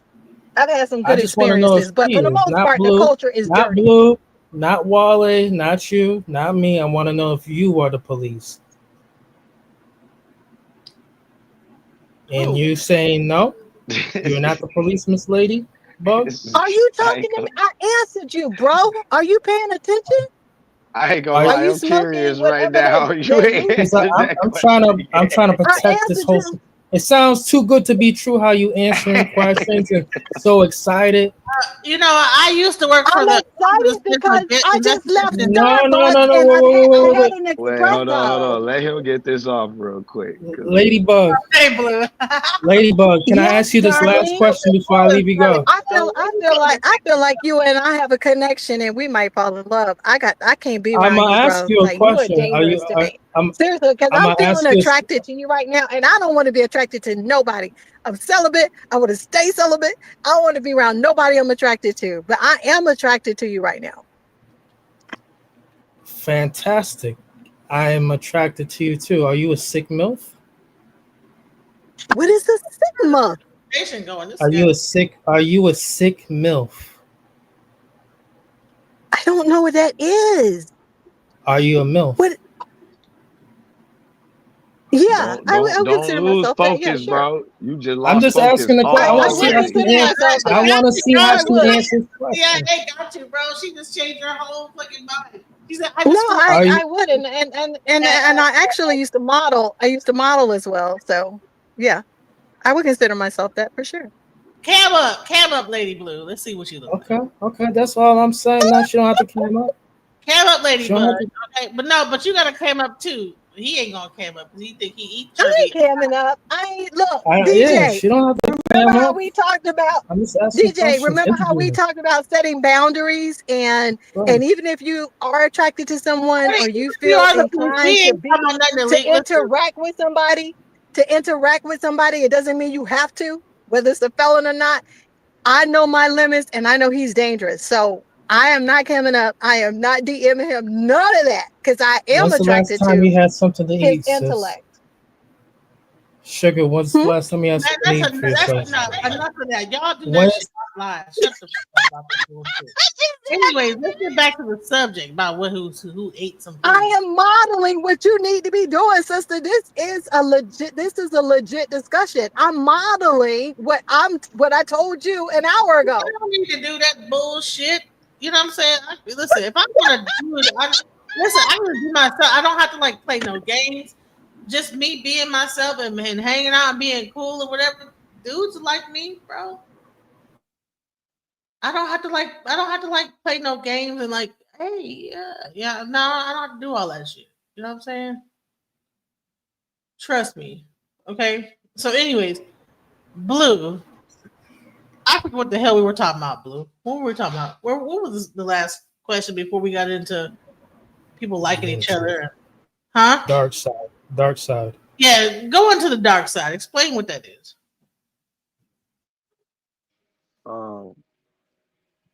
So it's Okay, I'm back. basically. Hold on, actually, hold on. I'm finna come in on the app. Hold on, let me copy this link. Okay. Okay. All right. To make it louder. All right, I'm a mute. He gonna run down the dark side. I made a whole song about the dark side, didn't I, Blue? Remember I made the song "The Dark Side." Praise Whoopi Goldberg and shit like that. Yeah, that shit was hilarious. But anyways, guys, listen. This has been a cool live, bro. I can't believe you guys have kept me entertained this long, bro. And I've like been. And you could have been cleaning the whole time you're on this call, cleaning your old dog. No, I already got it clean. I already paid the $100. It's already clean. That's the blessing Yeah, about I that. already got it clean. Yeah, you pay $100, get it clean. Listen, let me tell you something. I don't go to the club. I just pay $100, get my house clean. That's what you do. Who the heck is still going to a club while he's cutting and pasting? Who the heck is still going to a club? Like seriously, all the shootings and stuff. Who still? I've never understood that whole club life. Maybe because I don't drink. I don't know. Maybe people like to go there if they drink. But... Say Huh? hello, Blue. Was okay. So Okay. you Y'all don't can drink. hear me. Here we go. Yeah, I couldn't. Everybody. Yeah, I don't know what it is about it in the Chrome. It be cutting out everybody audio, so you have to keep switching. Oh no, you lying. Just like you told me. You when I said I dropped my call, you said I was lying. So now you lying. No, nah. You said she dropped you. I don't drop Don't play nobody. with me, bro. Don't play in my face. I Don't play in my face, bro. will make Niggas ain't I finna will drop make nobody. motherfucking Reverend Greenback just take a break because he be tripping, bro. Reverend Greenback be wild. He get I don't know, he's an Aries or something. He got like a lot of fire in his like sign. Either he's an Aries or I think he's an Aries. Something real where he can't stop. He gotta go, and he be crunk about to fight. So I gotta like put his ass, just make his ass go down, chill out for a second. So he won't stop. Name an element. Fire. Nope. That's not my. I'm not part of that birth chart situation. That sign situation. Oh, child, be quiet, child. When were you born? Are you born in April? But I'm part of that same sign. Through the fire. There's air signs, there's water signs, there's fire signs. I know you're a fire sign because you don't know how to. You be going. I'm not a fire sign. Nah, Earth. You not a fire sign? You said he's in April, but he ain't a fire sign. You guys got to give up. I'm not one of. Yeah, I'm not. Not Is he a Pisces? You gotta be a Whatever. Earth. Taurus. That could be true too. Don't want to let shit go and gotta keep going. Yeah, it could be bullheaded. I'm what Geminis would get along with for the most part, but we're not part of the same sign. We're not part of the same. So gotta be a Pisces. I'm gonna tell you what. I'm a Gemini, and you drive me fucking nuts. But I'm still cool with you. I don't get mad at nobody for that long. You see how DJ he does like to troll the DJ though, but it is kind of funny when he do it though, because he name came an element, I'm an air element. I never would have thought OG would have I'm been an set air off like that. He came in and just OG was like, "I will end you." Right. See, OG is he really a fire. He is fire, bro. I don't know. He got Shango or something. He might be a fire sign. He might be a fire sign. No, he might be either Ogun or Shango. Something going on with Wale. He's either Ogun. Mine's is Ozane. But no, you know what? He might be a Osane because he do live in Papa Ozane. No, I think that he is Ogun. I think that Wale is Ogun. I'll tell you, since I'm still on here and you like to assume and speculate, unless you want to continue assuming and speculating. Go ahead, then. Go ahead. You want to get all mad and say, I don't know. I'm just saying. That's what you want to continue speculating. What is it? I'm still here. I'm a child of Oya. Oh, yeah, you already told me you was Oya. That's why you were so me and you are Oya. That's why we both be about to kill somebody. Yep. There you go. Yep. Oh yeah. Yep. We both be ready to chop somebody's damn head off. Yep. That's oh yeah. Yep. OG ain't no joke. OG ain't no joke. But you know what? DJ, you ain't fooling nobody. You just as capable, honey. You a mama bear. Let somebody mess with your child and you'll do the same thing. Oh no, nobody gotta mess with my child. I just get mad enough and it'll do. You know, so shit. Y'all just ain't made me mad enough. You'll see the rage. I just been able to like be, but you know what? But yeah. Yep. Oh, children of Oya, you know, Oya is the lightning. Oya is lightning, and also the tornado. So when we get pissed off, it's like it levels everything. Like fuck everything, all that shit. So anyways, let's go. It's like the wind, foul, just just destroy the whole thing and fuck and start over again.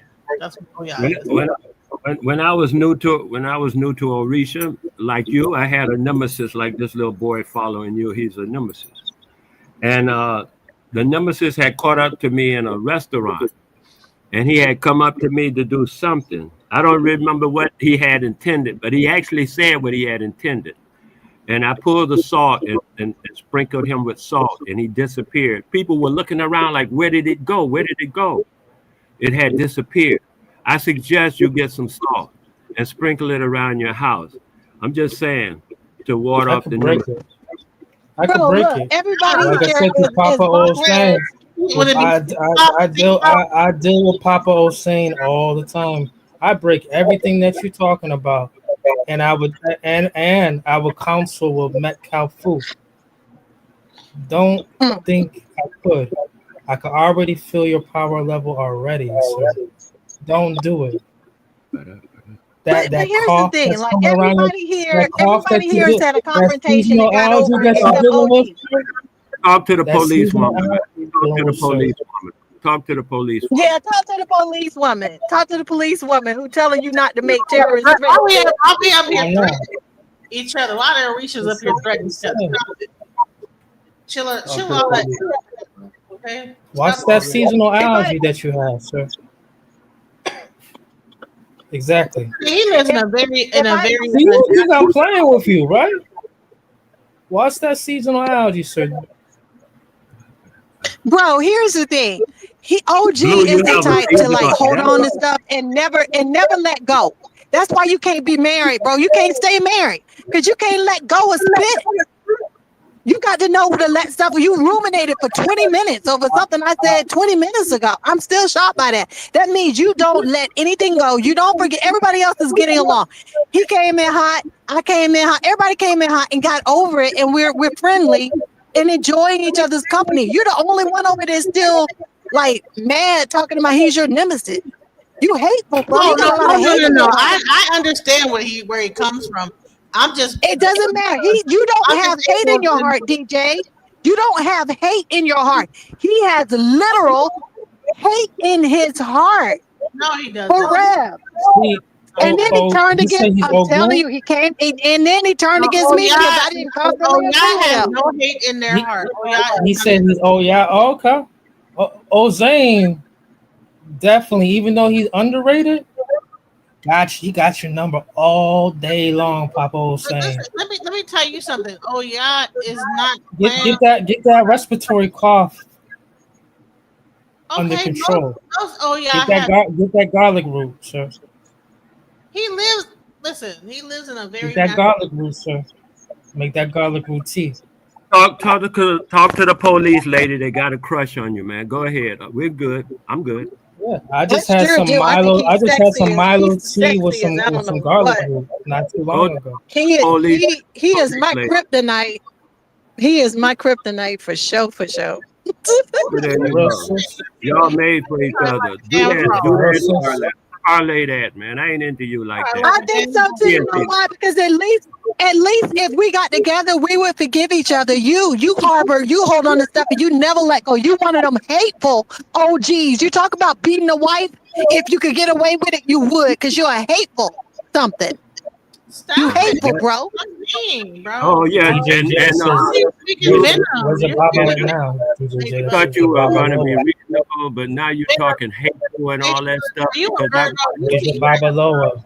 Situation that you had set up, and I wouldn't let that situation stand. And now I'm hateful. And I don't know who the author is. I'm hateful, You keep and coming to me about an author you're that I don't even know who the author and I'm hateful. Have I heard that? I don't know who the author is. DJ is insecure, and I'm hateful. All from I don't know who the author is, but you know what? Let me tell you what you did. Rather than go to the male and have somebody match your male energy, you came for a female who said, I don't even know who this author is. How do you spell his name? And somebody dropped how to spell the name in the chat. You didn't go for him. You went for the easier target, for the weaker target. You came for me. I guarantee and I'm calling you on your bull. I guarantee. Am I right or am I wrong? Am I right or am I wrong, y'all? I guarantee you, between him and you are not the weaker of the two. I guarantee between you and he, you are not the weakest of the two. I guarantee that. And that's what I was saying. But you on some kind of mad and stuff. I don't even know what you're on. I'd just rather leave you alone at this point and let you go. Okay, the feeling is mutual. So DJ, where you wanna did he my phone had dropped. Did he ever describe the dark side? Are you a Sagittarius or a Leo? What's your Ladybug? Who's she asking? Ladybug, what's your sign? I don't want to say my side because then you're gonna put me in a box. You know everybody else's sign? You know everybody else's sign up here? Since you're a Gemini, When the call dropped, y'all were saying something about fire. she's a Gemini and she's an air sign just like me. Her element is air, just like mine. You're not no damn Gemini. You're a Gemini, but I'm not. I'm part of the same element. There's every I'm a Gemini. Every zodiac has. But I'm a Gemini and I'm a Cancer at the same time, so I'm like really like. Gotcha. You're still an air I sign. like DJ. DJ, I'm so glad I found you. I just think you're the coolest, smartest. You really represent sisters well. You just gotta get rid of these fellas in your life. But other than that, like seriously, you top notch. Seriously. You want to get rid of the dick? The dick? Oh, I love the dick. Like, what do you mean? Get rid of the dick? Get rid of the dick? What? Get rid of the dick? Exactly. She get rid of it. Can't get rid of the dick. The plastic, the rubber stuff, the Rubbermaid. The Rubbermaid. Oh no, me likes the dick. You gotta go back to me likes the dick. No, can't get rid of the dick. You gotta the Rubbermaid. That Rubbermaid. So strong. Now, so you won't, wait a minute. So you won't let us flirt, but you saying that you dropping the D word? Really? Really? So she ain't never giving up that Rubbermaid. She ain't never giving up that Rubbermaid. I don't have to get no Rubbermaid, honey. I can make a phone call. Right, Blue. I'm just joking. Let me stop. You came to don't make no more babies. You got enough babies. Don't make no more babies. You hear me? I ain't playing about that for real. For real. Did you know? Niggas, I want my tubes are tied. Let's go. There ain't never enough. Did you know for 65 cents a day you can create an African? She's smart. She is smart. When you come to Texas, she really is. Come on, let's go. So tell about the dark side, bro. Let's go. Let me stop. Yeah, what's the dark side, brother? So speak up. Stop. Your voice too low. Speak up. Put your mic closer. Am I better now? Oh, much better. I can hear you now. Okay, I'm gonna mute. Okay, yeah. So yeah, no, it's basically originally it was kind of like a little think tank that we kind of came out with some of us that kind of came out of the Bible. We kind of came up with our own like little groups and way of thought, and so it just kind of became a space for us to kind of challenge each other intellectually and stuff like that, and it just kind of grew into something that kind of recognizes some of the shortcomings that we kind of have that I think that society kind of takes advantage of. So we kind of try to address those things with a doctrine. You just said a whole lot of nothing. You said a whole lot of nothing. What is dark about what you just said? There's nothing dark about what you just said. What is the dark side? Well, that's the thing though. That technically, like when you hear what is dark to you, should I say? Let's start there.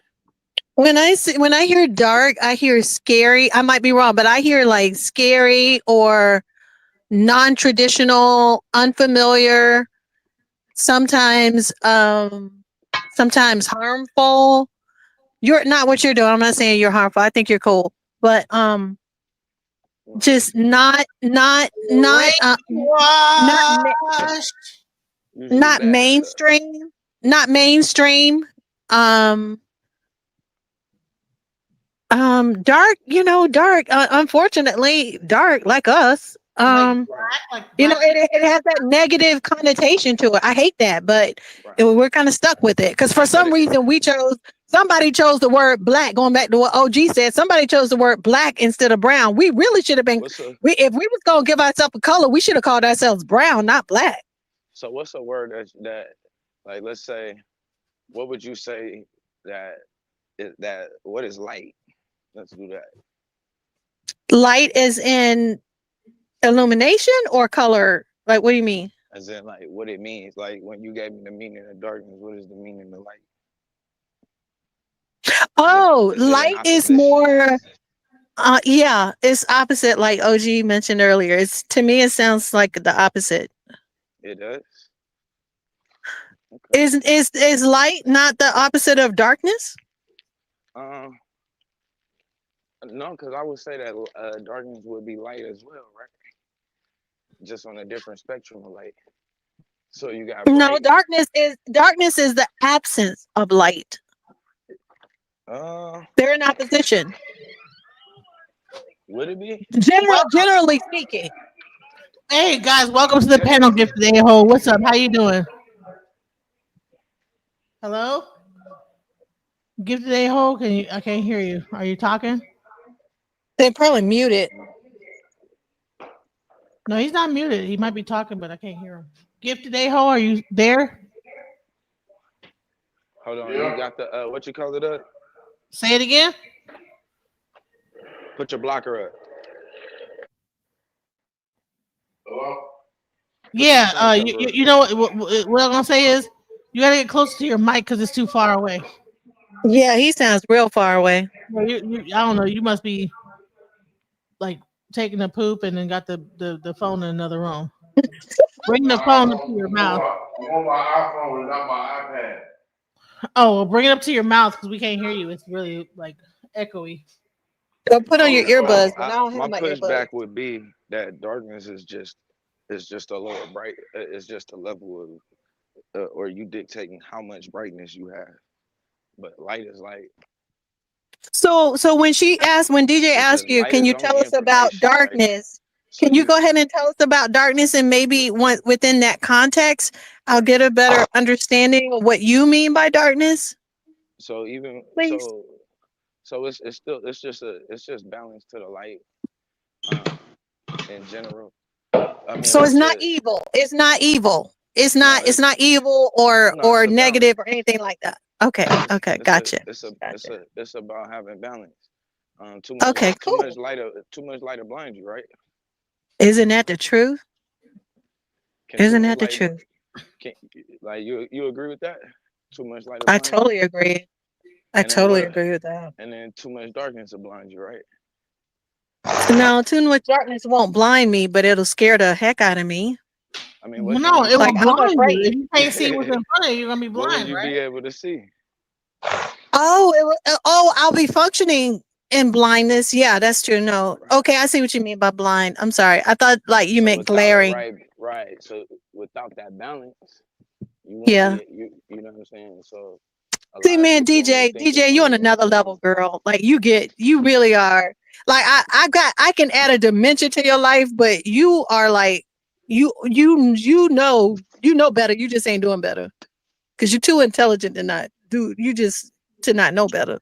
But yeah, I might not do better with these niggas. I'm not gonna lie, they're my weakness. I'm weak. That's your kryptonite, bro. Just like Rev is my kryptonite. That's your kryptonite. I told you that. I told you like the bad boy. The niggas make my brain go cuckoo. But I'm just like I feel like you and Blue are a match, and me and Rev are a match, and OG out there by himself. OG is married. Listen, OG is married. Okay, I'm sorry about saying hateful, but that's Miss what I was OG, feeling. bro. Miss Wale, please shout out to his wife. Why I don't understand why you keep saying Wale because StreamYard is showing him as Wallo. Like it's literally it's Wale. So in Nigeria, whenever a person wants to like give praise to something, they say like something so Wale. Mm-hmm. Yeah. Oh, okay. So you just taught me something else. So the O is giving.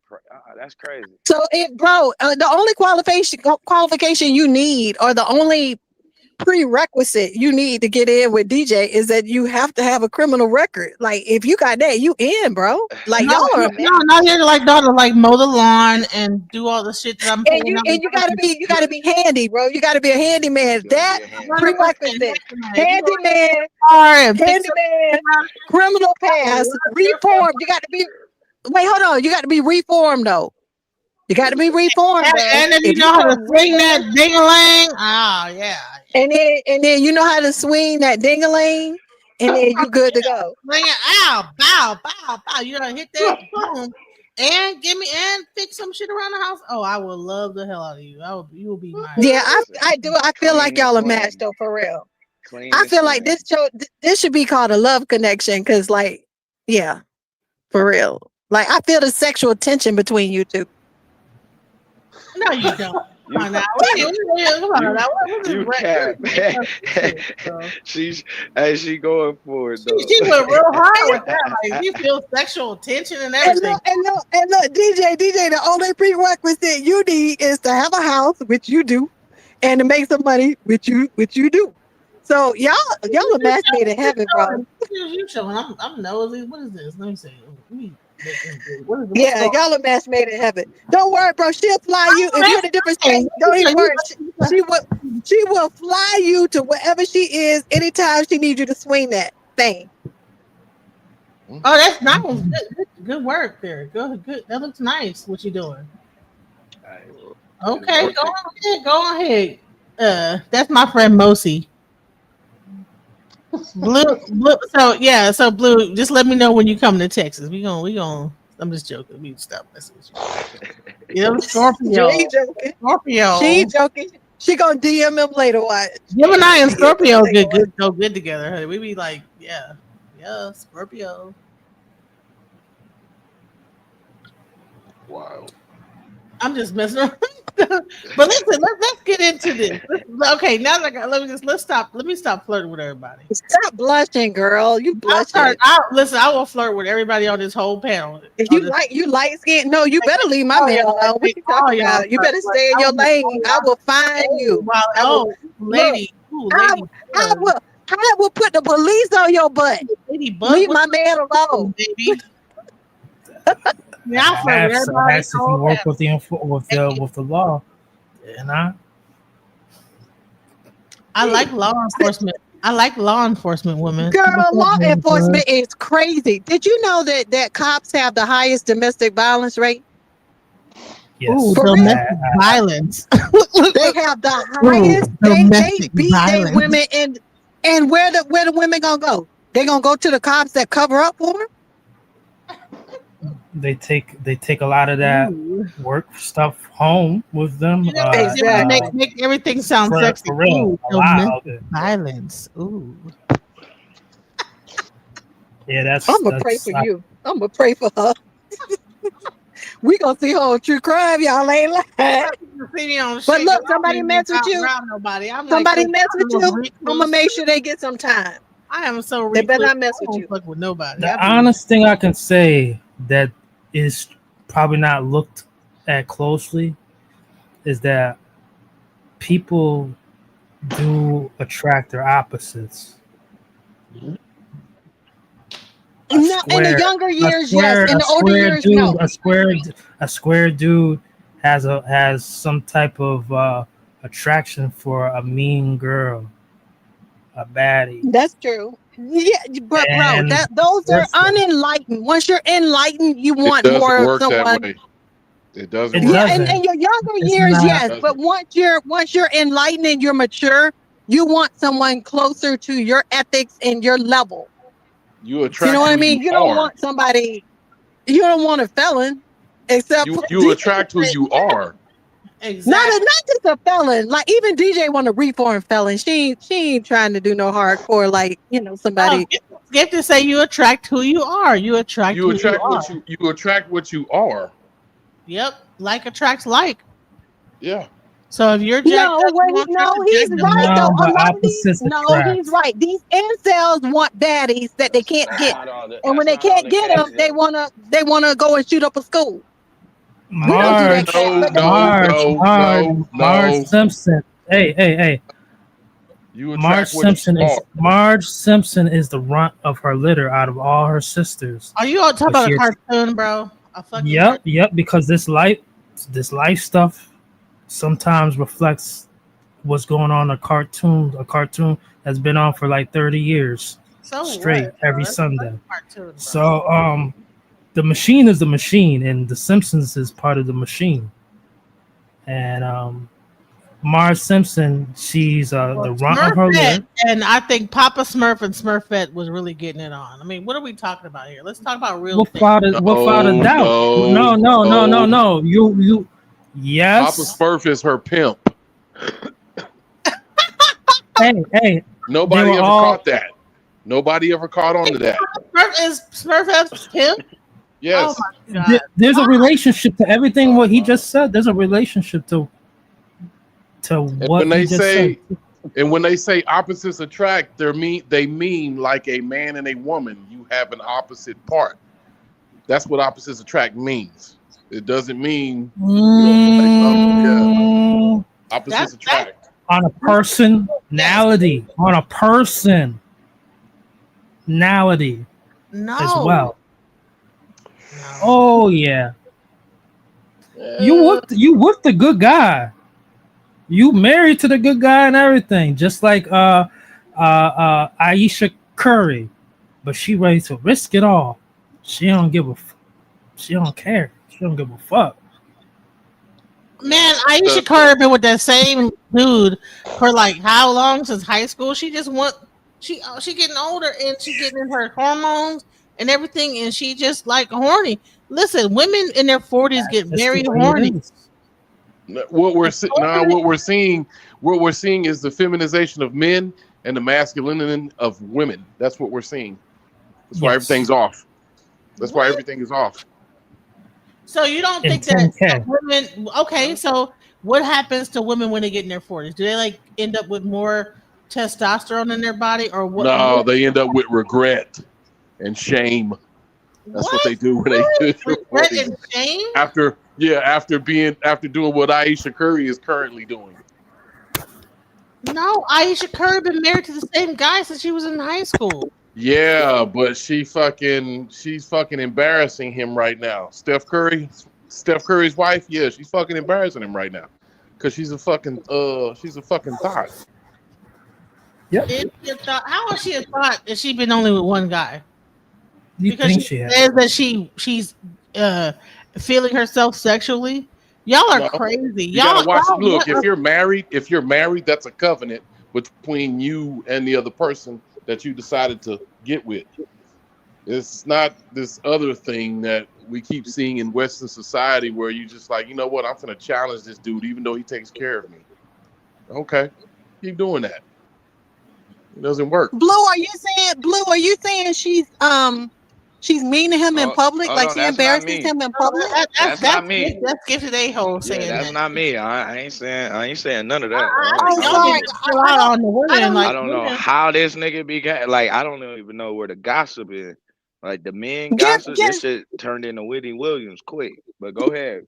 No. I'm about just Aisha trying to Curry. understand. We're talking about opposites attracting, and this is a Get valid my damn drink discussion. out. Blue, I'm you saying I stupid. don't know nothing about Aisha and Steph Curry's. Like, I know I Steph don't Curry on either. the basketball court.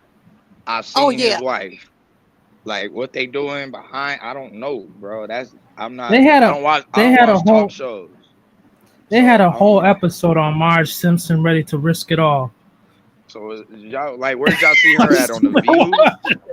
Was you watching The View when she was embarrassing Steph Curry? Were you watching The View when she was embarrassing Steph Curry? That's hilarious. Hold on, wait a minute. You said, was it on The View, or what female talk show was she embarrassing? Yeah, this is the feminization of men, right? No real man should be When watching they talk a about daytime the talk show. feminization of men, this is what it is. Niggas gossiping about another You nigga are wife. the father. You are the Another father. nigga woman, he got his. You don't have a woman, and you gossiping and bothered by his wife and what she doing in her free time. That's crazy work. He's That's the bothered by feminization her of men. wife. I didn't even know niggas be gossiping like that. I thought we Nobody's do that. gossiping. Bro, You're niggas, not talking not nigga. about. I You don't just really like said. using the word niggas, You, but you men been just gossiping said. for You just years. gossiped about this man's wife. We're Him not and his gossiping about his relationship. wife. We're talking So she's an you example of something else that's going We're on talking about in use her opposites. society. We're as an talking about example opposites attracting. based on And what? how is she the opposite of him? How is she the opposite of him? Are you calling her a thought? And DJ said she been married to the same man since high school. How does that make her a thought? Like make that make What's Steph sense. Curry supposed to? She's an He's supposed to embarrassment to listen to Steph you Curry after with you her call him. actions outside of their So see marriage. how these fellas are So what fighting, he's and I'm supposed just to watching. do? Did she cheat on Steph Yes, Curry, or did she darling. just I say? do. Did I she just see you. say? If she could get away with it, she probably would. She's just like another Jada Pinkett. That's all she is. Just another Oh Jada my Pinkett God, in she a is a Will Smith mess. situation. She's a whole mess. But so is Will. That He a Will mess too. Smith They all. is most likely a cuck. So what? Yeah, but this is what's They're going not on in opposites. society. They're not Man, you opposites. guys They the are talking same. They about both people that cuckoo. are in like basketball world and Hollywood world. They're Celebrity. probably Yeah. all like having all kind of freakums and freak offs and all Yeah. type of wild Yeah. stuff. You don't know what's happening behind the scenes with that type of shit. So we can sit up here and speculate over here, but we don't even know whether they might be saying all that and going behind the scenes and having a whole No, swinger just know party. they worse. They are worse than what TMZ has drudged up. They are even worse. Here's a It's question. even Here's worse. a question. So I got like 4 dudes on the line, 2 women. Swing would if you were married, would you be a swinger? Yes or no? It depends on if my wife is with it. Jeez. Blue, Same. Reverend Greenback. I would not. I have a definition of wife, and it's not applying to how your westernized version of it is. That's cool. Why? That's Why? acceptable. I can Why? respect that. Any woman who has my child is my wife. I've done said this many Okay, times. so you would not do a swingers party with it. Wale, would you, sir? Nah, I'm not doing a swinger party. Period. Wale? No, that's not my thing. No. All right. So, all Wouldn't even right. matter. What about polygamy, Wale? Oh, sure. As a matter of fact, sure. You would do, and what would be the parameters of polygamy? See, my understanding of polygamy is a cultural thing. It's not about sex. As a matter of fact, I know people who were in polygamous relationships, and they didn't have sex with one of the women. There was sex is not polygamy is not about sex. Polygamy is about the sustenance of a community. My brother passes on, and I know that I might marry his wife so she can have that credit that I have attached to her.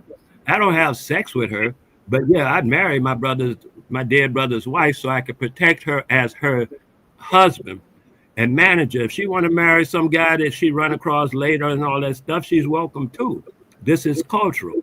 I'm not talking about sex. When you're talking about sex, that's something totally different. Like you were saying about ayahuasca. It's not something you do as a recreation. It's something you do as a spiritual cleaning. So I'm just saying, even though it's the same thing, it's how you use it and your intent that makes it different. Okay. Correct. Yeah. Let's go, Ladybug. Polygamy or not the polygamy? No, I'm pretty traditional. I've always been a one man woman, but I'm really sad that I shot my shot with Rev with Castle, and then now he told me that he's stuck on his baby mama, and I'm not cool with that. I'm kind of sad. Who That's said? messed up, bro. You led me on. Wait. You made me What you fall talking for about? you. You made me fall for you, and now you're talking about Like you married to your baby mama, like figuratively married to her. That's not cool. Don't Like, trip. why'd you lead me What's wrong on? with Like you what's wrong didn't try to with lead me marrying? on, but just being What who would you be are, you wrong? led me on by being who you are. Not What's wrong with necessarily marrying though. the mother of your child? What's wrong with that? Huh? That's an I example of him being able to do it. What's wrong with that? any What's yeah? I What's wrong with believe him marrying the like mother of his this. child? Say for instance, all right. Say for instance like this. If you have my child, right? You're pregnant, correct? Yeah. You're a pregnant woman, right? Ladybug, you're pregnant, correct? Am I pregnant? No, I've never been No, no. pregnant. If you have my, you hold my seed, Oh yeah, yeah. and I'm you sorry. Hypothetically, yes, yes. okay. Now pay attention to this. Now, when your womb gets fattened, and I fat her womb, who am I as the seed planter? Well, I If was I gonna say, fat, see, who are you? A seed planter, but I don't know who you are outside of that. Are you I'm are not you the, speaking I'm like the, from a I, spiritual standpoint, like I'm a the. soul tie with her? If I fatten up your womb, I'm the father of the, because I'm the seed planter. Like Right, right, father, right, FATHER, because I fatten up her womb. right. I I'm the get that. seed planter. I'm married to the cosmic law of order of be fruitful and multiply on the morale I get level. that. I totally get that. I totally believe that. Um, we may Just not have sad. had we may not have had our vows to that, but damn it, you're probably entitled to some type of retirement, social benefit. That's exactly what be going on right now. A lot of No, I these can't find nobody. I people can't are I've given up on love. Like every time the people I fall for are not wait, wait, wait, available. wait, Like wait, I've wait. given So up. let me get back to where I'm at. Besides the love, Okay. I'm Okay. just I'm a mute. saying, Go ahead. any woman that's my wife, any woman who has my child, is my wife. On that level, doesn't mean that we got married. Doesn't mean she's a concubine. Doesn't mean she's a whore. Doesn't mean she's a virgin. That's my wife. However, I know a lot of people gonna argue about it, but that's just on me. You'll probably want that What piece does of that have to paper. do with me? What does that have to do with me being attracted to you? What is that like? I need you So, to bring so, it home. Just bring it home so so I if can you're have so if some you're closure. attracted to me, so if I was married, right, you would still be more attracted to me. If I told you I was married Like right now from the legally? jump, Because you're using you married be like all of loosely. you're still willing to risk it. You don't care. No, no, no. I Nobody does. don't do married, bro. I don't. No, no, no. Let That's me what be you clear. said. I don't do That's married. what When I you say said. on traditional, I don't freaking do married. I dumped a freaking That's what you said. millionaire because I asked him twice if he was married, and because I don't care about the money. Money comes and goes. Like I told him, you can have one diagnosis and you will spend every nickel you got to save your life, and so it'll go puff. I don't care about that. But I met him driving a beat up white truck. Didn't know that Uh-huh. he, lived in this gated community with a freaking mansion. It's not about what you have, it's about who you are. And when I ask you if you're married and you tell me no, Mhm. I asked you twice when we first met, before we went on the first date, because I said I don't do married. Do you know he was married? Now, it doesn't matter Mhm. that everything was done except for the paper signed by the judge. I don't want to hear that. I asked you a very specific question. Are you married? And you lied, even though the only thing left, like assets already divided, child custody, all of that settled in paper. It's in writing. All that was left was the judge signing it. This is what the court told me. Ma'am, all that's left is just for the judge. I don't care. And this is what I told her while crying on the phone with her. I asked him if he were married because I don't do married. I'm not And married. that was it. Are you? Well, That was that's it. your I was loss. done. So don't tell me it doesn't matter That's Are your what you he loss. paid, married? Your Capital. loss. You, Don't tell you me, just skipped the no, bag. Capital. You just You skipped the just bag. broke my heart.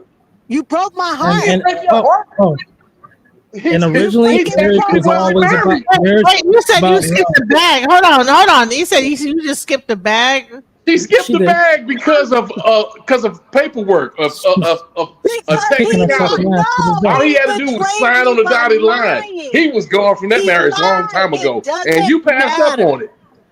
No, because You see, he had passed no up on it. integrity. Wow. You lied, bro. You lied. You This is lied. why Not this He's is you. why telling the Not so truth. many you. black women are single. Yep. Technicality. That's true. It is Yeah, she not. messed up on Technicality. that I bad. don't do marry. I don't do marry. I don't do marry. Technicality. I Technicality. You don't keep do passing it no, up. That's what's wrong. That's why you're single, because you keep bro, passing it up. bro. You don't even know the whole story. How he put my life in danger. How do you put your life in This danger? Tell those us right freaking now. listen. Sum it up. Listen, Sum it let me up. answer you real quick. Let me answer you real Okay. quick. Those Okay. freaking love trying. Listen, just stop. Don't even like acknowledge what I'm saying. Act like a white person. You know how they sit there, they don't go, anything. They just listen. Do that for a second, right? My life was put in danger because I did not know this dude was not technically he was still married. Mm. Right? So when I got somebody researching me, thinking I broke up the marriage, and I didn't know you, but I asked you if you were still married. So people get killed, even men. That man will come and shoot and kill her and kill the dude that she's on a date with. And the dude on the date has nothing to do with their relationship. He didn't break them up. But people do this crazy crap. It's not safe. Maybe I just live a very boring, like, you know what I mean? Like what do you call it? Risk averse, Blue? Like maybe I'm risk averse. I am. Like I don't do the stock market. I'll find other ways to invest, but I'm not doing this because I don't do high risk. I just don't do that. I'm not a high risk Okay, person. all I right. don't drink. I don't Okay, smoke. so No, let me so finish. so I you're don't drink. I don't smoke. I don't you're a drink. I one don't smoke. man woman. I don't date felons. I'm a low risk person. So I Hey, don't do marriage. hey, But let me listen, just say, don't even can I just funny. ask him why he led me on and broke my heart though? But no, That's hold on, trauma. Yes. That's hold on. trauma. Wait, hold on. Trauma. Reverend That's Greenback, trauma. polygamy Yes. or to not polygamy? Polygamy or monogamy? He answered you. I don't subscribe to either one. I just do what I want. So you're single, perpetually single.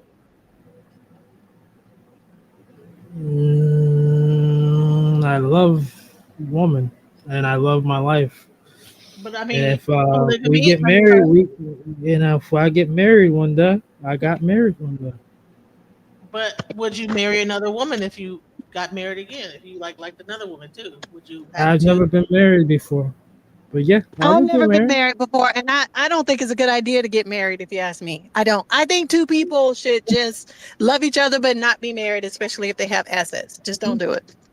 And I'm gonna That's not a answer good my idea. reasons too. All right, blue, Can blue. I answer it? Can I not? I want to answer my reasons before I Hold let You it on, don't go. adapt the world because it don't work out for I'm you gonna because you answer. don't All right, go ahead. you're Say on it. technicality. So You nobody should get okay? married because of you, right? Is that what you're saying? That's what Ladybug said. Oh, I thought he was talking to you. Is that Blue? All Talking right, to Who's you. talking? I mean, I'm sorry, So, Reverend. So what was the final thing? You're saying that all right. My final you thing is this. What I've learned is that on this time on Earth, this short period of time on Earth, I spent most of my life, the majority of my life, trying to get to know myself, and I have. And then the people that the people that I've loved on the way, I've learned that I only get to love them for just a short amount of time in the scheme of things. And then boom. It's so unfortunate. Why does this happen? Just imagine you get married at age 25, 30. You barely get to know yourself. And then the person that you love, they're gone, or you go before them. So I'm not against marriage, and I would get married, but I'm just explaining like what is it for? So the Security, question was money. this monologue and everything is polygamy or monogamy? Depends on who you are. Yeah, I don't care. I don't subscribe to. I haven't even gotten there. Monogamy is cool, and polygamy is cool Yeah, too. it's fine. Yeah, I think we start off that way. All right, Blue. Then, then, What's your answer, Blue? then she finds out I gave a flower to another girl, and then she's I'm mad. okay with both. I think though Yeah. we gotta be more respectful of both. Okay, you're kind of far from your speaker. You gotta bring it up Oh, to my your fault. mouth. I said I agree with both, but I think we got to be more respectful with both. Like the What do way you mean that, by that? like a lot of times people are frame one or the other. Like instead of just being like, no, I'm okay, I don't do that. It turns into, oh, I'm not desperate, or you know what I mean. It's always like a side swipe at somebody. So I think we can be more respectful of it. I think that'll do it more justice. But I'm okay with both. It kind of it's what works for you. Hmm. How about there is no more walking away? Say what? So what happens when a man has a baby? Should the woman accept the baby and the girlfriend Yep. and And then all become a family then together? take her ass to the WIC office, like suit her up, like girl, and Not if he lied. I have no idea, but it's just what it is. It's the truth. We shouldn't know our love interest should know each other. Shouldn't be no more secret. I believe in polygamy, and I believe that it should be everything should be on the table. I think that let's stop being jealous of each other. I think that when guys are honest and tell you exactly what's going on, that's way more refreshing than a person that's hiding everything and like sneaking How it around. works for me. You know? So That's to how it me, I works. think that polygamy is a way that you can like just get around like just lying to each other. If you We're moving towards that. I think. However, I think that we also if there's a certain like rule about like what like with most polygamists like the way it's really supposed to go is that you discuss it with your wife. It's not like a sneaky thing you're doing behind her back. You're Mhm. just saying, hey, I'm interested in this person. I want to do this, and then that this discussed between the family, and then you guys make a dual decision to move forward. Not that you Polygamy, just be on your own, like doing whatever the hell you want to do. polygamy is about nation building because Correct. that's an African tradition, and it's like after war, a lot of men are dead. That means there's a lot of single wives or widows, whatever you want to call them, and the women give permission for a man to have multiple wives so that no one is lonely. So, what are we talking about? And I think that's what jumping the broom was kind of technically. A lot of this was all about jumping the broom and all. We're at war all the time. Our people were always feeling some type of casualty going on. A husband was sold off. Children were sold off. We had no time to really miss you, babe. We so caught up into how Mr. Charlie does it. Yeah, I mean, I get that. I get that because the Western version of polygamy is it's just about selfishness, lust, whatever. Do whatever you want. So, but those are those people. Traditional polygamy, traditional monogamy. Either way, but you got to be able to afford polygamy. Yes. And but you gotta be able to afford divorce now. The fastest growing type of divorce, do you know what it is? Well, gray divorce, meaning you're getting divorced when you're old and gray. It's happening faster and faster when people are like, you know what? Too I'm many getting a women are in, divorce. too many women are in love with the wedding and not the marriage. Yep. That's Yep. bullshit. I think that too many women are just getting tired and they just get irritated with their spouse and it's like, you know what, I don't want to deal with And this one. Yeah, but But here's the thing. common law Here's stuff. another question. Here's another question. okay.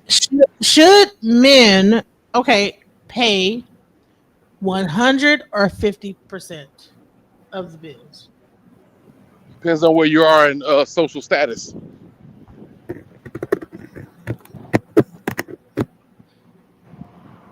All right, Wale, what do you think?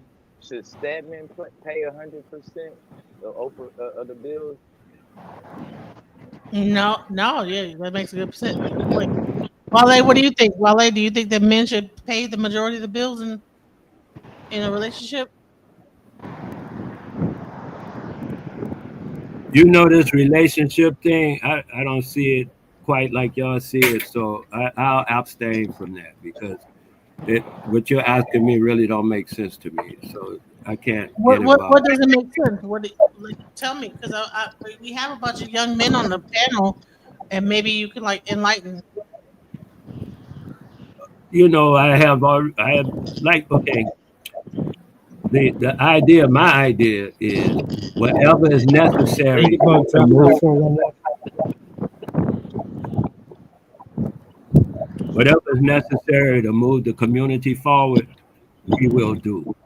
Anything else is just, I don't know what that is.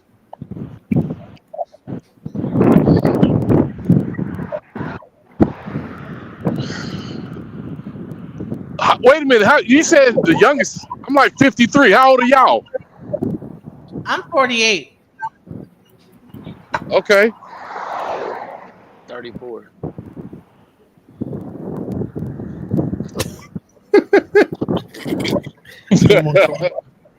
I'm 40. My fault, y'all. How old are you, Ladybug? I'm a Gen Xer, so I grew up with my grandparents, and my grandfather provided everything for my grandmother. She had an amazing life. So that standard Ladybug? is gone. That standard is gone. Yes, it is. Man, Ladybug, how old are you? is it really gone? Do you think that women are being delusional to think that or is it only gone because of the men that are now are not making enough money to be able to support a family? So they Nah, need the it's women to gone. support them. It's gone. Yeah, that thing is gone because Western society didn't want Yep. us doing that. So it's gone. And y'all keep crying about this marriage stuff. Like, chill. Why But really is think about it. that crying? Why is crying Yeah, you know. making marriage a crying thing? Do you Before you understand the benefits of marriage? Do you understand what a marriage is really about? before you move to that Yeah, you're crying about it. No, what do before you you? move to another point though, I'll say though that like technically he do got a point because it's like, but I mean I kind of agree with him for like different reasons. Move your mouth close to your phone. Can't hear Oh, you. my fault. So I agree with him though, but just kind of for to an extent, but for different reasons. Go But ahead. I don't think it ever really existed like that, like for us. And when you look at it, we've never been able like I know I had patriarchs in my family that's been that, and then like you said, I think you said your grandfather or your father, like you know what I mean. We didn't Oh, have that, but for us as a collective, the black woman has been the most consistent worker in America. She's been the one that's been able to keep a consistent, steady work on a regular basis. Ours has always been kind of dependent on how the system goes. Yep, I agree. So True. we've been, you know what I'm saying? Theirs is always, you know what I mean? Because of they type, you know, and some of it is, and they looked at the black woman as a worker. They didn't see her as a mother. So that's why they wouldn't give her benefits and shit. When they was dropping the benefits that allow you to stay home and get certain shit, they wasn't giving that because you're not supposed to be no fucking mother in the first place. You here to work. Yep, and You know what I'm black men are saying? the threat. Black men are a threat. So Exactly. So keep we them first niggas to get unemployed. fired. Keep them niggas Exactly. unemployed. So we constantly Right. first to be fired. So it's Yep. never really been in the system where you could depend on this. And then you compound that by the shit is now a system that ain't even based off of real shit. So it's like now it ain't like we hunting and shit for food. We clock in almost the same shit, doing the same shit she do. You know what I'm saying? Unless you a construct, and for the, even in construction for the most part, like and get a tool, anybody could use the tool. You know what I'm saying?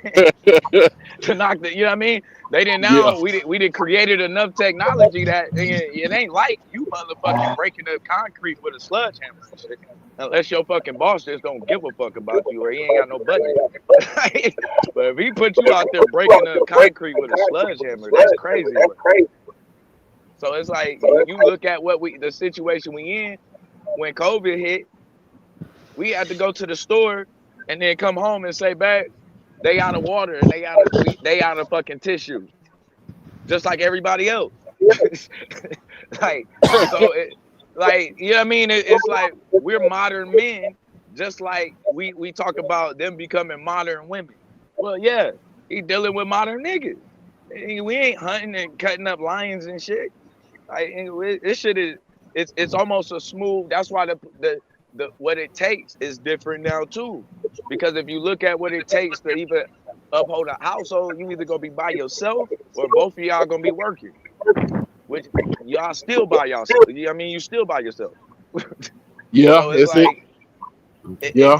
we kind of in a fucked up predicament where we got to figure out a way to buy each other time to where we can be as a collective. You know what I mean? The people that's fortunate, yeah, and people who ain't, we got to figure out how as a collective to buy each other time where we can enjoy shit while we, you know what I mean, while we maneuvering through.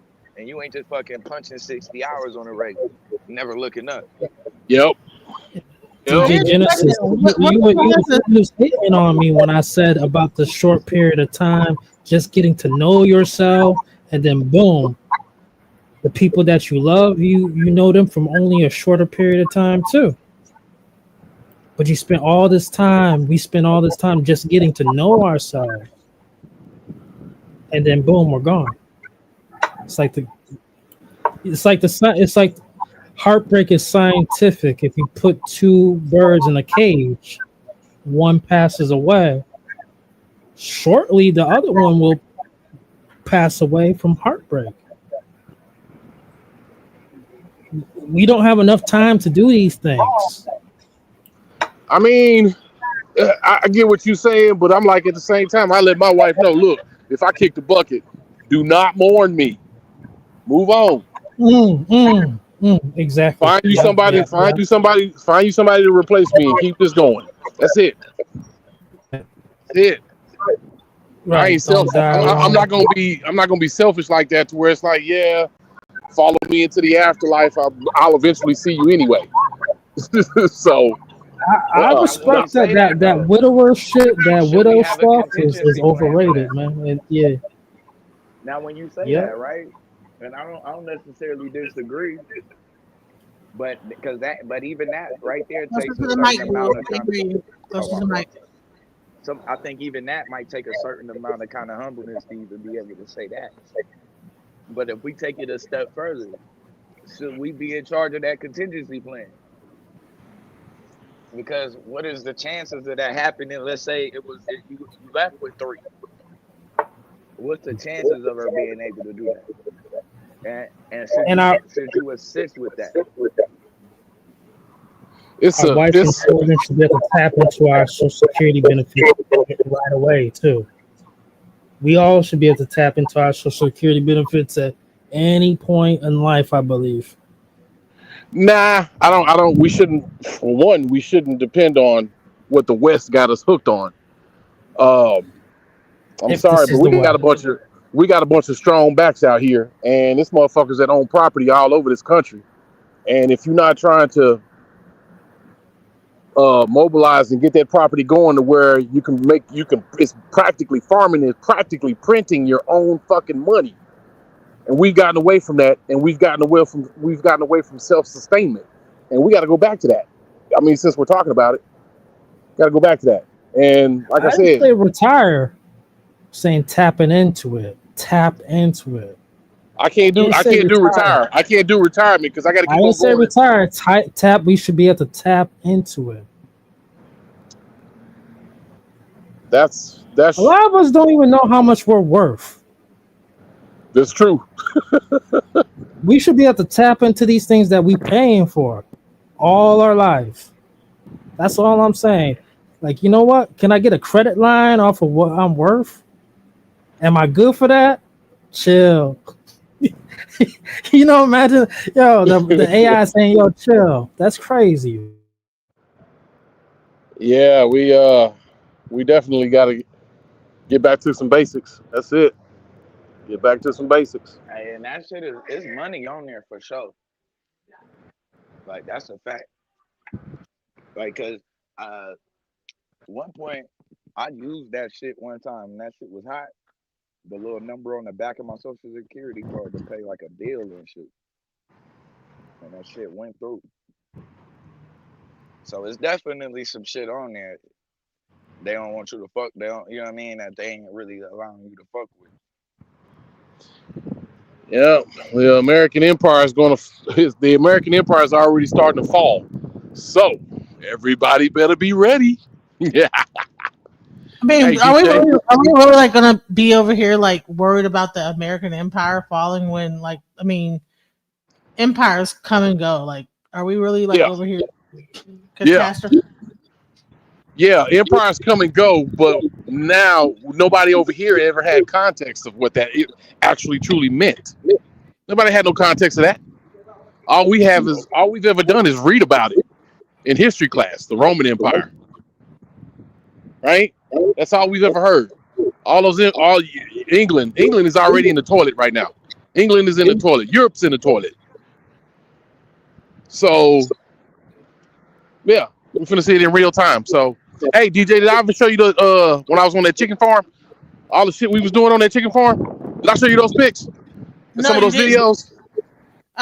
I'll have to get some of that to you. Chicken farming and gardening, greatest thing ever. Never been in such peace in all my life. Blood pressure was low. I tried to have some I tried to have some chickens, and my chickens died because I think I didn't know what I was doing. I had a chicken, but a cat came and killed one chicken. I had then my kids put the one chicken on like the concrete. The chicken like cooked in the sun. So being in Texas, you have to be, if you're gonna have like chickens, you gotta like know what you're doing, because like cats will come and eat your chickens, and it's just like, bro, I'm like, oh my god, it was. Those are feral cats.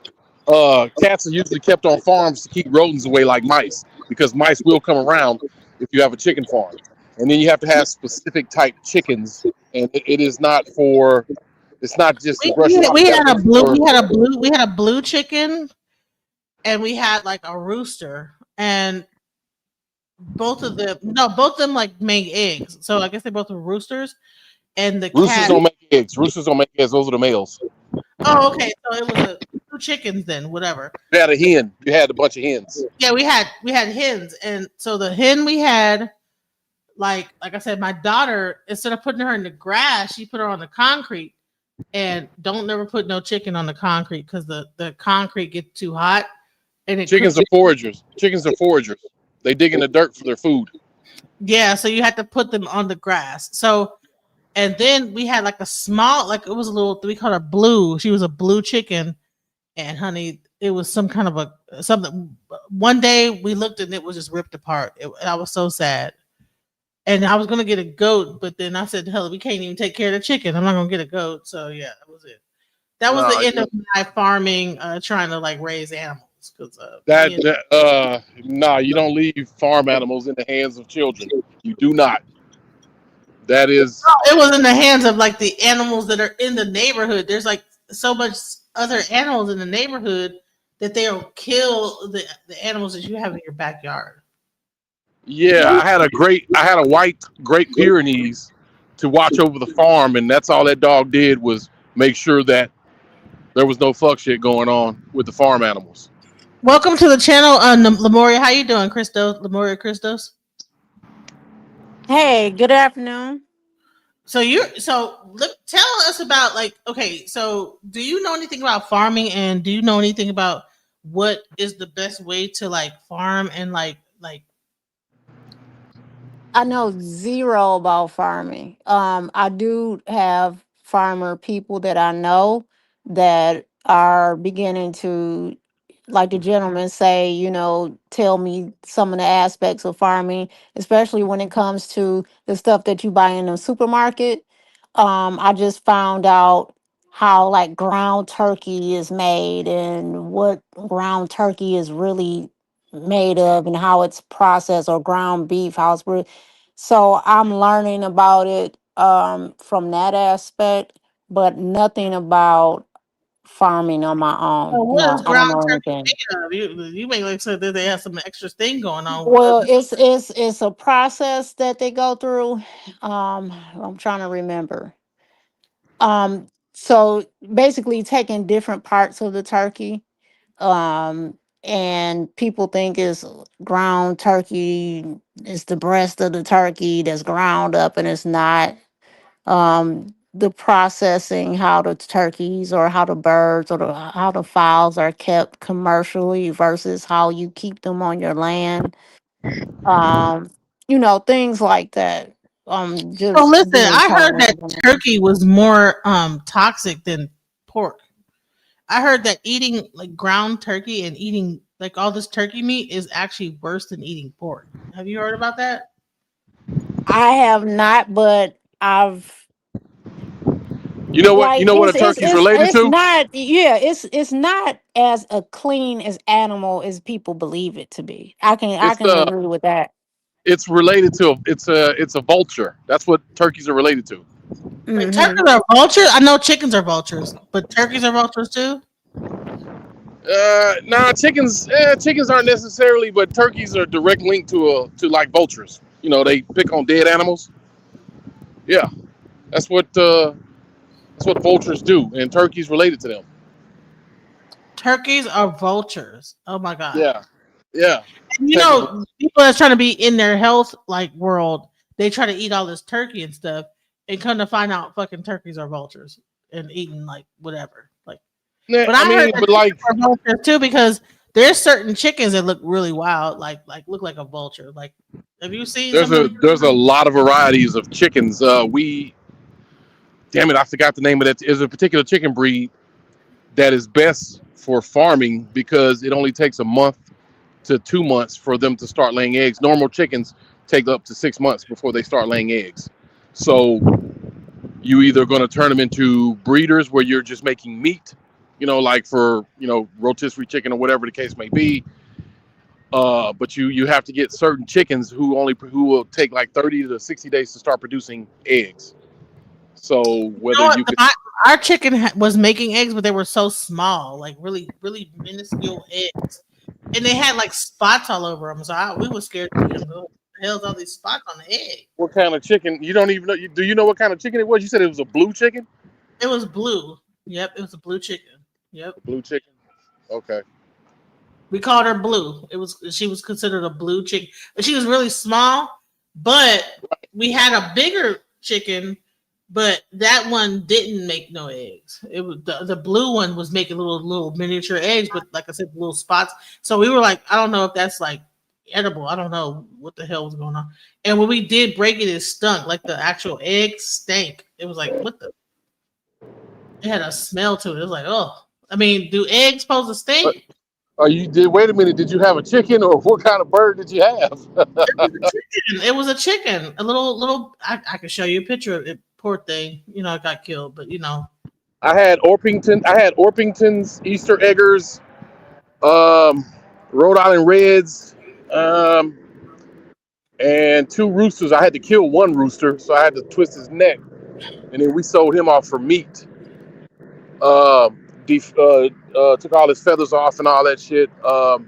Yeah, but Orpingtons are like orange hens, Orpingtons, Yeah, I think Easter Eggers. we had that. We had the orange one. We had an orange hen, and then we had like a little blue one.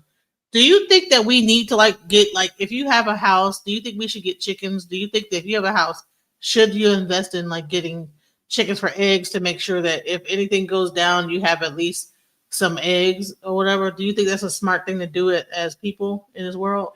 You should have farmland. You shouldn't be in a house in a city because some cities have a problem with chickens making all that noise. And well, roosters are the ones that make that noise in the morning. So you got to check your ordinance. But I suggest people get farmland outside of the city, way outside of the city. That way, you get you about 10 acres, a bunch of chickens. So initially, this whole conversation started off about Burkina Faso. People were going over to Burkina Faso trying to like start like their own like land and everything like that, and then the actual Traore said, "You know what? No, you guys are not going to get citizenship." And you have some people are like, "Well, we don't need to go over there. We need to stay over here in America and do it here." What do you guys think about that? Let's go one by one. Do you Traore, think that we should be going into like Africa and trying to like establish ourselves there, or should we be like trying to go over into like stay here in America and like just find random far land? Or do you think that like the government? What do you think? So let's go one by one. America's going to fall regardless. So once that's done, it's no one's going to be able to stop whatever it is that you want to do. If you want to go to Africa, fine. There are a lot of countries that you can go to. I get what Traore is talking about.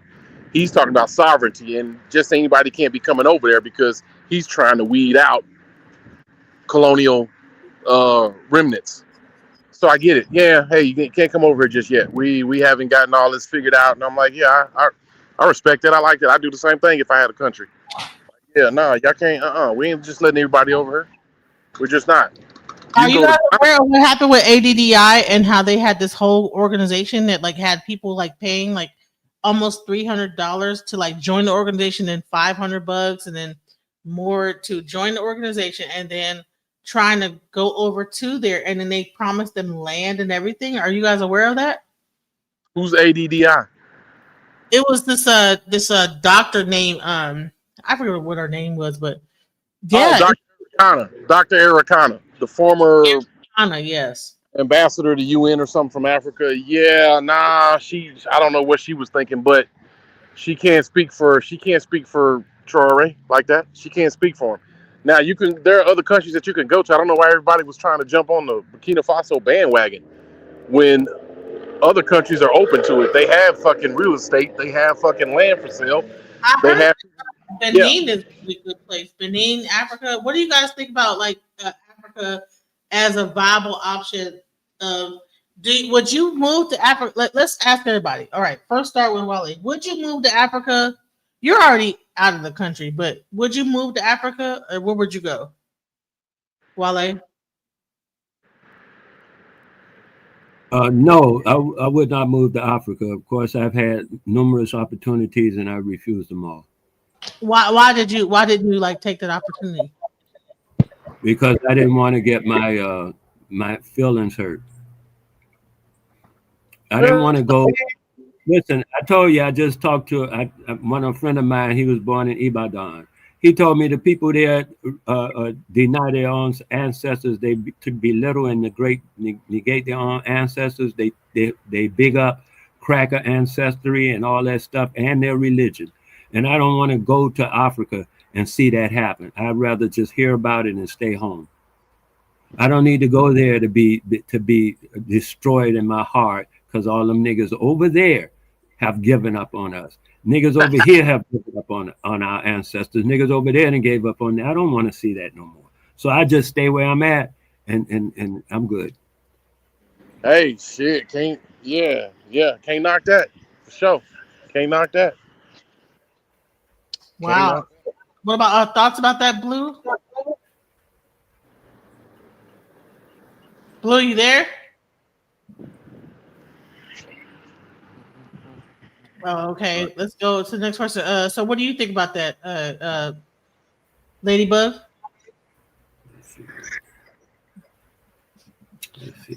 Ladybug, you there?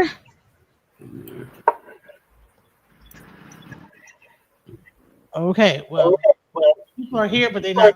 All right. So, what do you think about that, Lemuria? I agree. was good. As far as Africa, I do believe that the United States, we should find land here. Yep. We're entitled to it actually. So I feel like we should find land here. Nothing wrong with building a bridge with Africans. But I just feel Yep. like we should have land here. Yep. Hmm.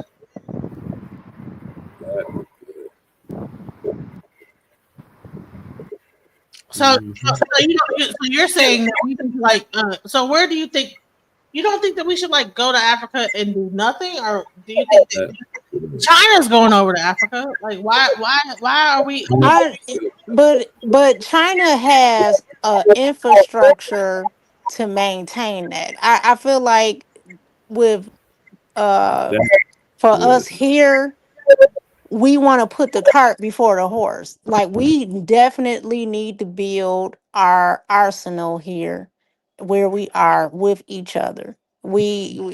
China has, if China loses money in Africa, they can afford to take that loss. We can't afford to take that loss when we invest elsewhere.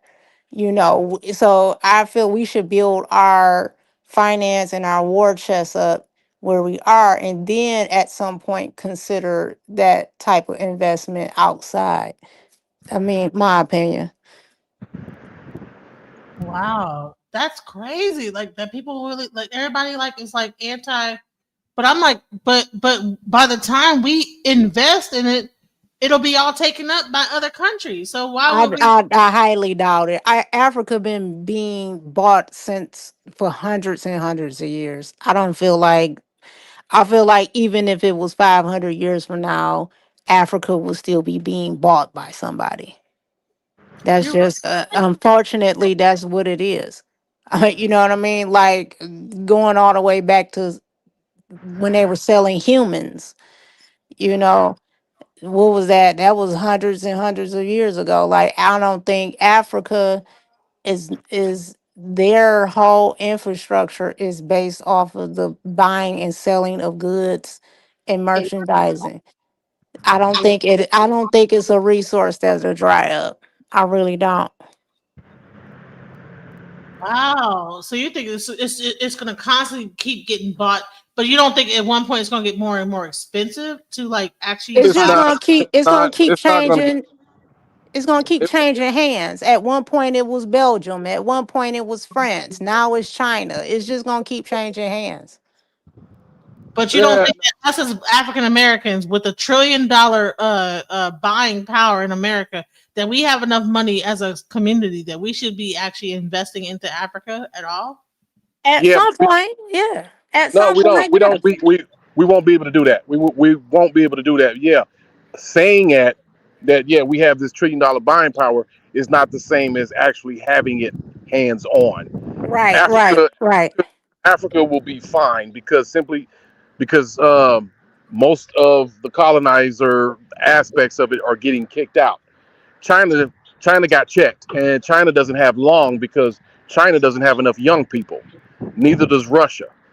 Well, what And they're doing is they're going into China, into Africa, and all the Chinese people are like hooking up with the African women, getting land rights, having kids with them, having babies with them. So it's almost like they made a they said 1, 2, 3 break, left China, and then went into Africa, and now they at one point they were asking Black American men to go over to China and have babies with them.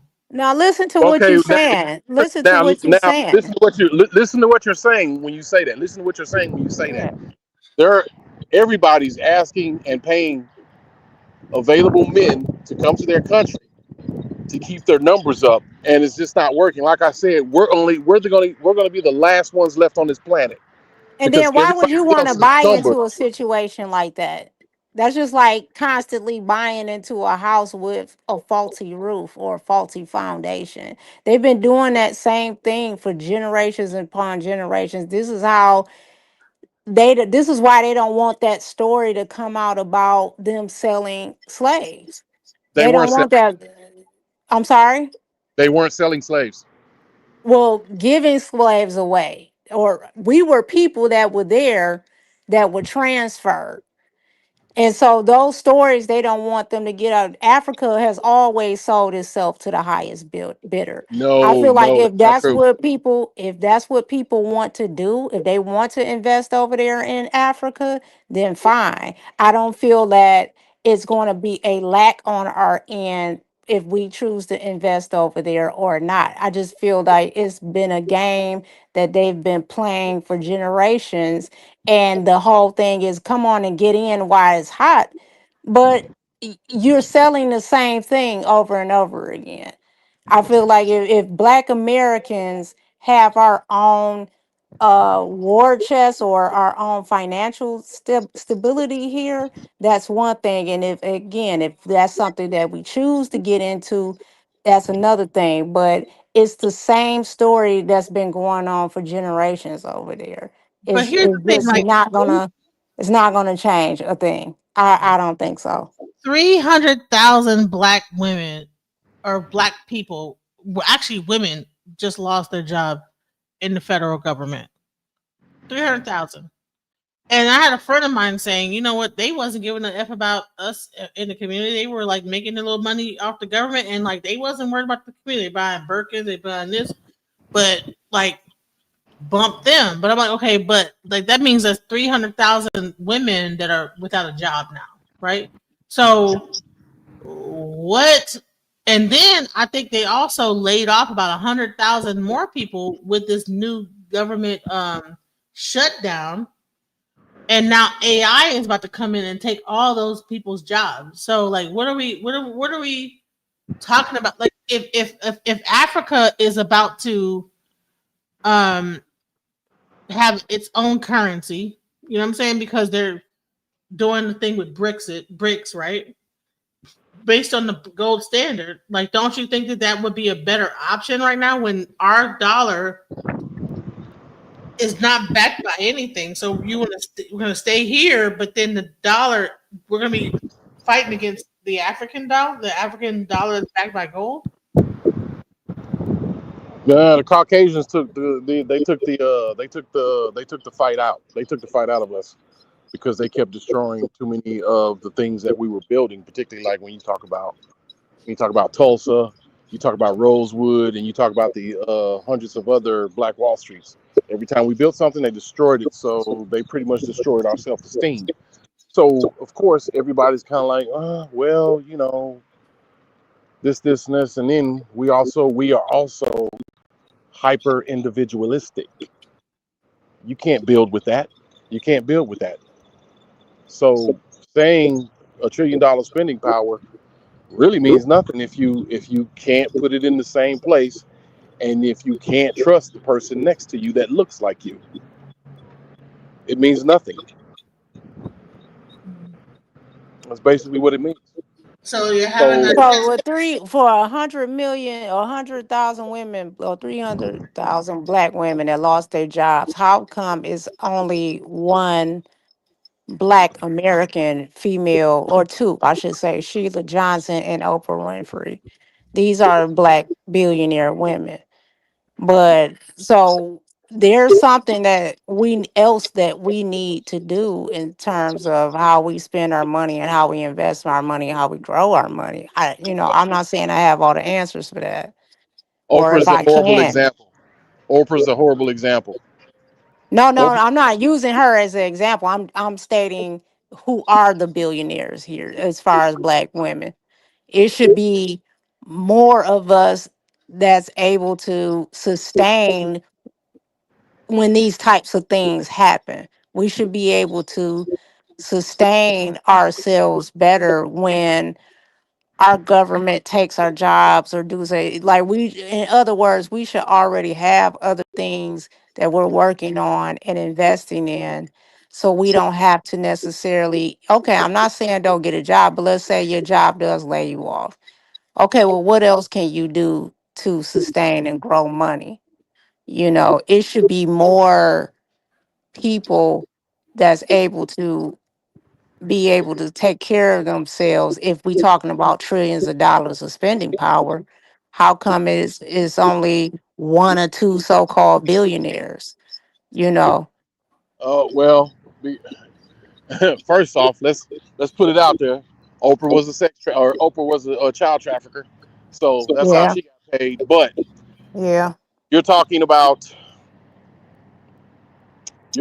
sustaining something. That's something that black people don't even do, because black people think that, well, I got Jesus, and Jesus will sustain me. That's our thought process, even if we don't say it out loud.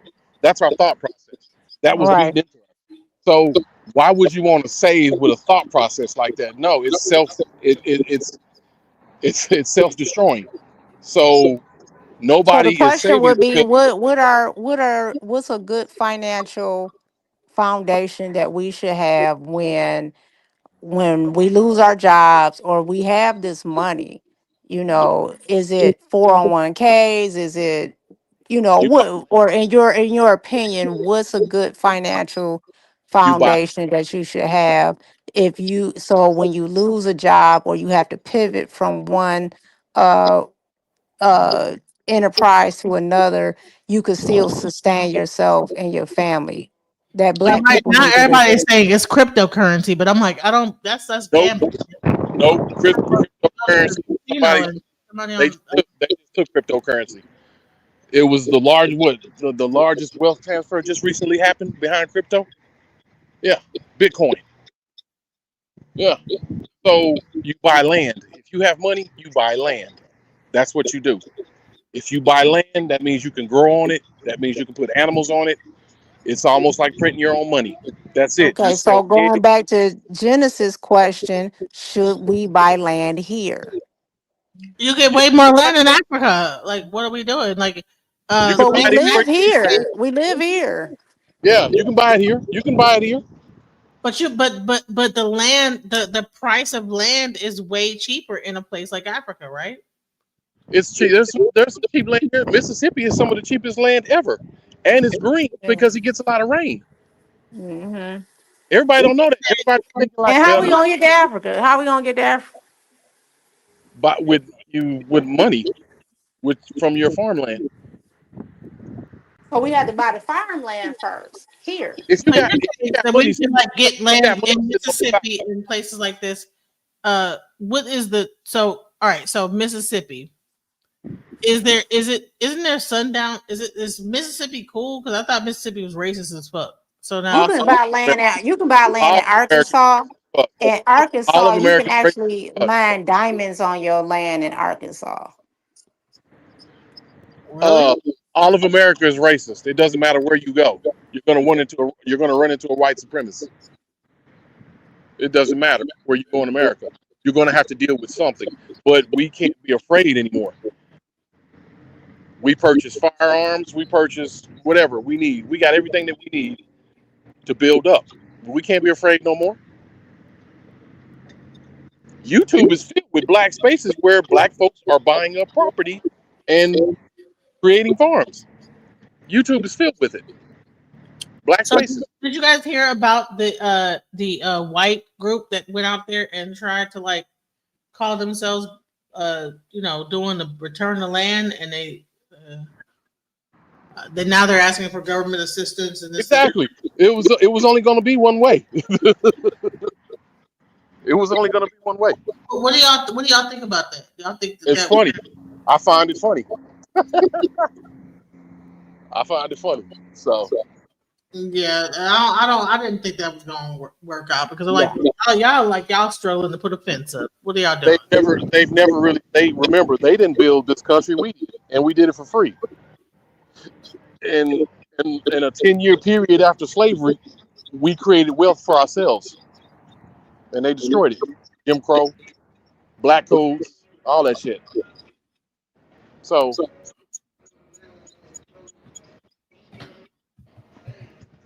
So So what all y'all wait, was all you what was all with you until that all America is racist F off victimhood bitch? What are you talking about? I don't know what you're saying, sir. That was weird. Now, Wale, you live in the Caribbean, so tell us about your farm and how you are able to Who said that? Genesis. LPAYR. I don't even know what the heck they're. This is what He they in the said. chat.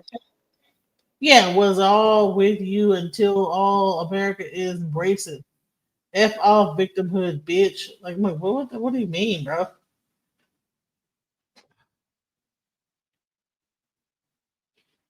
Listen, I think that StreamYard is kicking people off of my chat, but hopefully they'll come back.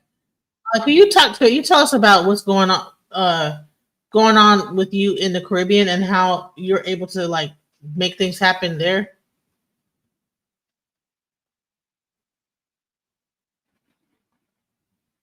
He just said all of I just stay. I'm not into that kind of stuff. I just deal with the nature. I don't deal with the government. I deal with the nature and the people.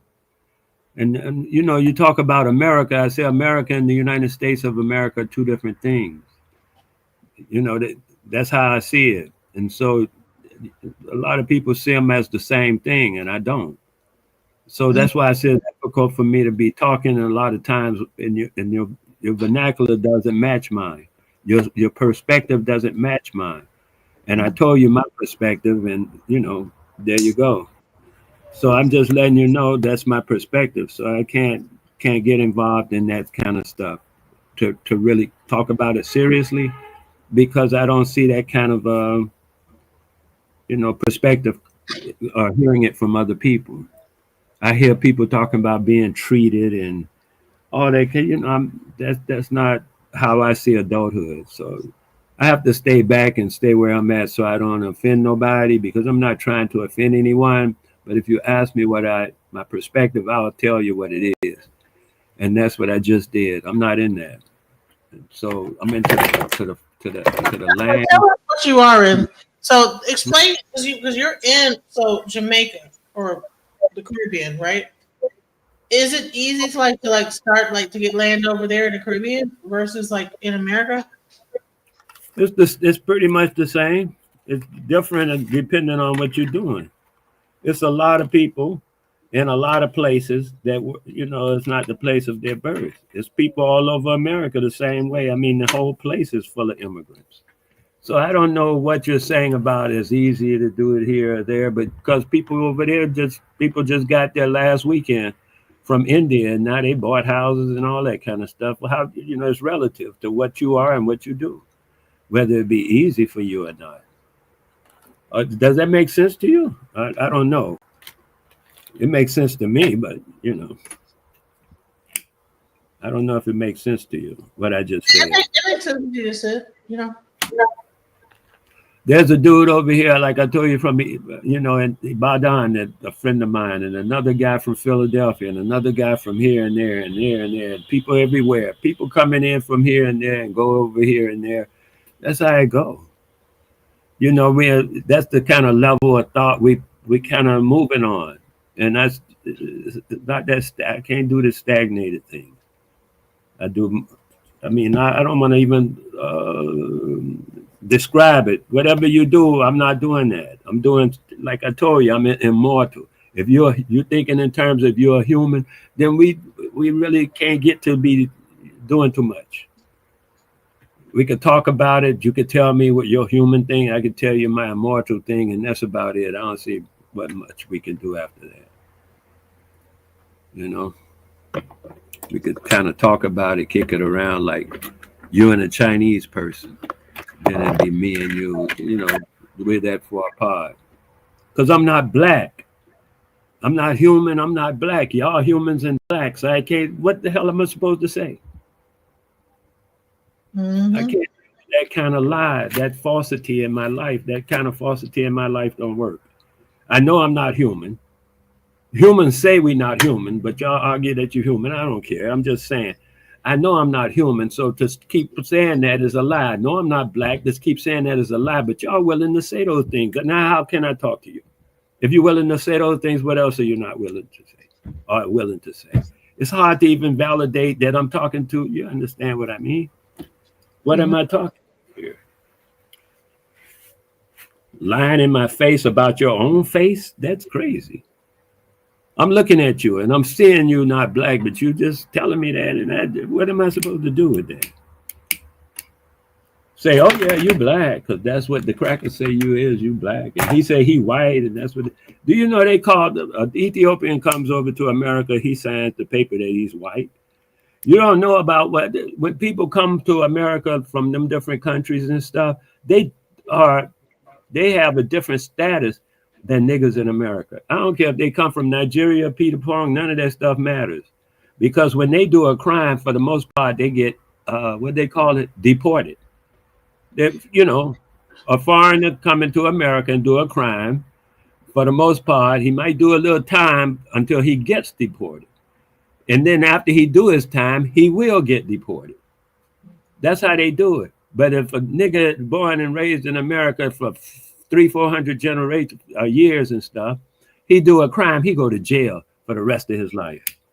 Stuff like that. See, it's a whole different status situation.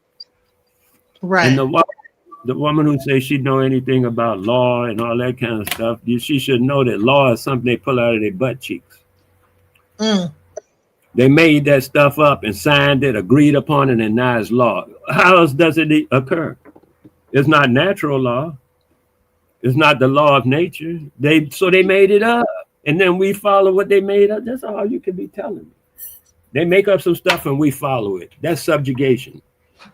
To me, that is. I'm just saying how I look at it and why it's difficult for me to really, or it seems difficult, I'm sorry, for me to be doing a lot of conversation in some of these, a lot of talking in these conversations. Right. Mm-hmm.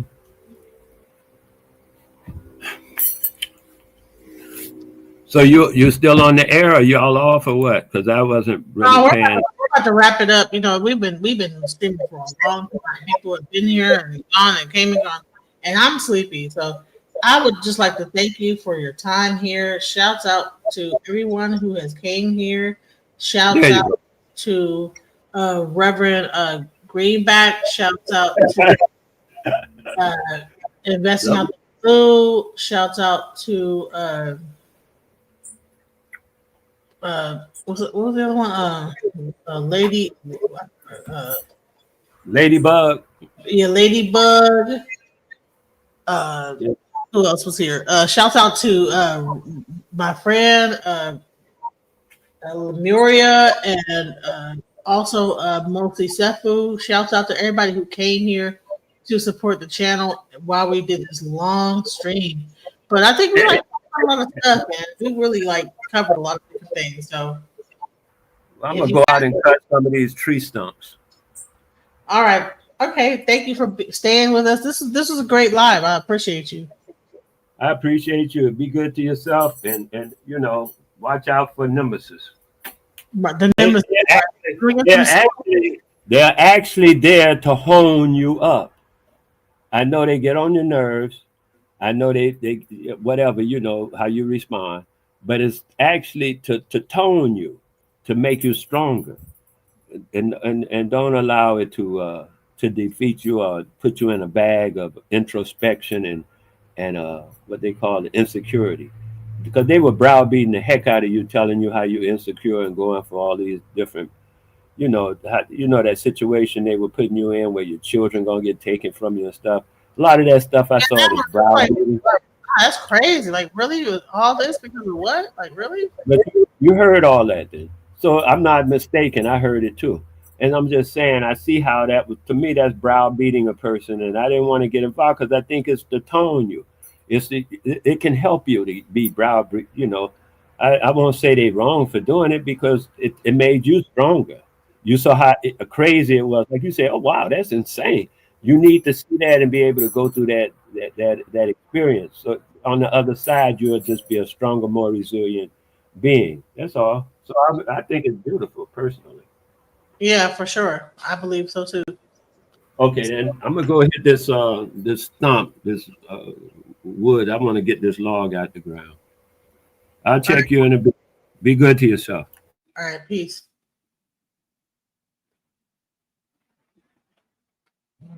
Mission, trying to get it right.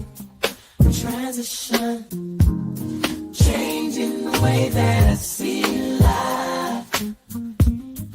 Transition mind. I'm on a mission, trying to get it right. I'm transitioning my life. Making a transition. Ooh, making a transition.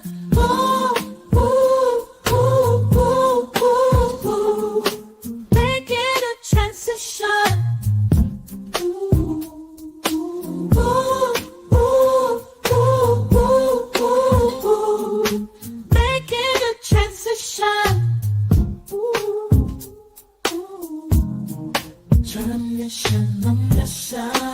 I'm on a mission, I'm trying to get it right. Changing the way that I see life. Transitioning my